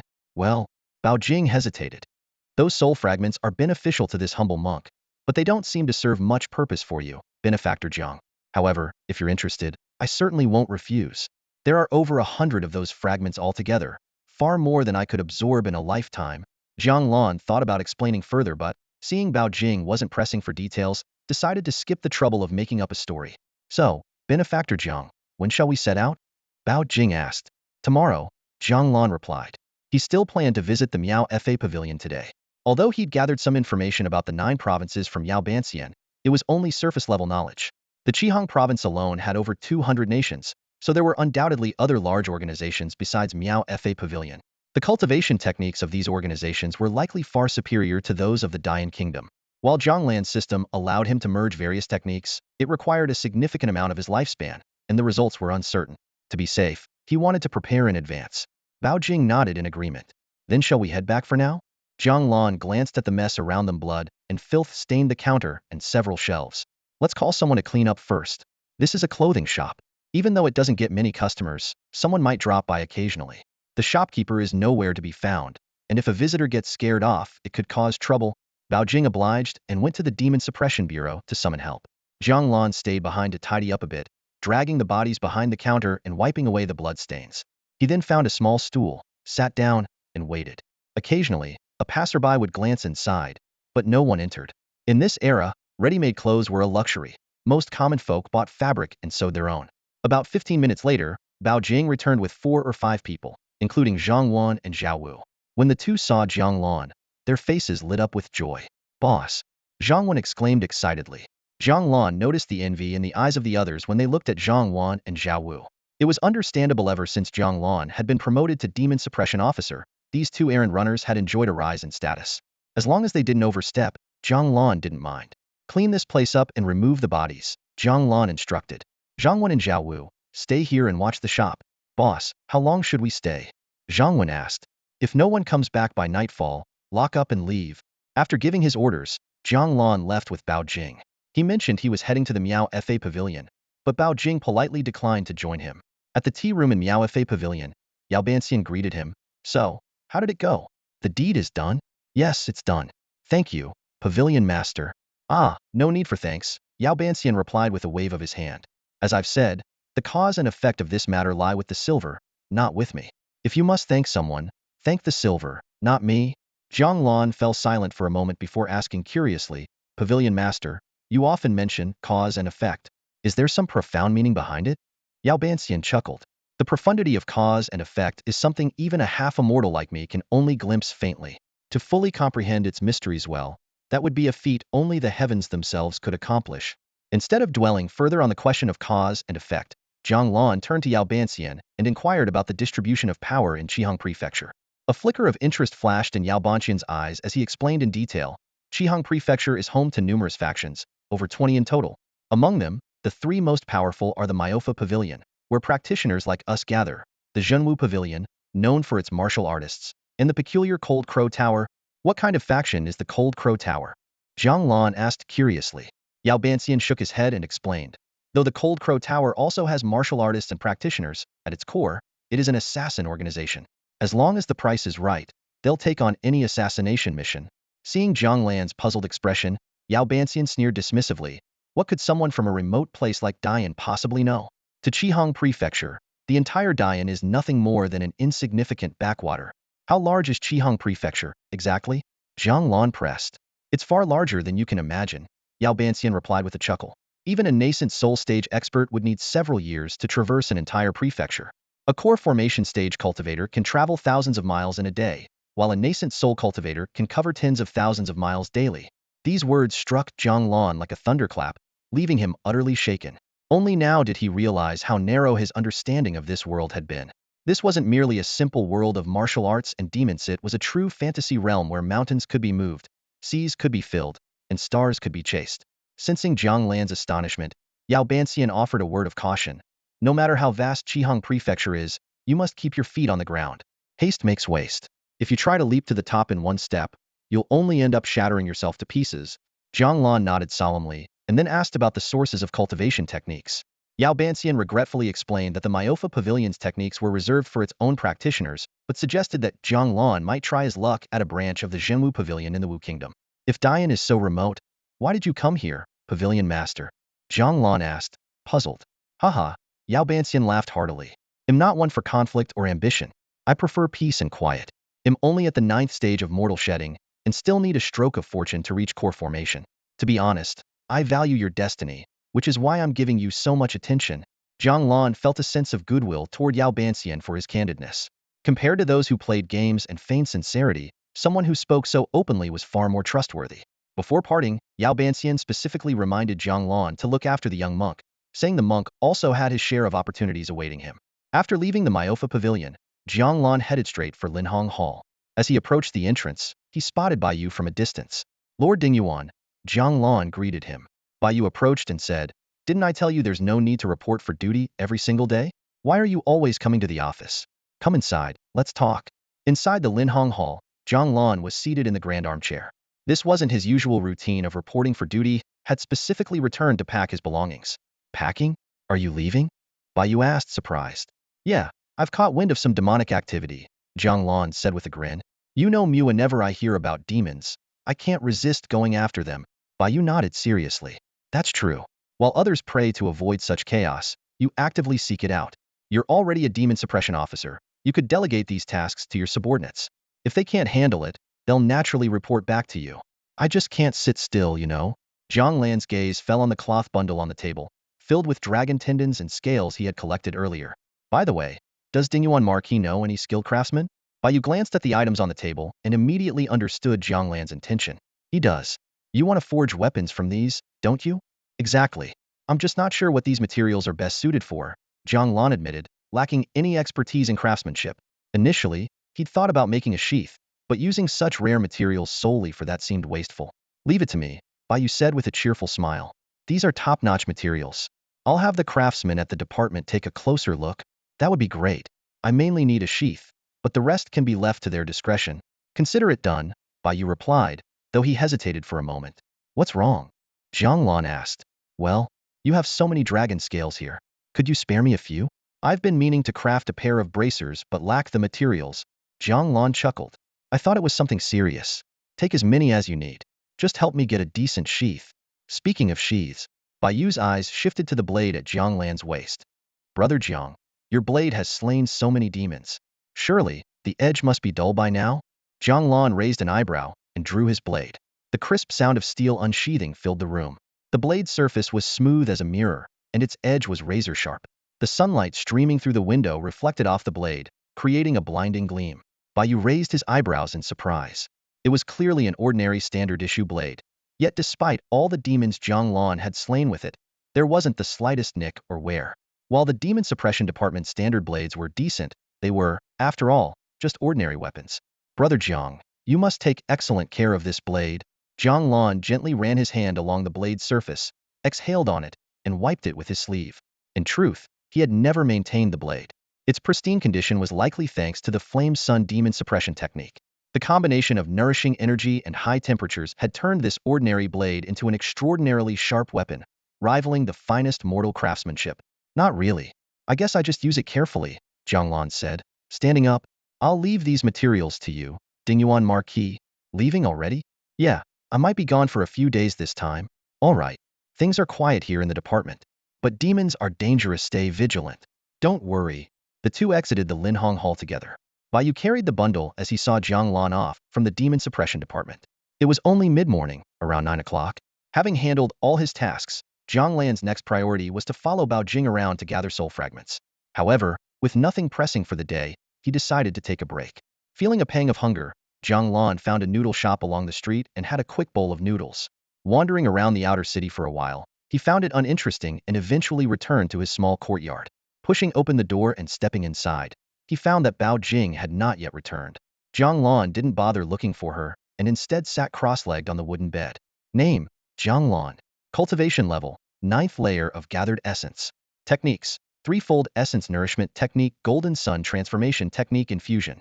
Martial skills, flame sun demon suppression blade minor achievement, dragon swim beginner, hidden spirit technique minor achievement, shadow blade technique mastery. Remaining lifespan, 101 years. After a moment of contemplation, Jiang Lan murmured, 50 years each for the Flame Sun Demon Suppression Blade and Dragon Swim. At this point, further fusing his techniques was pointless. He had already spent over 700 years of lifespan to fuse them halfway, and completing the fusion would require just as much time. With only a little over 100 years left, he couldn't afford it. Rather than letting the remaining lifespan go to waste, it was better to channel it into improving his martial skills, which had been stagnant for some time. As Jiang Lan's words faded, the virtual screen before him began to scroll with text. Year 1. Rapid progress. The Flame Sun Demon Suppression Blade becomes more refined. Year 2. Flame Sun Demon Suppression Blade reaches, entering the hall level. Year 5. Further mastery, achieving thorough understanding. Year 10. Relentless practice leads to peak perfection. Year 19. Skill becomes second nature, advancing to return to simplicity. Year 20. Return to simplicity is the ultimate state. Further cultivation is unnecessary, and remaining lifespan is refunded. feeling the 20 years of blade technique mastery suddenly embedded in his mind. Jiang Lan's eyes gleamed as his hand instinctively reached for the long blade beside him. The moment his fingers touched the hilt, a profound sense of familiarity surged through him. He swung the blade without thinking. Swish! The blade cut through the air, tracing a sharp arc. The wardrobe beside Jiang Lan split cleanly in two. As Jiang Lan sheathed his blade, a satisfied smile spread across his face. The Flaming Sun demon-slaying blade, now at the returning to simplicity realm, had become an extension of his body. Though he had yet to reach the legendary state of unity between man and blade, his control over it was so seamless that it felt as natural as moving his own limbs. Suddenly, a loud crash shattered the quiet of the room. The upper half of a wooden wardrobe tilted and fell to the ground, startling even Jiang Lan himself. He sighed and tugged at the corner of his mouth in exasperation. It seemed he had gotten carried away earlier. The wardrobe, though made of decent materials, had been in use for years and wasn't worth much anyway. Still, it was now cleanly sliced in two. At that moment, the virtual screen in front of him lit up with scrolling text. The mastery of Jiao Long, you progress steadily. Year 1, basic achievement. Year 3, proficient. Year 7, thorough understanding. Year 13, peak of perfection. By year 24, it reached completion, with movements as fluid and powerful as a dragon leaping from the sea, achieving the returning to simplicity realm. In year 25, further improvement seemed impossible, and remaining lifespan was returned. Jiang Lan could clearly feel the changes in his body. Not only was he significantly lighter, but his flexibility had also improved dramatically. At full strength, his speed had increased by at least 30%. Most importantly, his Bodis agility had reached an entirely new level. This meant that attacks he could barely dodge before could now be evaded with ease. He pondered to himself, no wonder they say mastering movement techniques is like gaining half a life. Glancing at the screen, he noted his remaining lifespan, 56 years. Under the martial techniques section, 3 out of 4 techniques had reached the returning to simplicity realm, with only Yin Shanju lagging behind at basic achievement. Initially, he had focused on techniques more useful in combat, but now that he had some lifespan to spare, he decided to bring Yin Shinju to its peak as well. Max out Yin Shinju for me, he commanded. The text on the screen scrolled again. Year 2, proficient. Year 6, thorough understanding. Year 18, returning to simplicity. As the technique advanced, Jiang Lan's breathing became increasingly long and steady, so much so that even standing close, one wouldn't hear a single sound. His attribute panel now displayed a complete transformation. Name, Jiang Lan. Cultivation, 9th level of Qi condensation. Techniques, San Yuan Yunzhen Ju Golden Sun Rebirth Technique Fusion in progress. Martial skills, Flaming Sun Demon Slaying Blade returning to simplicity, Jiao Long Yu returning to simplicity, Yin Shunju returning to simplicity, Shadow Blade Technique returning to simplicity. Remaining lifespan, 38 years. Just as Jiang Lan deliberated on what to test his blade on next, the sound of a door opening came from outside. The screen disappeared instantly as he looked up toward the doorway. Though he couldn't see the hall beyond, the sound of footsteps alone told him it was Bao Jing returning. At his current level, he could discern even the flap of a fly's wings in the courtyard. Though he usually refrained from focusing on such details, otherwise, noisy environments would drive him mad. Bao Jing walked in through the open door without hesitation. "Ba, Jiang Benefactor," she greeted. "Back so soon?" There wasn't much to do. Wandering the streets grew dull, so I thought I'd rest here instead. Jiang Lan was about to suggest Bao Jing return to her room when something came to mind. "By the way, I have a question. Back at Bao Ping Temple, when I cut that old monk's body into pieces, he managed to regenerate. Besides the method you used, is there any other way to directly harm a split soul?" This was crucial information for him after all. If he couldn't kill a split soul, he wouldn't be able to gain additional lifespan. "That's simple," Bao Jing replied without hesitation. "When a split soul occupies a body, it usually nests in the lingtai, or the upper dantian. If you destroy the upper dantian, the split soul will leave the body on its own. So you're saying I just need to smash the brain to pieces?" Jiang Lan's expression turned odd. Ba, Jiang Benefactor is perceptive." "That's precisely it." Jiang Lan's lips twitched. "So it's that straightforward." No wonder the split soul hadn't died when he merely decapitated the old monk without damaging the lingtai. Now that he was certain split souls could be killed, his only concern was encountering one too weak to provide sufficient lifespan. Still, he seemed to have discovered a loophole in the system. If he could exploit it effectively, he might just break through the mortal realm and step directly into the core formation stage. Jiang Lan quickly identified a loophole. He could exploit the system's lifespan. Rewards were determined by the strength gap between him and his defeated opponents. Since most soul fragments were at the gathering essence stage, he realized that if he deliberately kept his cultivation level at gathering essence, he could gain significantly more lifespan with each kill. It reminded him of the level locking strategy used in games in his previous life. I understand now. Jiang Lan nodded. Bao Jing, do you have any other questions? No more. When should we set off tomorrow? Bao Jing asked. Anytime works, even now. Let's start with the closest target. Do you know the way? After a brief moment of thought, Bao Jing replied, the closest one is the Golden Light Temple in Jinchang Prefecture. The mention of Jinchang Prefecture made Jiang Lan's eyes light up. Wasn't that Lin Zifeng's territory? It was near Qinglin County, where he had slain the Flood Dragon Demon just 2 days ago. So much had happened in such a short time, he couldn't help but wonder how things were faring in Qinglin County now. We'll leave tomorrow morning, Jiang Lan decided. With that, Bao Jing returned to her room to rest. Jiang Lan lay down for a quick nap, and by the time he woke, it was already evening. After a simple wash, he wandered out for a stroll and, before long, found himself at the familiar Chengquan courtyard. Young master, care to come in and sit for a while? A young girl in a green silk dress called out to him from the balcony above. Jiang Lan couldn't help but feel puzzled. She seemed to be waiting just for him, yet she wasn't taking any customers. Inside Chengquan courtyard, the atmosphere was lively and bustling. The first floor was packed, with the sound of string and wind instruments filling the air. 6 graceful dancers were performing on stage. It was Jiang Lan's first time truly experiencing the ambience of a brothel, and his curiosity was piqued. The madam of the house spotted him as he entered and immediately greeted him with a beaming smile. Ah, officer, welcome. Please come in. She was inwardly delighted. This was a generous patron. The last time he was here, he had left behind 5 taels of gold just for drinking and chatting, enough to cover the cost of 20 girls for a night. A jar of daughter's red, and some dishes to go with it. Bring the girl as well, Jiang Lan instructed. Right away. Would you like a private room, or to enjoy the performance in the main hall? A private room. The madam was about to summon Gu Yenner when she noticed the girl already waiting nearby. Ah, you sly little thing, the madam chuckled. Your job tonight is to take good care of the officer. Once inside the private room, Jiang Lan asked, your name is Gu Yenner? Yes, sir. Shall I sing a song for you? That's a lovely name. No need to rush with the singing. You can do that after the meal. Back in your room, Gu Yenner's cheeks flushed red at his words. Sir, I'm a courtesan. I perform, but I don't sell my body, she stammered. Then why do you keep calling out to me from upstairs every day if you're not taking customers? Jiang Lan raised an eyebrow. I just thought you looked handsome, so I wanted to call out, she admitted shyly. Jiang Lan couldn't help but laugh heartily at her response. Just then, the food and wine arrived. He broke the seal on the wine jar with a single slap, lifted it to his lips, and drank deeply. Gu Yenner watched him, her eyes sparkling with admiration.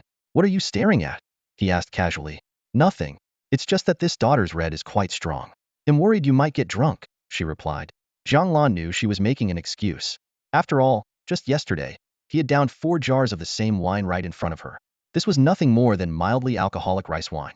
Still, he chuckled and said, if I do get drunk, you'd better remember to carry me back to my room. The next morning, Jiang Lan opened his eyes to a warm and soft sight. Gu Yenner was lying quietly beside him, one hand resting on his chest and one leg draped over his waist.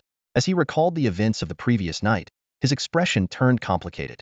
2 lifetimes as a man, and yet he had lost his innocence in such a place. Carefully, he shifted the young woman off of him and slid out of bed with deliberate quietness. Despite the movement, Gu Yenner remained sound asleep, likely exhausted from the night before. Lifting the edge of the blanket, Jiang Lan noticed small red stains on the sheet, and he let out a long sigh. So it wasn't just a pretense to raise her price. Clean courtesans, as they were called in the Deyin dynasty, truly upheld their virtue. After dressing himself, Jiang Lan opened the door, only to find the madam waiting for him outside with an awkward smile on her face. Master, you're up? You were waiting for me? The madam hesitated before speaking. Gu Yenner is one of our clean courtesans. Now that you've taken her innocence, in the days to come. How much? Excuse me? I asked you how much? The madam paused to calculate. For taking her purity, it would be no less than 100 taels of silver. Not that. I'm asking about her freedom. The madam's eyes lit up. Master, are you saying you want to buy Gu Yenner's freedom? That would be 500 taels. Gu Yenner is the daughter of a criminal official, but her reputation is spotless. She's worth every coin. Wait here. I'll go get the money. And don't let anyone disturb her. With that, Jiang Lan turned and descended the stairs. The madam seemed inclined to stop him, but remembered how Jiang Lan had left behind 5 taels of gold after just a few drinks the last time. Moreover, he worked for the Demon Suppression Bureau, so she decided to hold her tongue. Jiang Lan walked briskly through the streets. Though gold ingots weren't particularly heavy to him, carrying over 20 of them was still cumbersome. He knew in his heart that a clean courtesan, once defiled, could no longer claim that title. The thought of Gu Yenner serving other clients was something he could not tolerate. When he returned to the small courtyard, Bao Jing was waiting at the entrance. Ba, Jiang benefactor, you did not return last night. I nearly thought you had changed your mind. Jiang Lan smirked faintly, chiding himself for letting personal matters distract him from his mission to hunt demons. He replied to Bao Jing, I haven't. There's just a personal matter I need to take care of. Please wait a moment. After retrieving the gold ingots from the cabinet, Jiang Lan decided to bring Bao Jing along. He planned to settle Gu Yin'er at Linhong Hall and arrange for someone to look after her before dealing with other matters. When they arrived outside Spring Fountain Courtyard, Bao Jing waved his hands adamantly, refusing to enter. Jiang Lan chuckled in understanding. All right, then wait for me at Linhong Hall. Entering the courtyard, the madam was already waiting at the door, eagerly looking out. Jiang Lan placed 10 gold ingots neatly on the counter. The madam's eyes sparkled with greed as she repeatedly assured him that she would handle Gu Yin'er's release from servitude. Returning to the room, Jiang Lan found Gu Yin'er curled up under the blanket, softly sobbing. He gently patted the quilt, and after a moment, a tear-streaked face peeked out. Master, why did you come back? Jiang Lan smiled faintly. Why? Am I not allowed to come back? No, it's just that I... Gu Yin'er trailed off, her eyes welling with tears once more. Gu Yin'er fought back her tears and forced a smile, insisting she was fine. Jiang Lan, though unaware of the exact reason for her sorrow, could guess it was tied to last night's events. As a courtesan who prided herself on her chastity, selling her talents but not her body, her situation now was bleak, her purity gone, her livelihood as an artist no longer viable. Anyone in her position would feel devastated. Don't cry. From today onward, you're free, Jiang Lan said softly, sitting at the edge of the bed. What? Gu Yin'er froze, her sadness momentarily forgotten as she stared at him in disbelief. I've redeemed you. Gu Yin'er's expression shifted from doubt to joy, and then to stunned disbelief. Her lips parted slightly, and after a long pause, she finally asked in a trembling voice, "Are really? Of course. Why would I lie about something like this?" Realizing the truth, Gu Yin'er immediately moved to lift the blanket. Benefactor, I will serve you with my life, as your most loyal servant. Jiang Lan reached out to press the blanket down. No need to serve me like that. Just live your life as a person, not a servant. Get dressed, leaving. With that, he turned away to give her privacy. Gu Yin'er hurried to dress. Once she was ready, Jiang Lan turned back to take a proper look at her. Though her hair was slightly disheveled, it only added to her charm. Her oval face, delicate brows, and small cherry lips painted the picture of a classic beauty. Thinking back to the previous night, her slender waist and ample curves confirmed what the brothel madam had said, she might indeed be the daughter of a disgraced official. As Gu Yin'er prepared to kneel in gratitude, Jiang Lan swiftly stepped forward and gripped her shoulders like iron. No kneeling. From now on, you are not to kneel to anyone. Benefactor, it hurts.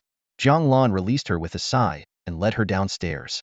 The brothel madam was already waiting with the necessary paperwork, beaming as she handed it over. Officer, everything's ready. From today, Gu Yin'er is yours. Jiang Lan took the documents and handed them to Gu Yin'er. Pack your things. We're leaving. Gu Yin'er hesitated, looking as if she wanted to refuse, but Jiang Lan's firm insistence left her no choice. A short while later, she returned with a small bundle containing only a few valuables, clearly understanding the importance of traveling light. As they stepped out of the Spring Fountain Courtyard, Gu Yin'er timidly tugged at Jiang Lan's sleeve. Benefactor, where are we going? Is there anywhere you'd like to go? He asked. Tears welled up in her eyes, and Jiang Lan sighed. I have some business to attend to over the next couple of days. For now, I'll arrange for you to stay at Zenmosi. I'll follow wherever you decide, she replied softly. When they arrived at Zenmosi, they encountered Yu Ji, one of Jiang Lan's subordinates. Spotting the young woman by Jiang Lan's side, Yu Ji couldn't hide his surprise. Boss, this is? Go fetch Qiu Baihu. Tell him to meet me in Linhong Hall, Jiang Lan instructed, his tone leaving no room for questions.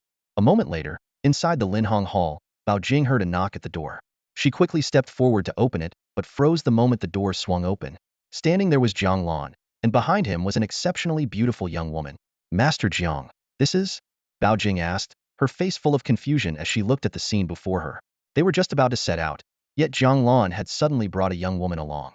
The girl had skin as smooth as porcelain and appeared delicate, hardly the type one would expect to accompany them on a rigorous journey. What puzzled Bao Jing even more was that she knew Jiang Lan had just come back from a brothel. Jiang Lan simply gave a faint smile, offering no explanation. He only said, "Wait a moment."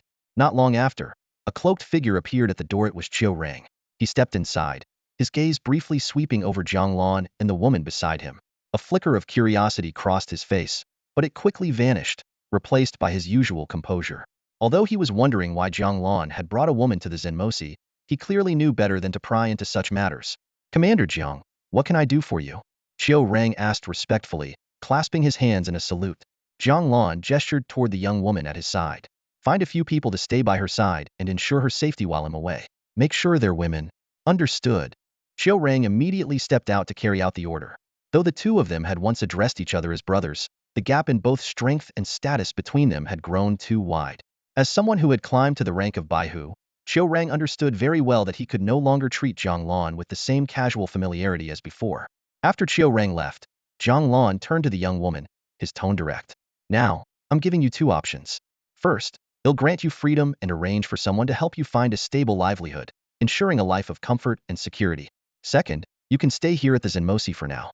You'll have food and clothing and can treat this place as your home. Truthfully, Jiang Lan hadn't fully figured out how to deal with Gu Yin'er. Though he had technically bought her, it wasn't with the intention of marrying her. Her background had nothing to do with it. Jiang Lan simply had no plans to settle down. With his system, his lifespan was essentially infinite. While he could use his life force to fuel his cultivation, the most critical thing was the longevity itself. Even though his remaining life force was currently limited, he could remain immortal as long as he wished. Gu Yin'er, however, was mortal and would eventually fade into dust with the passage of time. He could live forever, but he could not make her eternal. To his surprise, after hearing the two options, Gu Yin'er shook her head repeatedly. I don't want either of them. Oh, then what do you want? Jiang Lan asked. Gu Yin'er bit her lip lightly. I wish to serve you for the rest of my life, my benefactor. I know my status is lowly, and I don't ask for any position or recognition. Just being able to stay by your side is enough for me. Jiang Lan sighed helplessly. The very situation he had hoped to avoid had come to pass. But he couldn't blame anyone but himself after all. It was his own lack of restraint that had led to this. Very well, for now, you'll stay here, Jiang Lan said. You can remain at the Zenmosi. I have some matters to attend to, and we'll discuss this further when I return. Hearing this, Gu Yin'er's face lit up with joy. She nodded eagerly, her eyes filled with hope. They'll wait for you. At that moment, Qiu Rang returned with two women in tow.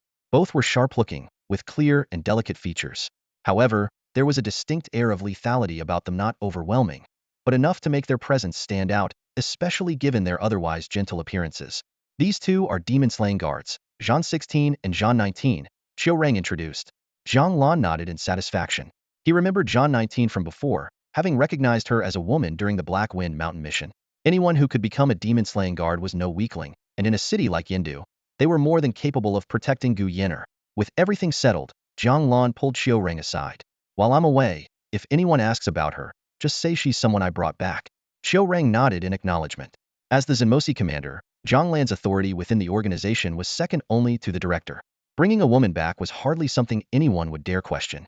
Before leaving, Jiang Lan turned to Gu Yin'er and said, wait for me here. They'll be back in no more than 5 days. My benefactor, they'll be here waiting for you. Gu Yin'er replied obediently. Once Jiang Lan and Bao Jing had left the Zenmosi, Bao Jing couldn't hold back her curiosity any longer. Master Jiang, why did you? Jiang Lan simply smiled and said, I felt a connection with her, so I brought her back. Bao Jing murmured, clasping her hands together in prayer. The two of them continued on foot toward the outskirts of the city. Although the Zenmosi had horses, with their level of cultivation, walking was actually more convenient than riding. Jinchang Prefecture was only about 300 miles from the capital, and if they traveled at full speed, they could reach it in just over an hour. Since their task wasn't urgent, there was no need to rush. 2 hours later, the city of Jinchang Prefecture was bustling with people. While it couldn't rival the grandeur of the capital, it was still lively and vibrant. Master Jiang, shall we head straight to Jingguang Temple? Bao Jing asked. Jiang Lan shook his head. We'll go to the Zenmosi in the prefectural city first. While I can act as I please in the capital, here in Jinchang, dismantling a Buddha statue in broad daylight might cause panic among the people. It's better to inform the local Zenmosi first. Bao Jing immediately understood, clasping his hands together in prayer. I will follow your lead, Master Jiang. With directions from passers-by, the two easily found the Zenmosi. Compared to its counterpart in the capital, this branch was much smaller, only the size of a regular government office. At the entrance, 2 guards dressed in black robes saw them approach and shouted in unison, Halt! Jiang Lan took out his token and said, I am a Zenmosi officer from the capital. Take me to your superior. One of the guards squinted at the token, his eyes widening in shock. Lord Jiang. Immediately, both guards dropped to one knee. One hand clenched into a fist on the ground, and exclaimed in unison, We are grateful to Lord Jiang for slaying the Jiao demon and saving the people of Qinglin County from disaster. Jiang Lan was momentarily taken aback by their synchronized display, as if it had been rehearsed. Stand up. Is Lin, the Zenmosi officer, here? He is.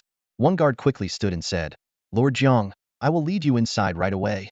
Jiang Lan gestured for Bao Jing to follow, as they were escorted to a small two-story building in the center. Lord Lin, Lord Jiang from the capital is here, the guard announced. Before the words had fully landed, hurried footsteps approached from inside. The door swung open, revealing Lin Zifeng, his face alight with surprise and joy. Jiang Lan? Please come in. The first floor of the building was furnished with a few armchairs and a long tea table piled high with documents. Lin Zifeng began clearing the table and preparing to serve tea, but Jiang Lan waved him off. No need for that. I was planning to visit the capital to thank you in person, but I never expected you'd come to Jinchang Prefecture, Lin Zifeng said with emotion. There's no need for thanks. How is Qinglin County now? Jiang Lan asked. At the mention of Qinglin County, Lin Zifeng's expression darkened. The casualties have been accounted for, and reconstruction is underway. Most of the refugees have been relocated to the prefectural city. He sighed heavily. This is all I can manage. No one could have foreseen such an incident. It's not your fault, Jiang Lan reassured him. By the way, I'm here about a demon in Jingguang Temple. A demon? Lin Zifeng's jaw tightened. What level? Jiang Lan glanced at Bao Jing, who shook his head. The exact level is unclear, but it is at least at the 5th or 6th stage of the Juyuan realm. Lin Zifeng's pupils constricted. As a cultivator at the 4th stage of Juyuan, he understood all too well that if such a demon were to escape, no one in the entire prefecture would be able to stop it. Is this information reliable? Lin Zifeng asked gravely. Ba, it is absolutely true, Bao Jing replied, bowing with his hands clasped. Seeing the concern on Lin Zifeng's face, Jiang Lan reassured him. I'm here to handle the demon. I just need a few people to guard the entrance and prevent the townsfolk from wandering in and causing a commotion. Lin Zifeng exhaled deeply. With Jiang Lan involved, there was nothing to fear. Having witnessed Jiang Lan's strength when he slew the Jiao demon, Lin Zifeng knew even several of himself combined wouldn't be able to match him. How many people do you need? A few will suffice. Then I'll lead them myself. Lin Zifeng stood and summoned 5 of his subordinates. The way they looked at Jiang Lan was filled with admiration, making him feel slightly uncomfortable. Let's go to Jingguang Temple, Jiang Lan said, clearing his throat. 15 minutes later, the group of 8 arrived at the temple. Jiang Lan gave a quiet instruction. Please, clear everyone out from inside. The 5 Zenmosi guards quickly entered and soon ushered out the worshippers. Zenmosi business. All unrelated individuals must leave, they declared. The onlookers outside immediately dispersed at the command. At that moment, a middle-aged monk emerged from the temple. Ba, there are no demons in Jingguang Temple. May I ask why you are here, benefactors? Jiang Lan looked at the monk and smiled faintly. If your word alone could prove that, then why aren't you working for the Zenmosi? The middle-aged monk stood at the doorway, speechless. Behind him, a group of monks from the temple surged out, numbering around 20 or 30. Jiang Lan's gaze remained calm as he addressed the middle-aged monk. If there are truly no demons here, we will leave on our own. Step aside. The monk's eyes flickered, and he stepped back half a pace to clear the way. However, the monks behind him stood unmoving, clearly unwilling to let them pass. What's this? You don't intend to move? Jiang Lan's presence suddenly intensified. Though he unleashed less than a tenth of his power, it was enough to overwhelm the group of ordinary monks. In an instant, the monks collapsed to the ground, writhing in pain. Their anguished cries echoed throughout the courtyard. Jiang Lan exchanged a glance with Bao Jing before instructing Lin Zifeng. Keep an eye on these monks. Don't let anyone from outside come in. Lin Zifeng nodded repeatedly in agreement. Stepping past the monks who were still groaning in agony, Jiang Lan and Bao Jing entered the temple. Though the Golden Light Temple was slightly smaller in scale compared to the Treasure Vase Temple, its layout was identical. Bell Tower, Hall of the Heavenly Kings, and the Grand Hall of Great Strength arranged in sequence. Inside the Hall of the Heavenly Kings, Jiang Lan turned his head and asked, Is it here? Bao Jing narrowed his eyes and took a deep breath. Ba. It's in the Grand Hall of Great Strength.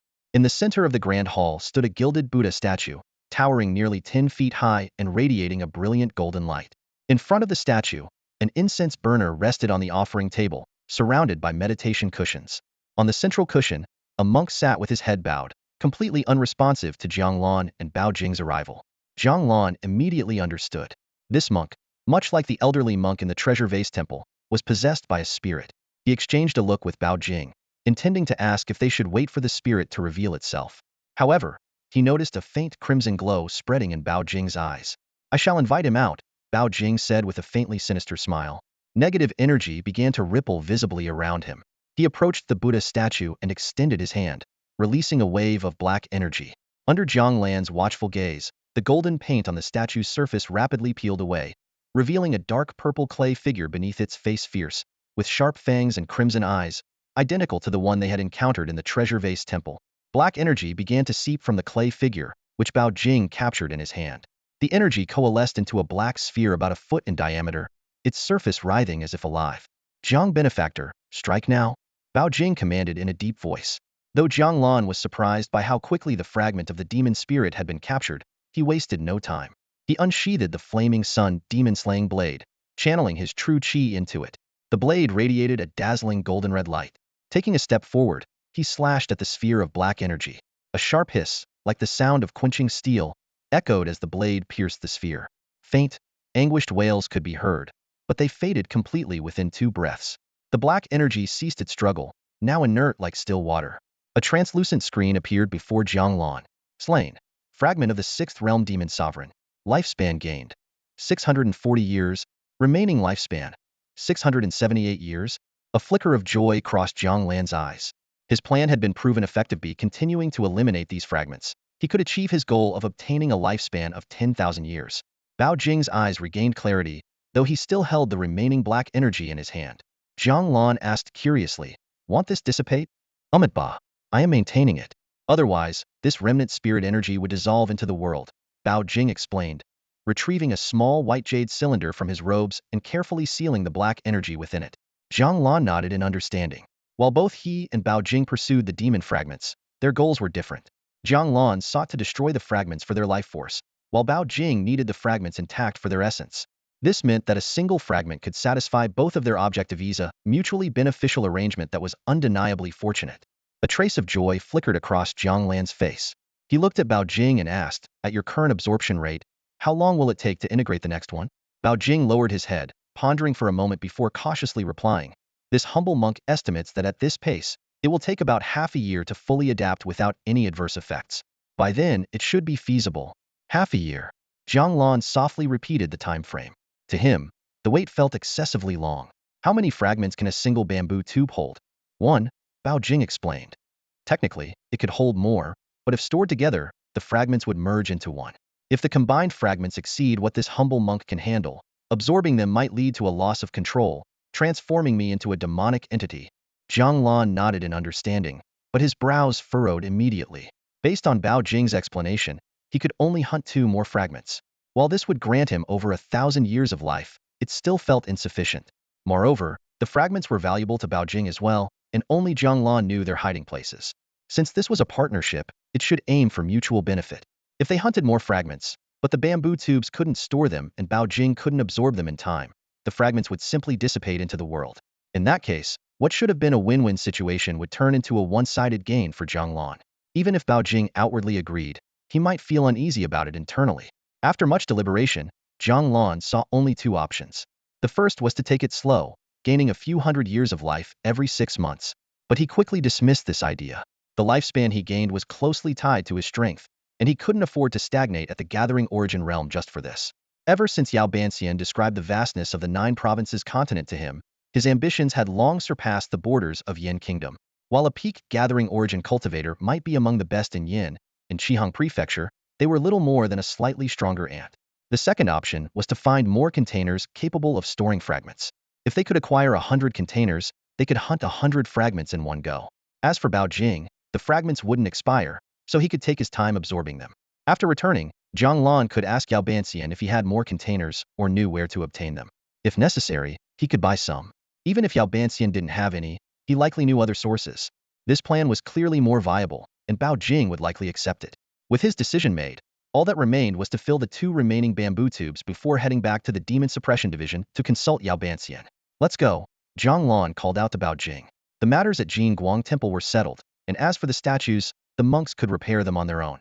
Bao Jing turned to leave, but stopped after a few steps, his gaze falling on a monk still seated on a meditation cushion. Jiang Lan also paused. Ba, Bao Jing murmured, placing his hands together in prayer. He approached the monk, placing his hand gently on the monk's head. After a moment, he sighed and shook his head. "As I suspected, Only an empty shell remains. Jiang Lan let out a faint sigh but didn't dwell on it. In this world, death was ever present. Countless people died at the hands of demons every day. Even if he wanted to intervene, he couldn't possibly save everyone. Bao Jing's expression was complex as he clasped his hands together and began to chant softly. All sentient beings who have not attained liberation have an unsettled nature. Evil habits form karma, good habits bear results. Whether doing good or evil, they are born according to their circumstances. After a long while, he stopped chanting and turned to Jiang Lan. Jiang benefactor, let us go. You've changed, Jiang Lan remarked, observing Bao Jing. How have I changed? Your hostility, Jiang Lan said, gesturing toward Bao Jing's eyes. It's much less than before. The current Bao Jing was vastly different from the one at Bao Ping Temple. Back then, his demonic nature was dominant, but now, his humanity had largely returned. The Bao Jing from Bao Ping Temple would never have stopped to recite prayers for a deceased monk. Bao Jing smiled faintly. Ba, let us go. The two walked through the Hall of Heavenly Kings and past the bell and drum towers, exiting the temple gates. The monks who had been fighting earlier were now herded into a corner under the watchful eyes of Lin Zifeng's men, looking like a group of prisoners. All settled, Lin Zifeng's eyes lit up when he saw the pair emerge, and he quickly approached.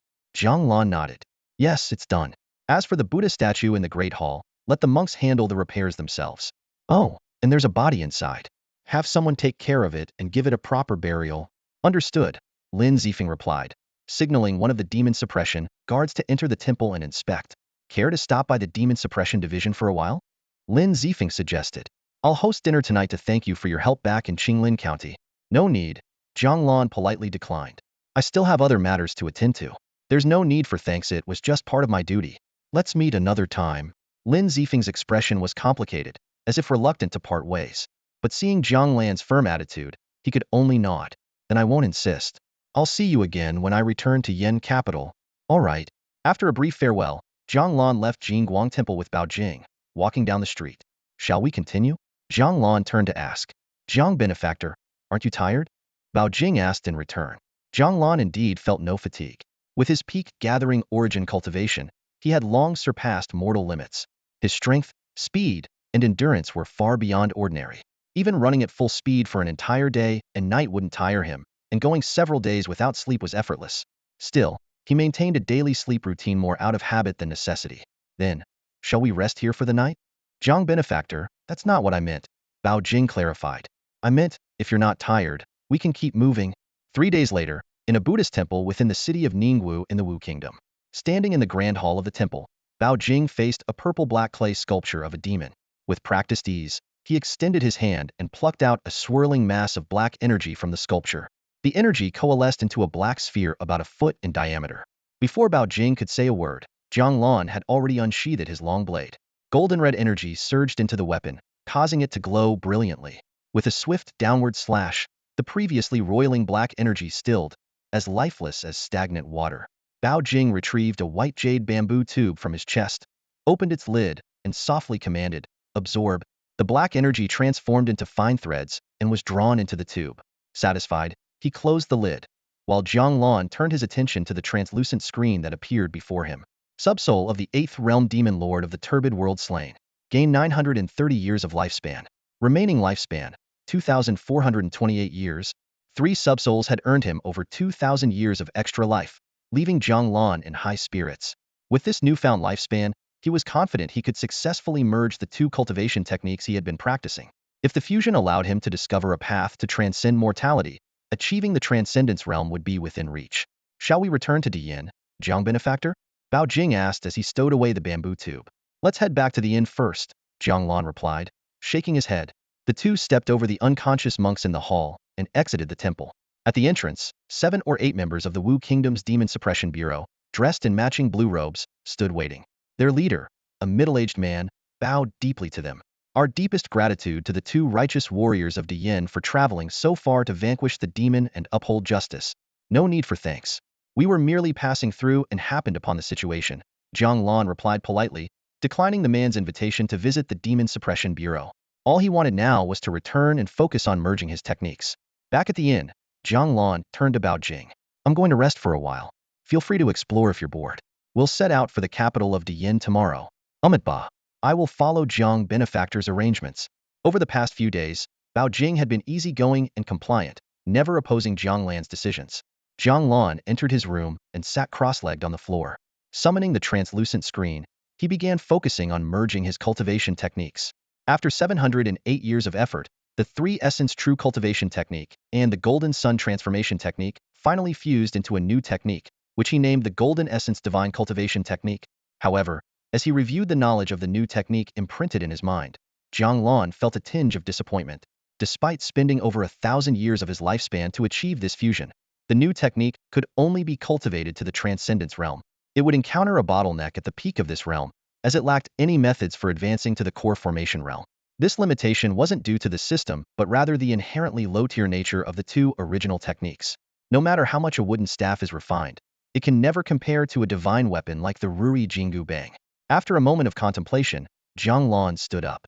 He resolved to visit the true martial pavilion. The reason he had chosen to come to the Wu Kingdom instead of seeking subsouls within the borders of Diyin was precisely because of the pavilion's reputation. According to Yao Banxian, the Red Rainbow Continent was home to three major powers: the Marvelous Law Pavilion, the True Martial Pavilion, and the Cold Raven Tower. Among them, the True Martial Pavilion gathered the finest martial artists and was sure to house top-tier techniques capable of reaching the divine transformation realm. Of course, Jiang Lan didn't expect to gain access to the highest level techniques immediately upon joining the Shenwu Pavilion. That would be far too unrealistic. Lying on the bed and pondering for a moment, he decided it was better to check things out first. As he opened the door, Jiang Lan instinctively glanced toward the room next to his, where Bao Jing was staying. Not a sound could be heard. She must have already left. Without bothering to knock, he stepped out of the inn. The streets of Wuguo were bustling with people, far more vibrant than those in Dian. On either side of the streets in Ningwu Prefecture, the buildings were arranged in a seemingly random yet harmonious manner. While the architectural style was somewhat similar to that of Dian, the scale and grandeur were on an entirely different level. After half an hour of asking around and searching, Jiang Lan finally stopped in front of a four-story building. Hanging prominently on the second floor was a large wooden plaque with the words, Shenwu Pavilion, boldly inscribed on it. Pushing the door open, Jiang Lan was greeted by a sight that made him frown slightly. This was nothing like the martial arts hall he had imagined. It resembled more of an administrative office. In the center of the hall were several counters staffed by attendants, with lines of what appeared to be martial artists waiting in front of them. "Hey there, brother. You look unfamiliar. First time here?" A lean man in fitted training attire approached him. His steps were steady, his breathing even. It was clear he was a martial artist at the bone-refining stage. Noticing Jiang Lan's puzzled expression, the man explained, "I recognize most of the regulars here. I've been around for years, but it's my first time seeing you." "Yes, it's my first time," Jiang Lan replied. "I heard about Shenwu." Before he could finish, the man interjected with a knowing smile. "Say no more, I get it. You're a martial artist, right? Here to join the Shenwu Pavilion? Just head over there and pay 5 taels of silver, and you're in. If you're short on silver, though, you'll need to be at the qi condensation stage." This was completely unexpected for Jiang Lan. For an organization as influential as the Shenwu Pavilion in Qihang Prefecture, was it really this easy to join? No aptitude tests, no rigorous selection process. This felt more like buying vegetables at the market. Since he was already here, Jiang Lan decided to see how things played out. He approached the counter in the center, where a middle-aged man with a steady and powerful aura sat, clearly a martial artist at the qi condensation stage.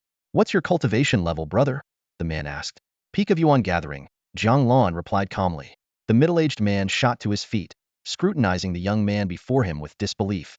Jiang Lan appeared to be in his early 20s, with none of the imposing presence typically associated with a strong martial artist. "Please, follow me upstairs." Jiang Lan's lips curled into a faint smile. It seemed that today, he'd save himself those 5 taels of silver. The second floor of Shenwu Pavilion was completely different from what Jiang Lan had expected. As soon as he stepped up, he was greeted by a spacious open area, with sandbags, stone locks, and other training equipment hanging around the walls. Although the layout of the hall was somewhat similar to the martial arts schools he was familiar with, the man leading him didn't stop there. Instead, he took Jiang Lan directly to a slightly ajar door. "Huang Lao," the man knocked lightly on the door. "Come in," a robust voice responded from inside. Jiang Lan stepped into the room, finding the interior to be extremely simple. There was a long wooden table, a grand armchair behind it, and a colorful painting hanging on the wall behind the chair. Nothing more. Seated in the armchair was a thin, elderly man, Huang Lao himself. At first, the elder gave Jiang Lan a casual glance, but soon his brows furrowed, and he began scrutinizing him more closely. The room fell into complete silence. "Young man, have you learned any techniques for concealing your energy?" Huang Lao asked after several moments. "I've learned a bit," Jiang Lan replied as he deactivated the hidden spirit technique. Instantly, his entire demeanor changed. His sharpness became evident, and his body exuded the powerful aura of someone at the peak of the gathering energy stage. Huang Lao's eyes flickered with interest. Peak of gathering energy. Just one step away from transcending the mortal realm? Yes, Jiang Lan nodded. He wasn't surprised that the elder could discern his cultivation level after all. This was the man overseeing Shenwu Pavilion. Huang Lao gestured for the guide to leave. Once the door was closed, he asked, "Young man, where are you from?" "Dian," Jiang Lan replied. "Dian?" Huang Lao's interest deepened. "And your purpose here, are you planning to join Shenwu Pavilion?" "I was passing through on my journey to exterminate demons. However, a senior from Miofa Pavilion mentioned this place, so I thought I'd come and take a look." Huang Lao chuckled. "You're looking to break through, but you lack a suitable cultivation method, don't you? I've been to the Yin Kingdom before, a remote little nation. There's no way they'd have the kind of advanced techniques you'd need. Those Taoist fellows at Miofa Pavilion might have something, but judging by your demeanor, you're clearly not a practitioner of their arts. Even if you obtain their methods, they wouldn't work for you. Still, I must say, you're quite the prodigy.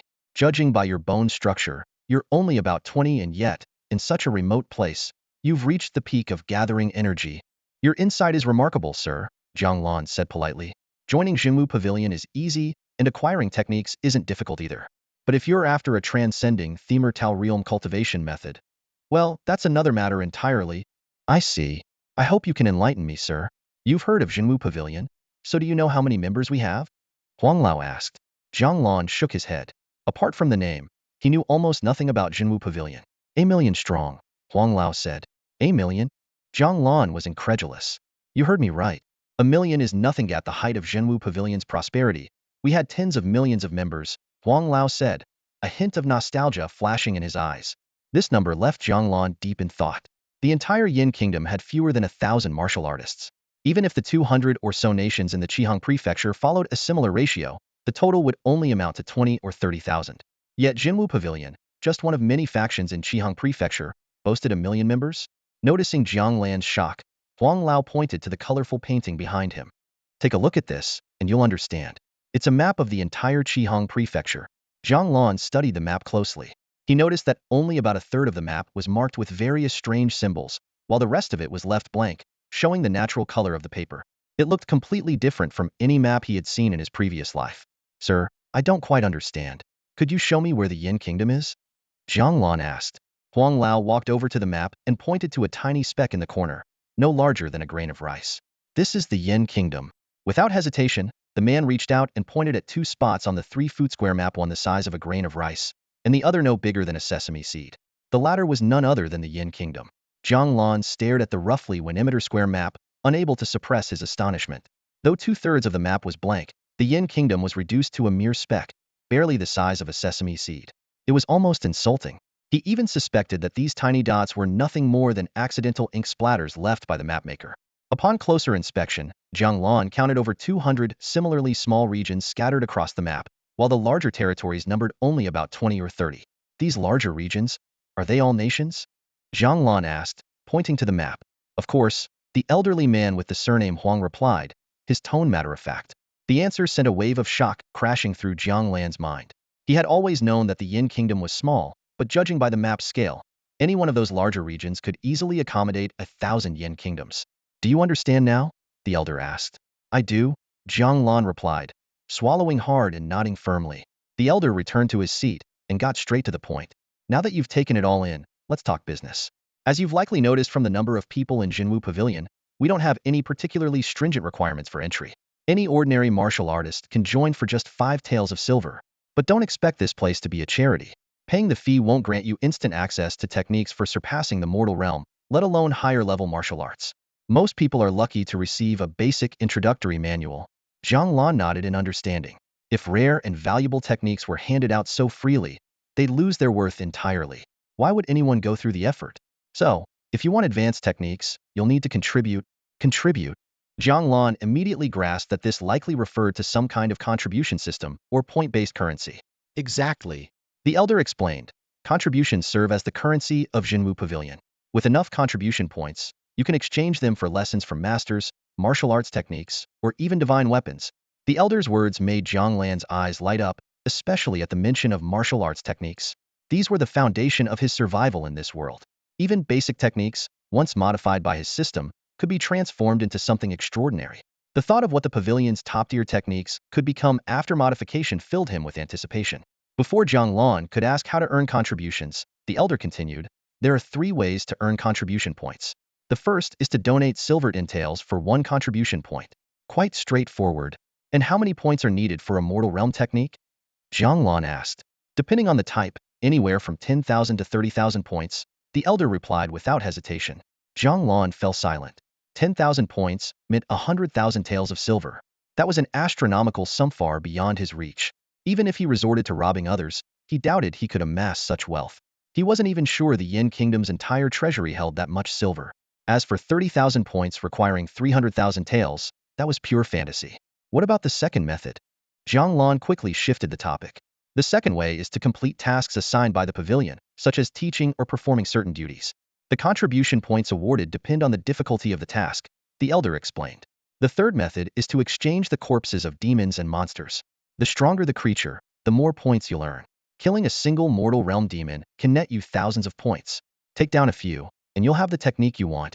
This third method immediately piqued Jiang Lan's interest. Compared to amassing a fortune or laboring over tasks, hunting demons seemed far more suited to his abilities. However, finding demons wasn't easy. Within the city, demon sightings were rare, and those that did appear were often weak and adept at hiding. The more powerful ones, such as the flood dragon demon head encountered before, were too conspicuous to avoid notice. Across the Yin Kingdom, recorded instances of demon outbreaks numbered fewer than 100, and a city might go decades without a single incident. Outside the city, while demons appeared more frequently, they were often low-level creatures barely at the body-refining stage, with few even reaching the chi-condensing stage. As Jiang Lan pondered this, a troubling thought crossed his mind. If demons can be exchanged for contribution points, doesn't that mean their numbers are limited? Limited. The elder gestured toward the vast blank spaces on the map. Do you see those empty regions? Over 90% of them are territories dominated by demons and monsters. This map was painstakingly created by countless generations of Shenwu Pavilion members. Those unmarked areas aren't empty, simply inaccessible to humans. Inaccessible? Jiang Lan frowned. The elder chuckled knowingly. Not entirely inaccessible. You can go in, sure, but coming out alive? That's a different story. Jiang Lan listened to the explanation from the elder surnamed Huang, a glint of understanding flashing in his eyes. So those areas are all occupied by demons and monsters? Exactly. The elder surnamed Huang nodded with a hint of satisfaction. Most of them are demon territories, while a small portion may be areas no one has dared to explore. What exactly is out there, even I can't say for sure. As Jiang Lan listened, a trace of yearning appeared in his gaze. To him, those places weren't just demon territories, they were treasure troves of endless lifespans. Every demon represented a mountain of accumulated life essence. Noticing Jiang Lan's expression, the elder's eyes flickered as he hesitated. Kid, you're not thinking of heading to those places to hunt demons, are you? Jiang Lan shook his head. While the thought had crossed his mind, he understood it was nothing more than a pipe dream. If even those capable of mapping the Qihang Prefecture couldn't venture into those areas, there was no way he could. Let me tell you, if you have that kind of idea, you'd better drop it now. The ones who map this are mostly core formation cultivators. You, who haven't even reached the detachment stage, would be walking straight into a death trap with one wrong step. I understand, Jiang Lan replied with a nod. Good. Then I want say more. The elder continued. Since you've decided to join our Shenwu Pavilion, head downstairs and have them make you a token. From now on, you're one of us. You can take on tasks at any branch, and once your contributions reach 10,000, you'll become a core disciple. Oh, and tell them to credit you with 1,000 contribution points. Jiang Lan was momentarily stunned, puzzled as to why he was being given contribution points out of the blue. The elder explained, do you think I brought you up here for no reason? You're already at the peak of the gathering essence stage, just one step away from detachment. In a remote place like this, that's not weak at all. Shenwu Pavilion naturally won't treat a martial artist like you the same as those who simply pay to join. Consider this a little benefit for you. Jiang Lan suddenly understood. He cupped his hands in thanks before heading downstairs. This conversation had been highly enlightening, especially in helping him gain a clearer understanding of demon distribution. He had originally thought demons were scattered randomly, but it now appeared their territories covered over a third of Qihang Prefecture. At the staircase, Jiang Lan paused to think. He had already memorized the map. The Yin Kingdom was located in the northwest corner, and the nearest uncharted area lay southward, past 6 smaller nations. He began calculating his next steps once back into Yin. He would first ask Yao Banzian if there were any containers capable of holding souls. If there were, he'd collect life essence with Bao Jing. If not, he'd consider heading toward the uncharted area for exploration. Although he wouldn't venture deep, the number of demons at the border areas would undoubtedly surpass those near Diyin, providing more opportunities to harvest life essence. Danger and opportunity often went hand in hand, but the specifics of his plan would have to wait until he returned to Diyin. Upon reaching the first floor, Jiang Lan found the middle-aged man still seated behind a long desk. Jiang Lan approached and requested a token. The man readily agreed, asking for his name before pulling out a small, rectangular black-gray token. After a few taps with a chisel, Jiang Lan's name and 1,000 contribution points appeared on its surface. Seeing Jiang Lan's doubt about the simplicity of the process, the middle-aged man explained that the tokens required a special seal from Shenwu Pavilion to be effective. Furthermore, all contributions were meticulously recorded, making forgery both pointless and easily detectable. The man then filled out a small booklet, stamped it with an official seal, and handed it to Jiang Lan along with the token. Opening the booklet, Jiang Lan saw the entry: Peak Gathering Essence Stage Admission, Reward. 1,000 contribution points, accompanied by a red seal radiating a unique aura. This made Jiang Lan realize that this world differed significantly from the cultivation novels he was familiar with. There were no spiritual stones or spiritual veins, and information transfer and storage were relatively primitive, far from the mystical methods described in books. Yet, this more grounded setting felt strangely logical in its own way. On the lands of Qihang Prefecture, even a top-tier sect like Shenwu Pavilion could only rely on the most primitive means to record and store information. As Jiang Lan pondered this, a thought suddenly occurred to him. Do you have maps here? They don't need to be comprehensive, just maps of the nearby regions would suffice. The middle-aged man paused for a moment, then nodded in response. We do. A detailed map of the 10 nearby nations costs 200 contribution points, while one covering 30 nations requires 1,000 points. These maps highlight national boundaries, as well as areas where demons and monsters are known to appear. We'll take the 30-nation map, Jiang Lan said, his eyes lighting up as he made his decision without hesitation. He had asked casually, not expecting to find something so useful. Hand me your token and contribution record, the man instructed. Taking the items Jiang Lan offered, he placed the token into a mold and tapped it lightly with a small hammer. Jiang Lan watched as all markings on the token except for his name vanished, as though they had never existed. The man then updated the record book, stamped it with Shenwu Pavilion seal, and returned the items to Jiang Lan. Wait here. I'll fetch the map, the man said, disappearing momentarily before returning with a paper scroll. Are you planning to travel across the nations, young brother? Just trying to gain some understanding for now, Jiang Lan replied, taking the scroll from him. Fair enough, the man remarked with a nod. The map includes the locations of Shenwu Pavilion branches across the region. If you slay demons during your travels, you can visit these branches to exchange their remains for contribution points, or to take on missions. After bidding farewell to Shenwu Pavilion, Jiang Lan took a deep breath. What he had seen today left a significant impression on him. Yet, amidst the awe, he found a glimmer of hope, hunting demons to enhance his cultivation. He silently vowed to reach the nascent soul stage at the very least and uncover the whereabouts of the enigmatic Qingdeng Yangyang, so he could end her life. That dream, Jiang Lan had never forgotten it.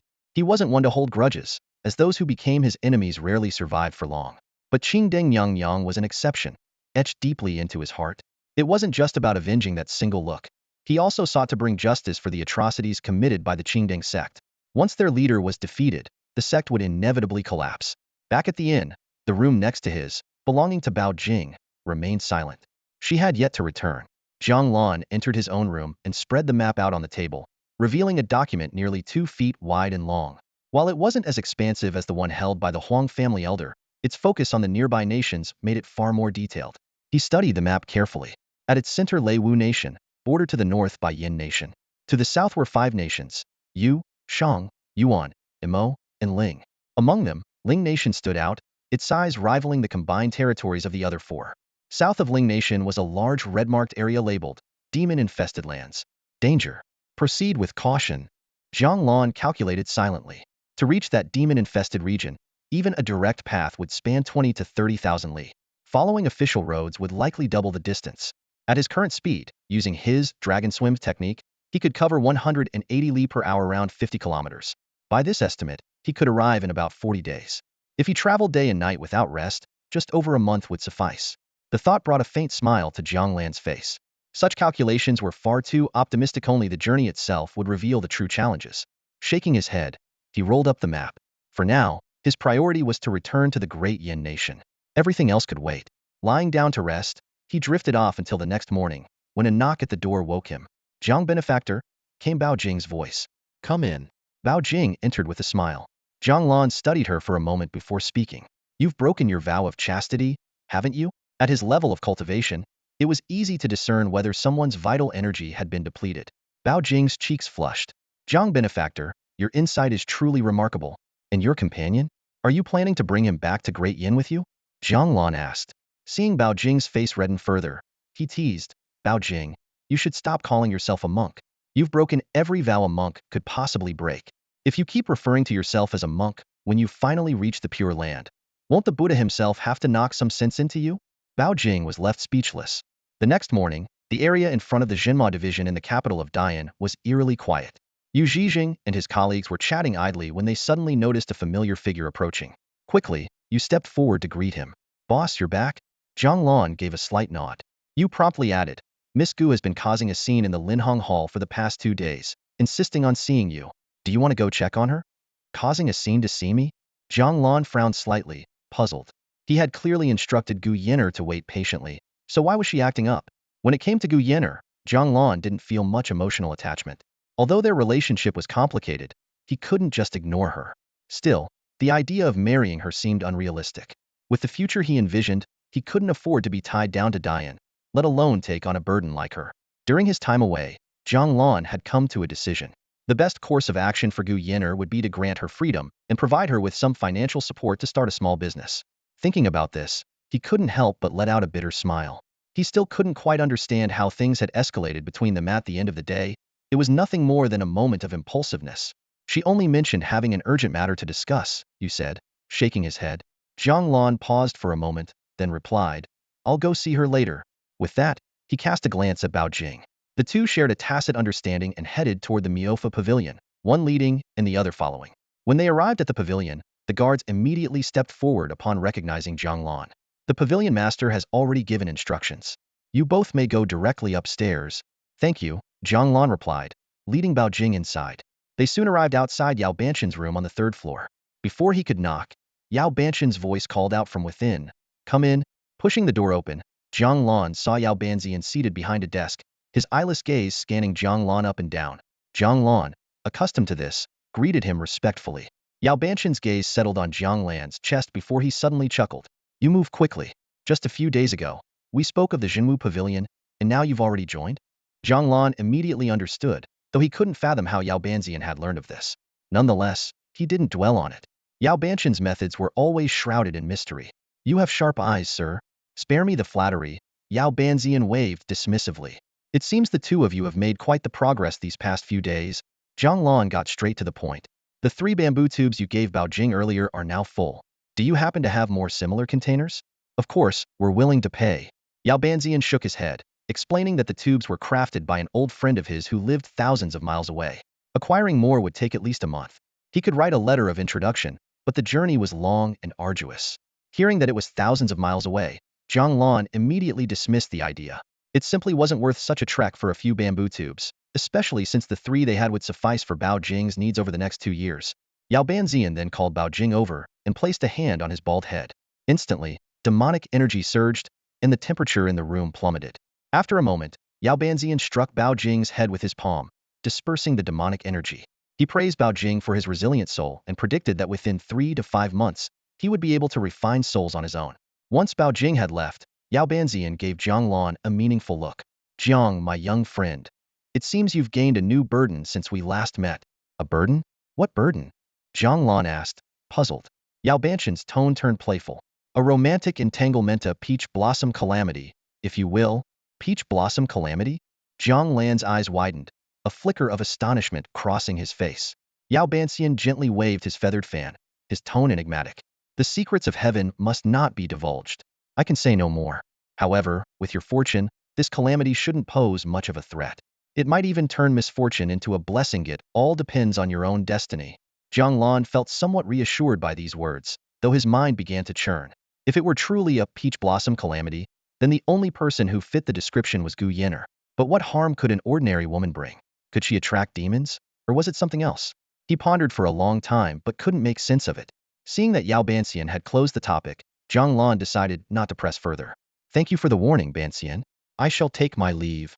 Outside the door, Bao Jing was waiting. The two descended the stairs together, leaving the Myofa pavilion. So, what's your plan now? Are you still thinking of leaving the Demon Suppression Division? Jiang Lan asked. Bao Jing shook his head. Not anymore. I was worried before that I couldn't control myself and might cause trouble, but that's no longer a concern. Staying in the Demon Suppression Division will allow me to receive guidance from the Pavilion Master. That bamboo tube, I won't take it for now. Digest its contents at your own pace. When you're ready, call for me if I'm around. If I'm not, take it yourself. Bao Jing nodded firmly, gratitude swelling in his heart.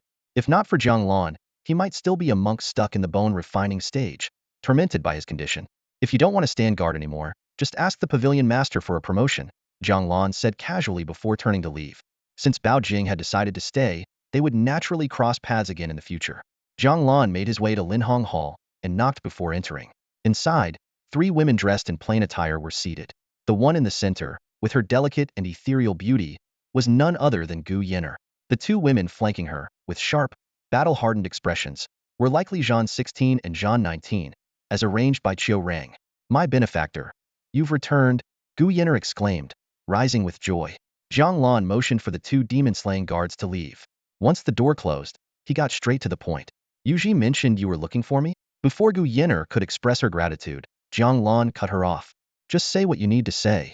To his surprise, Gu Yenner stepped forward and reached out as if to undo his robe. In broad daylight? What are you doing? Jiang Lan grabbed her hand, his tone exasperated. Tears welled up in Gu Yenner's almond-shaped eyes, and Jiang Lan felt a headache coming on. As expected, these matters of love and sentiment were not his forte. He should have given the brothel madam more silver and left Gu Yenner to her life back then.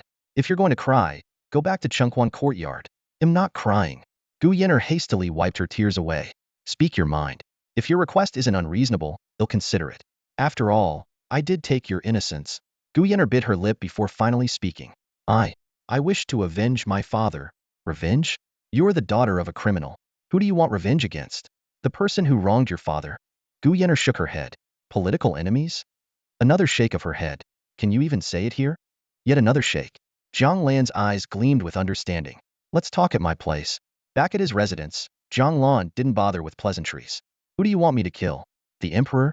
Gu Yenner dropped to her knees with a loud thud. Yes. If you help me avenge my father, I will serve you for all eternity, no matter what you ask of me. Jiang Lan had already guessed as much. If Gu Yenner's father had been a minister and she wasn't targeting political rivals, then her target could only be the Emperor.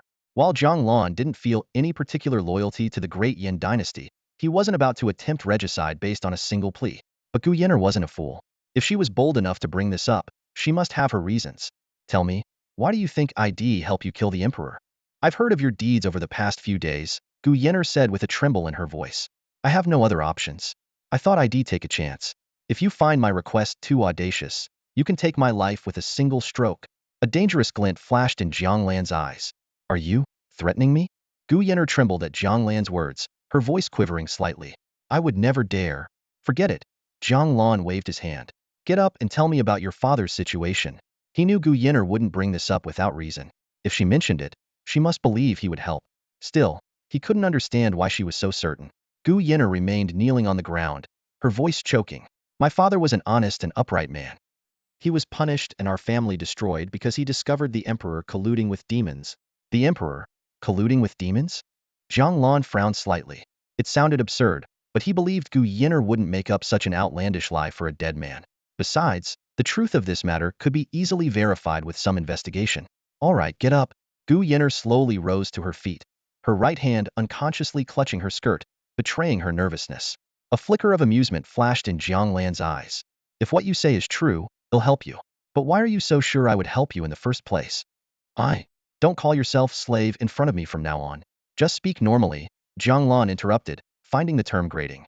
I recently overheard at the Demon Suppression Bureau that you are a man who despises evil and slays demons wherever you find them, Gu Yenner stammered, gripping her skirt tightly.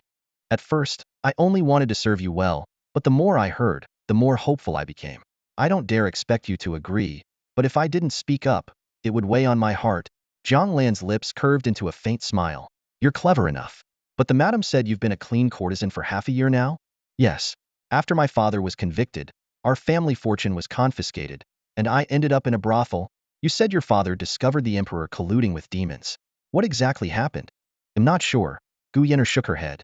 That day, my father came home in a rush, insisting we leave the city immediately. But we were stopped at the city gates.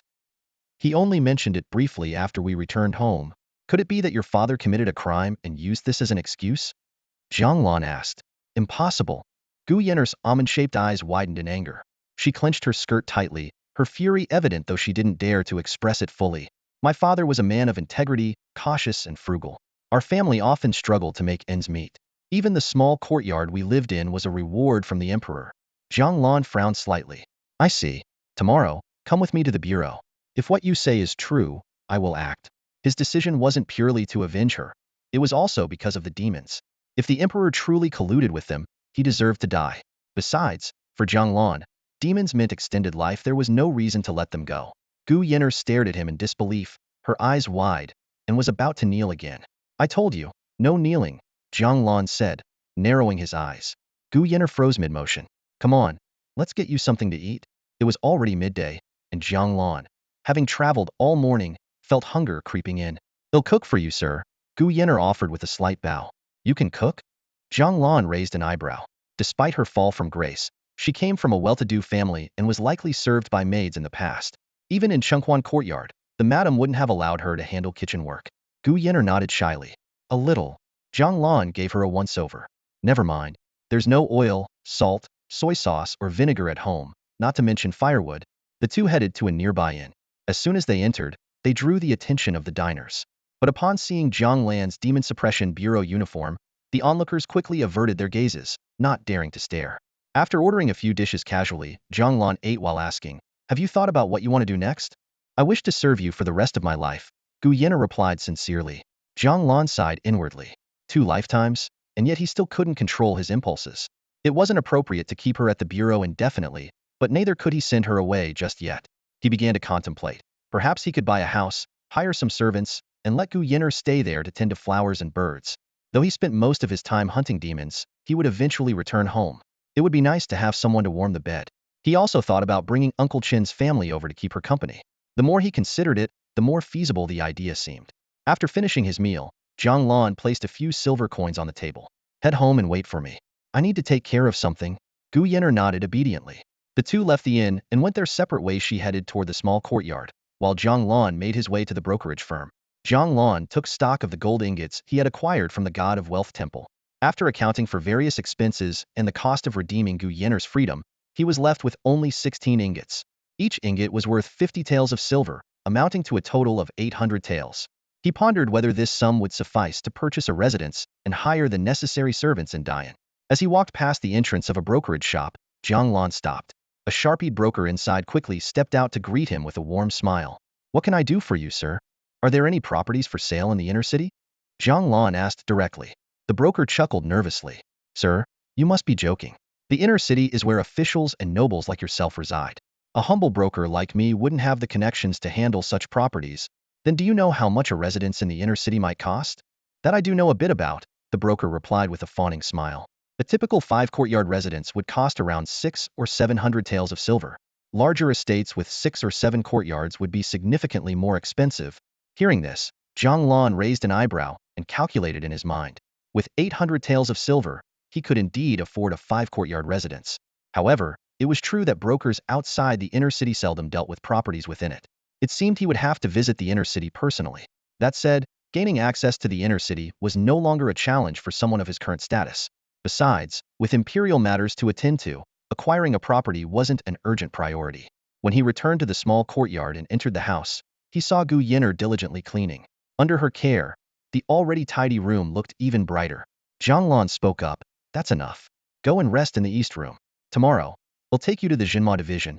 Gu Yenner immediately stopped her work, bowed respectfully, and replied, Understood. With that, she headed toward the east room. There are spare bedding items in the cabinet. You can change them yourself, Jiang Lan added, recalling that the east room had been temporarily occupied by Bao Jing not long ago.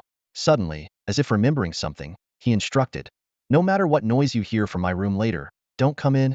Understood, benefactor, Gu Yenner responded obediently. Returning to his room, Jiang Lan thought to himself that since Bao Jing had left, there was no longer any need to suppress his cultivation. After all, he couldn't rule out the possibility of encountering formidable enemies in the Tue Fan realm in the future. Remaining at the 9th level of Juyuan might leave him entirely vulnerable, unable to even comprehend how his life could be taken.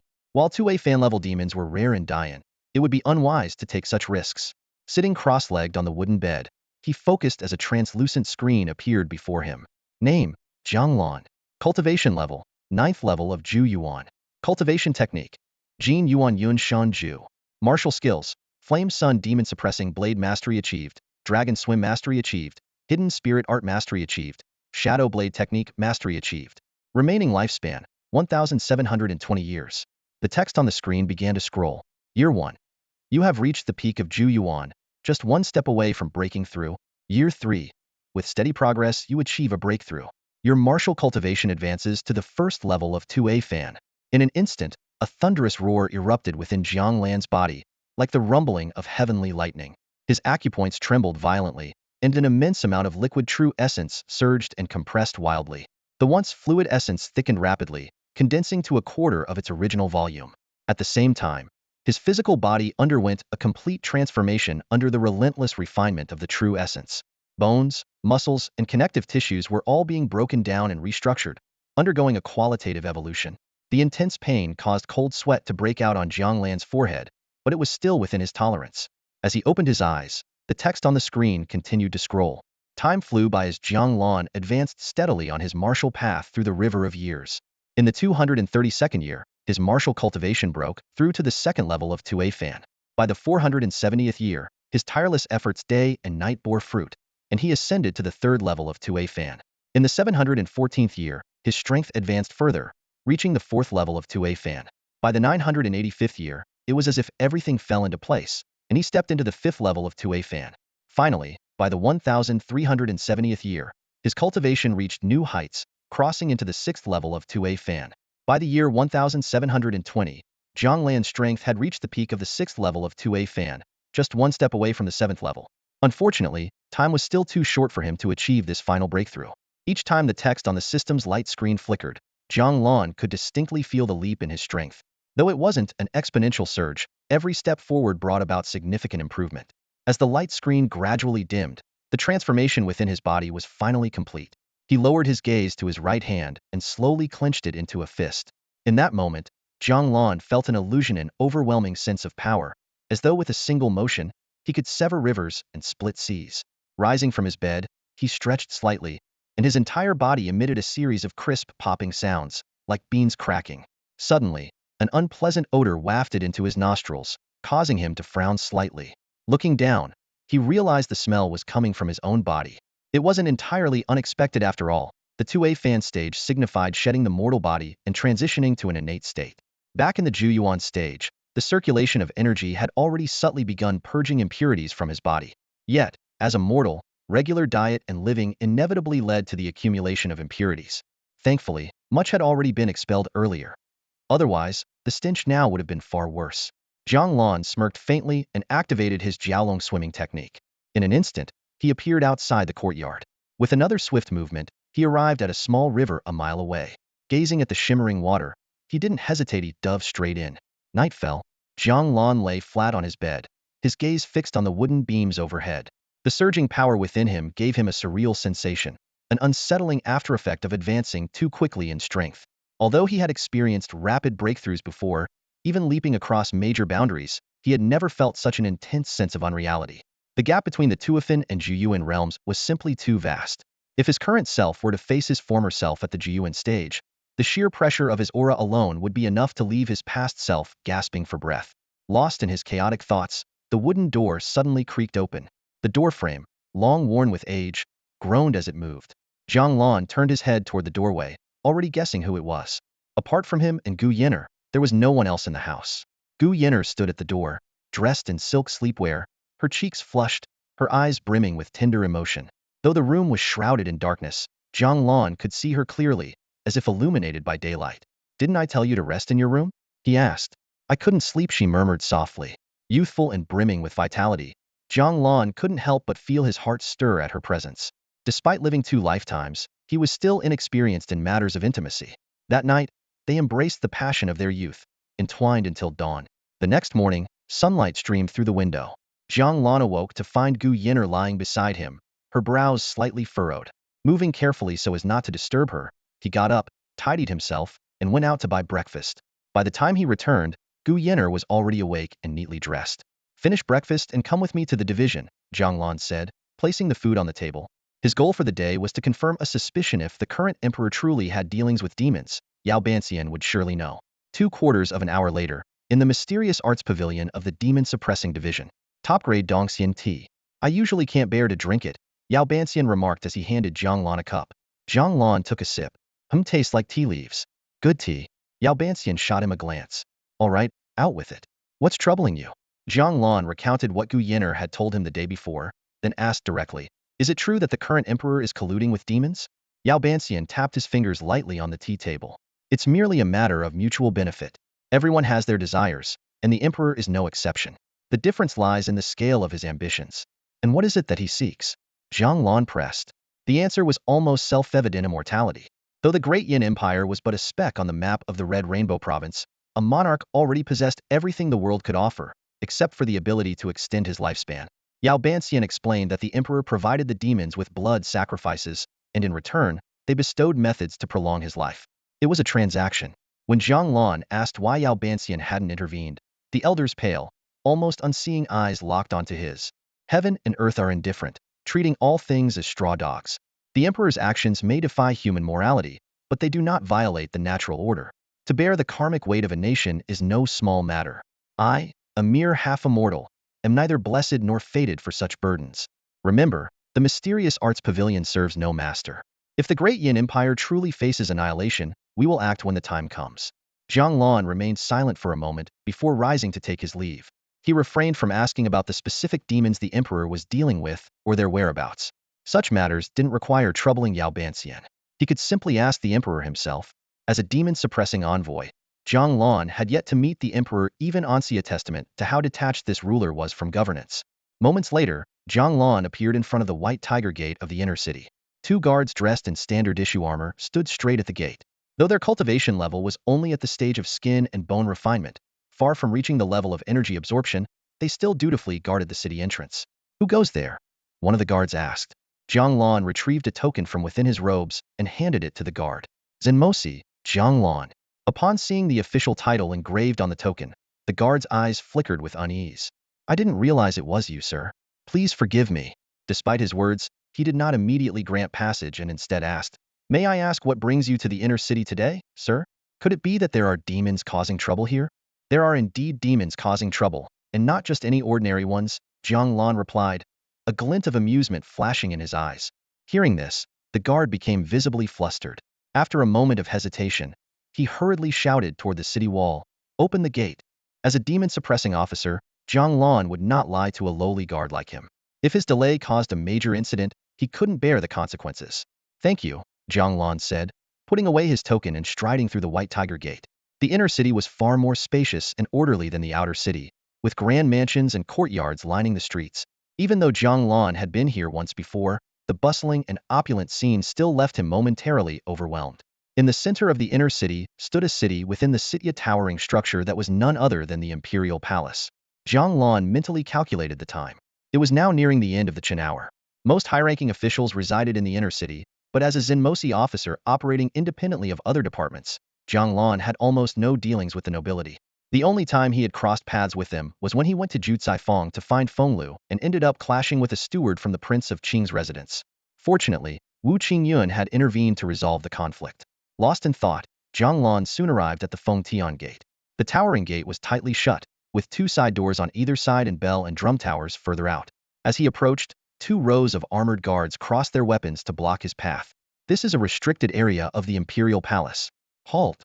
These guards were clearly more formidable than the city gate guards. The 2 leaders had cultivation levels of 7 or 8 stages of bone refinement. Though far below Jiang Lan's level, such strength was rare outside of Zenmosi. Jiang Lan couldn't be bothered to waste words. "Zenmosi is on official business. Anyone who obstructs me will die." Before he finished speaking, an overwhelming aura radiated from him like the rising sun, sharp and intense. The guards were instantly forced to the ground, unable to even hold onto their weapons. This was merely the pressure Jiang Lan casually released. Had he targeted them directly, their lives would have been forfeit. Jiang Lan stepped over the fallen guards and approached the Fengtian Gate. He focused his aura into a sharp force and slammed it against the massive door. With a thunderous crash, the heavy gates shattered into splinters, sending wood fragments flying and raising a cloud of dust. The guards behind him struggled to turn their heads, their eyes widening in shock at the sight. One man? Destroying the Feng Tian gate?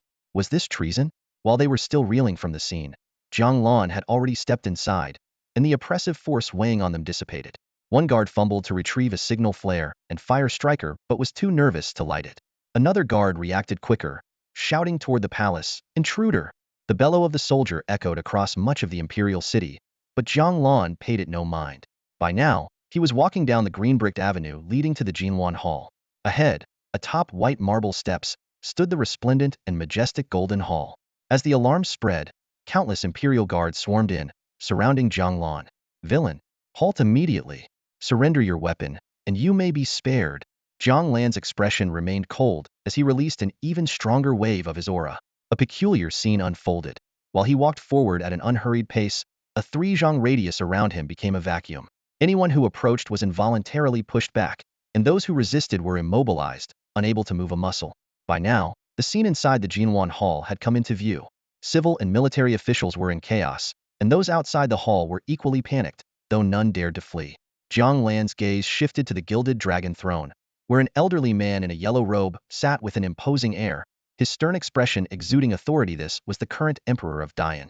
Jiang Lan's lips curled into a faint smirk as he murmured, "Power truly nourishes a man. Even a head full of petty schemes and deceit can be quite intimidating." Jiang Lan stood before the grand hall of the Golden Throne, his presence commanding and profound, like the depths of an abyss. He could have acted discreetly, but since he had resolved to make an example, he might as well strike with overwhelming force. Yao Banxian had once said, "A nation cannot go a day without its ruler." Today, the emperor would die, and a new sovereign would ascend. If the new emperor harbored thoughts of revenge, Jiang Lan could handle it, but Chun Shu's family might not escape unscathed. To prevent future troubles, he needed to instill fear in the new ruler.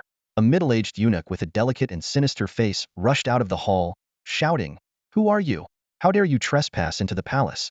Though his voice carried authority, it was tinged with hesitation. Jiang Lan cast him a brief, indifferent glance and continued his steady ascent up the white jade steps. A palpable aura surrounded him, creating an invisible barrier within 3 feet of his body, forcing even the eunuch to retreat to a safe distance. Passing through the ranks of civil and military officials, Jiang Lan stopped in front of the hall's gilded doors. The emperor on the dragon throne had lost all semblance of majesty, his eyes betraying fear. Chaos erupted within the hall as cries of, "Protect His Majesty! Protect him!" echoed through the chamber. 2 dark figures darted out from within and halted 3 paces from Jiang Lan. "This is sacred ground. Halt where you are," one of them commanded. Jiang Lan glanced at them and thought, 8th stage of qi condensation, not bad. Aside from the director of the Demon Suppression Bureau, these 2 might be the strongest in Dian. Yet against his current strength, they were far from a match. Jiang Lan took a single step forward, and the 2 warriors felt as if they were drowning in a vast ocean. Their breathing labored. "Halt!" they stammered, struggling to lift their weapons. Jiang Lan's voice was calm but carried weight. "Your loyalty is commendable, but I won't make things difficult for you. Leave." Before the words fully left his mouth, his aura surged, sending the 2 men flying like bowling pins, crashing into a group of officials on either side.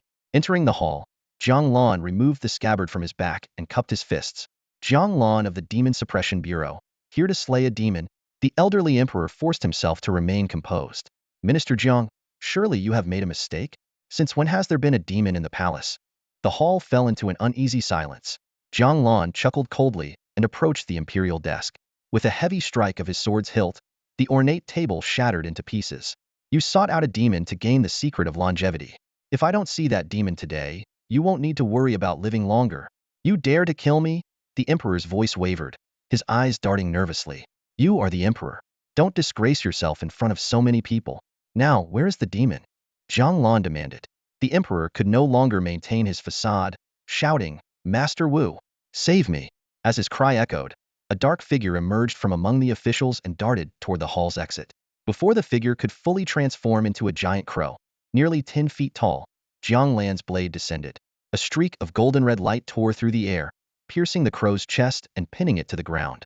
Black feathers mixed with blood, forming a dark, viscous puddle as the crow thrashed violently. Jiang Lan pulled his sword free, gripping the crow by the neck.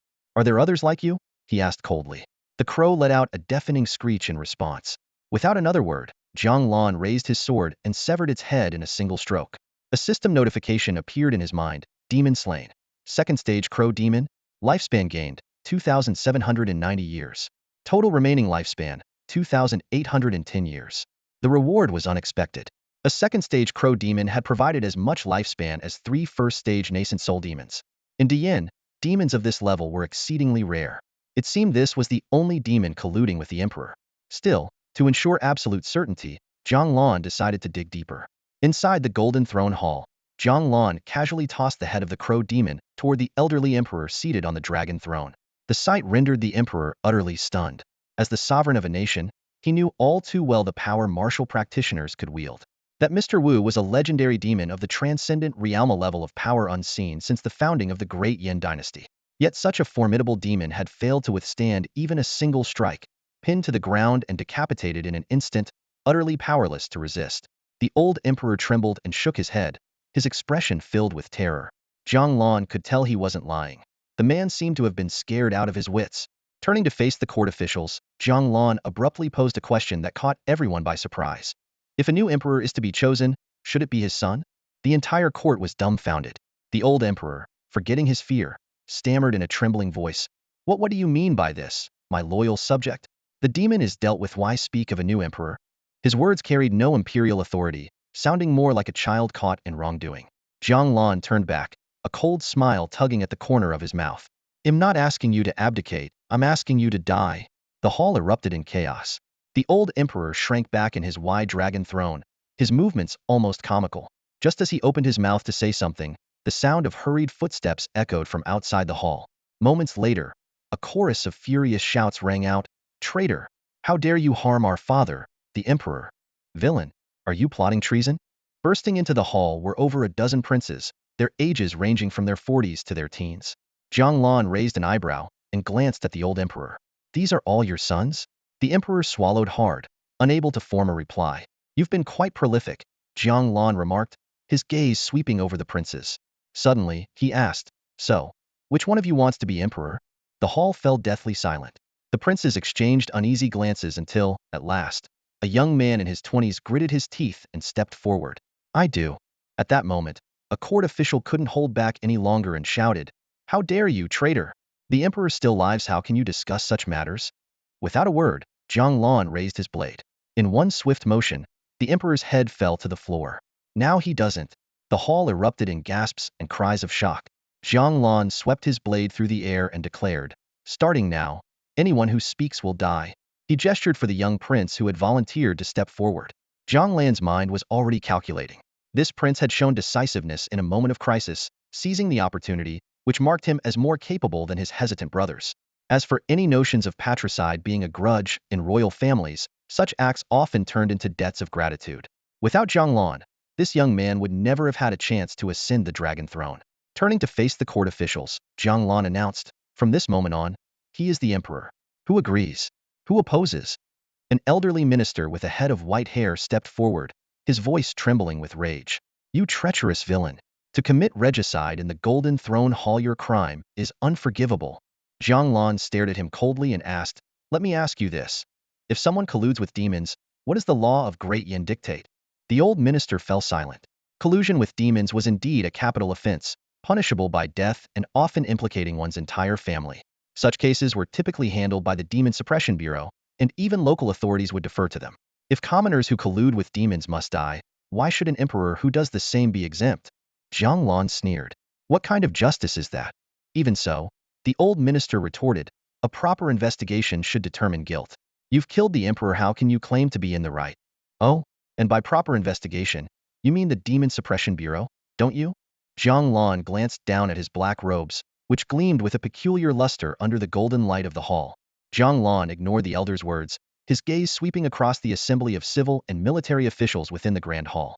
Does anyone else object? His voice reverberated through the Golden Throne Hall, commanding attention.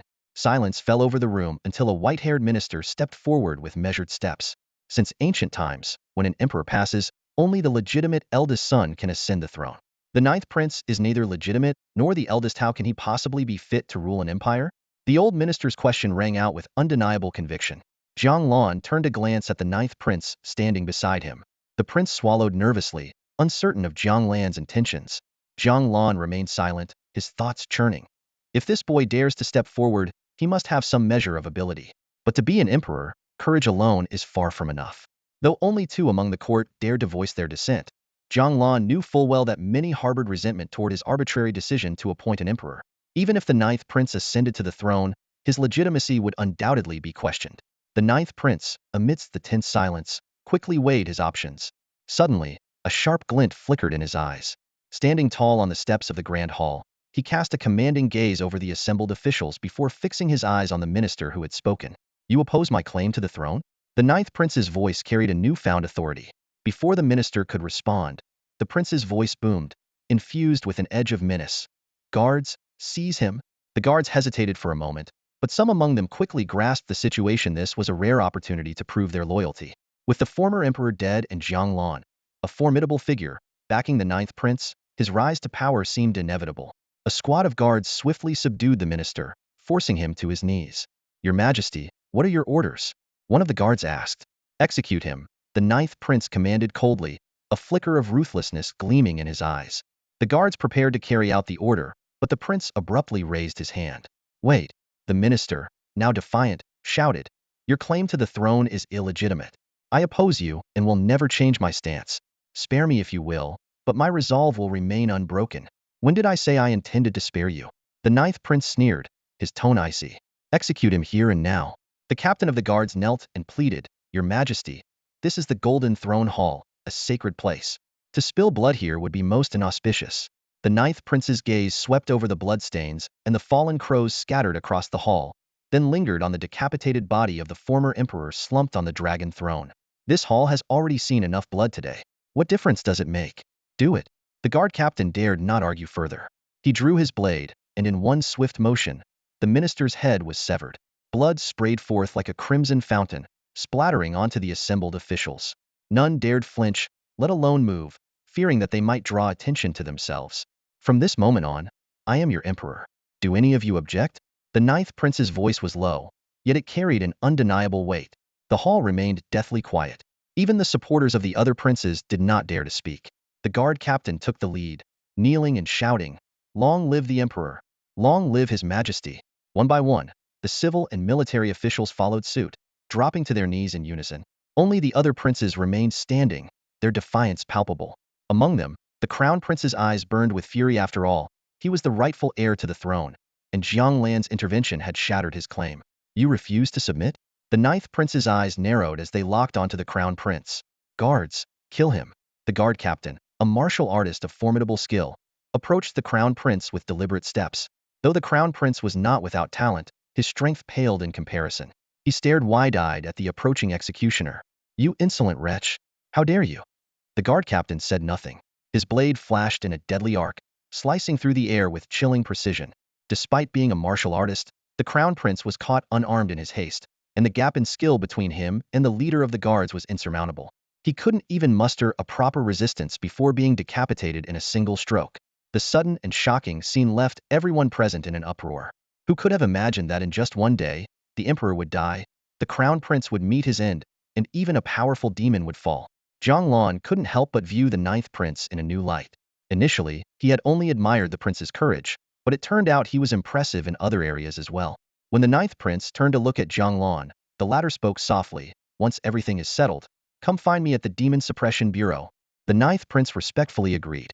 Jiang Lan didn't linger and left the Golden Throne Hall directly. With the new emperor about to ascend the throne, there were many matters to handle, and his presence was unnecessary. Besides, the guard leader who had pledged loyalty was second only to him in strength, more than capable of ensuring the palace's safety. The way out of the palace was smooth, with no one daring to stop him. As he stepped into the streets of the inner city, he noticed the marketplace was calm, filled with music and merriment. Clearly, news of the palace upheaval had not yet spread. Glancing at the sky, Jiang Lan decided against visiting the broker to look at houses. After all, having helped the 9th prince so significantly, asking for a residence wouldn't be too much. Near the White Tiger Gate, the guards stationed were the same as before. The one who had spoken with him earlier quickly saluted upon seeing him. "Sir." Jiang Lan responded with a faint nod. The guard hesitated before asking, "Weren't you going into the city to slay a demon? Did you finish so quickly?" Jiang Lan smiled slightly. Yes, it's done. The guard expressed his gratitude. Thank you, sir, for eliminating the threat to the capital citizens. A threat? I suppose you could call it that, Jiang Lan murmured, saying no more as he left the city and returned to the Demon Suppression Bureau. Pushing open the door to the Linhong Hall, he saw Gu Yin'er seated at the tea table. The moment she noticed his return, she stood up hastily. You're back, benefactor. Jiang Lan took a seat across from her. I've avenged you, he said calmly. Gu Yin'er, thinking he was merely agreeing to help, was ecstatic. Thank you so much, benefactor. Seeing her expression, Jiang Lan realized she had misunderstood and clarified. What I mean is, your father's vengeance has already been fulfilled. Gu Yin'er's almond-shaped eyes widened in shock. It's done? Already? Yes, the emperor is dead. I killed him. His simple words struck like a thunderclap. Gu Yin'er was stunned. Jiang Lan had been with her that morning, and they had only parted ways an hour and a half ago. If someone had told her that within such a short time, the emperor had been killed and the perpetrator returned unscathed, she would have thought that person was insane. Yet, looking into Jiang Lan's eyes, a strange sense of trust welled up in her heart, as if there was truly nothing in this world he couldn't accomplish. Jiang Lan offered no further explanation, simply saying, wait here. The new emperor will come by this afternoon. By evening, Jiang Lan was reclining on a soft couch behind Linhong Hall, resting with his eyes closed, while Gu Yin'er stood nearby, lost in thought. Suddenly, there was a knock at the door, followed by Yu Zhi's anxious voice. Boss, something's wrong. Someone's here looking for you. They claim to be the current emperor. Jiang Lan opened his eyes. I see. Let him in. Rising to his feet, he turned to the stunned Gu Yin'er. Come. Yu Zhi looked panicked. Boss, that's the emperor. Aren't you going out to greet him? Jiang Lan waved dismissively. Just tell him to come in. Before long, the ninth prince arrived at the door with a few guards and a white-haired elder in a black robe. Zhou Buqing, the director of the Demon Suppression Bureau. The ninth prince dismissed his guards and entered with only Zhou Buqing. Jiang Lan stood and saluted Zhou Buqing. Jiang Lan, Demon Suppression Officer, greets the director. Zhou Buqing's expression was complex. He had thought Jiang Lan was merely a promising but overly ruthless talent, never imagining he would be capable of killing an emperor and installing a new ruler. Jiang Lan then turned to the ninth prince. Jiang Lan, Demon Suppression Officer, greets your majesty. The emperor flinched and stepped aside hurriedly, terrified of meeting the same fate as his predecessor. No need for formalities, he stammered. Jiang Lan gestured to a round stool across from him. Sit. The emperor obeyed without hesitation, and Zhou Buqing, after a brief pause, also took a seat. Gu Yin'er, understanding the situation, poured tea for everyone. As Jiang Lan toyed with his teacup, he asked, Do you know why I called you here? The emperor's hand trembled slightly as he held the teacup, shaking his head. I humbly await your guidance, sir. Jiang Lan gazed at the emperor before him and asked in an even tone, Do you hate me? The emperor quickly shook his head, his expression respectful. Sir, your great kindness is something I will never forget. How could I dare to hate you? Feske. Jiang Lan clicked his tongue, a hint of amusement flickering in his eyes. If that's the case, I might have to consider replacing you with another emperor. The emperor's face turned pale. To say he felt no resentment toward Jiang Lan would be a lie. Though he hadn't shared much familial bond with the late emperor, Jiang Lan's act of publicly slaying the ruler in the Golden Throne Hall was nothing short of trampling the royal family's dignity into the dirt. If he hadn't witnessed it with his own eyes, he wouldn't have believed such a thing possible. But now, he dared not show the slightest hint of resentment. Jiang Lan had killed the old emperor without a second thought. Taking his life would be just as effortless. The emperor's mind raced, quickly grasping Jiang Lan's intentions. This was a test of his honesty. After a brief pause, he replied candidly, If I were to say I don't harbor any resentment, that would be untrue. After all, the late emperor was my father. But you must believe me, gratitude toward you far outweighs any resentment. Without you, I would have never ascended to the throne in this lifetime. I know what matters most. Jiang Lan nodded approvingly. Now that's a proper answer. It's only natural for you to blame me, but remember this: your father got what he deserved. He paused, observing the emperor sitting upright like an obedient schoolboy, and then continued, colluding with demons is one thing. As an emperor, seeking immortality through unconventional means isn't unheard of. If it hadn't caused much harm, I wouldn't have bothered to intervene. But killing a subordinate, who uncovered his secret and wiping out their entire family? That crossed the line. Hearing this, Gu Yin'er, who was holding a teapot, clenched her hands so tightly that the veins stood out, her subtle trembling betraying her emotions. She seemed numb to the scalding heat. Jiang Lan noticed her reaction and gently took the teapot from her hand. To be honest, this had little to do with me initially, but I was entrusted with a task, so I had to fulfill it. My mission at the palace was indeed to kill the demon, but that was merely a convenient excuse. If it were just about completing the task, I wouldn't have killed the emperor. It was simply his bad luck to cross my path. The emperor remained silent. Jiang Lan, however, continued speaking at his own pace. I summoned you here to make one thing clear: you may hate me, and you may even seek revenge. But if anyone around me suffers because of you, your entire family will have no reason to continue living. I put you on the throne, and I can just as easily replace you. If I brought a beggar into the Golden Throne Hall and declared him emperor, do you think anyone would dare oppose me? The emperor understood the warning loud and clear. It was a blatant threat, but he had no such thoughts to begin with. Was well aware of his own limitations. Jiang Lan's power far surpassed anything in the entire Yin Empire. Even the formidable monsters of the Tuei Fan Realm were no match for him. As for the Empire's two Tuei Fan Realm elders, they wouldn't leave seclusion unless the nation was on the verge of destruction. Rest assured, sir. I guarantee the safety of everyone around you. I'll assign the best guard. Jiang Lan waved his hand dismissively, cutting him off. That's unnecessary. Just don't entertain any foolish ideas. Of course I won't. With the emperor's assurance, Jiang Lan said no more. Sometimes, a single warning was more effective than constant reminders. Just like how a death row inmate fears the anticipation of execution more than the act itself, this warning was enough to firmly etch itself into the emperor's mind. Have some tea. Jiang Lan gestured lightly. The emperor hesitated for a moment before tentatively speaking. You have been a great benefactor to me. I would like to ask you to serve as the imperial mentor. Jiang Lan chuckled. The emperor was indeed clever. This was an attempt to bind him to the imperial court. But Jiang Lan had no interest in such a title. Imperial mentor? Even if he were offered the throne itself, what of it? No matter how great the power, it could still be ended with a single blade, just like the late emperor. As for the allure of a harem, he hadn't even figured out what to do about Gu Yenner yet. Besides, he had no intention of staying in a small place like Diyin for long.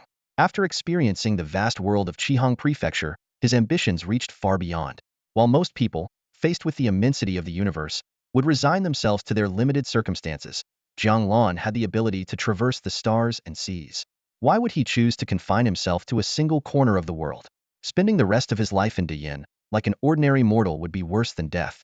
There's no need for me to be the imperial mentor, Jiang Lan replied calmly, but I do need a residence. Find me a place in the inner city. The emperor's eyes lit up, and he eagerly responded, consider it done. Leave it to me.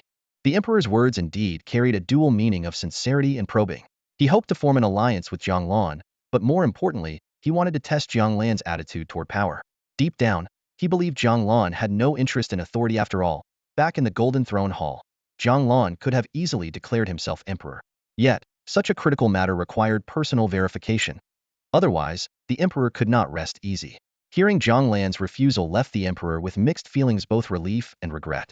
Although his position had largely stabilized over the past day, sitting on the dragon throne still felt uneasy. Ascending to power through unconventional means made it difficult to win the people's loyalty. With Jiang Lan's help, he was confident he could solidify his rule within 3 days. Without him, the process might take a month, 3 months, or even a year until he cultivated a loyal faction within the court to fully secure his reign. There's an empty prince's residence in the inner city. What do you think? The emperor asked, looking up. If you mind that it has been previously occupied, I can have a new mansion built near the palace. Jiang Lan chuckled. What would I do with such a grand estate? Just find me a quiet place and that'll suffice. Of course. I'll send someone to handle it right away. The emperor quickly agreed. By protocol, he should have referred to himself as we, but in Jiang Lan's presence, he dared not. Jiang Lan seemed pleased with the emperor's attitude. Then I'll thank you in advance. You're too kind, the emperor replied, finally exhaling in relief. This hurdle had been overcome. As long as he proceeded cautiously, he would eventually become the true emperor. Only at this moment did he dare to steal a glance at Jiang Lan and the woman beside him, Gu Yenner. When his gaze landed on Gu Yenner, a flicker of surprise flashed in his eyes, though he quickly masked it. Jiang Lan caught the look. What is it? Do you know her? No. The emperor waved his hands repeatedly. Gu Yenner did look familiar, but he dared not admit it. Who knew what her relationship with Jiang Lan might be? Offending her could lead to unforeseen consequences. The emperor inwardly sighed bitterly. Becoming emperor had not brought him the sense of power he expected. Instead, he felt more like a eunuch treading carefully. No wonder they say serving the ruler is like serving a tiger. At this moment, he felt more like the subject, while Jiang Lan seemed to embody the true emperor. One wrong word, and his life could hang by a thread. Go on, speak your mind, Jiang Lan said. Mustered by courage, the emperor replied. It's just that she seems familiar, as if I've seen her somewhere before. Jiang Lan turned to Gu Yin'er with interest. Do you know him? Gu Yin'er nodded. I saw him once at my father's birthday banquet. If I'm not mistaken, he was a prince then. Well, he's the emperor now. You're the daughter of Minister Gu? The emperor's expression shifted slightly, as if recalling something. But Minister Gu, finally, he pieced it together. Not long ago, Minister Gu had indeed been accused of corruption and had his family property confiscated. However, the accusation had always seemed suspicious to him. Back when he was still a prince, he had visited Minister Gu's home and witnessed the simplicity of the household firsthand. Even if Minister Gu had accepted occasional gifts during the holidays, it wouldn't have left him in such modest circumstances. Upon further inquiry, he learned that not only did Minister Gu abstain from corruption, but he also donated most of his salary to help the poor. At the time, he had praised Minister Gu as a virtuous man. Yet not long after, Minister Gu was charged with corruption. Initially, he hadn't believed it, but after hearing the accusations repeatedly, he began to doubt. Now, seeing Gu Yin'er beside Jiang Lan and recalling their earlier conversation, a new suspicion surfaced in his mind.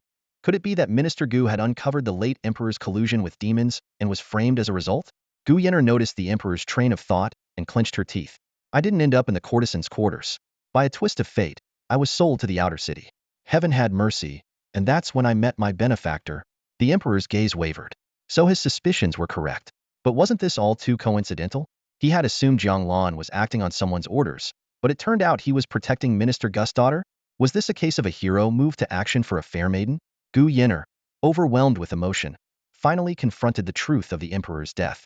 The long-standing thorn in her heart was at last removed. Her red-rimmed eyes shimmered with unshed tears, like a startled rabbit on the verge of crying. Jiang Lan noticed her state and waved his hand. All right, we've said everything that needs to be said. I won't see you out, but I'll leave you with one piece of advice. Please, sir, go ahead, the emperor said humbly, lowering himself further. Jiang Lan smiled. Be a wise ruler. I swear, I will be a wise ruler. The emperor thumped his chest, vowing repeatedly. Whether his words were genuine or not, at least his attitude was proper. Go on. The emperor rose and took his leave, with Zhou Buqing following closely behind. Director Zhou, Jiang Lan suddenly called out, stopping him. Zhou Buqing turned back, his expression complicated as he looked at Jiang Lan. He could hardly believe that the man he had promoted not long ago had grown to such heights so quickly. Don't call me sir anymore. If anything, I should address you as senior. My lord, you flatter me. Without your guidance, I would still be just a demon suppression guard, Jiang Lan said respectfully. Zhou Buqing paused for a moment, his gaze deep and contemplative. Your abilities are plain for all to see. Whether you're a demon suppression guard or a demon suppression envoy, what's the difference? It's just a more appealing title. If not for the manual you gifted me, my progress wouldn't have been this swift, Jiang Lan added. Enough of that. Zhou Buqing quickly waved his hand. Even the current emperor has to bow and scrape before you. Why address yourself as subordinate in front of me? It's not the same, Jiang Lan replied softly. The emperor is the emperor. You are you. Zhou Buqing was momentarily stunned by this. After a long silence, he finally spoke. At first, I thought you were just an overly bloodthirsty, impatient young man. I didn't pay much attention to you these past days. But now, it seems I misjudged you. Jiang Lan reflected silently. Zhou Buqing's assessment wasn't wrong. The overwhelming bloodlust wasn't entirely his choice, it was the system's influence that pushed him to keep striving. As for impatience, that stemmed purely from pragmatism. Even with his current strength, he feared encountering a demon too powerful for him to handle. Over time, Jiang Lan had come to realize that the demon forces within Qihang Prefecture might even surpass humanity in strength. The sheer size of their territories was proof enough, a direct reflection of their power. Humans and demons maintained a tenuous balance, but it was a balance that could break at any moment. Director, there's no need to overthink it. I'm just an ordinary martial artist, Jiang Lan said humbly. Ordinary? Zhou Buqing shook his head. If you're ordinary, then I don't know what extraordinary looks like. Your talent is unprecedented. What takes others decades or even centuries to achieve, you accomplish in mere days. If that's ordinary, then extraordinary must be beyond imagination. Jiang Lan chose not to dwell on the topic and shifted to more pressing matters. Director, once things are settled here, I may need to leave for a while. During my absence, I'll leave my men under Bai Yu's command. Zhou Buqing seemed unsurprised. The Great Yin is, after all, too small for someone like you. Go if you wish. With your current strength, you don't need my permission. Though Jiang Lan didn't entirely agree, he simply replied, it's still proper to inform you. Fair enough. I'll speak with Bai Yu later, Zhou Buqing said as he stood, preparing to leave. After seeing Zhou Buqing off, Jiang Lan returned to the Linhong Hall, where only he and Gu Yin'er remained. As soon as the doors closed, he noticed Gu Yin'er was about to kneel, tears in her eyes. He quickly used his qi to support her. That's enough. I understand your gratitude, Jiang Lan said calmly. Gu Yin, a humble commoner, is willing to serve you in any way to repay your kindness, she said earnestly, her head lowered. Jiang Lan gestured for her to sit and explained that his time in Great Yin would be limited. However, she could wait for him at the new residence, where his uncle and aunt would keep her company. Only then did he remember to ask for her real name. She revealed that her true name was Gu Yin, while Gu Yin'er was a nickname given by the madam of the Chenghuan courtyard. After arranging for Gu Yin to stay at Linhong Hall, Jiang Lan headed straight to Wu Wei Hall to find Chen Hagwang. Entering the room, he saw Chen Hagwang immersed in reviewing case files. Uncle Chen, Jiang Lan greeted. You're here, Chen Hagwang replied without looking up. Wait a moment. Let me finish this case file. After about half a quarter hour, Chen Hagwang finally looked up. So, what brings the esteemed Demon Suppression Envoy to my humble office? Nothing major. Just wanted to let you know you'll be moving to a new house. Starting tomorrow, you'll be living in the inner city. You bought property? Chen Hagwang asked, surprised. No. The Emperor gave it to me, Jiang Lan replied casually. The Emperor? Chen Hagwang exclaimed. You met the Emperor? Not only did I meet him, Jiang Lan said with a faint smile, I killed him. Chen Hagwang froze, utterly dumbfounded. What? Chen Hagwang stared at Jiang Lan in utter disbelief. Who did you kill? The old Emperor, Jiang Lan replied in a calm tone, as if discussing something trivial. Then I helped the prince ascend the throne. Naturally, he had to show his appreciation.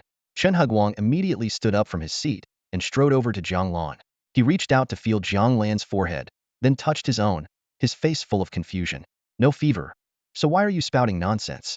Did you lose your mind from training too hard? Jiang Lan looked helplessly at his uncle. He could understand Chen Hagwang's reaction after all. As an ordinary officer, not only had he never been in contact with the Emperor, but he had never even laid eyes on him. To Chen Hagwang, the Emperor was as distant and mythical as a figure in a legend. Uncle Chen, let me explain. Jiang Lan began to recount the entire sequence of events in detail. The more Chen Hagwang listened, the wider his eyes grew, and his breathing became increasingly labored.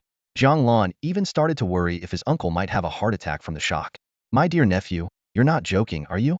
Your Uncle Chen can't handle this kind of scare. Chen Hagwang took a deep breath. I've heard of those romantic tales where a man risks everything for a woman, but killing an emperor over it, isn't that a bit extreme? Why would I joke about this? Jiang Lan explained. I just thought Gu Yin might get too bored staying alone in the big mansion. So I wanted Annie to keep her company and chat with her. Chen Hagwang pondered for a moment, then suddenly eyed Jiang Lan with suspicion. Nephew, you're not planning to use us as hostages for the emperor, are you? You killed his father, and now he's giving you a mansion? And even offering you a title? I find that hard to believe. Jiang Lan couldn't help but chuckle. He had to admit his uncle's imagination was impressive. With a faint smile, he said, Uncle, tell me, what do you think is worth more? The lives of your Qin family or the lives of the emperor's family? That's a no-brainer. Of course, the emperor's life is worth more. He's the son of heaven. Me? I'm just a commoner, how could I compare to him? Exactly. Jiang Lan shrugged. Do you think the emperor would trade the lives of his entire family for yours and Annie's? Of course not. He'd have to be out of his mind to do that. Chen Hagwang blurted out without hesitation. After this explanation, Chen Hagwang finally relaxed a little, though he couldn't resist saying, that mansion? It must be at least a 7-courtyard residence. Maybe even a palace once used by royalty. Are you really not going to move in? Oh, I'm going, Jiang Lan replied with amusement. Weren't you just worried a moment ago? Worried, yes, but not moving in would be such a waste. As their conversation continued, the two started planning the move. When the topic shifted to Jiang Lan's cultivation, Chen Hagwang learned that his nephew had already reached the peak of the 6th level of mortal transformation and was on the verge of breaking through to the 7th. He couldn't help but be astonished. He vividly remembered that not long ago, this same nephew had been an ordinary person with no knowledge of martial arts. Jiang Lan's rapid progress was simply beyond comprehension. In the end, all Chen Hagwang could do was sigh in amazement. Well, the stronger, the better. The next morning, a tall, clean-shaven eunuch with a pale complexion stood before Jiang Lan, holding a golden imperial edict. With a solemn voice, he read aloud, By the will of heaven and the decree of the emperor, Jiang Lan, for your meritorious service in aiding the dragon's ascension, and for your virtues and talents, you are hereby granted the title of Duke Protector of the State, an estate of 10,000 households, silver worth 10,000 taels, 1,000 bolts of silk and fabric, 100 servants and maids, and numerous properties within the inner city. This decree is to honor your achievements. So shall it be. Behind the eunuch were several carriages laden with large chests filled with gold, silver, and jade artifacts. Jiang Lan, however, paid little attention to these riches. He simply marveled inwardly at the emperor's knack for diplomacy. He had only mentioned wanting a residence, but the emperor not only granted him a house, but also showered him with such lavish rewards, likely depleting a significant portion of the Dian treasury. "Thank you," Jiang Lan said simply. "There's no need for such gratitude, Your Grace. This humble servant is unworthy," the eunuch quickly replied, bowing as he folded the imperial edict. Jiang Lan now stood within the inner city estate bestowed upon him by the emperor. It was a grand mansion with 9 courtyards and 4 layers of gates, complete with rock gardens and flowing streams. The sheer opulence of the place had even left him momentarily speechless when he first arrived. The eunuch directed the drivers to carefully unload the chests, while a procession of nearly 100 palace maids, each strikingly beautiful, entered in an orderly manner. Jiang Lan gave them a cursory glance, but said nothing. He thought to himself that such a vast estate would indeed feel desolate without people, and various tasks would require hands to manage. As for the inevitable spies planted by the emperor among the servants, he was unconcerned. After all, he wouldn't be staying here often, and keeping the emperor completely in the dark about his actions would only make the monarch more uneasy. Once everything was settled, the eunuch bowed and took his leave. Standing in the courtyard, Chen Huguang remained in a state of shock. "Nephew, is all of this really for you?" "It's for all of you," Jiang Lan said with a shrug. "They'll be leaving soon, and I can't take any of this with me. Use it as you see fit and don't hold back." To Jiang Lan, wealth had long since become a trivial matter. "That won't do." Chen Huguang shook his head vehemently. "What's yours is yours. At most, we'll look after it for you until you return." Jiang Lan smiled. "So, does that mean you're willing to cover the daily expenses for these 100 servants as well?" Chen Huguang's scalp instantly tingled. His meager monthly stipend barely supported his own family. How could he possibly afford to maintain a household of 100? "Relax, Uncle Chen. There's no need for formality between us. Go ahead and arrange things as you see fit.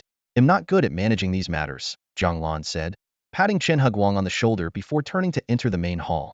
Inside, Gu Yin quickly rose to her feet upon seeing Jiang Lan. He gestured for her to sit back down. "I just wanted to let you know that he'll be heading out. I'm not sure when he'll return, so just stay here and make yourself comfortable." "We await your return," Gu Yin replied obediently. "As for the silver and other valuables, feel free to use them as needed. Don't worry about anything else," Jiang Lan said. After giving her a few more instructions, he returned to his room. Sitting cross-legged on his bed, he summoned a glowing interface before him. Name: Jiang Lan. Cultivation: Mortal Shedding, 6th layer. Peak. Cultivation method: Golden Essence Spirit Nurturing Technique. Martial skills: Flaming Sun Demon Suppressing Blade mastered, Soaring Flood Dragon Technique mastered, Hidden Spirit Technique mastered, Shadow Blade Technique mastered. Remaining lifespan: 2,810 years. What had initially been a casual visit to Dian had turned into an unexpected windfall. The Raven Demon had provided him with nearly 2,800 years of lifespan, enough to elevate him to the peak of the mortal shedding realm. However, reaching the core condensation stage required one final step. While the Golden Essence Spirit Nurturing Technique was a fusion of 2 methods, it could only bring him to the peak of mortal shedding. To advance to core condensation, he needed a corresponding cultivation method. Such a method was undoubtedly absent within Dian's borders, though the true martial pavilion might have it if he could exchange enough contribution points. Setting aside these concerns for now, Jiang Lan focused on his cultivation. The text on the glowing interface began to scroll rapidly. Year 1. Began cultivation, just 1 step away from breaking through. Year 3. Accumulated enough energy to break through to the 7th layer of mortal shedding. Year 352. Advanced to the 8th layer of mortal shedding. Year 800. Reached the 9th layer of mortal shedding. Year 1300. Achieved the peak of the 9th layer of mortal shedding but halted due to the lack of a method to break through. Feeling the surging energy within his body and the strength far surpassing his previous self, Jiang Lan took a deep breath. With the right cultivation method, he could seamlessly step into the core condensation stage. He now had 1,510 years of lifespan remaining. If he could find the right method, he might even break through several minor stages in succession. Gripping the long blade at his side, Jiang Lan's anticipation grew. The standard issue blade, now tempered by his true energy, had become sharper than the finest legendary weapons. He recalled the sheath he had commissioned by you to craft using the scales of the Flood Dragon Demon. By now, it should be ready. Rising to his feet, Jiang Lan decided to first retrieve the sheath from the Demon Suppression Bureau. After that, he would head to the borders of the Ling Kingdom. There, he would slay demons, earn contributions, and obtain the cultivation method he needed to ascend beyond mortal shedding. Stepping out of the main house, Jiang Lan bid farewell to Qin Haguang and his aunt before heading straight to the Demon Suppression Division. While the journey might take an ordinary person around half an hour, with Jiang Lan's current cultivation level, he arrived in less than the time it takes to drink a cup of tea. The guards at the gate recognized Jiang Lan and let him pass without question. Hearing the commotion, Bai Yu came out to greet him. A flicker of surprise crossed his face before he quickly regained composure. Jiang, you're full of surprises, aren't you? Hardly, Jiang Lan replied modestly, waving a hand. Bai Yu seemed to have guessed the purpose of Jiang Lan's visit. He invited him inside and retrieved a black scabbard from a cabinet. Jiang Lan took it and examined it carefully. The scabbard was jet black, smooth and unadorned, with a unique texture that felt extraordinary to the touch. This scabbard, isn't it supposed to be made from scales? Why are there no patterns? Jiang Lan asked curiously. That's their trade secret, Bai Yu replied with a smile. I don't know the details either, but I conveyed your request to them. They assured me that even if you place a red-hot iron inside, the exterior will remain completely unaffected. Raising an eyebrow, Jiang Lan unsheathed his long blade and slid it into the dragon scale scabbard. The fit was flawless, as though they were made for each other. I must say, the craftsmanship is truly remarkable, he said, clasping his hands in thanks. No need to be so formal. It's the least I could do. Besides, I benefited from your generosity, Bai Yu said, rolling up his sleeve to reveal a bracer made of the same black material. It gleamed faintly under the sunlight with a deep, mysterious luster. If there are more suitable materials, could other items be crafted? Jiang Lan inquired. Bai Yu's eyes lit up. Absolutely. He's always been fascinated by rare materials, especially those from demons and monsters. Do you have any? Not at the moment, but I might come across some in the near future, Jiang Lan replied.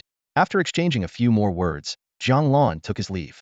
Standing at the entrance of the Demon Suppression Division, he cast one last glance at the familiar place. He had already said his goodbyes to Yu Ji and the others yesterday, so there was no need for further farewells. Though his departure lacked dramatic sentiment, the bonds he shared with them were real. As he passed a familiar pavilion, the usual greetings did not come. The owner of that voice was now at Jiang Lan's residence. Smiling faintly, Jiang Lan turned and walked away, heading toward the outskirts of the city. Unfolding a map, he studied the terrain. The capital of the Yin Kingdom, where he currently resided, lay to the north. To reach the Ling Kingdom, he would need to travel southward, crossing the Wu, Yu, Shang, Yuan, and Mo kingdoms along the way. By his estimation, the journey to the border between the Ling Kingdom and the demon-infested lands spanned over 20,000 kilometers. With his current peak mortal transcendence cultivation, Jiang Lan's speed had more than doubled. Traveling at full pace, he could cover 100 kilometers per hour. At 10 hours of travel per day, he calculated he could reach his destination in 20 days. Accounting for potential delays, a month should suffice. After confirming his direction, Jiang Lan began his journey southward. It was midday, and the official road was mostly deserted, with only the occasional cart or horse passing by. Every so often, he would encounter no more than one or two vehicles within half an hour. Activating his dragon swim technique, his speed surged dramatically, akin to a car on a modern highway. The scenery blurred as it rushed past, but fortunately, his enhanced physique could withstand the velocity, and his heightened senses allowed him to avoid obstacles with ease. Within half an hour, the city of Jianchang Prefecture appeared on the horizon. However, Jiang Lan did not stop. Having resolved to reach the Ling Kingdom as quickly as possible, he decided against lingering for nostalgic reunions. His plan was to travel by day and rest at night, taking things as they came. Beyond Jianchang Prefecture, the wide official road gradually narrowed. In some places, even carts struggled to pass, and the terrain became increasingly rugged. This was to be expected. Given the current level of development, having even a rough path was a luxury. Further ahead, there might not be any paths at all. Jiang Lan had to slow down. It was clear his earlier expectations were overly optimistic. Even these rough trails significantly reduced his speed, and if he had to forge his own path, progress would be even slower. His initial estimate of a one-month journey now seemed likely to double. 5 days later, at dusk, Jiang Lan arrived at the gates of a county town, weary and covered in dust from his journey. Above the gate, 3 bold characters read on Ping County with a powerful stroke. This was a sizable county town within the borders of the Wu Kingdom. Even as the sun began to set, a long line of people stretched out before the gate. Jiang Lan quietly joined the end of the queue, consulting the map in his hand. This marked his second stopover in the past 5 days. Although camping in the wilderness posed no challenge for him, traveling alone for an extended period inevitably felt monotonous. More importantly, being away from people for so long left him with a slight sense of unease. This time, entering the town served 2 purposes: to experience the bustle of human life and to freshen up. After all, even while on the road, one shouldn't appear too disheveled. The line moved forward slowly, and eventually, it was Jiang Lan's turn. The gate guard, a tough-looking martial artist with hardened skin, scrutinized the travel-worn newcomer. Jiang Lan deliberately suppressed his aura, making himself appear no different from an ordinary traveler. The guard, with his limited perception, didn't notice anything unusual and proceeded with routine questioning. Where are you coming from?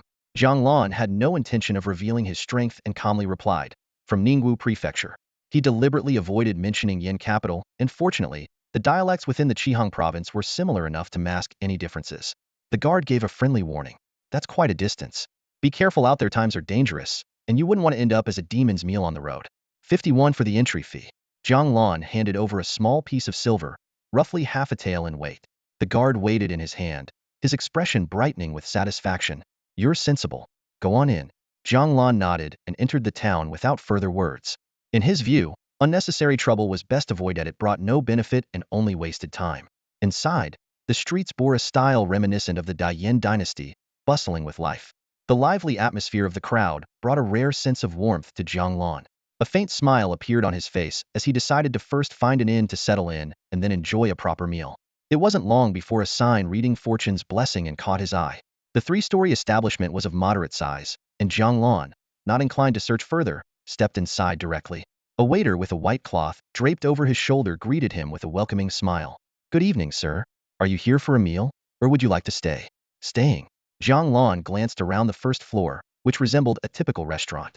He figured the guest rooms must be on the upper floors. Taking a seat at a table, he placed 5 or 6 pieces of silver on the surface. Bring me your best dishes. The waiter's face lit up with delight. After wiping the table clean, he pocketed the silver. Of course, sir. Please wait a moment. Would you like me to bring a pot of wine as well? No wine. Tea will do. At Jiang Lan's current level of cultivation, alcohol had long lost its effect on him. It would simply be metabolized instantly. As the waiter left to prepare, the sound of footsteps came from the inn's entrance. Jiang Lan glanced over to see 2 brothers leading their horses inside. Judging by their similar appearance and the solid thud of their steps, both were martial artists at the 8th or 9th level of bone refinement, a notable level of strength in a town like this. The waiter hurried over to greet them. Good evening, gentlemen. Are you here for a meal or staying the night? The older brother replied, staying. Take care of the horses first, then bring us some fine wine and dishes.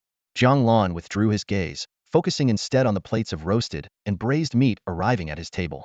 The flavors differed from those he remembered from his past life, but the dishes were hard to get wrong. The unique seasonings even gave them a distinct charm.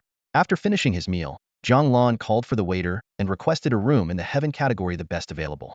If the option was there, why not indulge a little? They'll stay for one night for now. Refund the difference if I pay too much. The waiter led Jiang Lan upstairs. The 2 brothers at a nearby table glanced at him briefly before returning to their food. The room on the 3rd floor was quaintly elegant. While not luxurious, it was well furnished with a bed, table, and chairs. Jiang Lan accepted the waiter's offer to prepare hot water and then sat down on a wooden chair. A faint shimmer appeared before him as a virtual screen materialized in the air.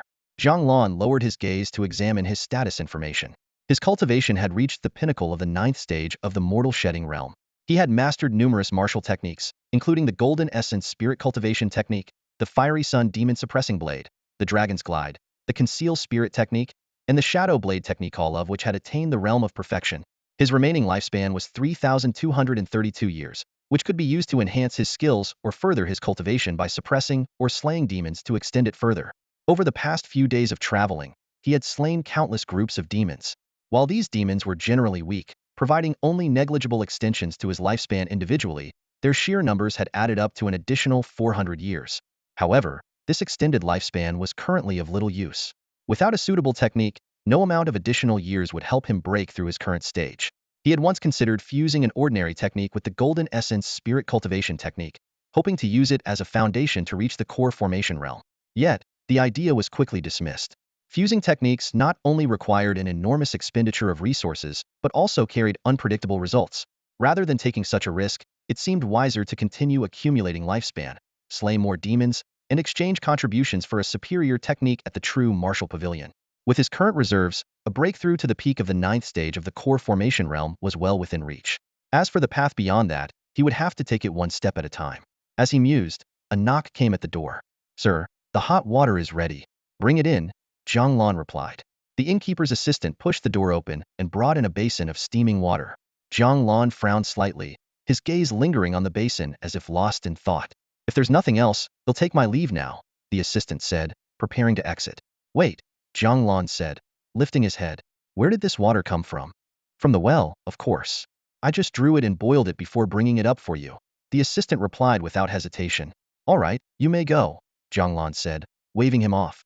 Once the assistant left, Jiang Lan stared at the basin, his expression contemplative. Ever since he had reached the pinnacle of the mortal shedding realm, not only had his five senses become extraordinarily sharp, but his sixth sense had also grown remarkably acute. This almost inexplicable intuition often served as an early warning of danger. For example, he could always sense an ambush moments before encountering demons on the road. Though he didn't fully understand the origin of this ability, he suspected it was tied to his current realm, likely a trait shared by others at the same stage. At this moment, the basin of water before him felt off. He couldn't pinpoint what exactly was wrong, but his instinct strongly advised him not to touch it just yet. He decided to wait and see what might unfold. After all, how much trouble could a simple basin of water cause? Just then, familiar footsteps echoed down the hallway. It was the pair of brothers he had encountered earlier. Everyone's footsteps carried a unique rhythm reflective of their personality, and Jiang Lan was certain he hadn't mistaken them. The footsteps stopped at the room next door. Due to the inn's poor construction materials, soundproofing was almost non-existent. With his heightened hearing, Jiang Lan could clearly discern the activity outside. Dear guests, would you like me to bring some water for your feet? It was the assistant's voice. Yes, make it hot, one of the brothers replied. The brothers' footsteps moved into their room, and the hallway fell silent again as the assistant presumably left to fetch water.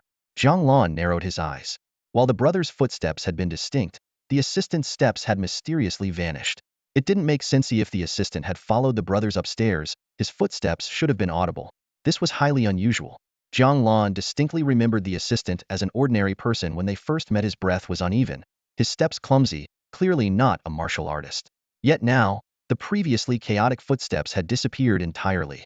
A faint smile played across Jiang Lan's lips. Interesting. What he had expected to be a mundane stay at the inn was turning into something far more intriguing. He felt a quiet thrill but no fear. With his cultivation at the pinnacle of the mortal shedding realm, even encountering demons posed no significant threat. A demon of the mortal shedding realm would hardly bother with such covert tactics. They would wreak havoc openly, much like the water dragon demon that had once terrorized a nearby city. And even if it were a powerful demon, Jiang Lan was confident in his abilities. The current situation clearly didn't warrant such concerns. In that case, he decided to wait and observe. If trouble did arise, he could intervene, perhaps even earning some additional lifespan in the process. Why not? After a short while, the knock came at the room next door. Dear guests, the water is ready. Shall I bring it in? The assistant asked. Come in. A robust male voice answered from inside. A series of muffled sounds followed, then the assistant spoke again. If there's nothing else, I'll take my leave. Go on, came the reply. The door closed, and the hallway fell silent once more. Jiang Lan clicked his tongue in mild disappointment. He had hoped for a spectacle but found nothing out of the ordinary. He did notice, however, that the assistant's footsteps had been audible when delivering his water earlier, but had vanished entirely during his trip upstairs to the brothers' room. After a moment of thought, Jiang Lan called out, "Assistant, coming." The voice responded immediately from outside. The next instant, the door creaked open, and the assistant's face appeared. Sir, is there something you need? The attendant stood before Jiang Lan, a peculiar smile playing on his face. His eyes were vacant and lifeless, resembling those of a walking corpse. However, Jiang Lan, well-versed in strange encounters, remained unfazed. His expression stayed calm as he casually pointed to the water basin nearby. Take it away. Right away. The attendant's tone suddenly turned enthusiastic, but the unnatural smile remained plastered on his face. Jiang Lan was no fool. He knew that beyond demons, the world harbored malevolent spirits of various forms, each with its own bizarre methods of harm. He had encountered such entities before, like the vengeful Changgu a type of malicious spirit. Clearly, this attendant had fallen victim to possession. Still, Jiang Lan wasn't concerned. His flaming sunblade was a bane to such entities, and from what he could tell, this particular spirit was weak and posed little threat. If it truly had any real power, it wouldn't need to resort to such theatrics. It would have attacked outright. The attendant bent down to inspect the wooden basin, steam still rising from the water. Sir, why haven't you used the water? I did, Jiang Lan replied coolly. The attendant's gaze darkened for a brief moment before the eerie smile reappeared. If you say you've used it, then so be it. With that, he picked up the basin and left, closing the door behind him. Jiang Lan stifled a yawn and returned to his bed. He chose not to act rashly. After all, the attendant was an innocent man caught in the spirit's grasp. While Jiang Lan wasn't exactly a saint, he didn't kill without reason. It was better to wait and see what the spirit intended to do. Before long, the sound of rhythmic snoring came from the room next door. It was the two brothers fast asleep. Suddenly, the sharp creak of a door being pushed open broke the stillness. Jiang Lan rose silently and stepped out of his room. The door to the neighboring room was wide open. Inside, the brothers were sound asleep, oblivious to the figure standing by their beta woman dressed in flowing white garments. Her form was semi-transparent, and her long, seaweed-like hair clung to her body, dripping water onto the floor, forming a small puddle. She stared intently at the sleeping men before sitting on the edge of the bed and beginning to siphon their life essence. Gradually, the woman's figure became more solid. Her damp hair dried, and she now appeared indistinguishable from an ordinary person. Meanwhile, the brothers' snores faded into silence. Yet, thanks to the robust constitution of trained martial artists, the loss of such a small amount of energy was far from fatal. What surprised Jiang Lan was what happened next. The woman stood and bowed deeply to the brothers before turning to leave. As she did, her eyes met Jiang Lan's. Startled, she froze. Jiang Lan released his grip on his blade and motioned for her to follow him. Back in his room, Jiang Lan studied the woman before him. While not stunningly beautiful, she was undeniably graceful and elegant. "You came from the well, didn't you?" he asked, his tone calm as he unleashed a wave of oppressive energy. The woman shielded her eyes, her form flickering as if she might dissipate at any moment. "Mercy, my lord. Yes, I emerged from the well," she stammered, trembling. Jiang Lan withdrew his aura and continued his questioning. "Tell me, you clearly have the ability to kill them. Why did you only take a portion of their energy?" "I require life essence to maintain my form. Without it, I might face the risk of complete annihilation," she replied, her voice quivering. "If you're already dead, why not move on to reincarnation? Why linger in the mortal realm?" Jiang Lan's tone carried a hint of curiosity. "I have reasons I cannot leave this world behind," she murmured hesitantly. "Oh." Jiang Lan's interest was piqued. This spirit didn't seem malevolent. If she had been a true threat to humanity, he would have dealt with her by now.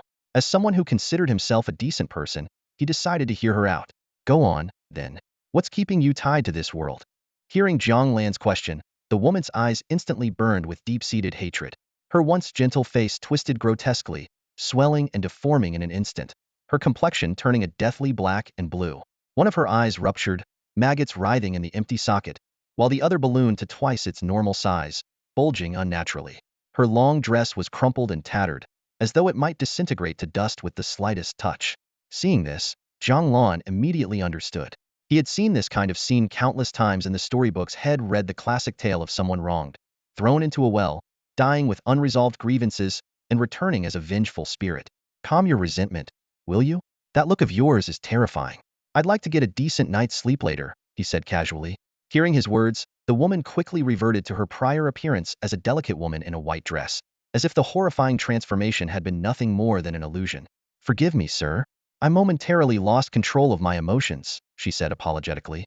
"No need for apologies. Just tell me what happened," Jiang Lan replied. As soon as he spoke, the woman began to transform again. He gave her a light glance, and her changes immediately ceased. After a moment of silence, the woman composed herself and began her story. "I am from Wuqiu County. My family was poor when I was young, struggling to even have enough to eat. Why don't you start from the creation of the world while you're at it?" Jiang Lan interrupted with a sigh. Though the woman didn't understand the reference to the creation myth, she grasped that Jiang Lan wanted her to cut to the chase. "After I came of age, my family's situation grew even worse. Left with no other choice, I came to Anping County to seek help from my uncle, Huang Changsheng, the owner of this inn. At first, he treated me with care and kindness, but later, his true nature was revealed. He forced himself on me." At this point, dark energy swirled around her again, threatening to transform her once more. "If that's the case, why didn't you just kill them outright? Why sneak out in the middle of the night to drain other people's life energy?" Jiang Lan asked, raising an eyebrow. "Of course I want to kill them," the woman snapped, her eyes gleaming with murderous intent. "Not just kill them, I want them to die in the most miserable way possible. But I need time. Without absorbing life energy, my spirit won't last long. But sir, I swear, apart from seeking revenge, I've never harmed anyone." "Whether or not you've harmed others is beside the point for now," Jiang Lan said, standing up. "If the people who wronged you die, would you be willing to reincarnate and start over?" The woman hesitated for a moment, but eventually nodded. "I would be willing." "All right then, wait here." Jiang Lan turned and walked out of the room. He wasn't about to blindly trust the words of a malevolent spirit, but verifying the truth wouldn't be too difficult. Just confront the involved parties directly. Downstairs, the night was deep, and it was nearing midnight. The inn's clerk was dozing on the counter, his shoulders rising and falling with his breaths. Suddenly, he jolted awake, shouting, "No! Stay back! It wasn't me! I didn't do it!" The clerk quickly regained his senses, though his face was pale and his eyes sunken, his vitality clearly diminished. Seeing Jiang Lan, he immediately apologized. "I'm sorry, sir. I just had a terrible nightmare. What brings you downstairs so late?" "Where's Huang Changsheng?" Jiang Lan asked. "You're looking for the owner." The clerk paused, suddenly realizing something. "Sir, how do you know our owner's name?" "That's none of your concern. Just go and fetch him. I have some business to discuss with him, and it can't wait until morning. This matter concerns his very life. If he doesn't come, he might not live to see another day." The clerk's face drained of color. "Sir, what do you mean by that?" With a clang, Jiang Lan drew his long blade and lightly tossed it onto the counter. The blade pierced through the wooden surface as easily as if it were slicing tofu, leaving only the hilt visible above the counter. "Go," Jiang Lan said coldly. Terrified, the clerk nodded frantically. "Right away, sir. He'll go get him immediately." He bolted toward the back courtyard. Though the inn appeared to be a simple three-story building on the surface, there was a small courtyard behind it with 3 additional rooms. Jiang Lan retrieved his blade and sat down, waiting leisurely. About 10 minutes later, the courtyard lit up with torches, and a group of 7 or 8 men emerged from one of the rooms. Leading them was a plump, middle-aged man with a seemingly kind face but a menacing glint in his eyes. This man was undoubtedly the innkeeper, Huang Changsheng. The group stormed into the main hall, torches in hand. Huang Changsheng spoke first. "Sir, you've come to stay at my inn, and I welcome your business. But if you're here to cause trouble, that's another matter entirely." "I'm not here to cause trouble," Jiang Lan said with a smile. "But, innkeeper, there's a problem with your establishment. It's haunted." The portly innkeeper's face darkened instantly, his voice cold as he said, "Sir, you might joke about food, but words like these must not be taken lightly. My inn has always been spotless. Where do you get this nonsense about ghosts?" "Oh, is that so?" Jiang Lan replied, a playful tone in his voice. "Then why did I see a young lady in the room?" The innkeeper's eyes flickered, a trace of guilt flashing briefly before he forced himself to remain calm. "If there's a girl in your room, what does that have to do with my inn?" "Nothing, you say?" Jiang Lan narrowed his eyes at the innkeeper. "But I distinctly heard her say she was your niece." These words struck the innkeeper like a heavy blow, shattering his facade. His voice trembled as he protested. "Sir, please, don't joke about such things. I have no niece. She's spouting nonsense, and you shouldn't believe her." "Exactly. I didn't believe her, which is why I came down to invite you upstairs for a little chat," Jiang Lan replied calmly. "Come on, she's still waiting for you." The innkeeper's face shifted through a series of expressions, finally settling on fury. He suddenly pointed at Jiang Lan and shouted to the staff behind him, "Get him, beat him to death. I'll take full responsibility for whatever happens." The staff hesitated, their expressions ranging from fear to confusion, but they ultimately charged at Jiang Lan in unison. Jiang Lan's eyes narrowed slightly, and a sudden surge of energy radiated from him. In an instant, the advancing group seemed to be engulfed in searing flames, collapsing to the ground, writhing and screaming in agony. Jiang Lan grabbed the innkeeper by the collar and dragged him upstairs like a ragdoll. The innkeeper's body thudded against the stairs with each step, accompanied by his pitiful cries. Meanwhile, the 2 brothers in the neighboring room continued snoring thunderously, completely oblivious to the commotion. Jiang Lan flung the innkeeper into the room. The woman in the white dress stood by the bed, her gaze locked onto the innkeeper. Her expression shifted from a fleeting moment of fear to one of boundless hatred and fury. Huang Changsheng's innkeeper looked up and met the woman's twisted, vengeful face. Terrified, he scrambled backward, stammering, "I didn't harm you. You jumped into the well yourself. If anyone's to blame, it's you, not me. Don't come after me." Jiang Lan kicked him forward, sending him sprawling toward the woman in white. Her face grew increasingly distorted, almost as if she was about to reveal her true form. Jiang Lan raised a hand to stop her. "Calm down. I'll deal with the one who wronged you. Trust me, you'll be satisfied." Huang Changsheng's terror reached its peak, morphing into a desperate rage. He suddenly leapt up, swinging a fist at the woman's face. "You wretch! Even in death, you won't leave me in peace. If you could die once, you can die again." His fist passed straight through her face, completely ineffective. The woman turned to Jiang Lan, seemingly heeding his command. Jiang Lan stepped forward, and with a swift motion, his blade sliced through Huang Changsheng's right forearm. Blood gushed out like a fountain. Yet Huang seemed oblivious to the pain, still flailing his stump until he noticed the blood pouring out. Only then did he let out a blood-curdling scream. As blood pooled on the floor, Jiang Lan suddenly remembered that the man was just an ordinary person and might bleed to death. Channeling his energy, his blade glowed with a golden red light as he swung again. This time, the entire right arm fell to the ground, but the wound was instantly cauterized, the bleeding halting. Using the flat of his blade, Jiang Lan tapped the innkeeper's face. The intense heat immediately scorched his skin, eliciting a scream like a slaughtered pig. Now, you'll ask, and you'll answer. If you can't, you die, Jiang Lan said calmly. The innkeeper instantly fell silent, nodding frantically despite the excruciating pain. Ill answer. Ill answer. Back then, when you harmed this young woman, how many others were involved besides you? The innkeeper's eyes darted nervously. I'll tell you. But you have to promise me after I talk, you'll let me go. Before he could finish, the golden red blade flashed again, severing his left arm. The wound charred black in an instant. Do you think you're in a position to bargain with me? Jiang Lan's voice remained calm, but the lethal intent was unmistakable. The innkeeper let out another anguished scream. From the neighboring room came a disgruntled shout. Hey, next door. What's with all the screaming? Can't a guy get some sleep around here? The fat innkeeper's piercing wails echoed through the room, the excruciating pain proving unbearable for an ordinary person. Next door, the two brothers couldn't hold back any longer. They pushed open their own door and rushed to stand outside Jiang Lan's room. However, the scene before them froze them in place, shock written all over their faces. Inside, the sight was utterly horrifying. Jiang Lan stood to the side, gripping a long blade, while the fat innkeeper wailed in agony in the center of the room. He tried to clutch his wounds, only to realize his arms were nowhere to be found. 3 severed limbs lay scattered on the floor, blood pooling into a small puddle. But what truly sent chills down their spines was the presence of a ghostly figure, a woman in white standing silently nearby. The woman's true form was fully revealed. Her head grotesquely swollen to twice the size of a normal person's, her complexion dark and ashen, with damp hair dripping viscous water onto the floor. Her left eye had burst, leaving maggots crawling in and out of the hollow socket, while her intact right eye was pitch black, on the verge of falling out.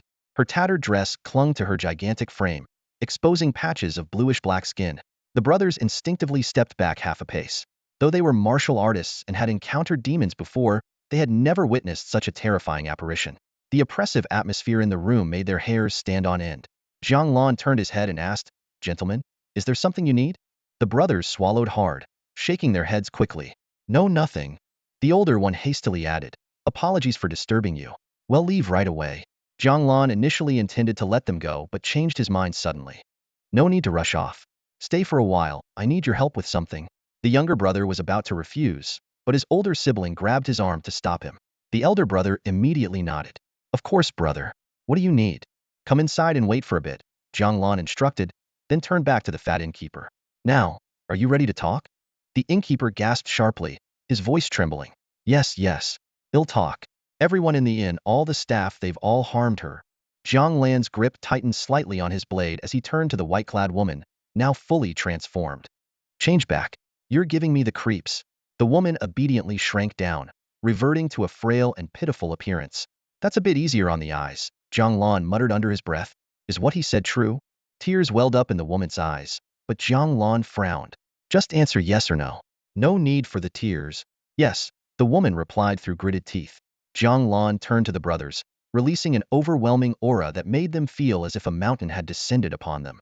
"I need the two of you to head downstairs and bring up every staff member from this inn."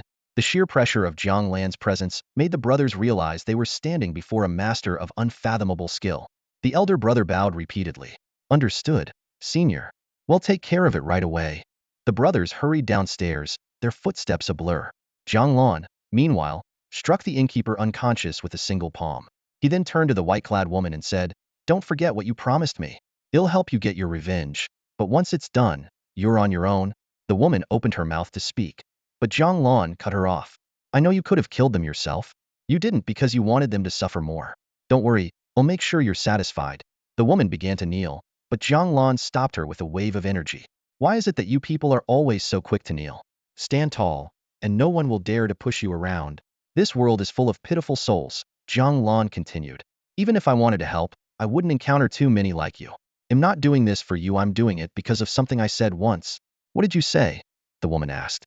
"May the world know peace," Jiang Lan replied with a faint smile. "It sounds grandiose, doesn't it? Almost naive. Whether the world is peaceful or not, what does that have to do with me? But honestly, I don't have much else to do. Life's about having something to hold on to, and right now, I don't seem to have much left. Wealth, power, beauty, immortality, anything I want, I can have. But if you have everything, what's the point of living? So, I say I want peace in the world, not because I truly care about it, but because it gives me a goal, something to strive for. The white-clad woman fell silent for a long moment before finally speaking. Isn't living just about living? Why do you need a goal? Jiang Lan looked at her deeply. You know, I've heard something like that before. Jiang Lan recalled something Gu Yin had said back at the spring fountain courtyard. Seeing others live on, I thought I might as well keep going too. Her words stirred memories of his past life, those 20-odd years he had drifted through aimlessly. But after coming to this world and gaining the system, his perspective had shifted. What was the point of merely existing? If given a second chance at life, one should live it to its fullest. The two brothers worked efficiently. In the time it took to drink half a cup of tea, they returned with over 10 captives, including the attendant who had greeted Jiang Lan earlier. Jiang Lan glanced at the woman in white and gestured for her to carefully identify the culprits, ensuring no innocents would be wrongfully punished. At first, the group assumed their offense was simply poor hospitality that had angered a martial artist. But the moment they laid eyes on the woman in white, their faces turned pale. The timid among them were on the verge of collapsing in fear, while a braver soul stammered, Huang Qian, aren't you supposed to be? Only then did Jiang Lan learn the woman's name was Huang Qian. He cast a cold glance at the unconscious Huang Changsheng lying on the floor and asked, is he your uncle by blood? Yes, Huang Qian replied curtly. Jiang Lan pointed to the group of captives. Are any of these people innocent? Huang Qian bit her lip and shook her head. None. That makes things easier. Jiang Lan picked up his long blade. How do you want them to die? The crueler, the better, she said without hesitation. Jiang Lan considered for a moment. Diced into bits? Huang Qian nodded firmly. Hearing this exchange, the captives were overcome with terror. Some cursed loudly, others tried to flee, but the brothers at the door kicked them back into the room without hesitation. Jiang Lan approached the first captive, a short, portly attendant. He patted the man's greasy face and asked, any last words? Yes. Yes. The man was trembling so violently he nearly wet himself. Jiang Lan raised his blade and struck. I don't have time to listen. Say it in the afterlife. The blade gleamed as it moved, slicing dozens of pieces of flesh from the man's body. Using his inner energy, Jiang Lan kept the man alive, forcing him to endure excruciating pain. Huang Qian watched the scene with a conflicted expression. Benefactor, just kill them outright. There's no need to go to such lengths. Jiang Lan nodded in agreement and turned to the rest of the cowering captives huddled in the corner. His blade flashed repeatedly, and in an instant, the 10 or so attendants were dead, their blood pooling across the floor. Just then, a booming voice echoed from downstairs. Fiends inside, surrender at once. Jiang Lan stepped over the bodies and looked down to the main hall. There, he saw a burly middle-aged man flanked by several individuals wearing the uniforms of Wu Kingdom's Demon Suppression Division. Jiang Lan chuckled. He hadn't expected the Demon Suppression Division to arrive so quickly. The members of the Demon Suppression Division in Wugua looked up and saw Jiang Lan's head peeking out. The leader immediately signaled with his hand. His subordinates dispersed and headed for the stairs, while the leader himself bent his knees slightly and leapt upward. The height of nearly 3 stories seemed effortless for him, as he landed gracefully like a swan in front of Jiang Lan's room.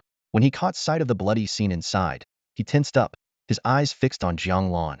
Who are you? Why have you killed so many people? Jiang Lan chuckled lightly. The issue of dealing with these corpses had been troubling him, but now that the Demon Suppression Division had arrived, it seemed they had unintentionally solved his problem. Just stepping in to uphold justice, he replied casually. The leader's eyes flared with anger. Justice? And you take so many lives for that? Jiang Lan didn't bother explaining further. Instead, he unleashed the overwhelming aura of someone at the pinnacle of the 2A fan realm, instantly enveloping the entire inn. Not only did the leader freeze in place, but even the other members of the division, who had just reached the top of the stairs, stopped in their tracks, stunned. This is 2A fan? The leader stammered in disbelief. Experts in the 2A fan realm were incredibly rare in all of Wugua, and yet he had encountered one today. Though he, as a demon suppression officer, had reached the 8th level of the Jiyuan stage, the gap between him and someone in 2A fan was like an insurmountable chasm. A 2A fan practitioner had shed their mortal limitations, rejuvenated their essence, spirit, and energy, and undergone a profound transformation. Even a peak Jiyuan stage practitioner would find themselves vastly outmatched by someone newly entering 2A fan. Do you believe me now? Jiang Lan withdrew his aura and asked calmly. The leader nodded repeatedly. I believe you. I believe you. He knew that no one would dare to pursue justice against a 2A fan expert, even if they killed a few ordinary people. After a moment of thought, he bowed slightly and said respectfully, Forgive me for my lack of discernment. not recognizing your esteemed presence. However, with so many casualties, may I ask for an explanation? Jiang Lan nodded and recounted the events in detail. After all, recklessly killing people in a foreign land like Wuguo wasn't ideal, and providing some clarity wouldn't hurt. After listening, the leader gritted his teeth in anger. That Huang Changxing truly was no better than a beast. Inside the room, Huang Qian, dressed in pure white, remained standing still. Her complex gaze lingered on Jiang Lan. Jiang Lan turned to her. Is your wish fulfilled? Huang Qian nodded. Now, shall I send you on your way? Or will you leave on your own? No need to trouble you, benefactor. Huang Qian's figure gradually became transparent, fading until only a faint shadow remained. Jiang Lan stood motionless, watching her fade away. A soft voice echoed in his ear. Take care, benefactor. Take care, Jiang Lan replied, clasping his hands in a respectful gesture before turning without hesitation. Though taking Huang Qian's life could have extended his own lifespan slightly, the marginal benefit wasn't enough to disturb his state of mind. When everything had dissipated, and only the mess remained as evidence of the events, the entire scene felt like a fleeting dream. Jiang Lan sighed softly. Well, this chapter has finally come to an end. To him, Huang Qian had been nothing more than a passing figure in his journey. There was some regret, but only a faint trace of it. You don't seem to be from Wuguo, sir? The leader ventured to ask. No, I'm from Yinghua. I'm also with the Demon Suppression Division. Though we're from different countries, I suppose we're still colleagues. The leader laughed heartily. Well, isn't that a coincidence? What you've done today is undoubtedly a service to the people. Don't flatter me. I've just made more work for you. Not at all. Handling the aftermath is routine for us. Leave it to us, sir, the leader assured with a firm pat on his chest. Jiang Lan nodded. The Demon Suppression Division was no stranger to dealing with demons and monsters, and death was a common occurrence. Cleaning up battlefields was a necessary skill for them. He had always been lazy about such tasks, even back in Yinghua, where he left it to others. In that case, I'll take my leave. Wait, would you care to stop by the division headquarters for a cup of tea? No need. Jiang Lan declined outright. He still needed to make his way to Lingua, and he had already lost half the night without rest. Finding a new place to stay was now his priority. While this could suffice, he found it too ominous. As Jiang Lan departed, two of the division members exchanged glances. Wait, so he's just leaving us here to clean up this mess? Just as he was about to leave, Jiang Lan sensed the expectant gazes of the two brothers behind him. They had witnessed the entire ordeal and had formed an impression of Jiang Lan's character. While he had shed considerable blood, his actions were largely driven by vengeance against the malevolent spirit. In their eyes, that made him a man of integrity. Jiang Lan paused mid-step, suddenly remembering the two brothers. Turning around, he gestured for them to come over, then addressed the leader of the Demon Suppression Bureau. I'm taking these two with me. Any objections? No objections at all. Leave this place to us, the leader hurriedly replied. He had no idea what role the brothers had played in the incident, but if Jiang Lan had spoken, who would dare defy him? That would be courting death. The two brothers exchanged a glance before jogging over to Jiang Lan. They understood all too well that staying behind would mean being dragged to the Demon Suppression Bureau as witnesses. Even the innocent rarely emerged unscathed from such an ordeal, especially in a case of this magnitude. As for Jiang Lan walking away unchallenged, who would dare trouble a master of the 2A-fan transcendence realm? Besides, with the malevolent spirit vanquished, even if this had all been orchestrated by Jiang Lan himself, no one would dare to investigate further. A man capable of making a spirit vanish before a crowd of martial experts was not someone to provoke. Senior, the elder brother greeted respectfully, cupping his hands in salute. Jiang Lan nodded slightly. You two, come with me for now. He knew that leaving them behind would only result in their suffering, and taking them along was no trouble for him. The three of them descended to the main floor of the inn, which was eerily silent. Whether there had been other guests earlier, Jiang Lan couldn't say, but he assumed that anyone who heard the commotion upstairs had long since fled. Perhaps it was even one of them who had reported the incident, summoning the Demon Suppression Bureau. The brothers went to retrieve their horses from the hitching post. As they returned, Jiang Lan pulled 2 gold ingots from his robe and tossed them casually to the brothers. For your trouble earlier, consider this your payment. Each ingot was roughly 5 taels of golda, trivial, some for someone carrying the emperor's reward, but an astonishing fortune for the brothers. The two stared at the gold in stunned silence. This was the kind of wealth that would take months of escorting caravans to earn, and here it was, handed to them as if it were nothing. The elder brother almost considered biting into the gold to check its authenticity, but quickly thought better of it. A master of Jiang Lan's caliber wouldn't bother with counterfeit gold. All right, I'm off. Go wherever you need to go. Jiang Lan waved them off. Taking 2 bone-tempering martial artists along would only be a burden to him. It was better to part ways here. With that, He turned and headed toward the city center, leaving the brothers behind to watch his retreating figure. The younger brother raised a hand, as if to call out, but his elder brother stopped him. We don't belong in the same world as that senior. Meeting him was already a stroke of fate, but if we could get in his good graces, wouldn't we be set for life? The younger brother lamented. Forget it. Why would someone like him bother with us? As they spoke, Jiang Lan disappeared around a corner. He continued down 2 more streets before stopping in front of another inn with its doors still open. This one was near the city gates, making it convenient for him to leave at dawn. Despite the curfew, a few silver coins quickly roused the drowsy innkeeper, who eagerly arranged the finest room for him. Once inside, Jiang Lan paid no mind to the earlier bloodshed. With his protective inner energy, not a drop of filth or blood had touched him. He went straight to bed, sleeping soundly until the first light of day. By the time the sun was high in the sky, he had risen, freshened up, and eaten a simple meal. Soon after, he set out once more, heading toward the kingdom of Ling. 3 days later, Jiang Lan stood within the borders of the Yu kingdom, a map spread open in his hands. He had successfully crossed the vast Wu kingdom, and now only the Shang kingdom, Yuan kingdom, and Mo kingdom stood between him and his destination Ling kingdom. Studying the marked route on the map, a faint smile tugged at Jiang Lan's lips.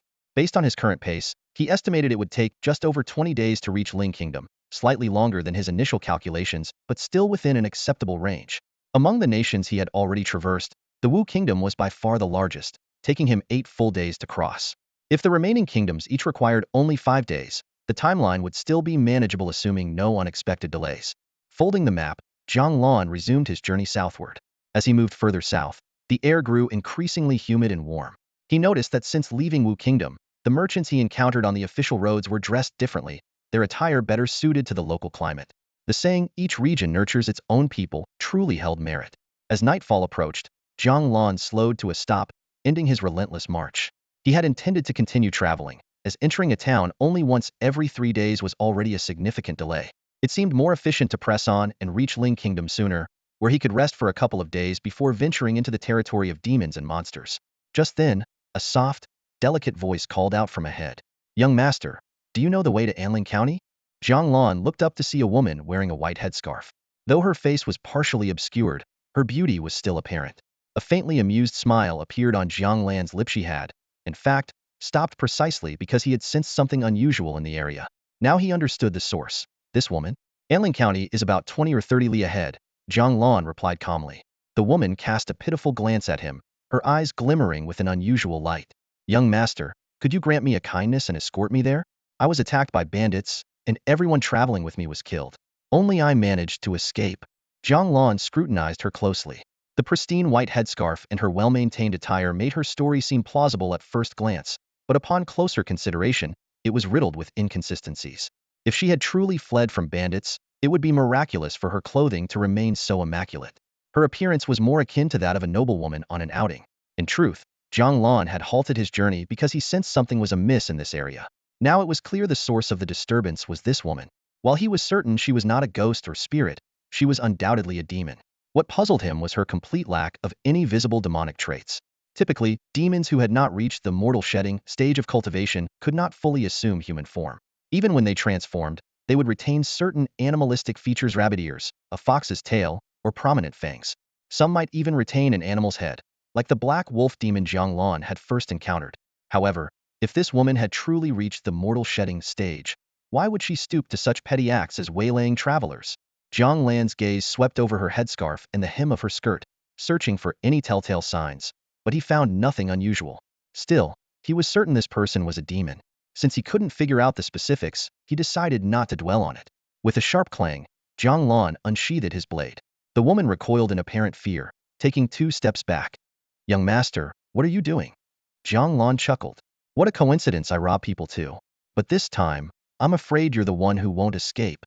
Before she could respond, a golden red blade arc flashed through the air, striking her exposed neck. With a sickening sound, her head fell to the ground. A translucent screen materialized before Jiang Lan's eyes. Slain. Qi condensation, 3rd stage rabbit demon. Gained 163 years of lifespan. Remaining lifespan, 3,570 years. Jiang Lan opened his status panel to review his attributes. Name, Jiang Lan. Cultivation, mortal shedding 9th stage peak. Techniques, golden essence spirit art. Martial skills, blazing sun demon suppressing blade mastered, serpent dragon movement mastered, Hidden Spirit Technique mastered. Shadow Blade Technique mastered. Remaining lifespan, 3,570 years. Encounters with demons and monsters were a frequent occurrence on his journey, and each battle added to his lifespan. His current lifespan of nearly 3,600 years was largely thanks to the sixth sense he had developed after reaching the mortal shedding stage. This heightened perception allowed him to accurately identify demons in his vicinity. It was this ability that had prompted him to confront the rabbit demon. Without prior detection, even if her story had seemed suspicious, Jiang Lan would not have acted rashly. Slaying demons was one thing, but mistakenly killing a human was unacceptable. Jiang Lan approached the fallen body and lifted the discarded headscarf to examine the severed head. To his surprise, it appeared to be an ordinary woman's head, devoid of any rabbit-like features, not even prominent teeth. He tugged at her dress to check for a tail but found nothing. Although the system had clearly identified her as a rabbit demon, the fact that a chi condensation stage demon could completely conceal her true form was highly unusual. At that moment, Jiang Lan noticed a slight bulge within the folds of her dress, as though something was hidden inside. Reaching in, he pulled out a book titled The True Art of Transformation. Jiang Lan raised an eyebrow slightly, his gaze falling on the true art of shapeshifting in his hands. Judging from the name, this manual seemed to be a method designed to help demons transform into human form. What surprised him, however, was how effective this technique had been for the rabbit demon. It had maintained its human appearance even after death. This stood in stark contrast to the trembling and clumsy fox spirit he had encountered before. Curious, Jiang Lan opened the manual. The very first sentence immediately caught his attention. All things have a spirit. Where there is spirit, there is form. The true art of shapeshifting, though named for altering form, is in essence about transforming the spirit. These words exceeded his expectations. Could this technique truly allow someone to transform into anything, comparable to the legendary 72 transformations of the earthly fiends? As time passed, a translucent virtual screen appeared before him, displaying the message, "Divine ability. True art of shapeshifting has been acquired." This caused Jiang Lan's eye to twitch slightly. Since gaining the system, he had only encountered categories like cultivation techniques and martial arts. This was the first time he had unlocked something classified as a divine ability. Without hesitation, he gave the command in his mind, "Max out the true art of shapeshifting." The system responded instantly, displaying the cultivation progress. Year 1. Began studying the technique. Year 5. Achieved minor proficiency. Year 36. Reached mastery. Year 103. Cultivation complete. When the system prompted him to continue improving the technique, Jiang Lan chose to pause for now, intending to experience the results firsthand. A flood of memories from years of cultivation poured into his mind, as if he had truly spent a century honing this skill. Once he fully processed these memories, he realized the technique was far more powerful than he had imagined. The true art of shapeshifting not only allowed demons to take human form but also enabled practitioners to transform into any creature they had encountered. However, it came with several limitations.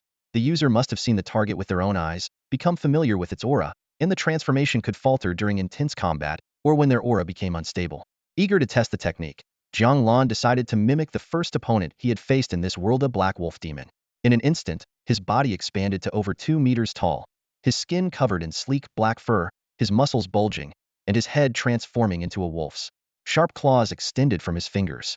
Although his appearance was nearly identical to the original black wolf demon, the details were far more refined. Gone was the repulsive stench, and his fur appeared neat and glossy.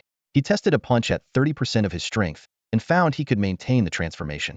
However, he understood that exerting his full power might cause the form to collapse. "Let's keep going, max it out completely," Jiang Lan commanded silently. In his first year, Jiang Lan dedicated himself to studying the true art of transformation, working tirelessly day and night.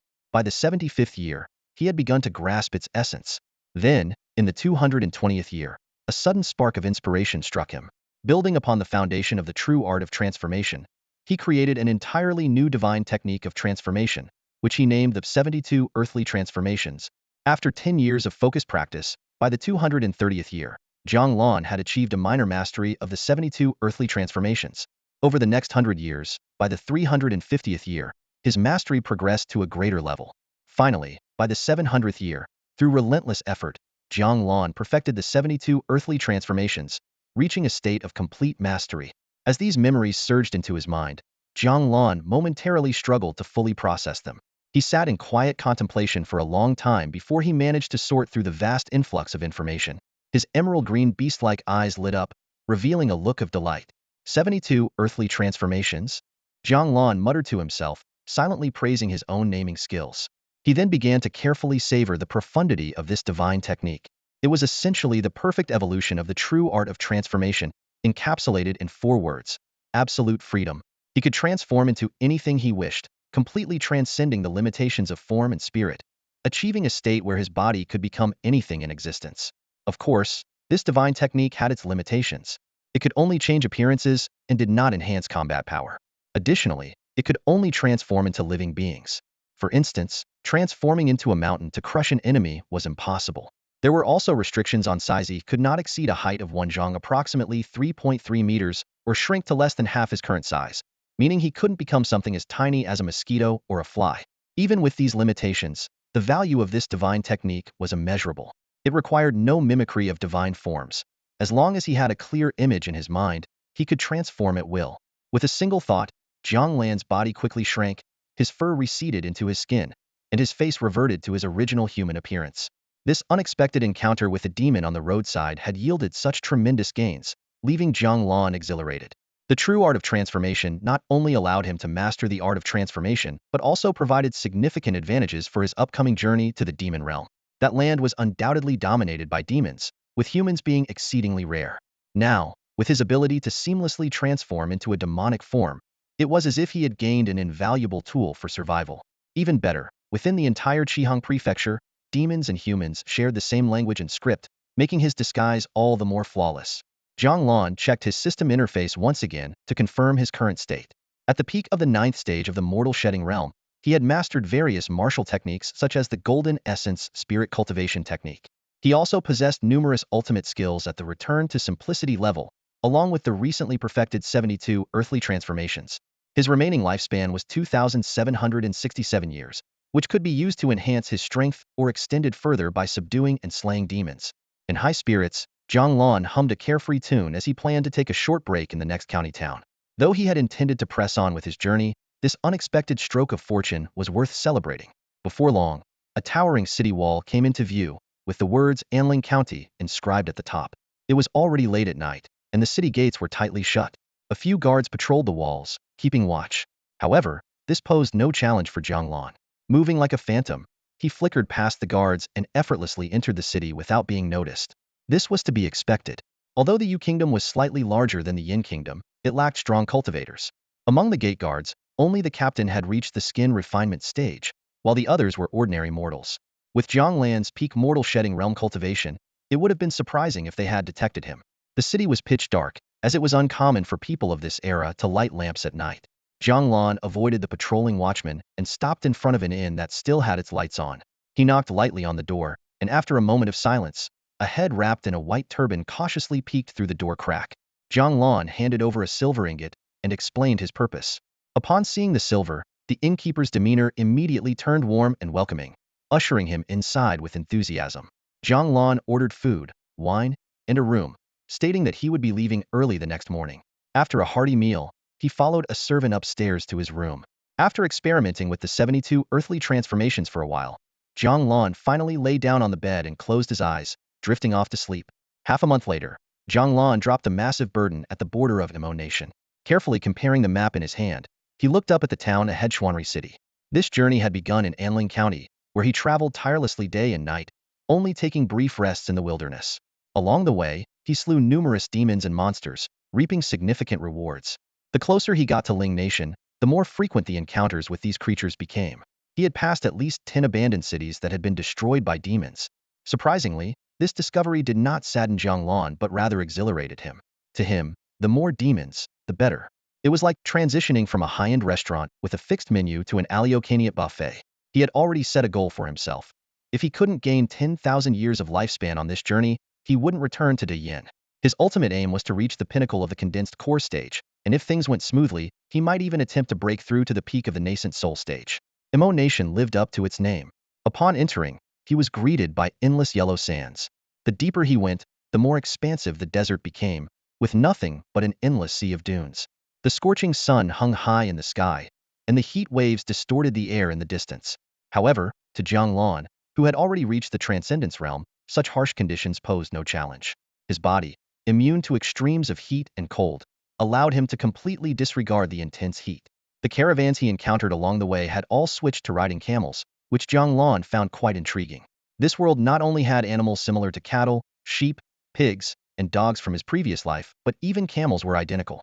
What surprised him even more was that, despite the slight differences in appearance between the locals and the people of the previous nations he had visited, they all spoke the same language, with accents so similar it was hard to tell them apart. At the beginning of the afternoon, the hottest part of the day, there were only 3 or 4 people waiting in line at the city gate. They were dressed in white robes similar to those of Arabs, with headscarves, occasionally wiping the sweat from their foreheads with their sleeves. In stark contrast, Jiang Lan, clad in a black robe without even a headscarf, appeared unfazed by the heat, making him stand out strikingly. When it was Jiang Lan's turn, the gate guard, also dressed in a white robe, immediately recognized him as a formidable martial artist.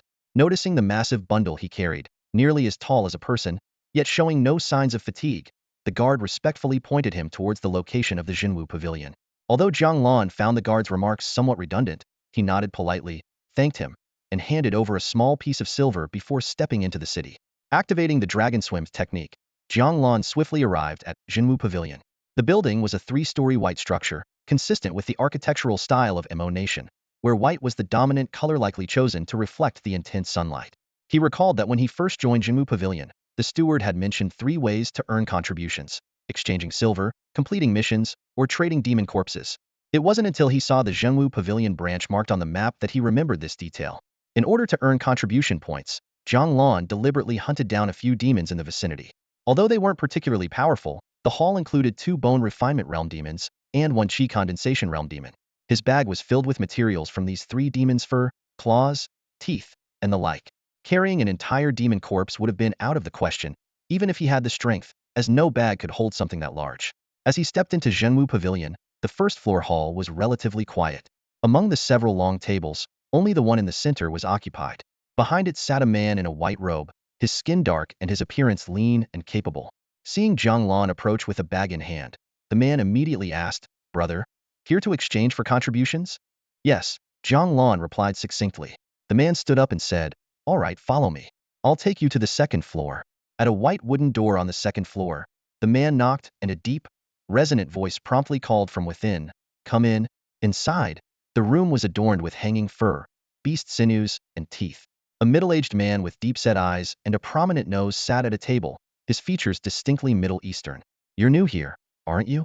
Here to exchange for contributions?" "My name's Lu, but you can just call me Old Lu," the man said in fluent Mandarin. "Let me take a look at what you've got." Jiang Lan felt a bit of dissonance seeing this Middle Eastern-looking man speaking flawless Mandarin, but he didn't dwell on it.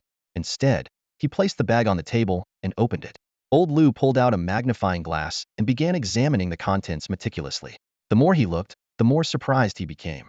"This fur, is it from a chi condensation realm sandfox demon?" "Yes," Jiang Lan confirmed. "TSK, this is quality material," Old Lu praised. "And so well preserved. Just this fur alone is worth 1,000 contribution points. Adding up the rest of these materials, I can offer you 3,000 points. How does that sound?" The figure of 3,000 contributions made Jiang Lan frown. He recalled that when he first joined Shenwu Pavilion, the steward had mentioned that even the most basic mortal ascension techniques required 10 to 30,000 contributions. What he needed now was a core condensation realm technique. "How many contributions are required for a core condensation technique?" Jiang Lan asked. "The cheaper ones are around 80 to 90,000, while the better ones can go up to 2 or 300,000, Old Lu replied matter-of-factly. The disparity gave Jiang Lan a headache. Although hunting demons wasn't difficult for him, finding them and processing their materials was a time-consuming task. As he pondered, Old Lu suggested, "Brother, why not start with a mortal ascension technique and take it step by step?" "I'm already at the peak of mortal ascension and about to break through to core condensation," Jiang Lan explained. "Is there a faster way to earn contributions?" Old Lu froze for a moment, stammering, "Peak of mortal ascension?" Noticing Old Liu's skeptical gaze, Jiang Lan released his aura without hesitation.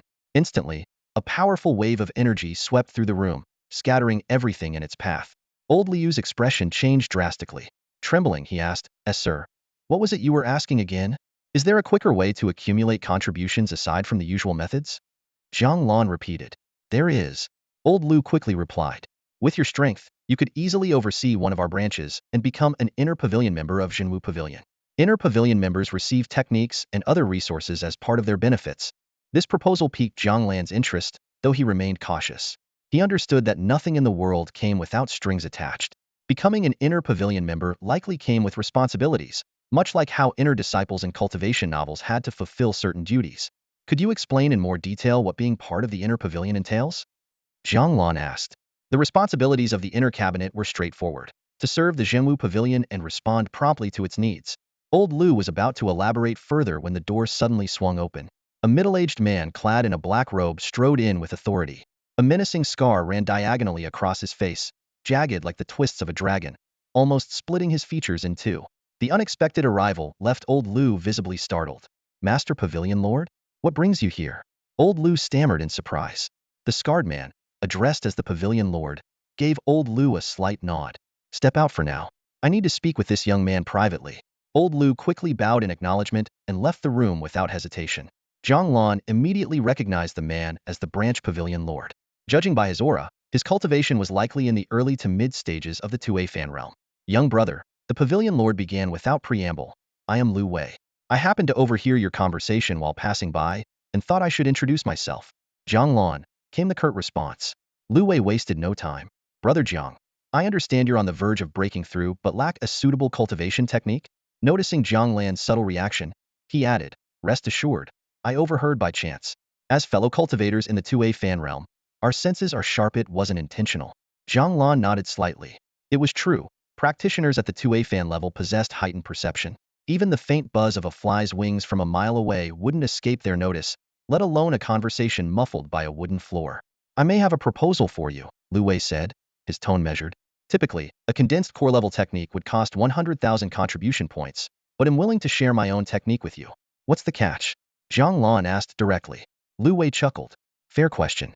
I do need your help with something. Recently, I discovered an ancient cultivator's abode, but it's guarded by a formidable demon beast.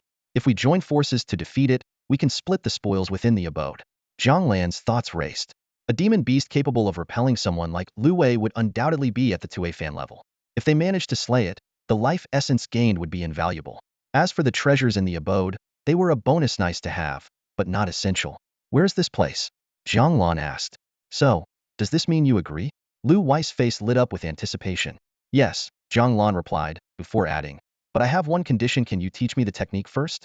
Seeing Lu Wei hesitate, Jiang Lan quickly reassured him.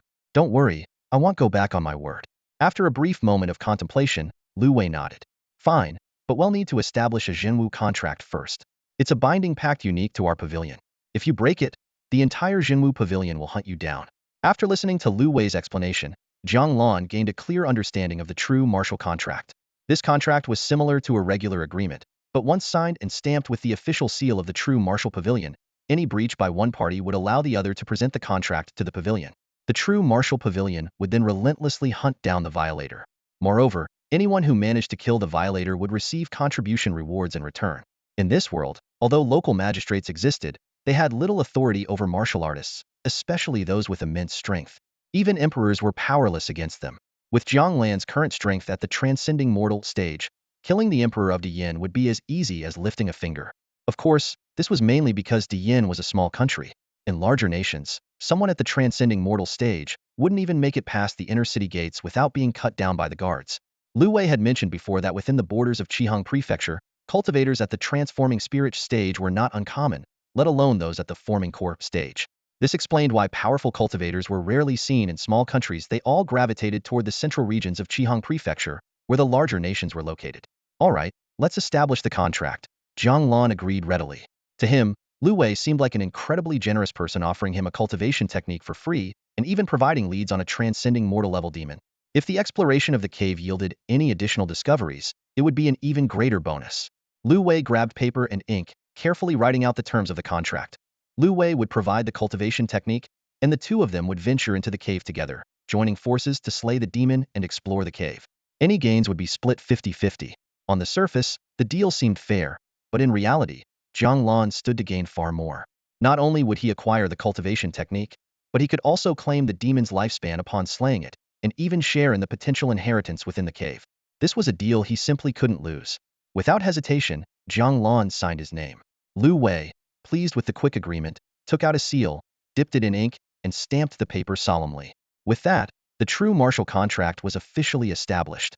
Lu Wei then pulled out a small booklet from his robe. Brother Jiang, hey, race the cultivation technique. Take a look. Shall we set out in 3 days? "We can leave tomorrow," Jiang Lan replied as he took the booklet, a smile spreading across his face. He thought to himself that mastering the key points of the technique would only take him 3 minutes more than enough to channel lifespan into it. The two agreed to meet the following evening at the entrance of the true martial pavilion. It was a fitting time, as the sweltering heat of the day would have subsided, making the journey more comfortable. After parting ways with Lu Wei, Jiang Lan found a nearby inn to stay in. He opened the booklet, titled Sunlight True Yang Technique, and felt a surge of excitement. The name alone resonated with him. It was likely a technique rooted in supreme yang energy, radiating strength and vitality. As he delved deeper into the text, a system notification promptly appeared. Cultivation technique, Sunlight True Yang Technique, has been learned. His system interface now displayed. Name, Jiang Lan. Cultivation level, Transcending Mortal, 9th stage. Peak. Techniques, Golden Essence Nourishing Spirit Art, Sunlight True Yang Technique. Martial skills, Flaming Sun Demon Suppressing Blade Mastered, Soaring Flood Dragon Mastered, Hidden Spirit Technique Mastered, Shadow Blade Technique Mastered. Divine abilities, 72 Earthly Transformations Perfected. Remaining lifespan, 3,453 years. Jiang Lan's heart raced with excitement. After years of effort, he was finally on the verge of stepping into the core formation stage. With over 3,000 years of lifespan at his disposal, he wondered just how far he could progress within the core formation realm. "Raise my cultivation level, max it out," he commanded. As Jiang Lan silently recited the incantation in his mind, the text on the glowing screen before him began to scroll rapidly. In the first year, his cultivation had reached the peak of the mortal shedding stage, just one step away from forming his core. 3 years later, through persistent effort and accumulation, he finally broke through and ascended to the first level of the core formation stage. As the text continued to scroll, Jiang Lan felt the energy within him surge at an astonishing rate. The viscous qi coursing through his meridians converged in his dantian, swirling and condensing. With each rotation, the qi grew denser, gradually transitioning into a solid state. Time seemed to lose all meaning in that moment. When all the qi had gathered in his dantian, a radiant golden core formed at its center, emanating a strange, powerful vibration. This energy worked relentlessly, tempering Jiang Lan's muscles and bones, breaking them down and reconstructing them anew. What should have been an excruciating ordeal instead brought him an inexplicable sense of comfort. He could distinctly feel his physical strength, endurance, and senses improving at an astonishing pace, marking a complete transformation of his being. The text on the screen continued its relentless march. Year 952, he broke through to the second level of core formation. Year 2024, advanced to the third level. Year 3203, reached the fourth level. By year 3452, his progress had plateaued at the fourth level, as his cultivation time had been relatively short. When Jiang Lan opened his eyes, two golden beams of light shot forth from his gaze, and a terrifying wave of energy radiated from his body. Were it not for his deliberate restraint, this power could have easily leveled the entire inn. Taking a deep breath, he slowly reined in his aura. He was no longer the same as an ordinary human. The moment his core was formed, an innate understanding of its usage had imprinted itself in his mind. Abilities like channeling qi externally and flying through the air now came as naturally as breathing. Thinking about flight, Jiang Lan's eyes lit up, recalling something Yao Banxian had once mentioned. This leap in power left him momentarily dazed. What had started as a hopeful trip into the city had not only brought him a cultivation technique, but had also propelled him all the way to the fourth level of core formation. This breakthrough was unlike any he had experienced before. He could clearly sense that his very essence had undergone a qualitative shift, elevating him to a level akin to the legendary immortals. Unable to suppress his urge to test his newfound abilities, Jiang Lan pushed open the wooden window of his room. In a flash, his figure transformed into a streak of light, shooting out of the inn and into the sky. Though it was his first time flying, his movements were fluid and effortless. In mere moments, he had traveled over 20 miles, hovering above the vast desert beyond the city. Looking down at his own body, Jiang Lan's eyes sparkled with excitement. His current flying speed exceeded 200 miles per hour, more than double the pace he had achieved on foot. Sustained flight over long distances was no longer a distant dream. Covering 10,000 miles in a single day was now entirely within reach. As he contemplated fulfilling his agreement with Lu Wei, he suddenly spotted several suspicious figures in the distance. With his enhanced vision, he identified them as a group of goat demons, each with a pair of curved horns on their heads, about 20 miles away. With a single thought, Jiang Lan activated his golden core, which began spinning rapidly in his dantian. His body shot forward like an arrow loosed from a bow, closing the distance in an instant. Soon, he had a clear view of the four goat demons, each towering a full head above an average human. They were the perfect opponents to test his newfound strength. Hovering midair, Jiang Lan unsheathed the long blade at his waist. The moment the blade left its scabbard, he stood motionless, raising it level with his chest. With a single fluid motion, he swung the blade downward toward the goat demons below. The essence of vitality infused the long blade, and as Jiang Lan swung it, the energy surged outward, transforming into a golden red arc that slashed horizontally toward the 4 goat demons below. The goat demons were initially oblivious to the attack until one of them caught sight of the incoming blade energy. By then, it was too late. Just as it attempted to raise the alarm, the golden red arc cleaved it in two at the waist. The other 3 goat demons barely had time to react before they too were bisected, their remains flung far and wide. Crimson blood stained the yellow sands, and the stench of spilled viscera filled the air. Jiang Lan stood silently, gazing at the 4 lifeless bodies of the goat demons. The recent days of slaughter had proven worthwhile. 3 of the demons, at the 7th level of bone refinement, had granted him over 30 years of life each, while the one at the 8th level had bestowed an additional 13 years. He clicked his tongue lightly, satisfied with the century of lifespan he had gained. Although the breakthrough had consumed most of his reserves, leaving him with just a single year, he was now back in the triple digits. Everything seemed to be going smoothly. Having tested his blade and assessed his strength, it was time to return. Tomorrow, after accompanying Lu Wei to explore the ancestral cave dwelling, he could resume his journey. He had already traveled 20,000 kilometers, with only 5,000 remaining. At his current speed, he could cover the distance in a single day and night without rest. Casting one last glance at the goat demons' corpses, Jiang Lan turned and flew back toward the city. In moments, he entered his inn room through the window. The sky had darkened, and after a quick wash, he lay on the bed, his mind wandering to thoughts of the future. The power of the core formation stage was already so formidable. What would it be like to reach the nascent soul or divine transformation stages? Moving mountains and filling seas might become effortless, though he found it challenging to envision the specifics with his limited imagination. As his thoughts drifted, Jiang Lan gradually fell asleep. The next day, at the first hour of around 57 p.m., in front of the Shenwu pavilion, Jiang Lan arrived to find a middle-aged man with a long scar on his face already waiting. It was none other than Lu Wei. "Kept you waiting?" Jiang Lan greeted with a wave. "Not at all, I just got here," Lu Wei replied with a smile of delight. "Brother Jiang, how did the study of the technique go? Were you able to grasp its essence?" Jiang Lan smiled faintly. "I did, thanks to you, Brother Lu." In truth, he had not only grasped the technique, but had also leaped from the peak of the mortal shedding stage to the 4th level of core formation overnight. The difference between him and Lu Wei, already significant, had grown even wider, making it even harder for Lu Wei to discern his true cultivation level. "That's great to hear, that's great. In that case, shall we set off?" Lu Wei asked. "Sure," Jiang Lan agreed, then inquired, "Brother Lu, what exactly is the situation with the cave dwelling? How far is it from here? You mentioned being driven out by a demon. What is its strength?" Lu Wei slapped his forehead. "Ah, look at me. Yesterday, I was so focused on recruiting you that I forgot to mention the important details." After a moment of recollection, he explained, "The unnamed cave dwelling lies in the desert, about 700 to 800 li, roughly 350,400 kilometers from here. Guarding the entrance is a spider demon at the 5th level of the mortal shedding stage, about equal to my strength. I couldn't defeat it, but with your peak mortal shedding cultivation, Brother Jiang, it should be an easy task." He sighed with emotion. "To be honest, ever since I discovered this place half a month ago, I've been restless, constantly wondering what treasures might lie within. Fortunately, I encountered you. Otherwise, I'd have had to spend my contribution points to request help from the pavilion's experts." "Isn't it about the same?" Jiang Lan chuckled.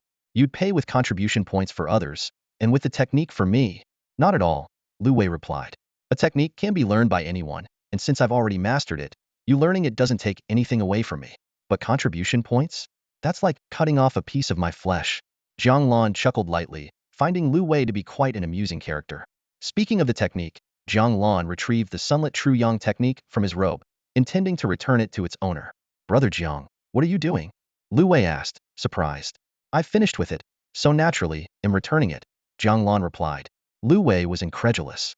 Typically, a martial artist's internal energy pathways were set, and switching to a new technique required years of painstaking adjustment.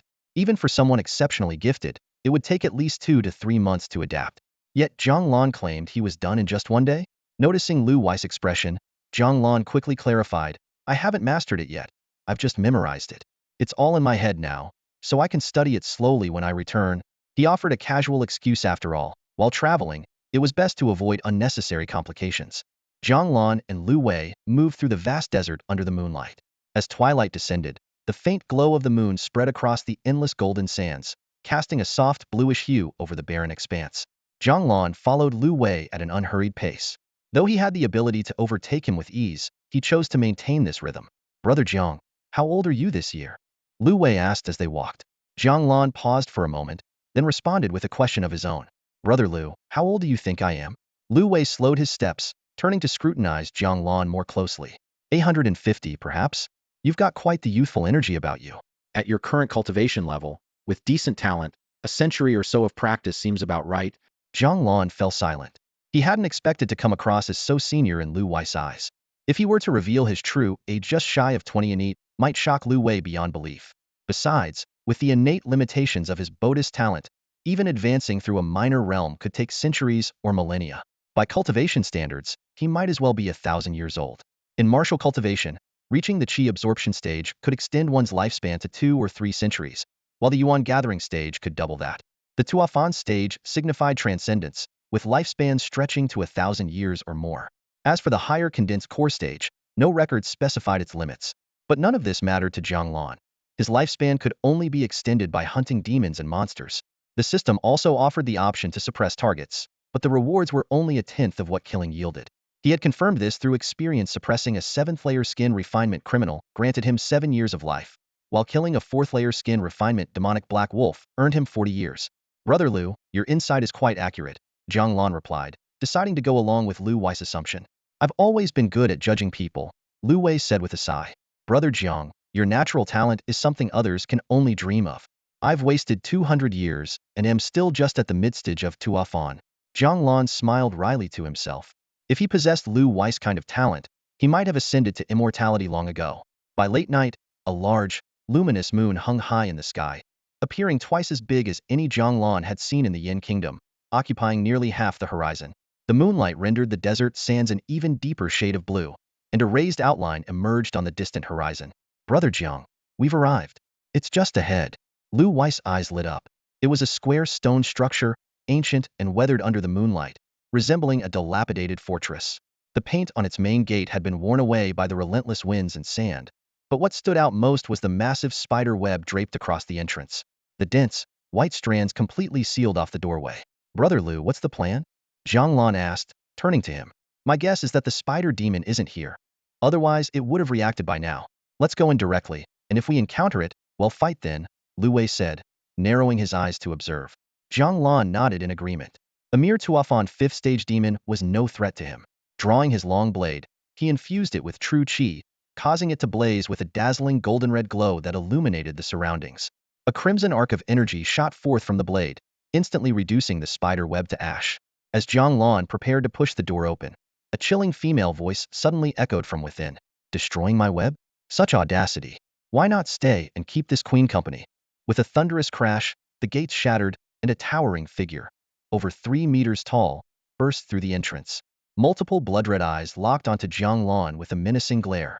Under the moonlight, Jiang Lan finally got a clear look at the true form of the spider demon before him. To his surprise, it wasn't the giant spider he had imagined, but rather a nearly humanoid figure. The spider demon stood over 10 feet tall, with 2 pairs of sharp spikes protruding diagonally from her back. Despite her monstrous nature, her figure was unexpectedly graceful, with curves as sleek and agile as those of a hunting leopard. What was even more shocking was that she was completely naked, without the slightest shred of covering. Jiang Lan's gaze involuntarily drifted upwards, and when his eyes fell upon her face, all of his earlier strange feelings instantly dissipated. It was the unmistakable head of a spider, covered in bristle-like hairs as sharp as needles. Her fearsome mandibles clicked rhythmically, and above them, 8 compound eyes were neatly arranged in perfect symmetry. The stark contrast between her body and face left Jiang Lan momentarily speechless. Seeing this, Lu Wei immediately grew alert. Be careful, brother. Jiang Lan, however, seemed unconcerned. He waved his hand casually. No worries. Brother Lu, just watch from the side. I'll handle this ugly thing. Human, how dare you call me ugly? The spider demon's voice was cold and piercing, dripping with murderous intent. Teasing. Jiang Lan tilted his head upward, fully unleashing the aura of his condensed core cultivation stage. I said you're ugly. Got a problem with that?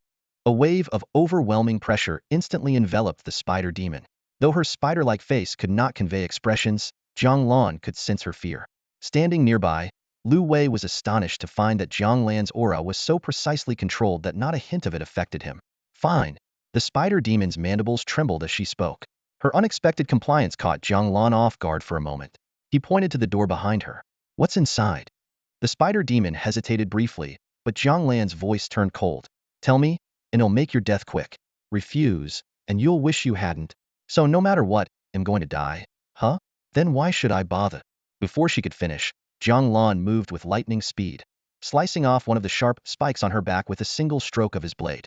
To his surprise, the spider demon didn't react at all. That's when he realized arthropods don't feel pain. Cutting off her spikes was no more painful to her than trimming fingernails. Adjusting his approach, Jiang Lan struck again, this time aiming for her leg. With a crisp sound, her leg was severed, and the spider demon collapsed to the ground, letting out a blood-curdling scream. Once her cries subsided, Jiang Lan pressed her further. The spider demon finally gave in. There's a treasure herb inside. I'll mature in 5 days. And what about any inheritances? Are there any? I don't know what inheritance you're talking about. Satisfied with her answers, Jiang Lan wasted no time. A golden red arc of blade energy cleaved through the air, severing the spider demon's head. Next time you transform, pick a better-looking form. Your body wasn't half bad, though. Sheathing his blade, Jiang Lan turned to Lu Wei, who was still in shock. That's it, Brother Lu. It's over. Lu Wei struggled to process how quickly the fight had ended. In his mind, this should have been an intense, life-or-death battle. Yet Jiang Lan had resolved it with just a few questions and a couple of strikes. He couldn't help but marvel silently. So this is the terrifying power of someone at the peak of the mortal shedding stage? The two of them stepped past the spider demon's corpse and entered the structure. Jiang Lan glanced around. This place doesn't really look like a cave mansion. Oh, well, calling it a cave mansion just sounds more refined, Lu Wei explained. Jiang Lan inwardly rolled his eyes. Refined? Huh? When Lu Wei had first mentioned an ancestral cave mansion, Jiang Lan had assumed he meant a celestial one. Now it seemed more like he'd been talking about a literal ancestral tomb. The two continued their conversation as they delved deeper into the so-called cave mansion. Before them stretched an expansive, open area. The air was fresh and moved freely, carrying no unpleasant odors, but the thick layer of dust blanketing everything betrayed the fact that this place had been abandoned for a long time. The vast hall was eerily empty, save for a few stray cobwebs clinging to the corners and the cold, unyielding stone walls. It resembled nothing more than a desolate, forgotten warehouse. Jiang Lan scanned his surroundings, his brows furrowing slightly. The space was completely enclosed by walls, with no sign of a second door or exit. An ordinary person might have already given up in frustration, but he had specifically interrogated the spider demon earlier and confirmed that treasures were indeed hidden here. There had to be more to this place than met the eye. Brother Lu, do you know where the hidden door is? Jiang Lan asked. I do, but I'll need to search for the exact spot, Lu Wei replied as he walked toward one of the walls. Last time I managed to open the secret passage, that spider demon showed up immediately. If I hadn't been evenly matched with that beast, I'd have been dead long ago. Reaching the wall, Lu Wei began tapping on the stone surface rhythmically. At first, the sound was dull and solid, but after moving a few steps, the tone suddenly changed to something hollow, accompanied by faint echoes. Here it is. Lu Wei's eyes lit up as he carefully felt along the surface. Soon, he found an unusual brick and gave it a firm push. With the mechanical grinding of gears, the stone wall slowly parted, revealing a deep, shadowy passageway. A bone-chilling draft swept out, sharp enough to pierce through to the core, though to the two men, it was little more than a fleeting cool breeze. Let's go in, Lu Wei said eagerly, his face alight with excitement. Wait a moment, Jiang Lan stopped him, closing his eyes as he concentrated. Channeling his qi, he activated a unique ability he had gained after reaching the condensed core stage. This allowed him to survey the terrain within a 100-meter radius, forming a detailed three-dimensional map in his mind, down to the smallest crevices. After confirming that the passage was temporarily safe, Jiang Lan gave a nod. All right, let's go. The two stepped into the pitch-black corridor. It was spacious, more than 3 meters wide, ample room for even two of the earlier spider demons to walk side by side without feeling cramped. As they proceeded, a faint, indescribable stench wafted through the air, like the smell of ancient, rotting wood mixed with something unidentifiable. Brother Jiang, do you smell that? Lu Wei slowed his pace, his voice cautious. Yes. Stay alert. Don't worry, I've got this. After navigating a series of twists and turns, the passage suddenly opened up into another grand hall. This chamber bore similarities to the one at the entrance, but it was larger and featured 3 additional stone doors. Dominating the space was an enormous stone chair, over 3 meters tall, draped with tattered animal hide. The hide was thick with dust from years of neglect. The most striking feature, however, was the skeleton that lay scattered across the chair. Jiang Lan's pupils contracted. The sheer size of the bones was shocking. The skeleton stood nearly 10 meters tall if assembled. The skull alone was awe-inspiring, with a single eye socket large enough to fit half of Jiang Lan's head. It was clearly not human. Judging by the feline-like structure, it was likely the remains of a tiger demon. Brother Liu, Jiang Lan turned to Liu Wei, his tone laced with a peculiar edge. Are you sure this is some ancient cultivator's dwelling? Liu Wei stared at the scene before him, his voice faltering. It should be right? Probably. Jiang Lan stood in the grand hall, shaking his head slightly as he observed Liu Wei's actions. This guy certainly had guts charging in without fully understanding the situation. Still, on second thought, Jiang Lan couldn't really blame him. After all, the spider demon had personally admitted that this place did indeed hide some priceless treasures. Looking around, Jiang Lan took in the surroundings. In the center of the hall stood a massive stone platform, its surface sunken in the middle for reasons unknown. Scattered around the platform were piles of human bones, each heap a grotesque mix of over a dozen skeletons. At this sight, Jiang Lan's heart sank. This wasn't some ancient cultivator's abode. It was clearly a den of horrors where humans were cooked and consumed. The nauseating stench of decay in the air confirmed it, emanating from these very remains. Well, since we're here, might as well make the best of it, Jiang Lan muttered to himself. Let's open the stone door and see what's inside. At Jiang Lan's command, Liu Wei reluctantly stepped forward to push the door open, his expression tinged with frustration. By now, he too had realized this was no ancestral dwelling but rather a lair of demons. As he pushed, his thoughts raced. If they did find the treasure, would it even be safe for humans to use? After all, the physiology of demons was vastly different from that of humans. Jiang Lan, on the other hand, remained calm. This trip had already been fruitful, had advanced to the core formation stage, slain a fifth realm spider demon, and gained an additional 4,600 years of lifespan. Adding that to his original 105 years, he now had a total of 4,705 years to work with. If he dedicated all of it to cultivation, he could likely reach the later stages of core formation. As the first stone door creaked open, it revealed a sparse living space. The room contained only a broad stone slab that served as a bed and a stone cabinet. Jiang Lan couldn't help but marvel at the demon's sense of comfort. It had even managed to arrange a layout akin to a three-bedroom apartment. The two stepped inside. With a light tap of his foot, Jiang Lan leaped onto the stone cabinet. Most of the items inside were miscellaneous and of little value, but one square-shaped token caught his attention. The token emitted a peculiar energy, felt cold and heavy to the touch, and seemed to be made of ordinary iron, yet it was completely free of rust. After wiping away the dust, Jiang Lan saw 3 characters engraved on the token. Wan Yao Dian, 10,000 Demons Hall. He turned to Liu Wei and asked if he recognized the name. Liu Wei took the token and examined it carefully before explaining. The 10,000 Demons Hall is a vast and powerful demon faction, comparable in status to our true martial pavilion among the human sections. However, it still follows the ancient sect system, with an outer sect, an inner sect, and core disciples. The only difference is that all its members are demons. Hearing this, Jiang Lan's eyes lit up. A thought struck him. What if he used the Earth Fiend's 72 transformations to infiltrate the 10,000 Demons Hall? If he could transform into a demon and blend in, it might be far easier to eliminate unsuspecting members from within than to face them hidden. Noticing the sinister smile forming on Jiang Lan's face, Liu Wei felt a chill run down his spine. However, he quickly dismissed his concern. This place had no treasures, and a mere token was useless to humans.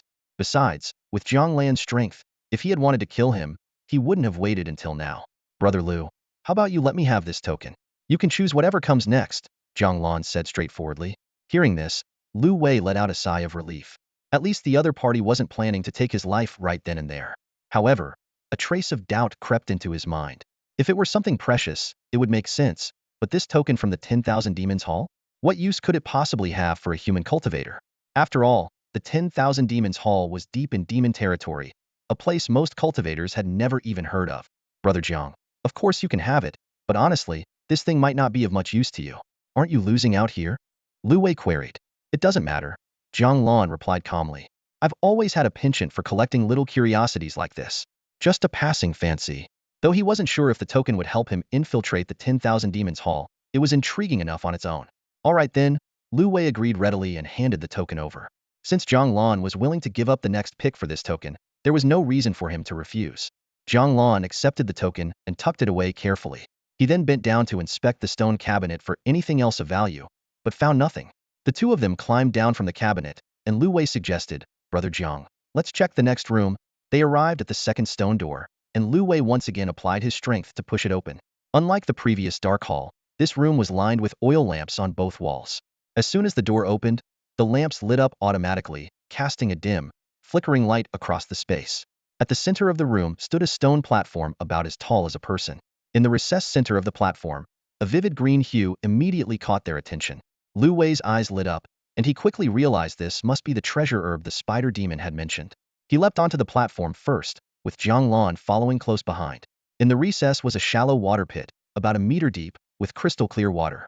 A few emerald green lotus leaves floated on the surface, accompanied by two tightly closed flower buds. Although Jiang Lan recognized the plant as a lotus, he was unsure of its exact name or properties. "Brother Lu, do you know what this is?" he asked. "If I'm not mistaken, this should be twin lotus on one stalk," Lu Wei said, his breath quickening slightly. "It's one of the rarest and longest growing treasure herbs. But as for its specific effects, I'd need to consult ancient texts to confirm. In that case, I'll leave this treasure herb to you," Jiang Lan said indifferently. He had already obtained the token, and with the system on his side, a single herb held little allure for him. As long as he had enough lifespan, he would remain invincible. Besides, the spider demon had already granted him several thousand years of life far more valuable than a single herb. Lu Wei hurried to decline. "I can't accept that. The token you took earlier is of no use to me, but this twin lotus is undoubtedly priceless. How about this? Once the flowers bloom, I'll take them back to the sect for appraisal, and we split the benefits 50-50. "There's no need. You can handle it as you see fit," Jiang Lan said with a wave of his hand. Seeing that Jiang Lan truly had no interest in the twin lotus, Lu Wei no longer insisted. "Brother Jiang, you are indeed magnanimous. Let's move on to the last room and see if there's anything else worth taking," Jiang Lan said as he jumped down from the platform. According to the spider demon, the twin lotus would take another 5 days to mature. Although he was eager to head to the Ling Kingdom, waiting a few more days wouldn't make much difference at this point. The two of them arrived at the third stone door. Lu Wei braced himself, veins bulging on his arms as he exerted force. Amid the soft sound of falling dust, the heavy stone door slowly creaked open. The interior of the stone chamber was vast and empty. Scattered across the ground were robes, jars, and ancient texts, all in disarray. Jiang Lan immediately recognized these items as the belongings of the humans whose skeletal remains were found in the hall. Clearly, the demon had collected all their personal possessions here after killing them. Lu Wei's eyes lit up with excitement as he exclaimed, "Heavens!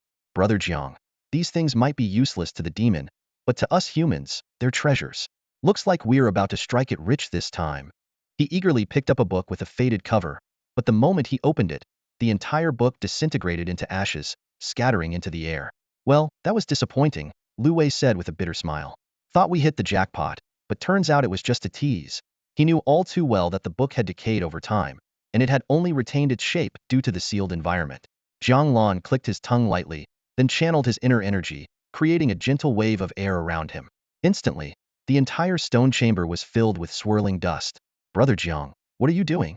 Lu Wei asked, puzzled. "These clothes and manuals have already decayed. Instead of wasting time checking them one by one, we might as well clear everything out and see if anything useful remains," Jiang Lan explained. Lu Wei suddenly understood and gave him a thumbs up in approval. Indeed, this approach would save a lot of time, and was far more efficient than his original plan of inspecting each item individually. After Jiang Lan used his energy to disperse the dust, only 7 small porcelain bottles remained on the ground.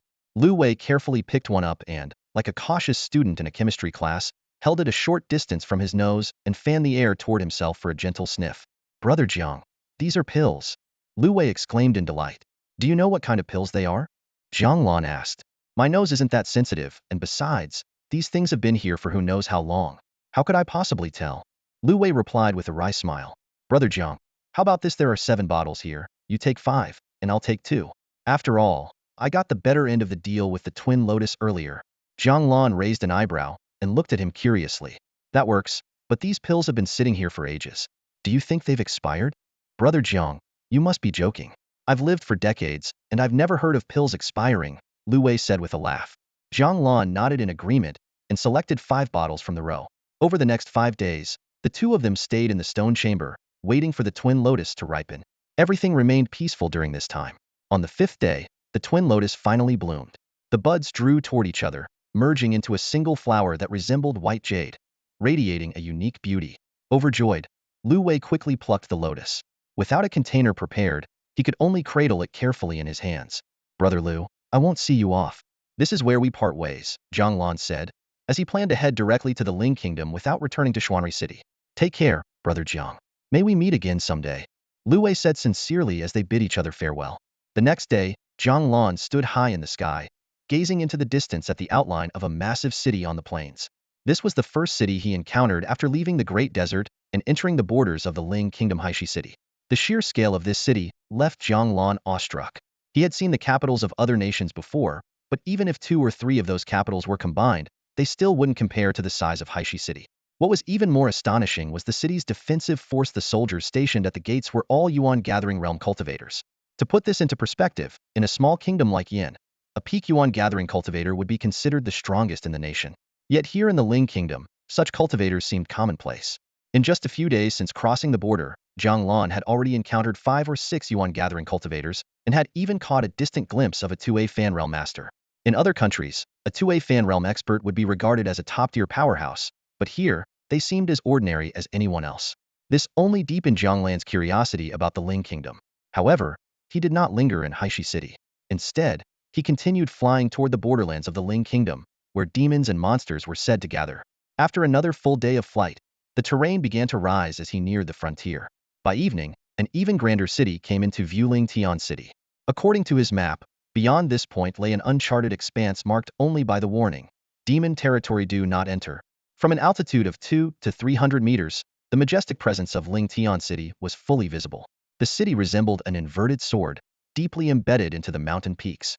Outside the city lay a massive chasm, 100 meters wide and unfathomably deep, like a natural barrier. On the elevated terrain across the chasm stood a smaller fortress, its walls towering 30 to 40 meters high.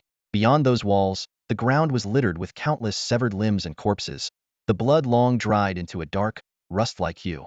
Jiang Lan let out a soft sigh. He had imagined the border between humans and demons to be either a desolate wasteland or a chaotic battlefield overrun with monsters. Never had he expected such a sight: a boundary carved with the blood and lives of countless soldiers, stark and unmistakable. He thought to himself that if he could stand atop the opposite fortress wall, he would surely relish the fierce battles that awaited there. Descending outside the gates of Ling Tian City, Jiang Lan was stopped by 2 armed guards. The leader of the guards, to his surprise, was a 2A Fan Realm cultivator in the early stages. "Are you here to enter the city?" Yes. "State your name, place of origin, and provide proof of identity." "My name is Jiang Lan, from the Great Yin Kingdom," he replied, producing 2 tokens. "I was formerly with Yan's Demon Suppression Division and later joined Shenwu Pavilion." These tokens should suffice as proof. At the mention of the Demon Suppression Division, the guard's expressions softened slightly. After verifying the tokens, the leader asked, "What brings someone from Yan's Demon Suppression Division all the way to Ling Tian City?" "The distance is vast. It would take even a 2A fan cultivator over a month to make the journey. I came here, naturally, to slay demons and eliminate monsters." The guard's eyes flickered with surprise before shifting to admiration. Most people, upon hearing about demons, would wish they had an extra pair of legs to run faster. Yet here you are, walking straight into the fray. "What's your cultivation level?" "Core condensation, 4th stage." Jiang Lan released the suppression of his hidden spirit art, and a wave of pressure immediately radiated from him, causing the guards to feel momentarily breathless. "My apologies for offending you, senior," the guard quickly said, putting away his weapon and stepping aside. "May I enter the city now?" "Of course. Please, by all means." As he entered the city, Jiang Lan cautiously surveyed his surroundings.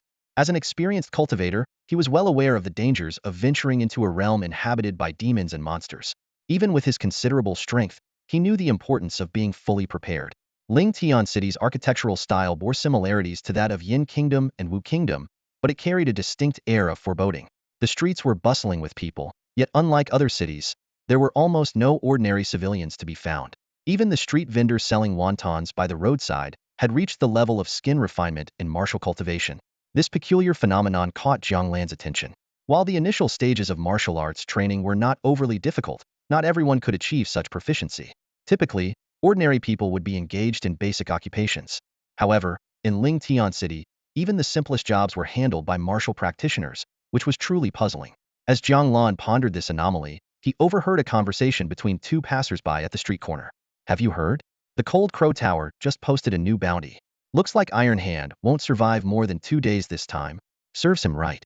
That guy's been bullying people for too long. This is justice being served." The mention of Cold Crow Tower immediately piqued Jiang Lan's interest. He recalled that Yao Banxian had once mentioned the 3 major organizations in Qihang Prefecture. The Shenwu Pavilion, dominated by warriors. The Miao Fa Pavilion, a gathering place for mystics, and the Cold Crow Tower, an assassin organization that took on various commissions. Jiang Lan quickly approached and inquired about the location of the Cold Crow Tower. Following the directions he received, he soon found himself standing before his destination, a grand five-story building on a bustling street. Two imposing stone lions flanked the entrance, and the large plaque above the door bore the words Cold Crow Tower in bold, flamboyant strokes. This ostentatious display was a stark contrast to the secretive and low-profile image he had associated with assassin organizations. As soon as he stepped through the doors, a graceful young woman in a simple gown approached him. Jiang Lan immediately discerned her level of cultivation, bone refinement, and silently marveled at the hidden talents within this place. "Is this your first visit to the Cold Crow Tower, sir?" the woman asked softly. "It is indeed. I'm here to gather some information," Jiang Lan replied straightforwardly. "As long as you have silver, there's nothing the Cold Crow Tower doesn't know," the woman said with a faint smile. She led Jiang Lan through the elegantly decorated first-floor hall and up to a refined room on the second floor. The room exuded an antique charm.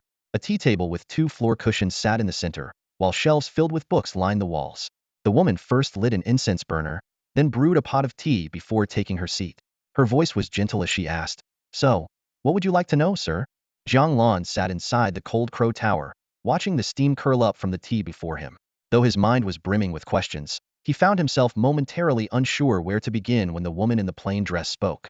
After a moment of contemplation, he took a sip of tea, looked up, and asked, "Why is this city filled with warriors? As I walked through, I didn't see any common folk." The woman in the plain dress smiled gently. "You must not be from Ling country, are you, sir?" Jiang Lan nodded, choosing to avoid revealing his origins. After all, he was here to gather information, and it was too soon to expose his purpose. "This isn't exactly a secret," the woman explained with a light-hearted smile. "Since you seem like a kind person, I won't charge you for this one. This place lies on the border of the human realm, where wars are frequent and demons run rampant. Ordinary civilians cannot survive here. One misstep would cost them their lives. Even warriors who wish to settle down often send their families to safer cities." Jiang Lan suddenly understood. The deep, seemingly bottomless chasm outside the city walls was vast, but there was no guarantee that demons didn't have special means to bypass it. Otherwise, how had the demons he encountered earlier made their way in? While some might have been born locally or transformed by chance, the majority must have infiltrated from outside. "What do you know about the demons?" Jiang Lan pressed on. "I wouldn't claim to know everything, but certainly more than you, sir," she replied confidently. "What forces do they have? How large are their numbers? What's the general level of their strength?" The woman paused, startled by the directness of his questions.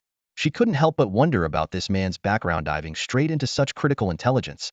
But since information was her trade, she eventually responded, "That's a very complex question. Even the Cold Crow Tower doesn't have complete knowledge." "No matter. Just tell me what's known." "All right," she said, extending her delicate hand. "1,000 taels." Jiang Lan froze, stunned. He only had a little over 100 taels of silver on him. Her asking price was outrageous. After some haggling, she finally agreed to share what she knew for the 100+ taels he could offer.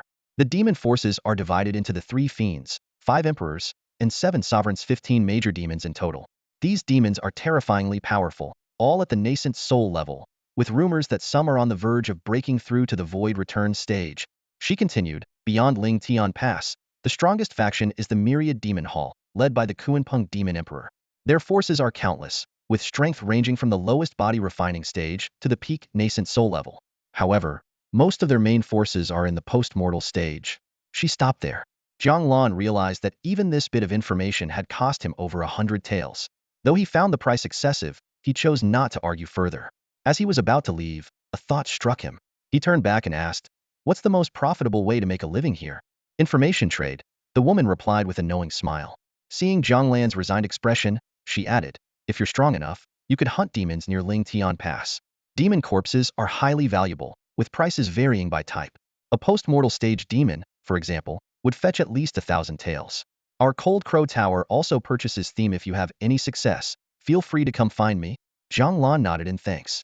Though Jiang Lan said one thing, he felt entirely different inside at her disdain. "Come to you?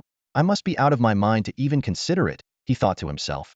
The Cold Crow Pavilion was nothing but darkness, both literally and figuratively, and he'd seen through it all. Still, outwardly, Jiang Lan maintained a calm demeanor and asked, "May I ask, miss, where one should go to register for guarding the frontier?" After spending so much money, surely she wouldn't demand more from him just to answer such a trivial question. The woman in the plain dress frowned slightly at his words. "Sir, Are you planning to guard the frontier? I must warn you in advance. While battles outside Lingtian Pass aren't very frequent, the demon commanders leading the attacks are at least at the retreating mortality level. On rare occasions, there may even be condensed core demons. If luck isn't on your side, your life could be at serious risk. Jiang Lan's eyes lit up. How infrequent are these battles, exactly? Sometimes every 3 to 5 months, sometimes as long as a year apart, she replied. Jiang Lan clicked his tongue and looked disappointed.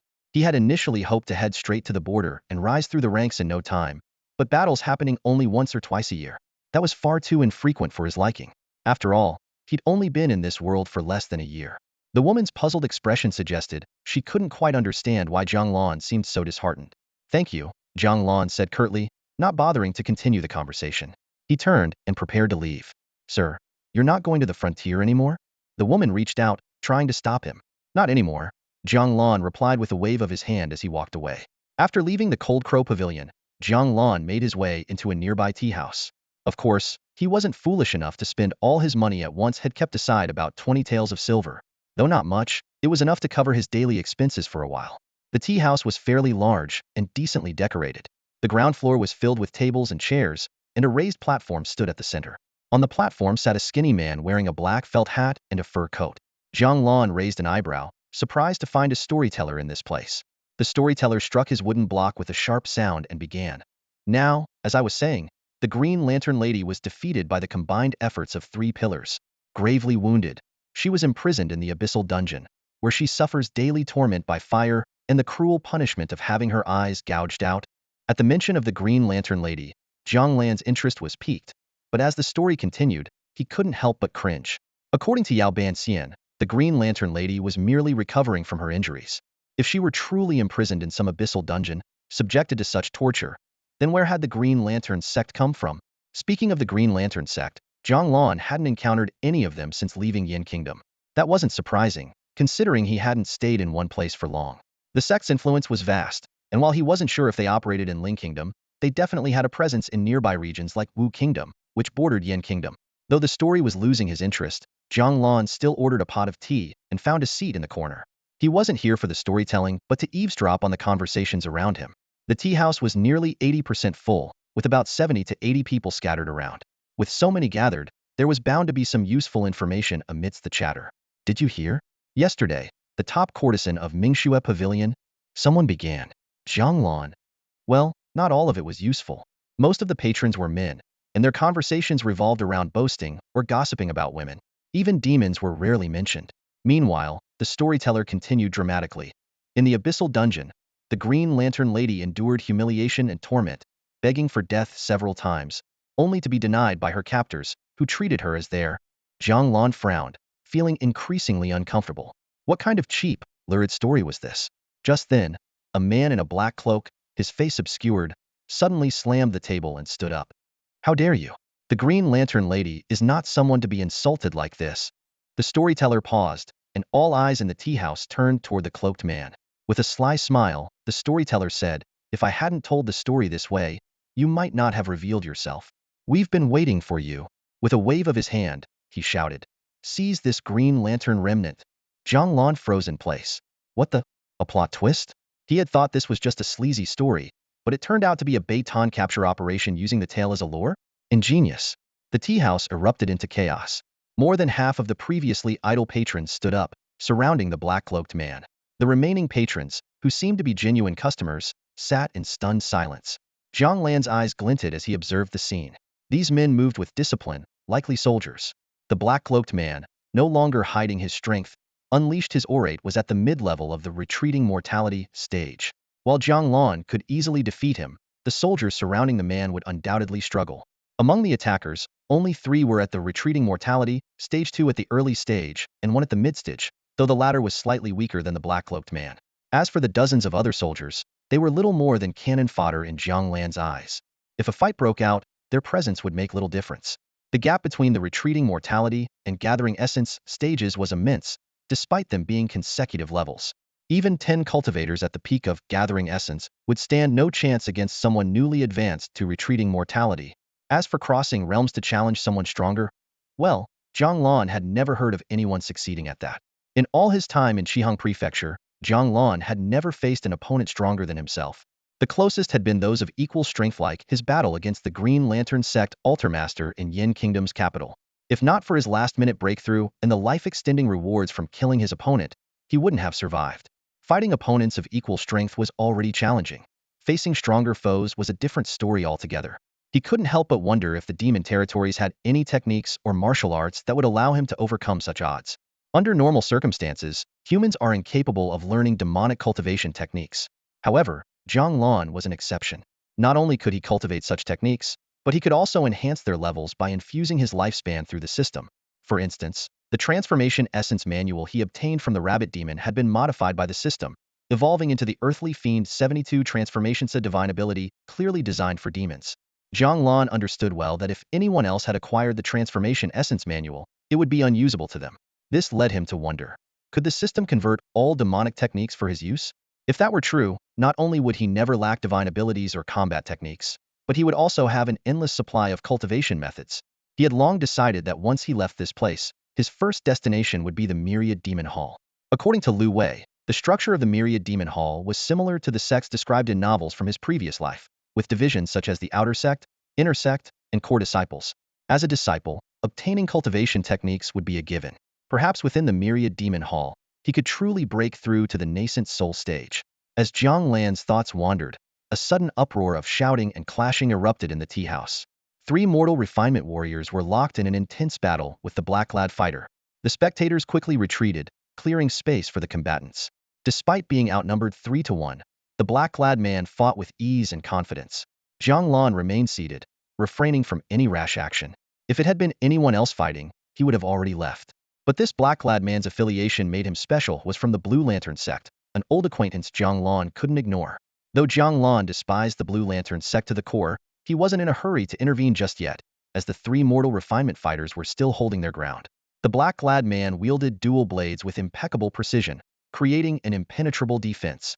He sneered as he shouted, "All this trouble just to lure me out? You pathetic lackeys of the City Lord's mansion. You've gone to such lengths, but what can you do? Today, all of you will die under my blades." As his words echoed, the self-proclaimed branch master of the Blue Lantern sect surged with energy, his twin blades slicing straight toward one of the mid-stage mortal refinement warriors. The man's pupils shrank in alarm as he realized the danger. Their informant had mentioned the presence of Blue Lantern sect remnants, but failed to disclose the immense strength of this opponent. The 3 of them, fighting together, were not only unable to capture him but were now struggling to survive. In the critical moment, the warrior raised his arm to block the incoming strike. With a loud clang, he was forced back several steps. Fortunately, he was wearing iron bracers. Otherwise, the blow would have severed his arm. The black-clad man pressed his advantage, raising his blades again to strike at the warrior's face. The warrior attempted to defend himself, but found his arm too weak to move. His injuries flared up, leaving him unable to even dodge. As the fatal strike descended, he closed his eyes in despair. But the expected pain never came. The room fell eerily silent. Several seconds passed before the warrior dared to open his eyes. What he saw left him dumbfounded. The Blue Lantern sect remnant's face was turning blue and purple, his feet dangling off the ground, as a young man in black effortlessly held him aloft by the throat. It was none other than Jiang Lan. "Shall I kill him, or would you prefer to handle it?" Jiang Lan asked with a slight tilt of his head. The warrior swallowed hard. "Either way, it's up to you." "Oh." Jiang Lan's grip tightened slightly. A sickening crack echoed as the Blue Lantern sect remnant's neck was crushed. A translucent screen appeared before Jiang Lan. Killed a 6-stage mortal refinement demon. Lifespan gained, 3,213 years. Remaining lifespan, 6,032 years. Jiang Lan was quite satisfied with this outcome.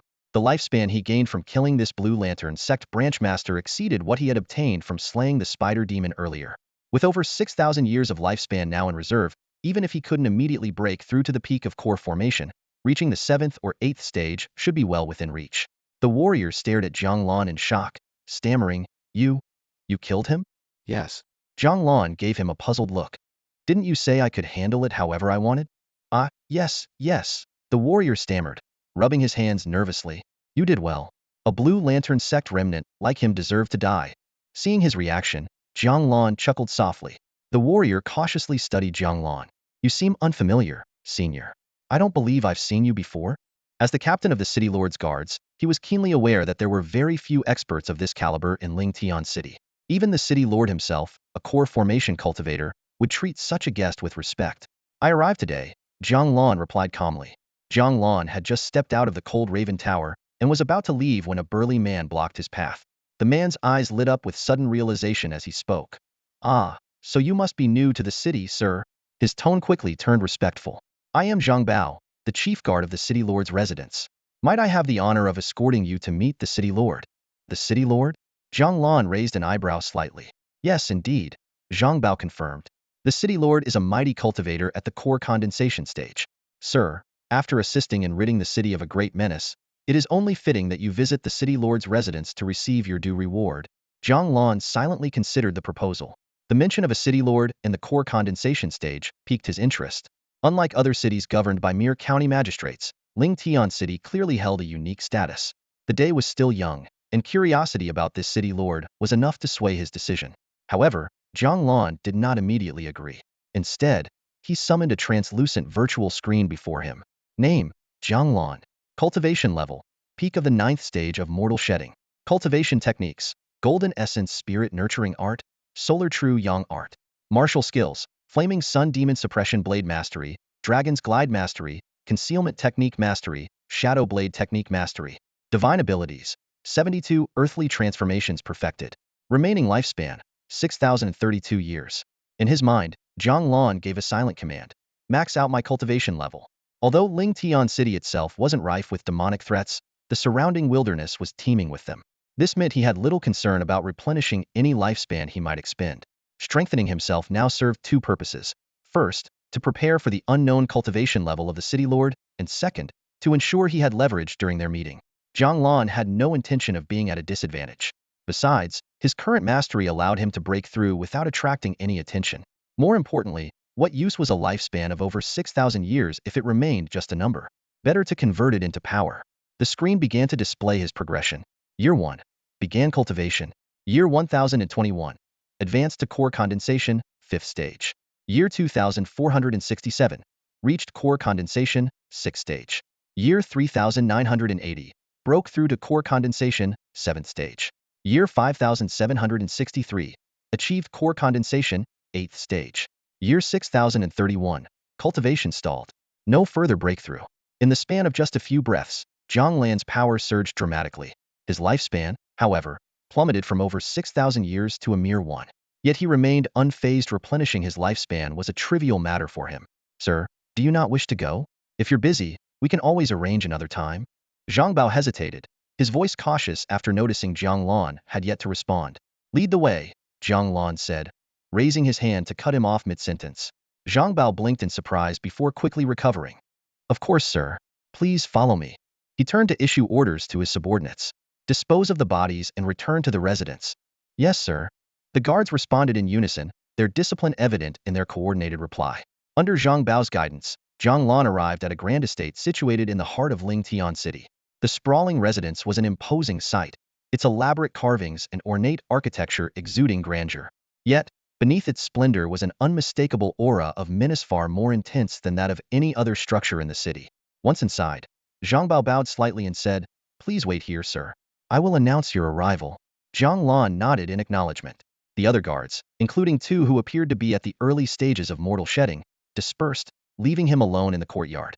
A serene scene of artificial mountains and flowing streams greeted his eyes. Moments later, the steady sound of footsteps approached. A middle-aged man dressed in plain attire emerged. Though his appearance was unremarkable, his every movement radiated authority. This was a man accustomed to wielding power, a trait that Jiang Lan recognized instantly. There was no doubt. This was the city lord, Brother Jiang. The city lord greeted warmly, extending his hand in a gesture of camaraderie. Jiang Lan paused, momentarily taken aback. He had not revealed his name to anyone in the city. Noticing his puzzlement, the city lord chuckled. I was informed of your arrival the moment you entered the city, Brother Jiang. Unfortunately, the matter of the remnants of the Azure Lantern sect kept me occupied, and I couldn't greet you personally. Little did I expect that you would be the one to eliminate that lingering threat. Jiang Lan responded with a polite smile. Clearly, this was just a convenient excuse. When he had entered the city, even he hadn't known where he was headed. How could the city lord have planned to greet him? Still, such pleasantries were best left unchallenged. As the city lord spoke, Jiang Lan subtly assessed him. The aura emanating from the man suggested he was at the 5th stage of core condensation, a respectable level of strength. If Jiang Lan had not advanced just moments earlier, his own cultivation would have paled in comparison. In one of the elegant chambers of the city lord's mansion in Lingtian City, the city lord personally poured tea for Jiang Lan. Amidst the curling fragrance of tea, the city lord got straight to the point, asking, "Brother Jiang, with your remarkable cultivation level, why not enjoy wealth and honor in the Yin Kingdom? Why choose to come to such a chaotic place? You must know that cultivators at the condensed core stage are as rare as phoenix feathers in a great nation like the Yin Kingdom. High positions, riches, and beautiful companions all should be within your grasp." Jiang Lan picked up the teacup and drank it all in one go, his gaze calm. He weighed his thoughts internally, unsure if the city lord had ulterior motives. But after a moment's reflection, he decided there was no need to conceal anything. After all, as the city lord of Lingtian City, even if his information network wasn't as extensive as that of Hanya Tower, he would surely still possess significant intelligence. My ambition is not in fame or fortune, nor in matters of love. To live a life like that would be far too dull. Jiang Lan replied with an air of detachment. Dull?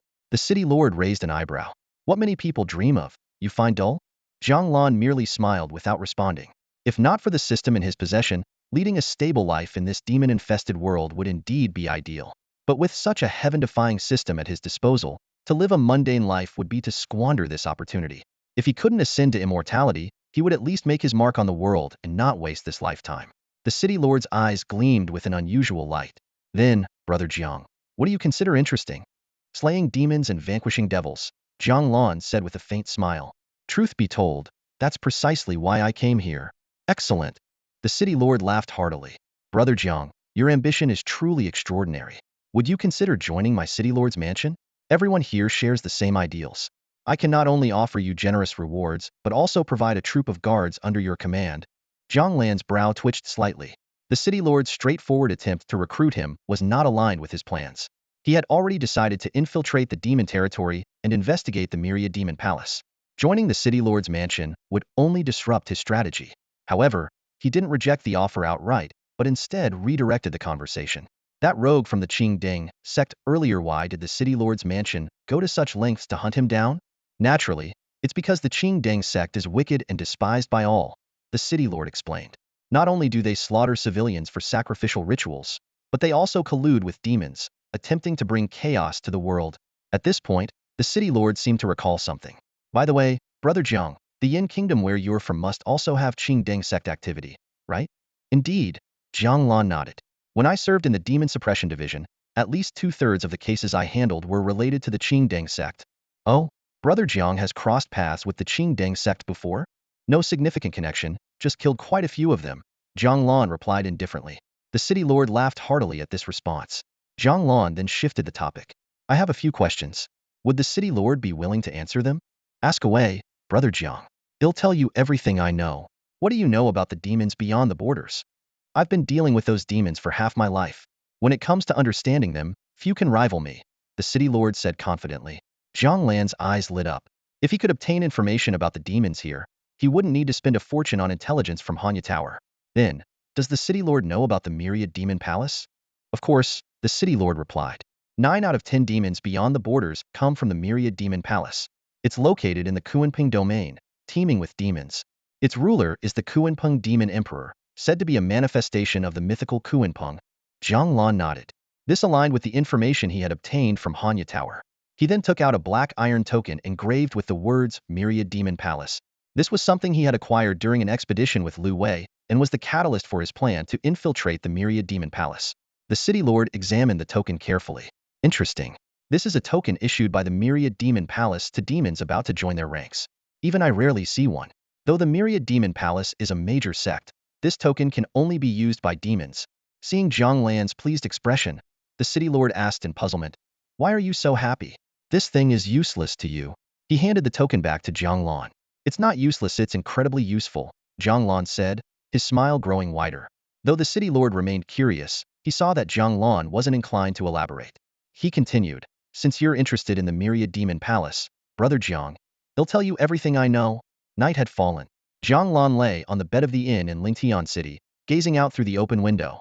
Although the city lord had warmly invited him to stay at the city lord's mansion, he had politely declined.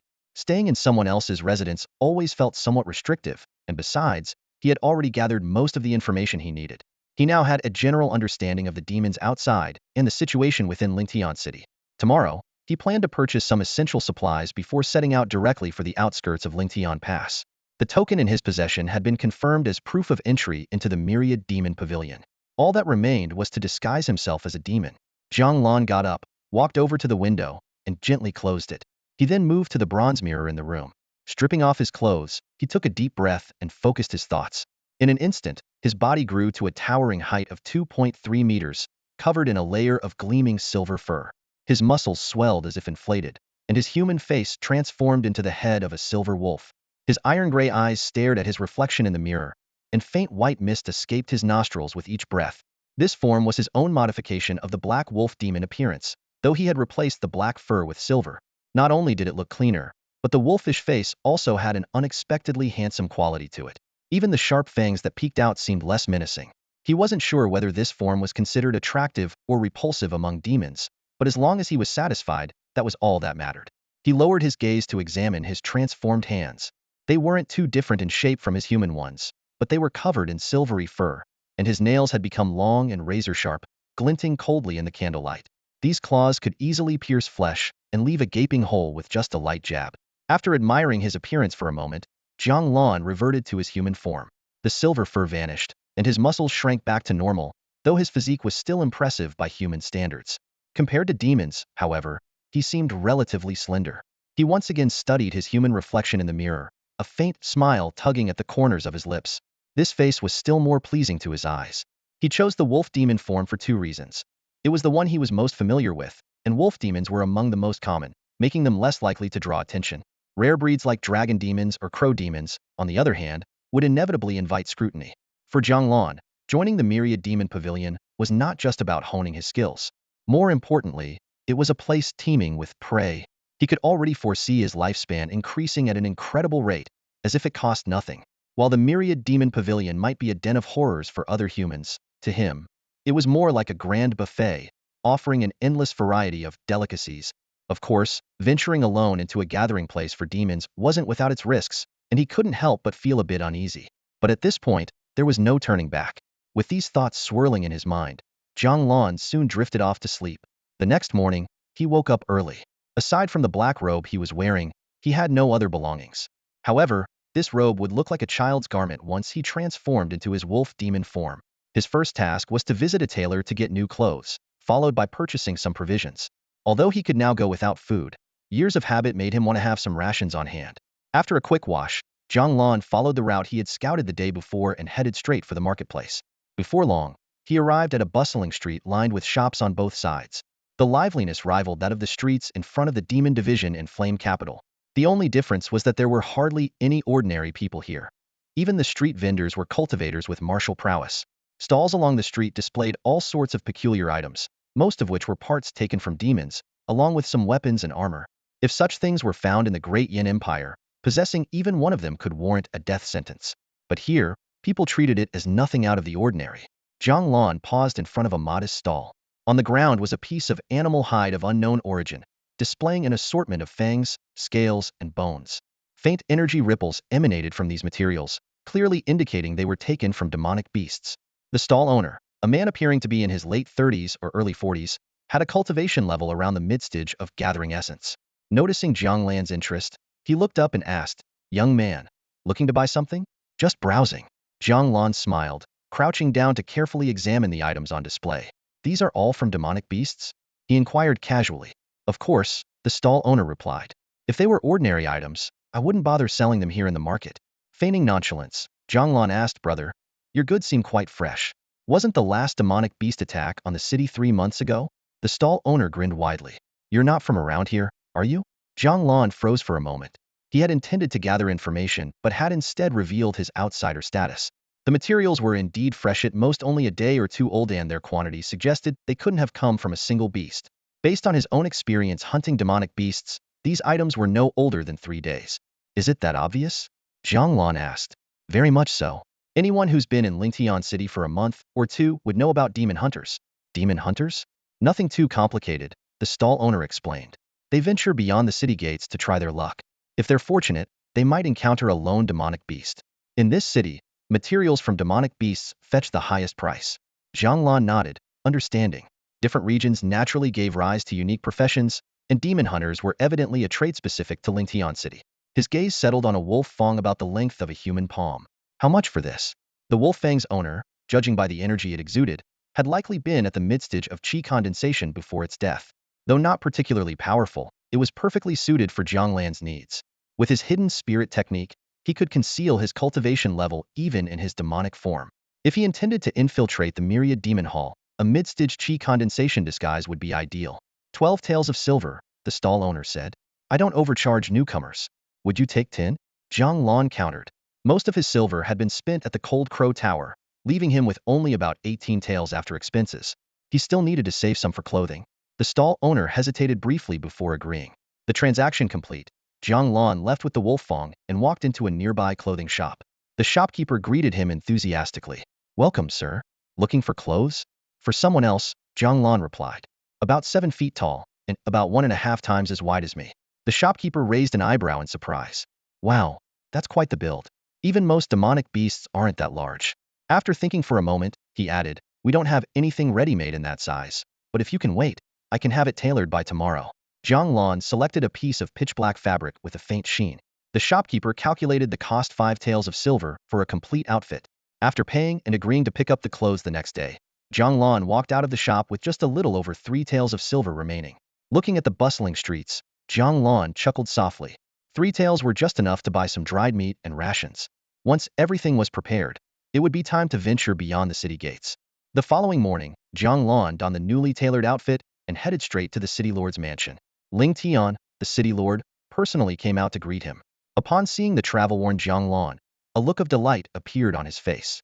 Well now, brother Jiang, have you finally made up your mind? I knew it joining the city lord's mansion is the best choice for someone with your skills.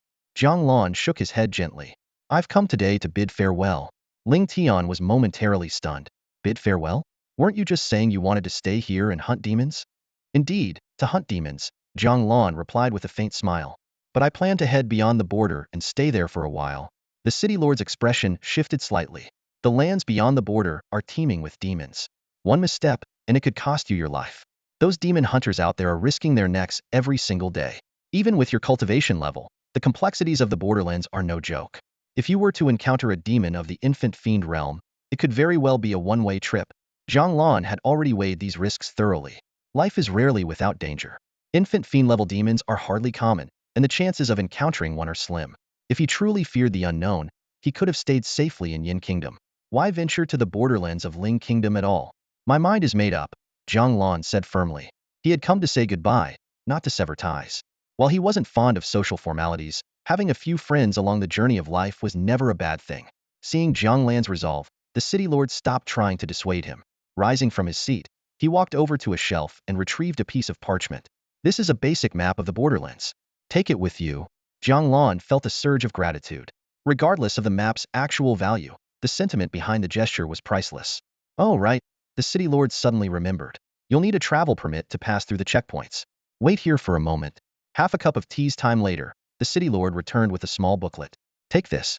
It will grant you unhindered passage through the gates. After bidding farewell to the city lord, Jiang Lan made his way toward the northern gate. Passing through the city gate, he was greeted by the sight of the great chasm. Activating his inner energy, he soared into the sky, gazing down at the bottomless black abyss below. Without the flight ability granted by his core condensation realm cultivation, falling into that chasm would mean certain death. Beyond the chasm lay a smaller yet imposing fortress. Its 30 to 40 zang tall jet black walls, stained with blood, exuded a chilling aura of battle-hardened resilience. The walls encased the fortress like an iron bastion, extending outward toward the demon-infested lands until they vanished into the horizon. At the city gate, 10 black-armored guards stood vigil.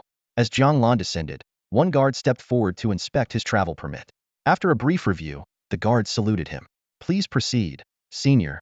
The massive metal gates creaked open, revealing a passage just tall enough for a single person to walk through.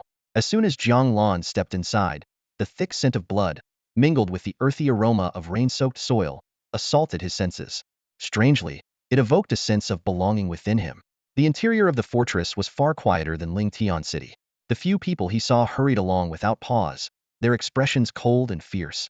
Each bore an unmistakable air of lethality, the mark of those well acquainted with the art of survival through combat. Jiang Lan walked through the confines of Lingtian Pass, heading toward the outer city walls. The streets were filled with grim-faced warriors, their gazes sharp and menacing. Moving with the grace of a flowing dragon, he weaved lightly through the crowd. In this place, so unlike any ordinary city, all forms of flight were strictly forbidden, let alone soaring directly over the walls. As the city lord had warned, with demons and monsters roaming freely, flying recklessly could easily lead to unforeseen disasters. Reaching the base of the towering city walls, a massive gate loomed high above, with steep stone steps ascending directly to the top. 2 rows of uniformed guards stood vigil at the gate. Compared to those Jiang Lan had encountered upon entering the city, these guards exuded an even more intense and oppressive aura. "I need to leave the city," Jiang Lan said, producing his documentation and handing it to one of the guards. The guard scrutinized him. "Demon hunter?" Jiang Lan gave a slight nod in acknowledgement. Though his true strength had reached the 8th level of the condensed core stage, he had reported himself as being at the 4th level when entering the city to avoid unnecessary trouble. The guard gave him a curious glance, but said nothing further. "Take the stone steps up and leave the pass on your own." For an ordinary person, scaling a wall several dozen feet high would be a daunting task, but for Jiang Lan, it was the work of a moment. Once at the top, he found himself on a 10-foot wide wall that stretched endlessly in both directions. The ground beneath his feet was stained an ominous dark hue from centuries of soaked blood, and the air carried a faint metallic tang. Beyond the wall, the scene was horrifying. The land was littered with decayed limbs and shattered bones, the remains scattered haphazardly. The blood-soaked soil had turned into a marsh-like mire, and skeletal remains of various shapes and sizes dotted the desolate expanse. Jiang Lan steadied himself and leapt down from the wall, channeling his energy to glide through the air. The barren wilderness stretched endlessly below him. Only when the city wall had nearly disappeared from view did he descend and land softly on the ground. This area was devoid of the carnage seen earlier, but was no less desolate. The landscape was barren, with only endless yellow earth and a dim, oppressive sky. After confirming there was no one around, Jiang Lan activated the earthly fiend's 72 transformations. His body expanded, muscles bulging as shimmering silver fur covered every inch of him. His head morphed into that of a wolf, his pale gray eyes calm and lifeless like still water.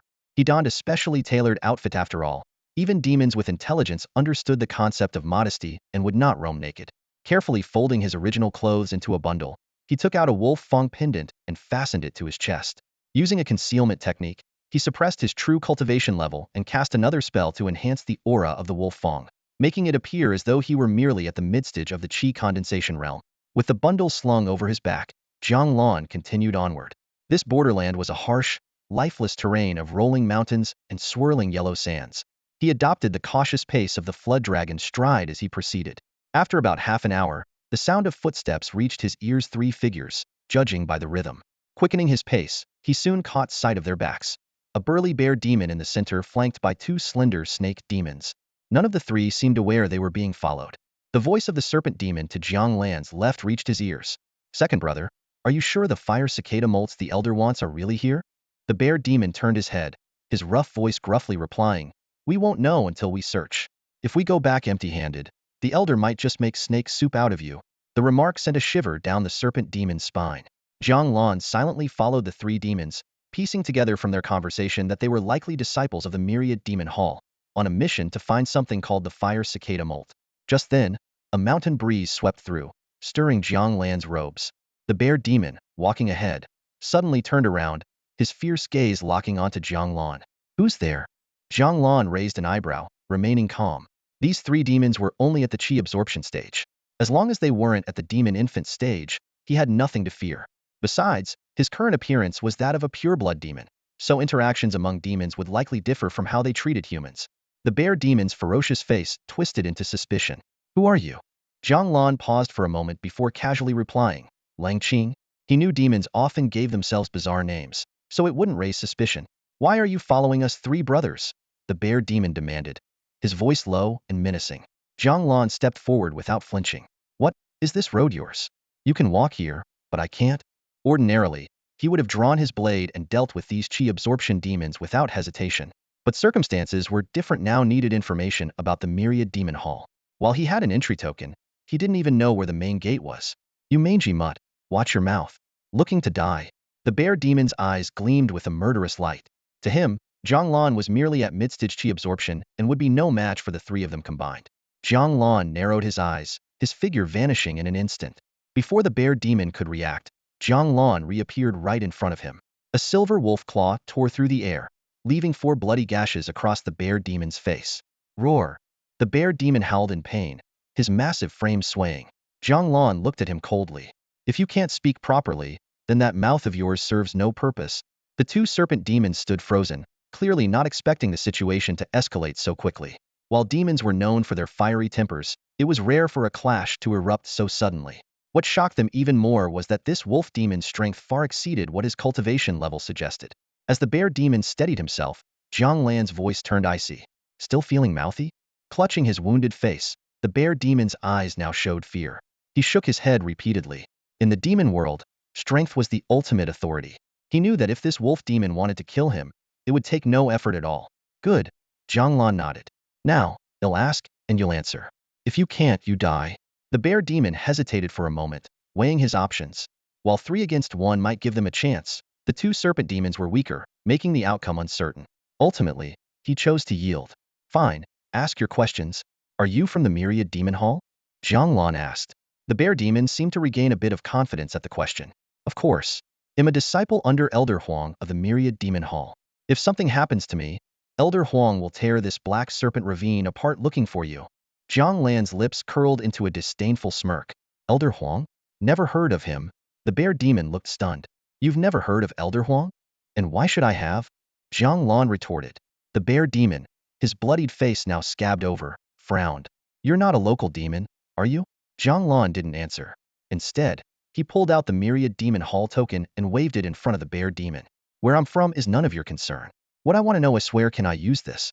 The bear demon's ferocious face still bore 4 bloody holes, with trickles of blood seeping out, and his twisted expression made him look even more terrifying. He fixed a disbelieving gaze on Jiang Lan, as if the question Jiang Lan had asked was utterly baffling to him. You? Where on earth are you from? Carrying the Myriad Demon token, yet you don't even know how to enter the Myriad Demon Hall? The bear demon frowned in thought for a moment before continuing. Could it be, you're from the Qinglian sect's territory? Jiang Lan narrowed his eyes. The name Qinglian sect was unfamiliar to him, but from the bear demon's words, it was easy to deduce that the sect was likely a neighboring power to the Myriad Demon Hall. He recalled what the woman in the Cold Crow Tower had said. Demon forces were divided into 3 demons, 5 emperors, and 7 sovereigns, totaling 15 great demons, each ruling over their own domain. Seeing Jiang Lan remain silent, the bear demon, seemingly worried he might attack again, muttered under his breath, I suppose it makes sense. The Qinglian sect is about to fall apart anyway. It's not uncommon for people like you to seek a new path. This statement caught Jiang Lan's attention. The Qinglian sect is about to fall apart? He connected this to the dream he had earlier, where a woman sat atop a cyan lotus platform, Qing Deng Yang Yang, and how Yao Banxian had mentioned she was a demon at the transformation stage. Jiang Lan felt increasingly confident 7 parts certain, in fact, that the Qinglian sect was likely Qing Deng Yang Yang's domain, where she was recuperating from her injuries. I don't care how you got your Myriad Demon token, the bear demon continued, but according to the sect rules, anyone with a token can join the outer sect. The steward won't ask questions. He gestured toward the east. 200 miles that way, you'll find the place you're looking for. Jiang Lan quietly observed the bear demon with his gray-white eyes. Although he could easily eliminate the 3 demons in front of him, acting rashly without fully understanding the situation might disrupt his plans. It was better to follow along for now and gather more information about this place. Are you heading out to find fire cicada shedding? Jiang Lan asked, recalling the conversation he had overheard earlier. The bear demon's amber eyes lit up instantly. What's this, White Wolf? Do you know where to find fire cicada shedding? In truth, Jiang Lan knew nothing about fire cicada shedding, was merely probing. But when he casually asked, seen it before, right? The bear demon grew visibly excited, nodding repeatedly. Yes, Red. I didn't think you'd actually seen it. That stuff is incredibly rare. My 2 brothers and I have been searching for 2 days now without finding a trace. Brother Wolf, where did you see it before? Jiang Lan coldly countered. Are you asking me? The bear demon immediately caught the hint. What do you want? If I have it, it's yours. If not, once you join the Myriad Demon Hall, they'll split the contribution points from this mission with you. The word contribution piqued Jiang Lan's curiosity. It seemed the Myriad Demon Hall had a system akin to the contribution system of the Shenwu Pavilion. He shifted his focus and asked, you mentioned Black Serpent Ravine earlier. What is that place? Why, it's a market. The bear demon looked at him in disbelief. You don't even know about Black Serpent Ravine? Noticing Jiang Lan's displeased expression, the bear demon quickly explained, Black Serpent Ravine is a marketplace. I'm sure you have something similar where you're from. The market master, Black Serpent, is quite well known around the Blackstone Mountain range. Lead the way, Jiang Lan said curtly. The bear demon wanted to refuse, but the thought of the fire cicada shedding made him force a strained smile. All right, let's go. The two snake demons, seeing their leader agree, reluctantly followed. Jiang Lan walked at the rear, deep in thought. A marketplace in the demon world? It seemed this place wasn't as primitive as he had imagined. Perhaps it held even more unexpected discoveries waiting for him. 2 hours later, Jiang Lan followed the three demons to a low stone wall. The wall was far from the height of a human city. It barely reached 1 zhang tall, just half a head higher than Jiang Lan himself.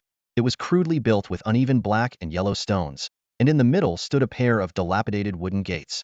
The gates, neglected for years, were loosely held together by a few horizontal and vertical planks, so flimsy that they were barely functional as a barrier. Jiang Lan could easily step through the middle of them. Looking at the sorry state of the structure, Jiang Lan fell silent. He had assumed that a place called a market town would at least resemble one in some way. But aside from this circle of stone walls and the broken gates, the place looked worse than the slums in human cities. Shaking his head, he reminded himself not to hold high expectations for demons and monsters. The bear demon leading the way stopped in front of the gate. Brother Wolf, we're here. This is Haishijian. Jiang Lan nodded in acknowledgement. Since he had come all this way, no matter how run down it was, he might as well take a look. The bear demon approached the gate and knocked on it twice. Soon, a burly snake demon appeared behind it. This demon was noticeably different from the two following the bear demon. Its body was twice as thick as a human's, covered in black scales that gleamed with a chilling light. It maintained a half-human, half-beast form, with two short legs covered in scales and a pair of tiny, stunted arms growing from its back. Hiss, the snake demon flicked its tongue and asked, "How many?" The bear demon turned back to count and replied, "4. You know the rules?" The snake demon extended its clawed hand. Of course. The bear demon reached into its thick fur and pulled out several pitch-black pills, counting out 4 and handing them over. Jiang Lan observed this exchange carefully. It seemed these black pills were the currency of the demon world. While curious about the system of currency and its values, he refrained from asking. Feigning ignorance about something as fundamental as currency would instantly raise suspicion, even among demons. Though they might not be as cunning as humans, they were far from foolish. As the gates creaked open, a nauseating stench hit Jiang Lan like a tidal wave. It was a vile mixture of rotting eggs, urine, and fermented tofu, far more intense than the smell outside the walls. It was so overwhelming that it made his eyes water. Yet the demons, including the bear demon, seemed entirely unbothered, their expressions unchanged. Frowning, Jiang Lan circulated a wisp of energy to shield his nose, finally finding some relief. What lay before him was even more dismal than he had imagined. The entire market town lacked a single proper building. The stone wall outside seemed to be the only structure made of stone. Inside, there were nothing but tattered tents of varying sizes scattered haphazardly, resembling a demonic version of a slum. Led by the bear demon, the group weaved through the chaotic streets, eventually arriving at a slightly livelier area. Stalls lined both sides of the street, with various demons sitting cross-legged behind them. Pieces of animal hide served as makeshift displays, covered with bones, chunks of meat, and strange herbs of unknown origin. Raspy voices hawked their wares incessantly. Fresh human meat, guaranteed tasty, or your money back. Jiang Lan's brow furrowed deeply. Although he had long known that demons consumed humans, witnessing his kind being sold as goods still filled him with disgust. This place was so far from Lingtian Pass. Where was all this human meat coming from? A surge of anger rose within him. Turning to the bear demon, he asked, "What's the cultivation level of this market's master?" The bear demon answered cautiously, "I can't say for sure, but at the very least, they'd be at the late Tuifan stage.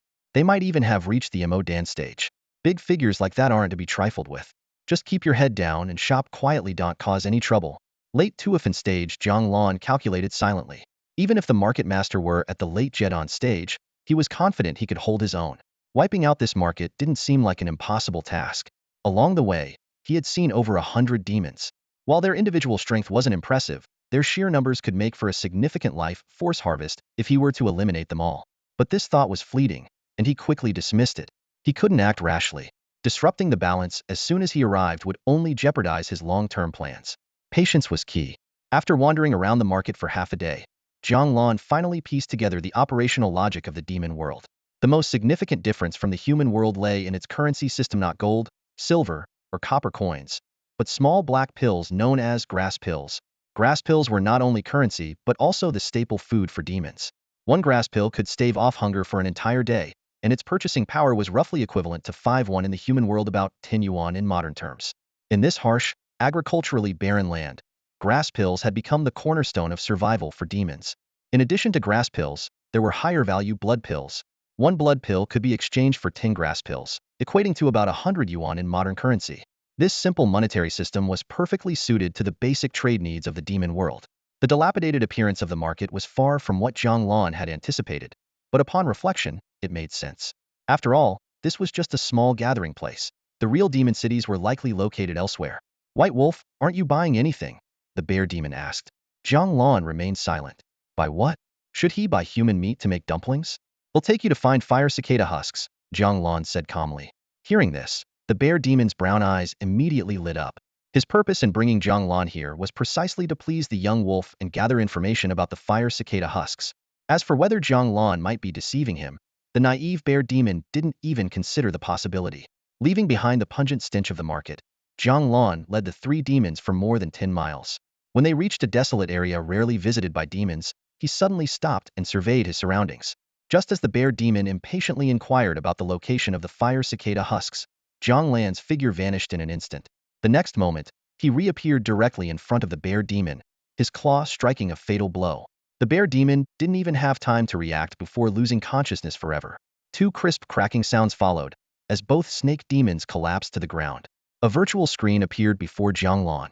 Slain. Bear demon, Qi condensation level 5, gained 164 years of lifespan. Slain.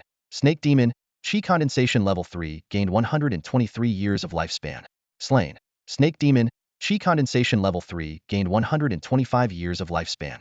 Remaining lifespan, 413 years. Jiang Lan reviewed his information panel. Name, Jiang Lan. Cultivation level, core formation, peak of the 8th level. Cultivation techniques, golden essence spirit refinement art, sunlight true yang art. Martial skills, flame sun demon suppressing blade mastery, flood dragon swim mastery, hidden spirit technique mastery, shadow blade technique mastery. Divine ability, 72 earthly transformations perfected. Remaining lifespan, 413 years.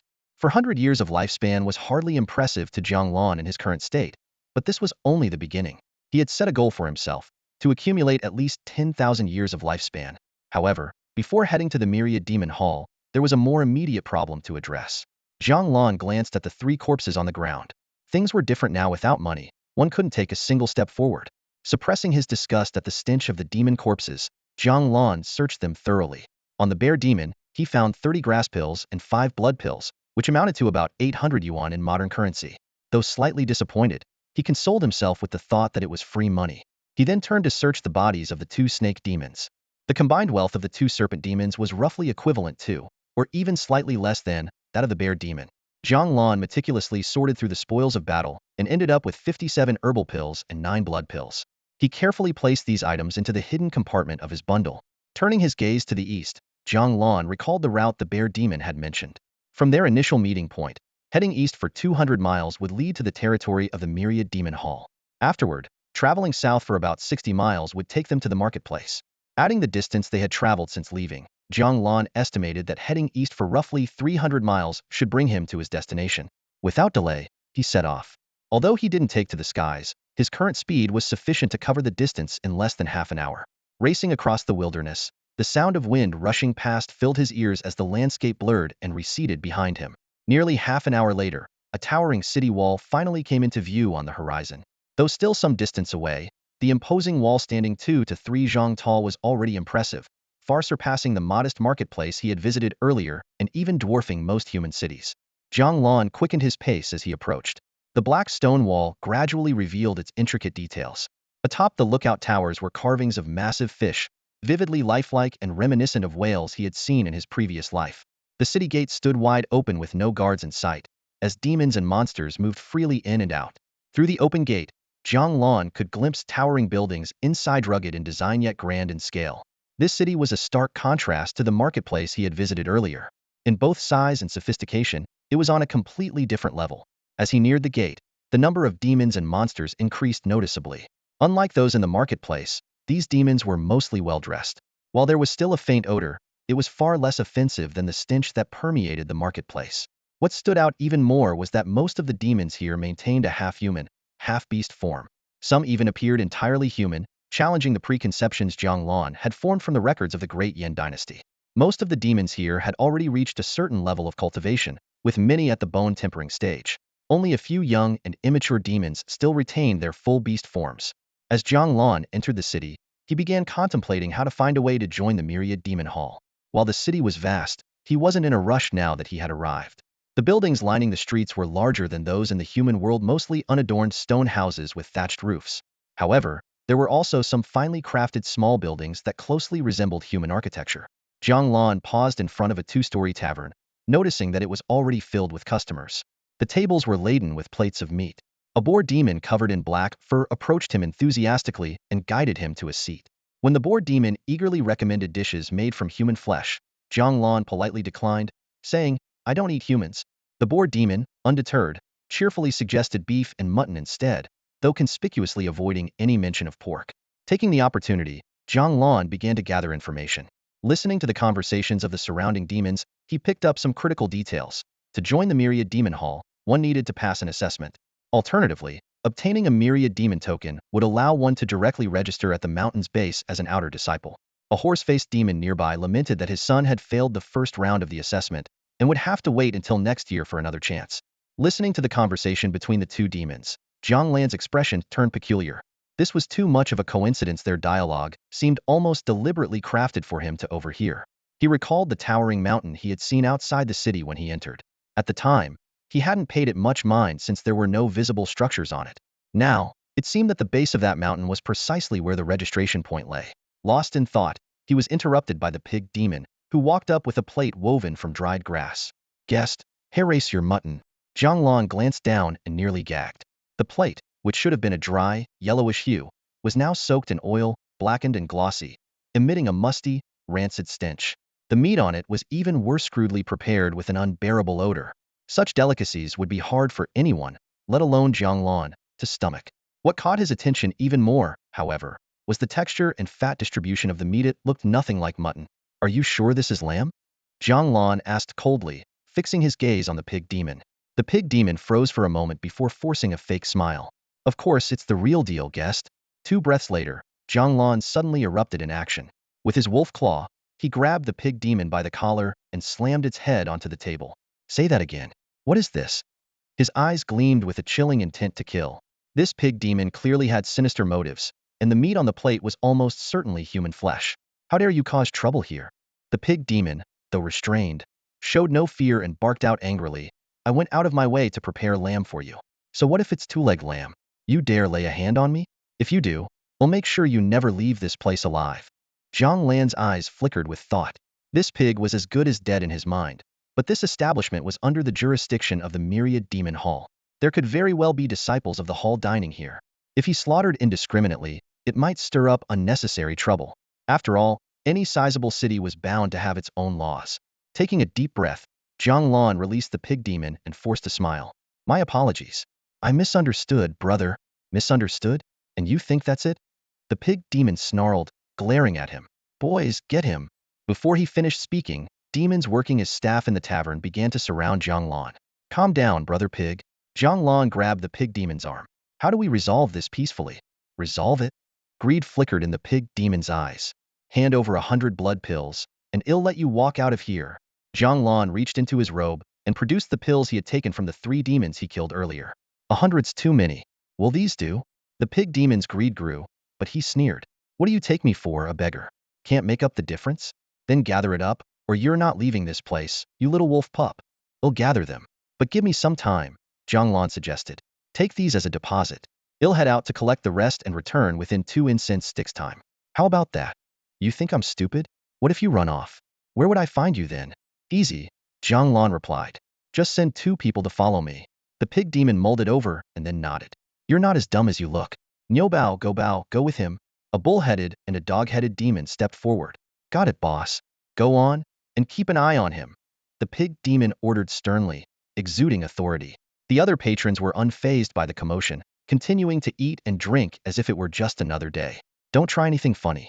If you run, the boss will make sure you regret it." the dog demon warned as they exited the tavern, arrogance dripping from his tone. I wouldn't dare, Jiang Lan replied evenly, his expression cold but his voice calm. He led the two demons through winding alleys until they arrived at a desolate spot. There's nothing here. Why do you bring us to this place? The bull demon asked suspiciously.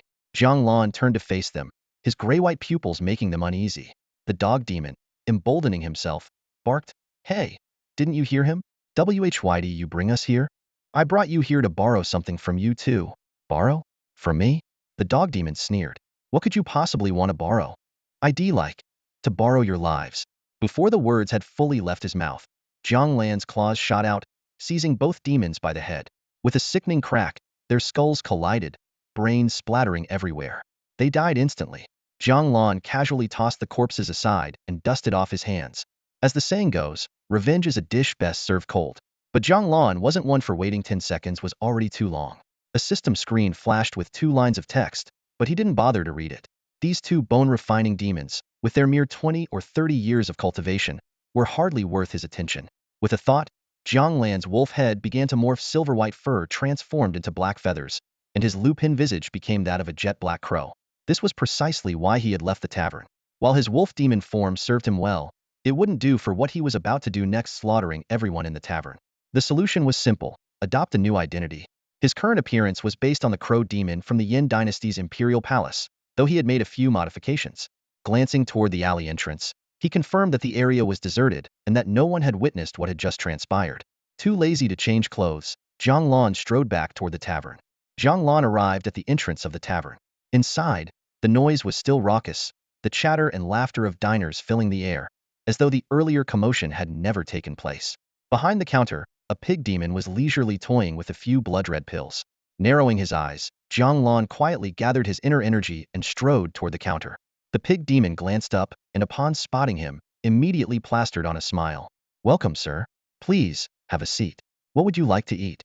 Jiang Lan's face remained expressionless as his hoarse voice rasped. What's on the menu? Human meat buns, roasted human legs, our signature dishes, the pig demon replied, sticking to his usual script. Bring me a plate of pig head meat, Jiang Lan said casually. The pig demon's expression darkened, the black bristles on his neck standing on end. We don't serve pig head meat here. Are you here to cause trouble? Don't have it? Jiang Lan feigned surprise. But I could have sworn I saw some. Why would the owner lie so blatantly? Where did you see it? The pig demon's tone betrayed a hint of uncertainty. Jiang Lan's lips curled faintly. Isn't it right in front of me? Before the pig demon could react, Jiang Lan's withered right hand shot out like lightning. His blackened claws gleamed coldly as they tore into the demon's thick neck. With a slight flick of his fingers, flesh and sinew gave way with a sickening squelch. The pig demon, with his cultivation only at the gathered essence stage, had no time to respond. By the time he realized what had happened, his windpipe had already been shredded. Jiang Lan watched as the light faded from the demon's eyes. With a decisive yank, he severed the demon's head, leaving it hanging by just a few strands of skin. Blood gushed like a fountain, spraying up to the ceiling before raining down, painting half the tavern a gruesome red. It wasn't until the warm, metallic liquid splattered their faces that the diners realized what was happening. Screams erupted as they scrambled to flee, shouting, "A demon slayer! Run for your lives!" Afraid now? A little too late for that, Jiang Lan muttered coldly. His figure flickered like a phantom as he darted through the tavern. Each time he reappeared, another demon fell lifeless to the ground. He showed no mercy. Since he had already decided to act, he would see it through to the end. These demons might not have provoked him directly, but as a human, he was bound to be their mortal enemy. After all, his purpose here was to hunt as many demons as possible. A translucent virtual screen hovered before his eyes, updating continuously. Slain. Bone refinement stage level 3 dog demon. Gained 14 years of lifespan. Slain. Chi gathering stage level 6 fox demon. Gained 45 years of lifespan. In just a dozen breaths, Jiang Lan had exterminated all 30 to 40 demons within the tavern. With his core condensation stage cultivation, he was an overwhelming force in a place like this. He didn't even need to use his inner energy. His physical strength alone was enough to dominate. After stowing away the last corpse, Jiang Lan glanced at the screen. Slain. Chi gathering stage level 3 horse demon. Gained 33 years of lifespan. Remaining lifespan 2,263 years. He raised an eyebrow. From just over 400 years of lifespan, this massacre had added nearly 2,000 years. In the Yin Kingdom, encountering even a single transcended demon was rare, Yet here, in mere moments, he had reaped such a bounty. This trip had certainly been worth it. As he left the blood-soaked tavern, only a couple of demons lingered at the entrance. Upon seeing him emerge, they retreated hastily, too terrified to stand in his way. Jiang Lan paid them no mind, vanishing into the shadows. Once he reached a secluded spot, his form shifted from that of a black-feathered raven to a silver-furred wolf demon. A faint smile tugged at his lupin features. While this operation wasn't flawless, it was clean enough that no one would be able to trace it back to him anytime soon. Lifting his gaze to the towering black mountain that pierced the clouds beyond the city, Jiang Lan touched the token hanging against his chest. A thought crossed his mind. The 10,000 demon hall. I wonder if there are truly 10,000 demons waiting inside. 2 hours later, Jiang Lan made his way through the city and arrived at the city gate. The scene before him was nothing like he had imagined. This city did not follow the typical four-gate layout of north, south, east, and west. Instead, on the side near the towering mountain, rows of buildings stood outside the city walls. Their size and grandeur even surpassed those within the city itself. The streets were bustling with a noticeably greater number of demons compared to the city interior, and all of them were dressed in luxurious attire. Jiang Lan's attention was drawn to a fox demon, elegantly dressed in silk and holding a folding fan. If not for the fox's head, he would have looked every bit like a young nobleman from a prestigious family. A straight, paved avenue stretched into the distance, leading directly to the majestic mountain. From this close, Jiang Lan could see the mountain was dotted with numerous buildings, arranged in a harmonious yet imposing manner. Their exquisite craftsmanship far outshone any human city, exuding an extraordinary sense of grandeur. The sides of the road were lined with shops, their signs simple and straightforward: a wine jar for taverns, a bed for inns. Jiang Lan quickly understood that this was likely designed to accommodate demons who could not read. In a place like this, schools or academic institutions were probably rare. Without lingering, Jiang Lan headed straight toward the foot of the mountain. This stretch of less than 10 miles would determine whether he could successfully join the myriad demon hall. Before long, a magnificent mountain gate came into view. 2 massive stone pillars supported an arched gate, flanked on either side by armored demon guards. Unlike the bustling street behind him, the area near the mountain gate was much quieter, with only a sparse flow of demons, all of whom seemed to be in a hurry. As Jiang Lan approached the gate, the guards stopped him, requesting to see his pass token. Jiang Lan's expression shifted briefly before he broke into a smile. Reaching into his robe, he produced the myriad demon hall token along with a handful of blood pills.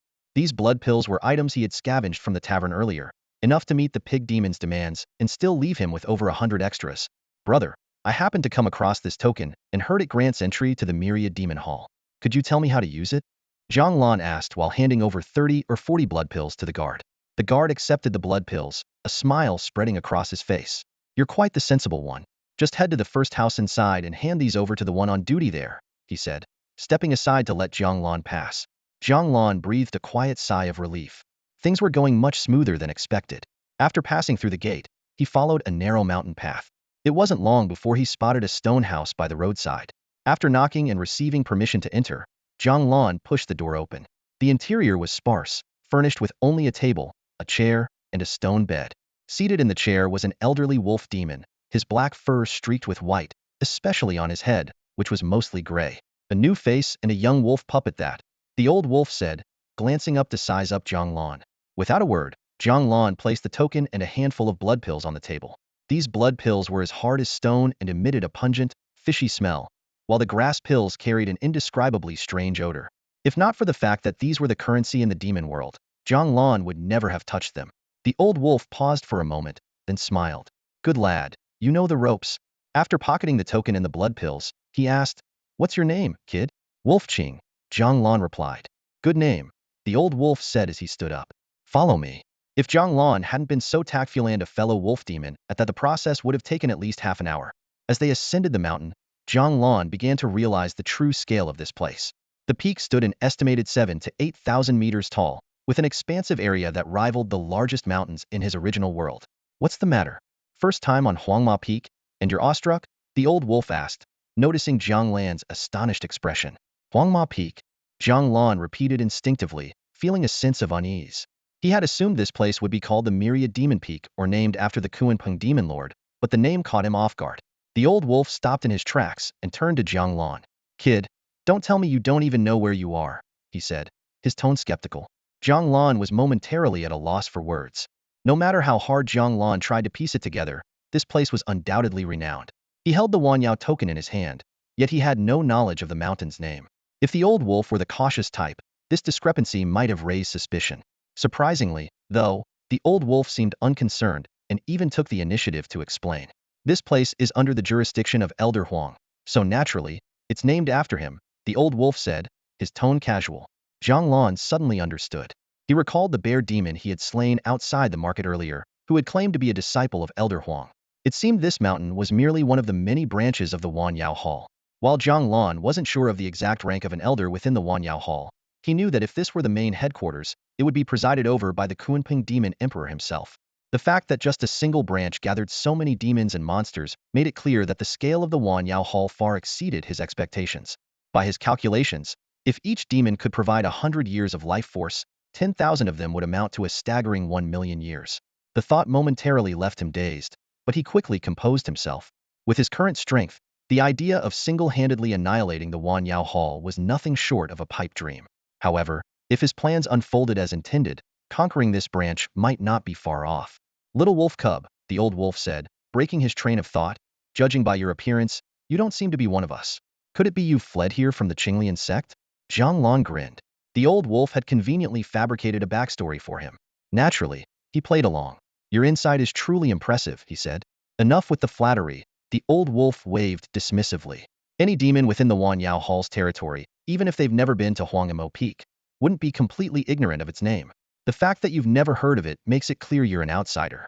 Still, you're quite fortunate to have acquired the Wanyao token. With that, you'll avoid many detours in the future. Perhaps it was his advanced age, but once the old wolf began talking, he showed no signs of stopping. Jiang Lan listened quietly, nodding occasionally in response.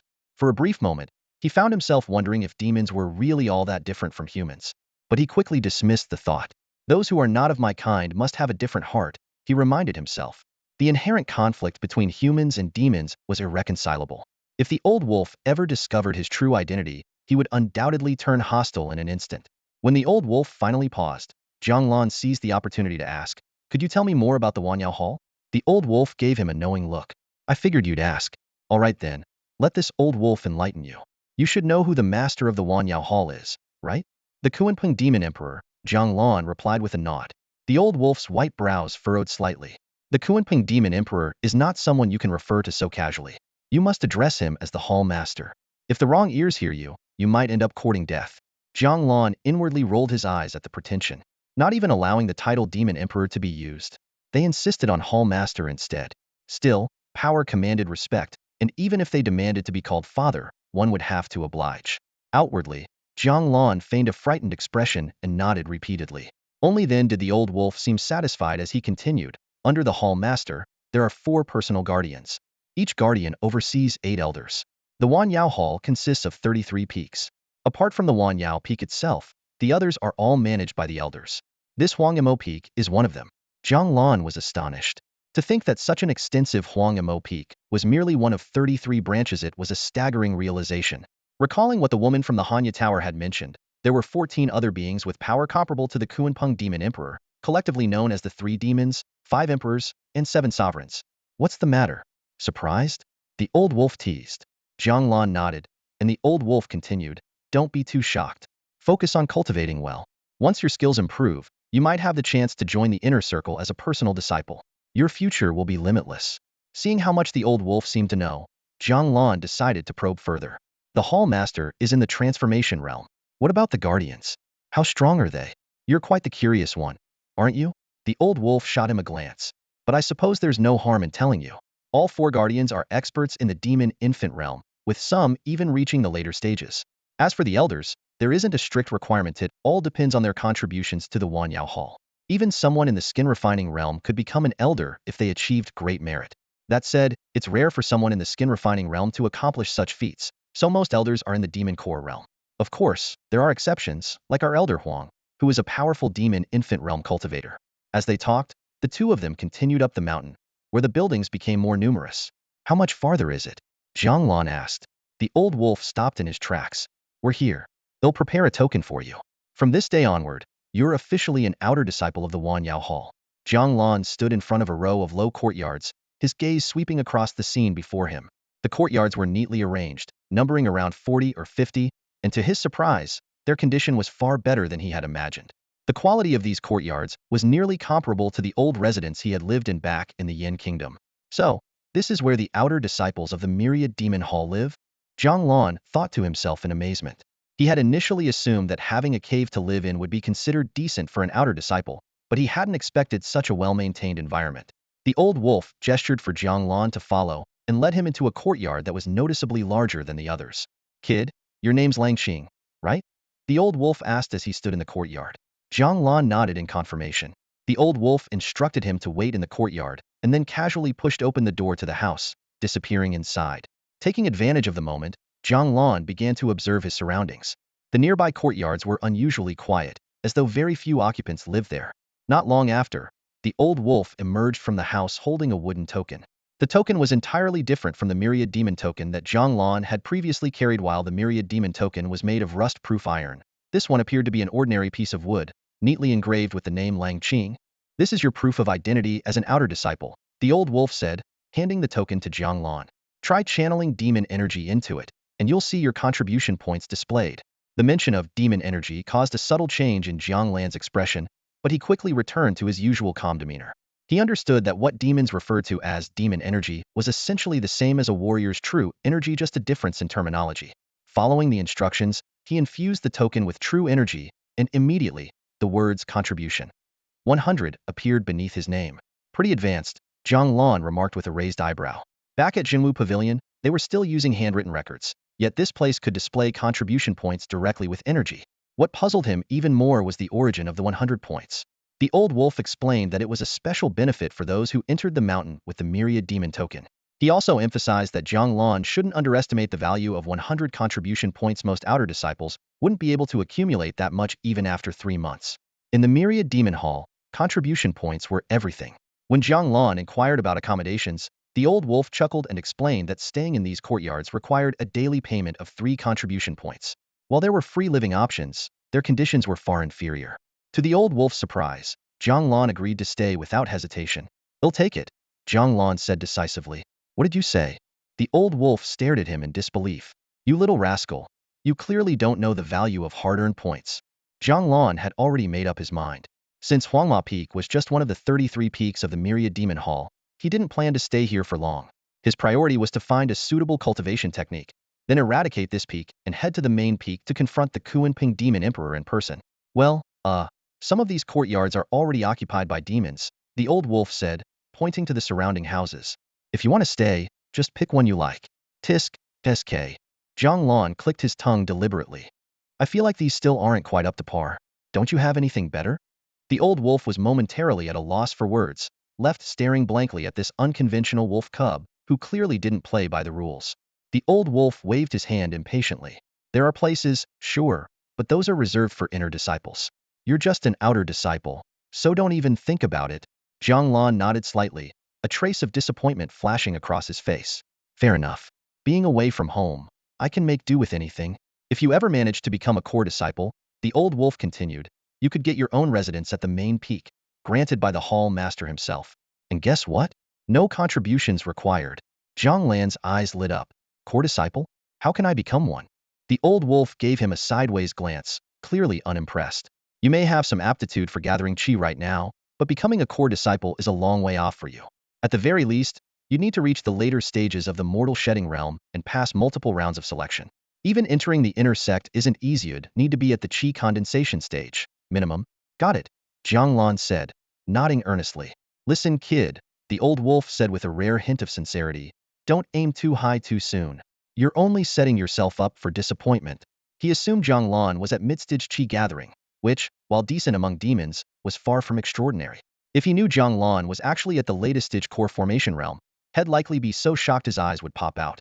"All right then, which place do you want to stay in?" the old wolf asked. Jiang Lan glanced around, his gaze falling on a courtyard that seemed decent enough. He pointed casually. "That one looks fine." The old wolf followed his gesture, then nodded. "Hand over your token." Jiang Lan obediently passed over the token he had just received. The old wolf produced a token of his own, pressing the two together and closing his eyes briefly. A faint glow flickered between them before he handed Jiang Lan's token back. "Starting today, 3 contribution points will be deducted daily. Once your contributions run out, the enforcement hall will kick you out. Of course, you can come to me if you want to cancel your stay. Jiang Lan accepted the token and infused it with his chi to check. The 100 contribution points he had initially were now down to 97. His eyes widened. Seriously? Is this some kind of automatic deduction system? The token of the Myriad Demon Hall astonished him. Not only could it track contributions, but it also allowed direct transactions remarkably similar to the mobile payment systems from his previous life. In this primitive world of Qi Hangzhou, devoid of any advanced technology, it felt like a relic from another era entirely. Let me know if you'd like the story to continue. Jiang Lan nodded to show his understanding. From Old Wolf's explanation, he had grasped the teaching system of the Myriad Demon Hall. Outer disciples were mentored by inner disciples, while inner disciples received direct guidance from the elders of Huangmo Peak. Presumably, this system was the same across the other peaks of the Myriad Demon Hall. Old Wolf seemed to recall something and continued. There's a trading market near the Hall of Transmission. You'll see it when you get there. They sell everything, and if you're lucky, you might even find some treasures. All transactions are done using contribution points. If you have something valuable, you can sell it there too. Jiang Lan nodded again to show he understood. Just as Old Wolf was about to get up and leave, Jiang Lan suddenly remembered something and asked, "How can one get to the main peak?" The main peak? Old Wolf grinned, revealing a knowing expression as if he had seen through Jiang Lan's thoughts. "You've got some ambition, kid. Thinking about the main peak right after joining? Simple, just become a core direct disciple." Hearing the term direct disciple, Jiang Lan immediately understood. According to Old Wolf, one only needed to reach the late refining realm and pass the selection process. For someone like him, who had already reached the late core formation realm, this was no challenge. He had simply been deliberately concealing his true strength. After Old Wolf left, Jiang Lan pondered to himself. Should he advance through the regular process, or should he simply slaughter all the demons and monsters on this mountain and head straight to the main peak? However, the latter option was too risky. If he was discovered, he would undoubtedly become the target of a massive demon hunt. While he wasn't afraid of ordinary pursuers, the Hall Master of the Myriad Demon Hall was a great demon in the nascent soul realm, something he couldn't afford to underestimate. Not long after, Old Wolf returned with 2 books. One was a rulebook titled Myriad Demon Hall, and the other was an introductory cultivation technique called Kuanpeng Demon Scripture. Jiang Lan quickly skimmed through the rulebook, finding it to be mostly prohibitions and guidelines, largely consistent with what Old Wolf had previously mentioned. When he opened the Kuanpeng Demon Scripture, he couldn't help but silently mock himself. Even demons and monsters could create cultivation techniques, yet he couldn't. Was it truly a matter of talent? Even with the system's assistance, he still fell short compared to a demon emperor. After carefully studying the technique, Jiang Lan realized that the cultivation system of the demon world was quite similar to that of humans, with the main difference being that true qi was referred to as demonic qi. Since the technique only allowed cultivation up to the refining realm, he wasn't particularly interested. However, with his solid foundation, he quickly mastered it. Once the system notified him that the Kuanpeng Demon Scripture had been learned, Jiang Lan opened his attribute panel. It displayed his cultivation at the 8th level of core formation, mastery of various techniques and martial skills, and over 2,000 years of remaining lifespan. He immediately decided to invest 2,200 years of lifespan to increase his cultivation, ultimately raising his realm to the 9th level of core formation. As the true qi surged rapidly within him, the golden core in his dantian spun faster and faster. Jiang Lan felt his strength growing and prepared himself for the path ahead. The 9th level of condensing elixir. Jiang Lan lowered his head, examining his current forma body covered entirely in silver fur. For now, this appearance was sufficient to navigate his current circumstances. From what he knew, the strongest presence within Huangma Peak was Elder Huang, whom the Old Wolf had mentioned as being at the demonic infant stage. However, based on Jiang Lan's assessment, the Elder was likely only at the early stages of that realm. Although Jiang Lan wasn't a match for him yet, he was confident that with some accumulated lifespan and the right cultivation technique, surpassing him would only be a matter of time. Looking out the window, the area outside was shrouded in a perpetual gray haze, even during the day. Now, the sky had completely darkened. Jiang Lan dismissed the idea of venturing out to investigate and decided to rest for the night instead.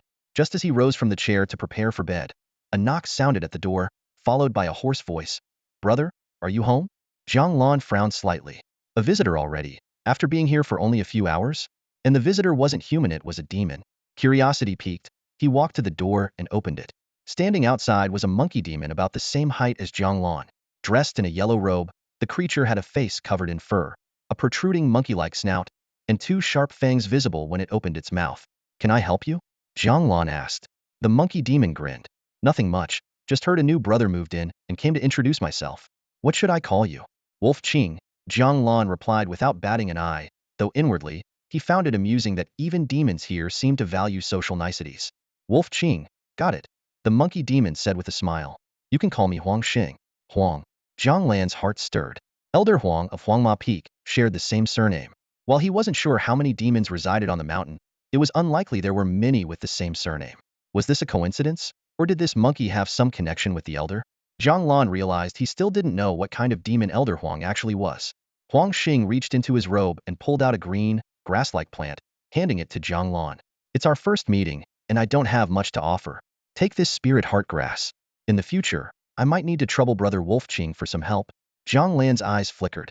This monkey demon, a complete stranger, was offering him a gift right off the bat clearly. There was more to this than met the eye. He wasn't sure of the grass purpose, but judging by its use as a gift, it likely wasn't worthless. After a brief hesitation, he decided there was no need to overthink it. His purpose here was to hunt demons anyway. Why concern himself with such formalities? He accepted it. Thank you then. Seeing Jiang Lan accept the gift, Huang Xing's eyes gleamed with satisfaction. Brother Wolf, in 2 days, there will be a teaching session. Since you're new to Huangma Peak, you probably aren't familiar with the place yet. How about we go together? Jiang Lan narrowed his eyes. This monkey demon was well informed, even knowing that he had just joined the Myriad Demon Hall. Clearly, Huang Xing had already done some investigating. The only ones who could have provided this information were the 2 guards at the mountain gate, or the old wolf. Then he'll trouble Brother Huang, Jiang Lan replied, his expression calm and unreadable. Great. He'll come find you then, Huang Xing said, his excitement barely contained, before turning and leaving. Watching the monkey demon's retreating figure, Jiang Lan's wariness deepened. Huang Xing's enthusiasm was excessive, bordering on suspicious. The way his excitement slipped through when agreeing to travel together reminded Jiang Lan of the bandits he had encountered before, those who couldn't hide their glee at spotting easy prey. Although the monkey demon was at the late chi absorption stage, which was indeed stronger than what Jiang Lan had displayed, why didn't he make a move now, under the cover of night, instead of setting a later date? After pondering for a while, Jiang Lan couldn't figure out the reasoning. No matter. If the monkey truly had no ulterior motives, then it was just Jiang Lan overthinking. But if he did, well, Jiang Lan would find an opportunity to deal with him.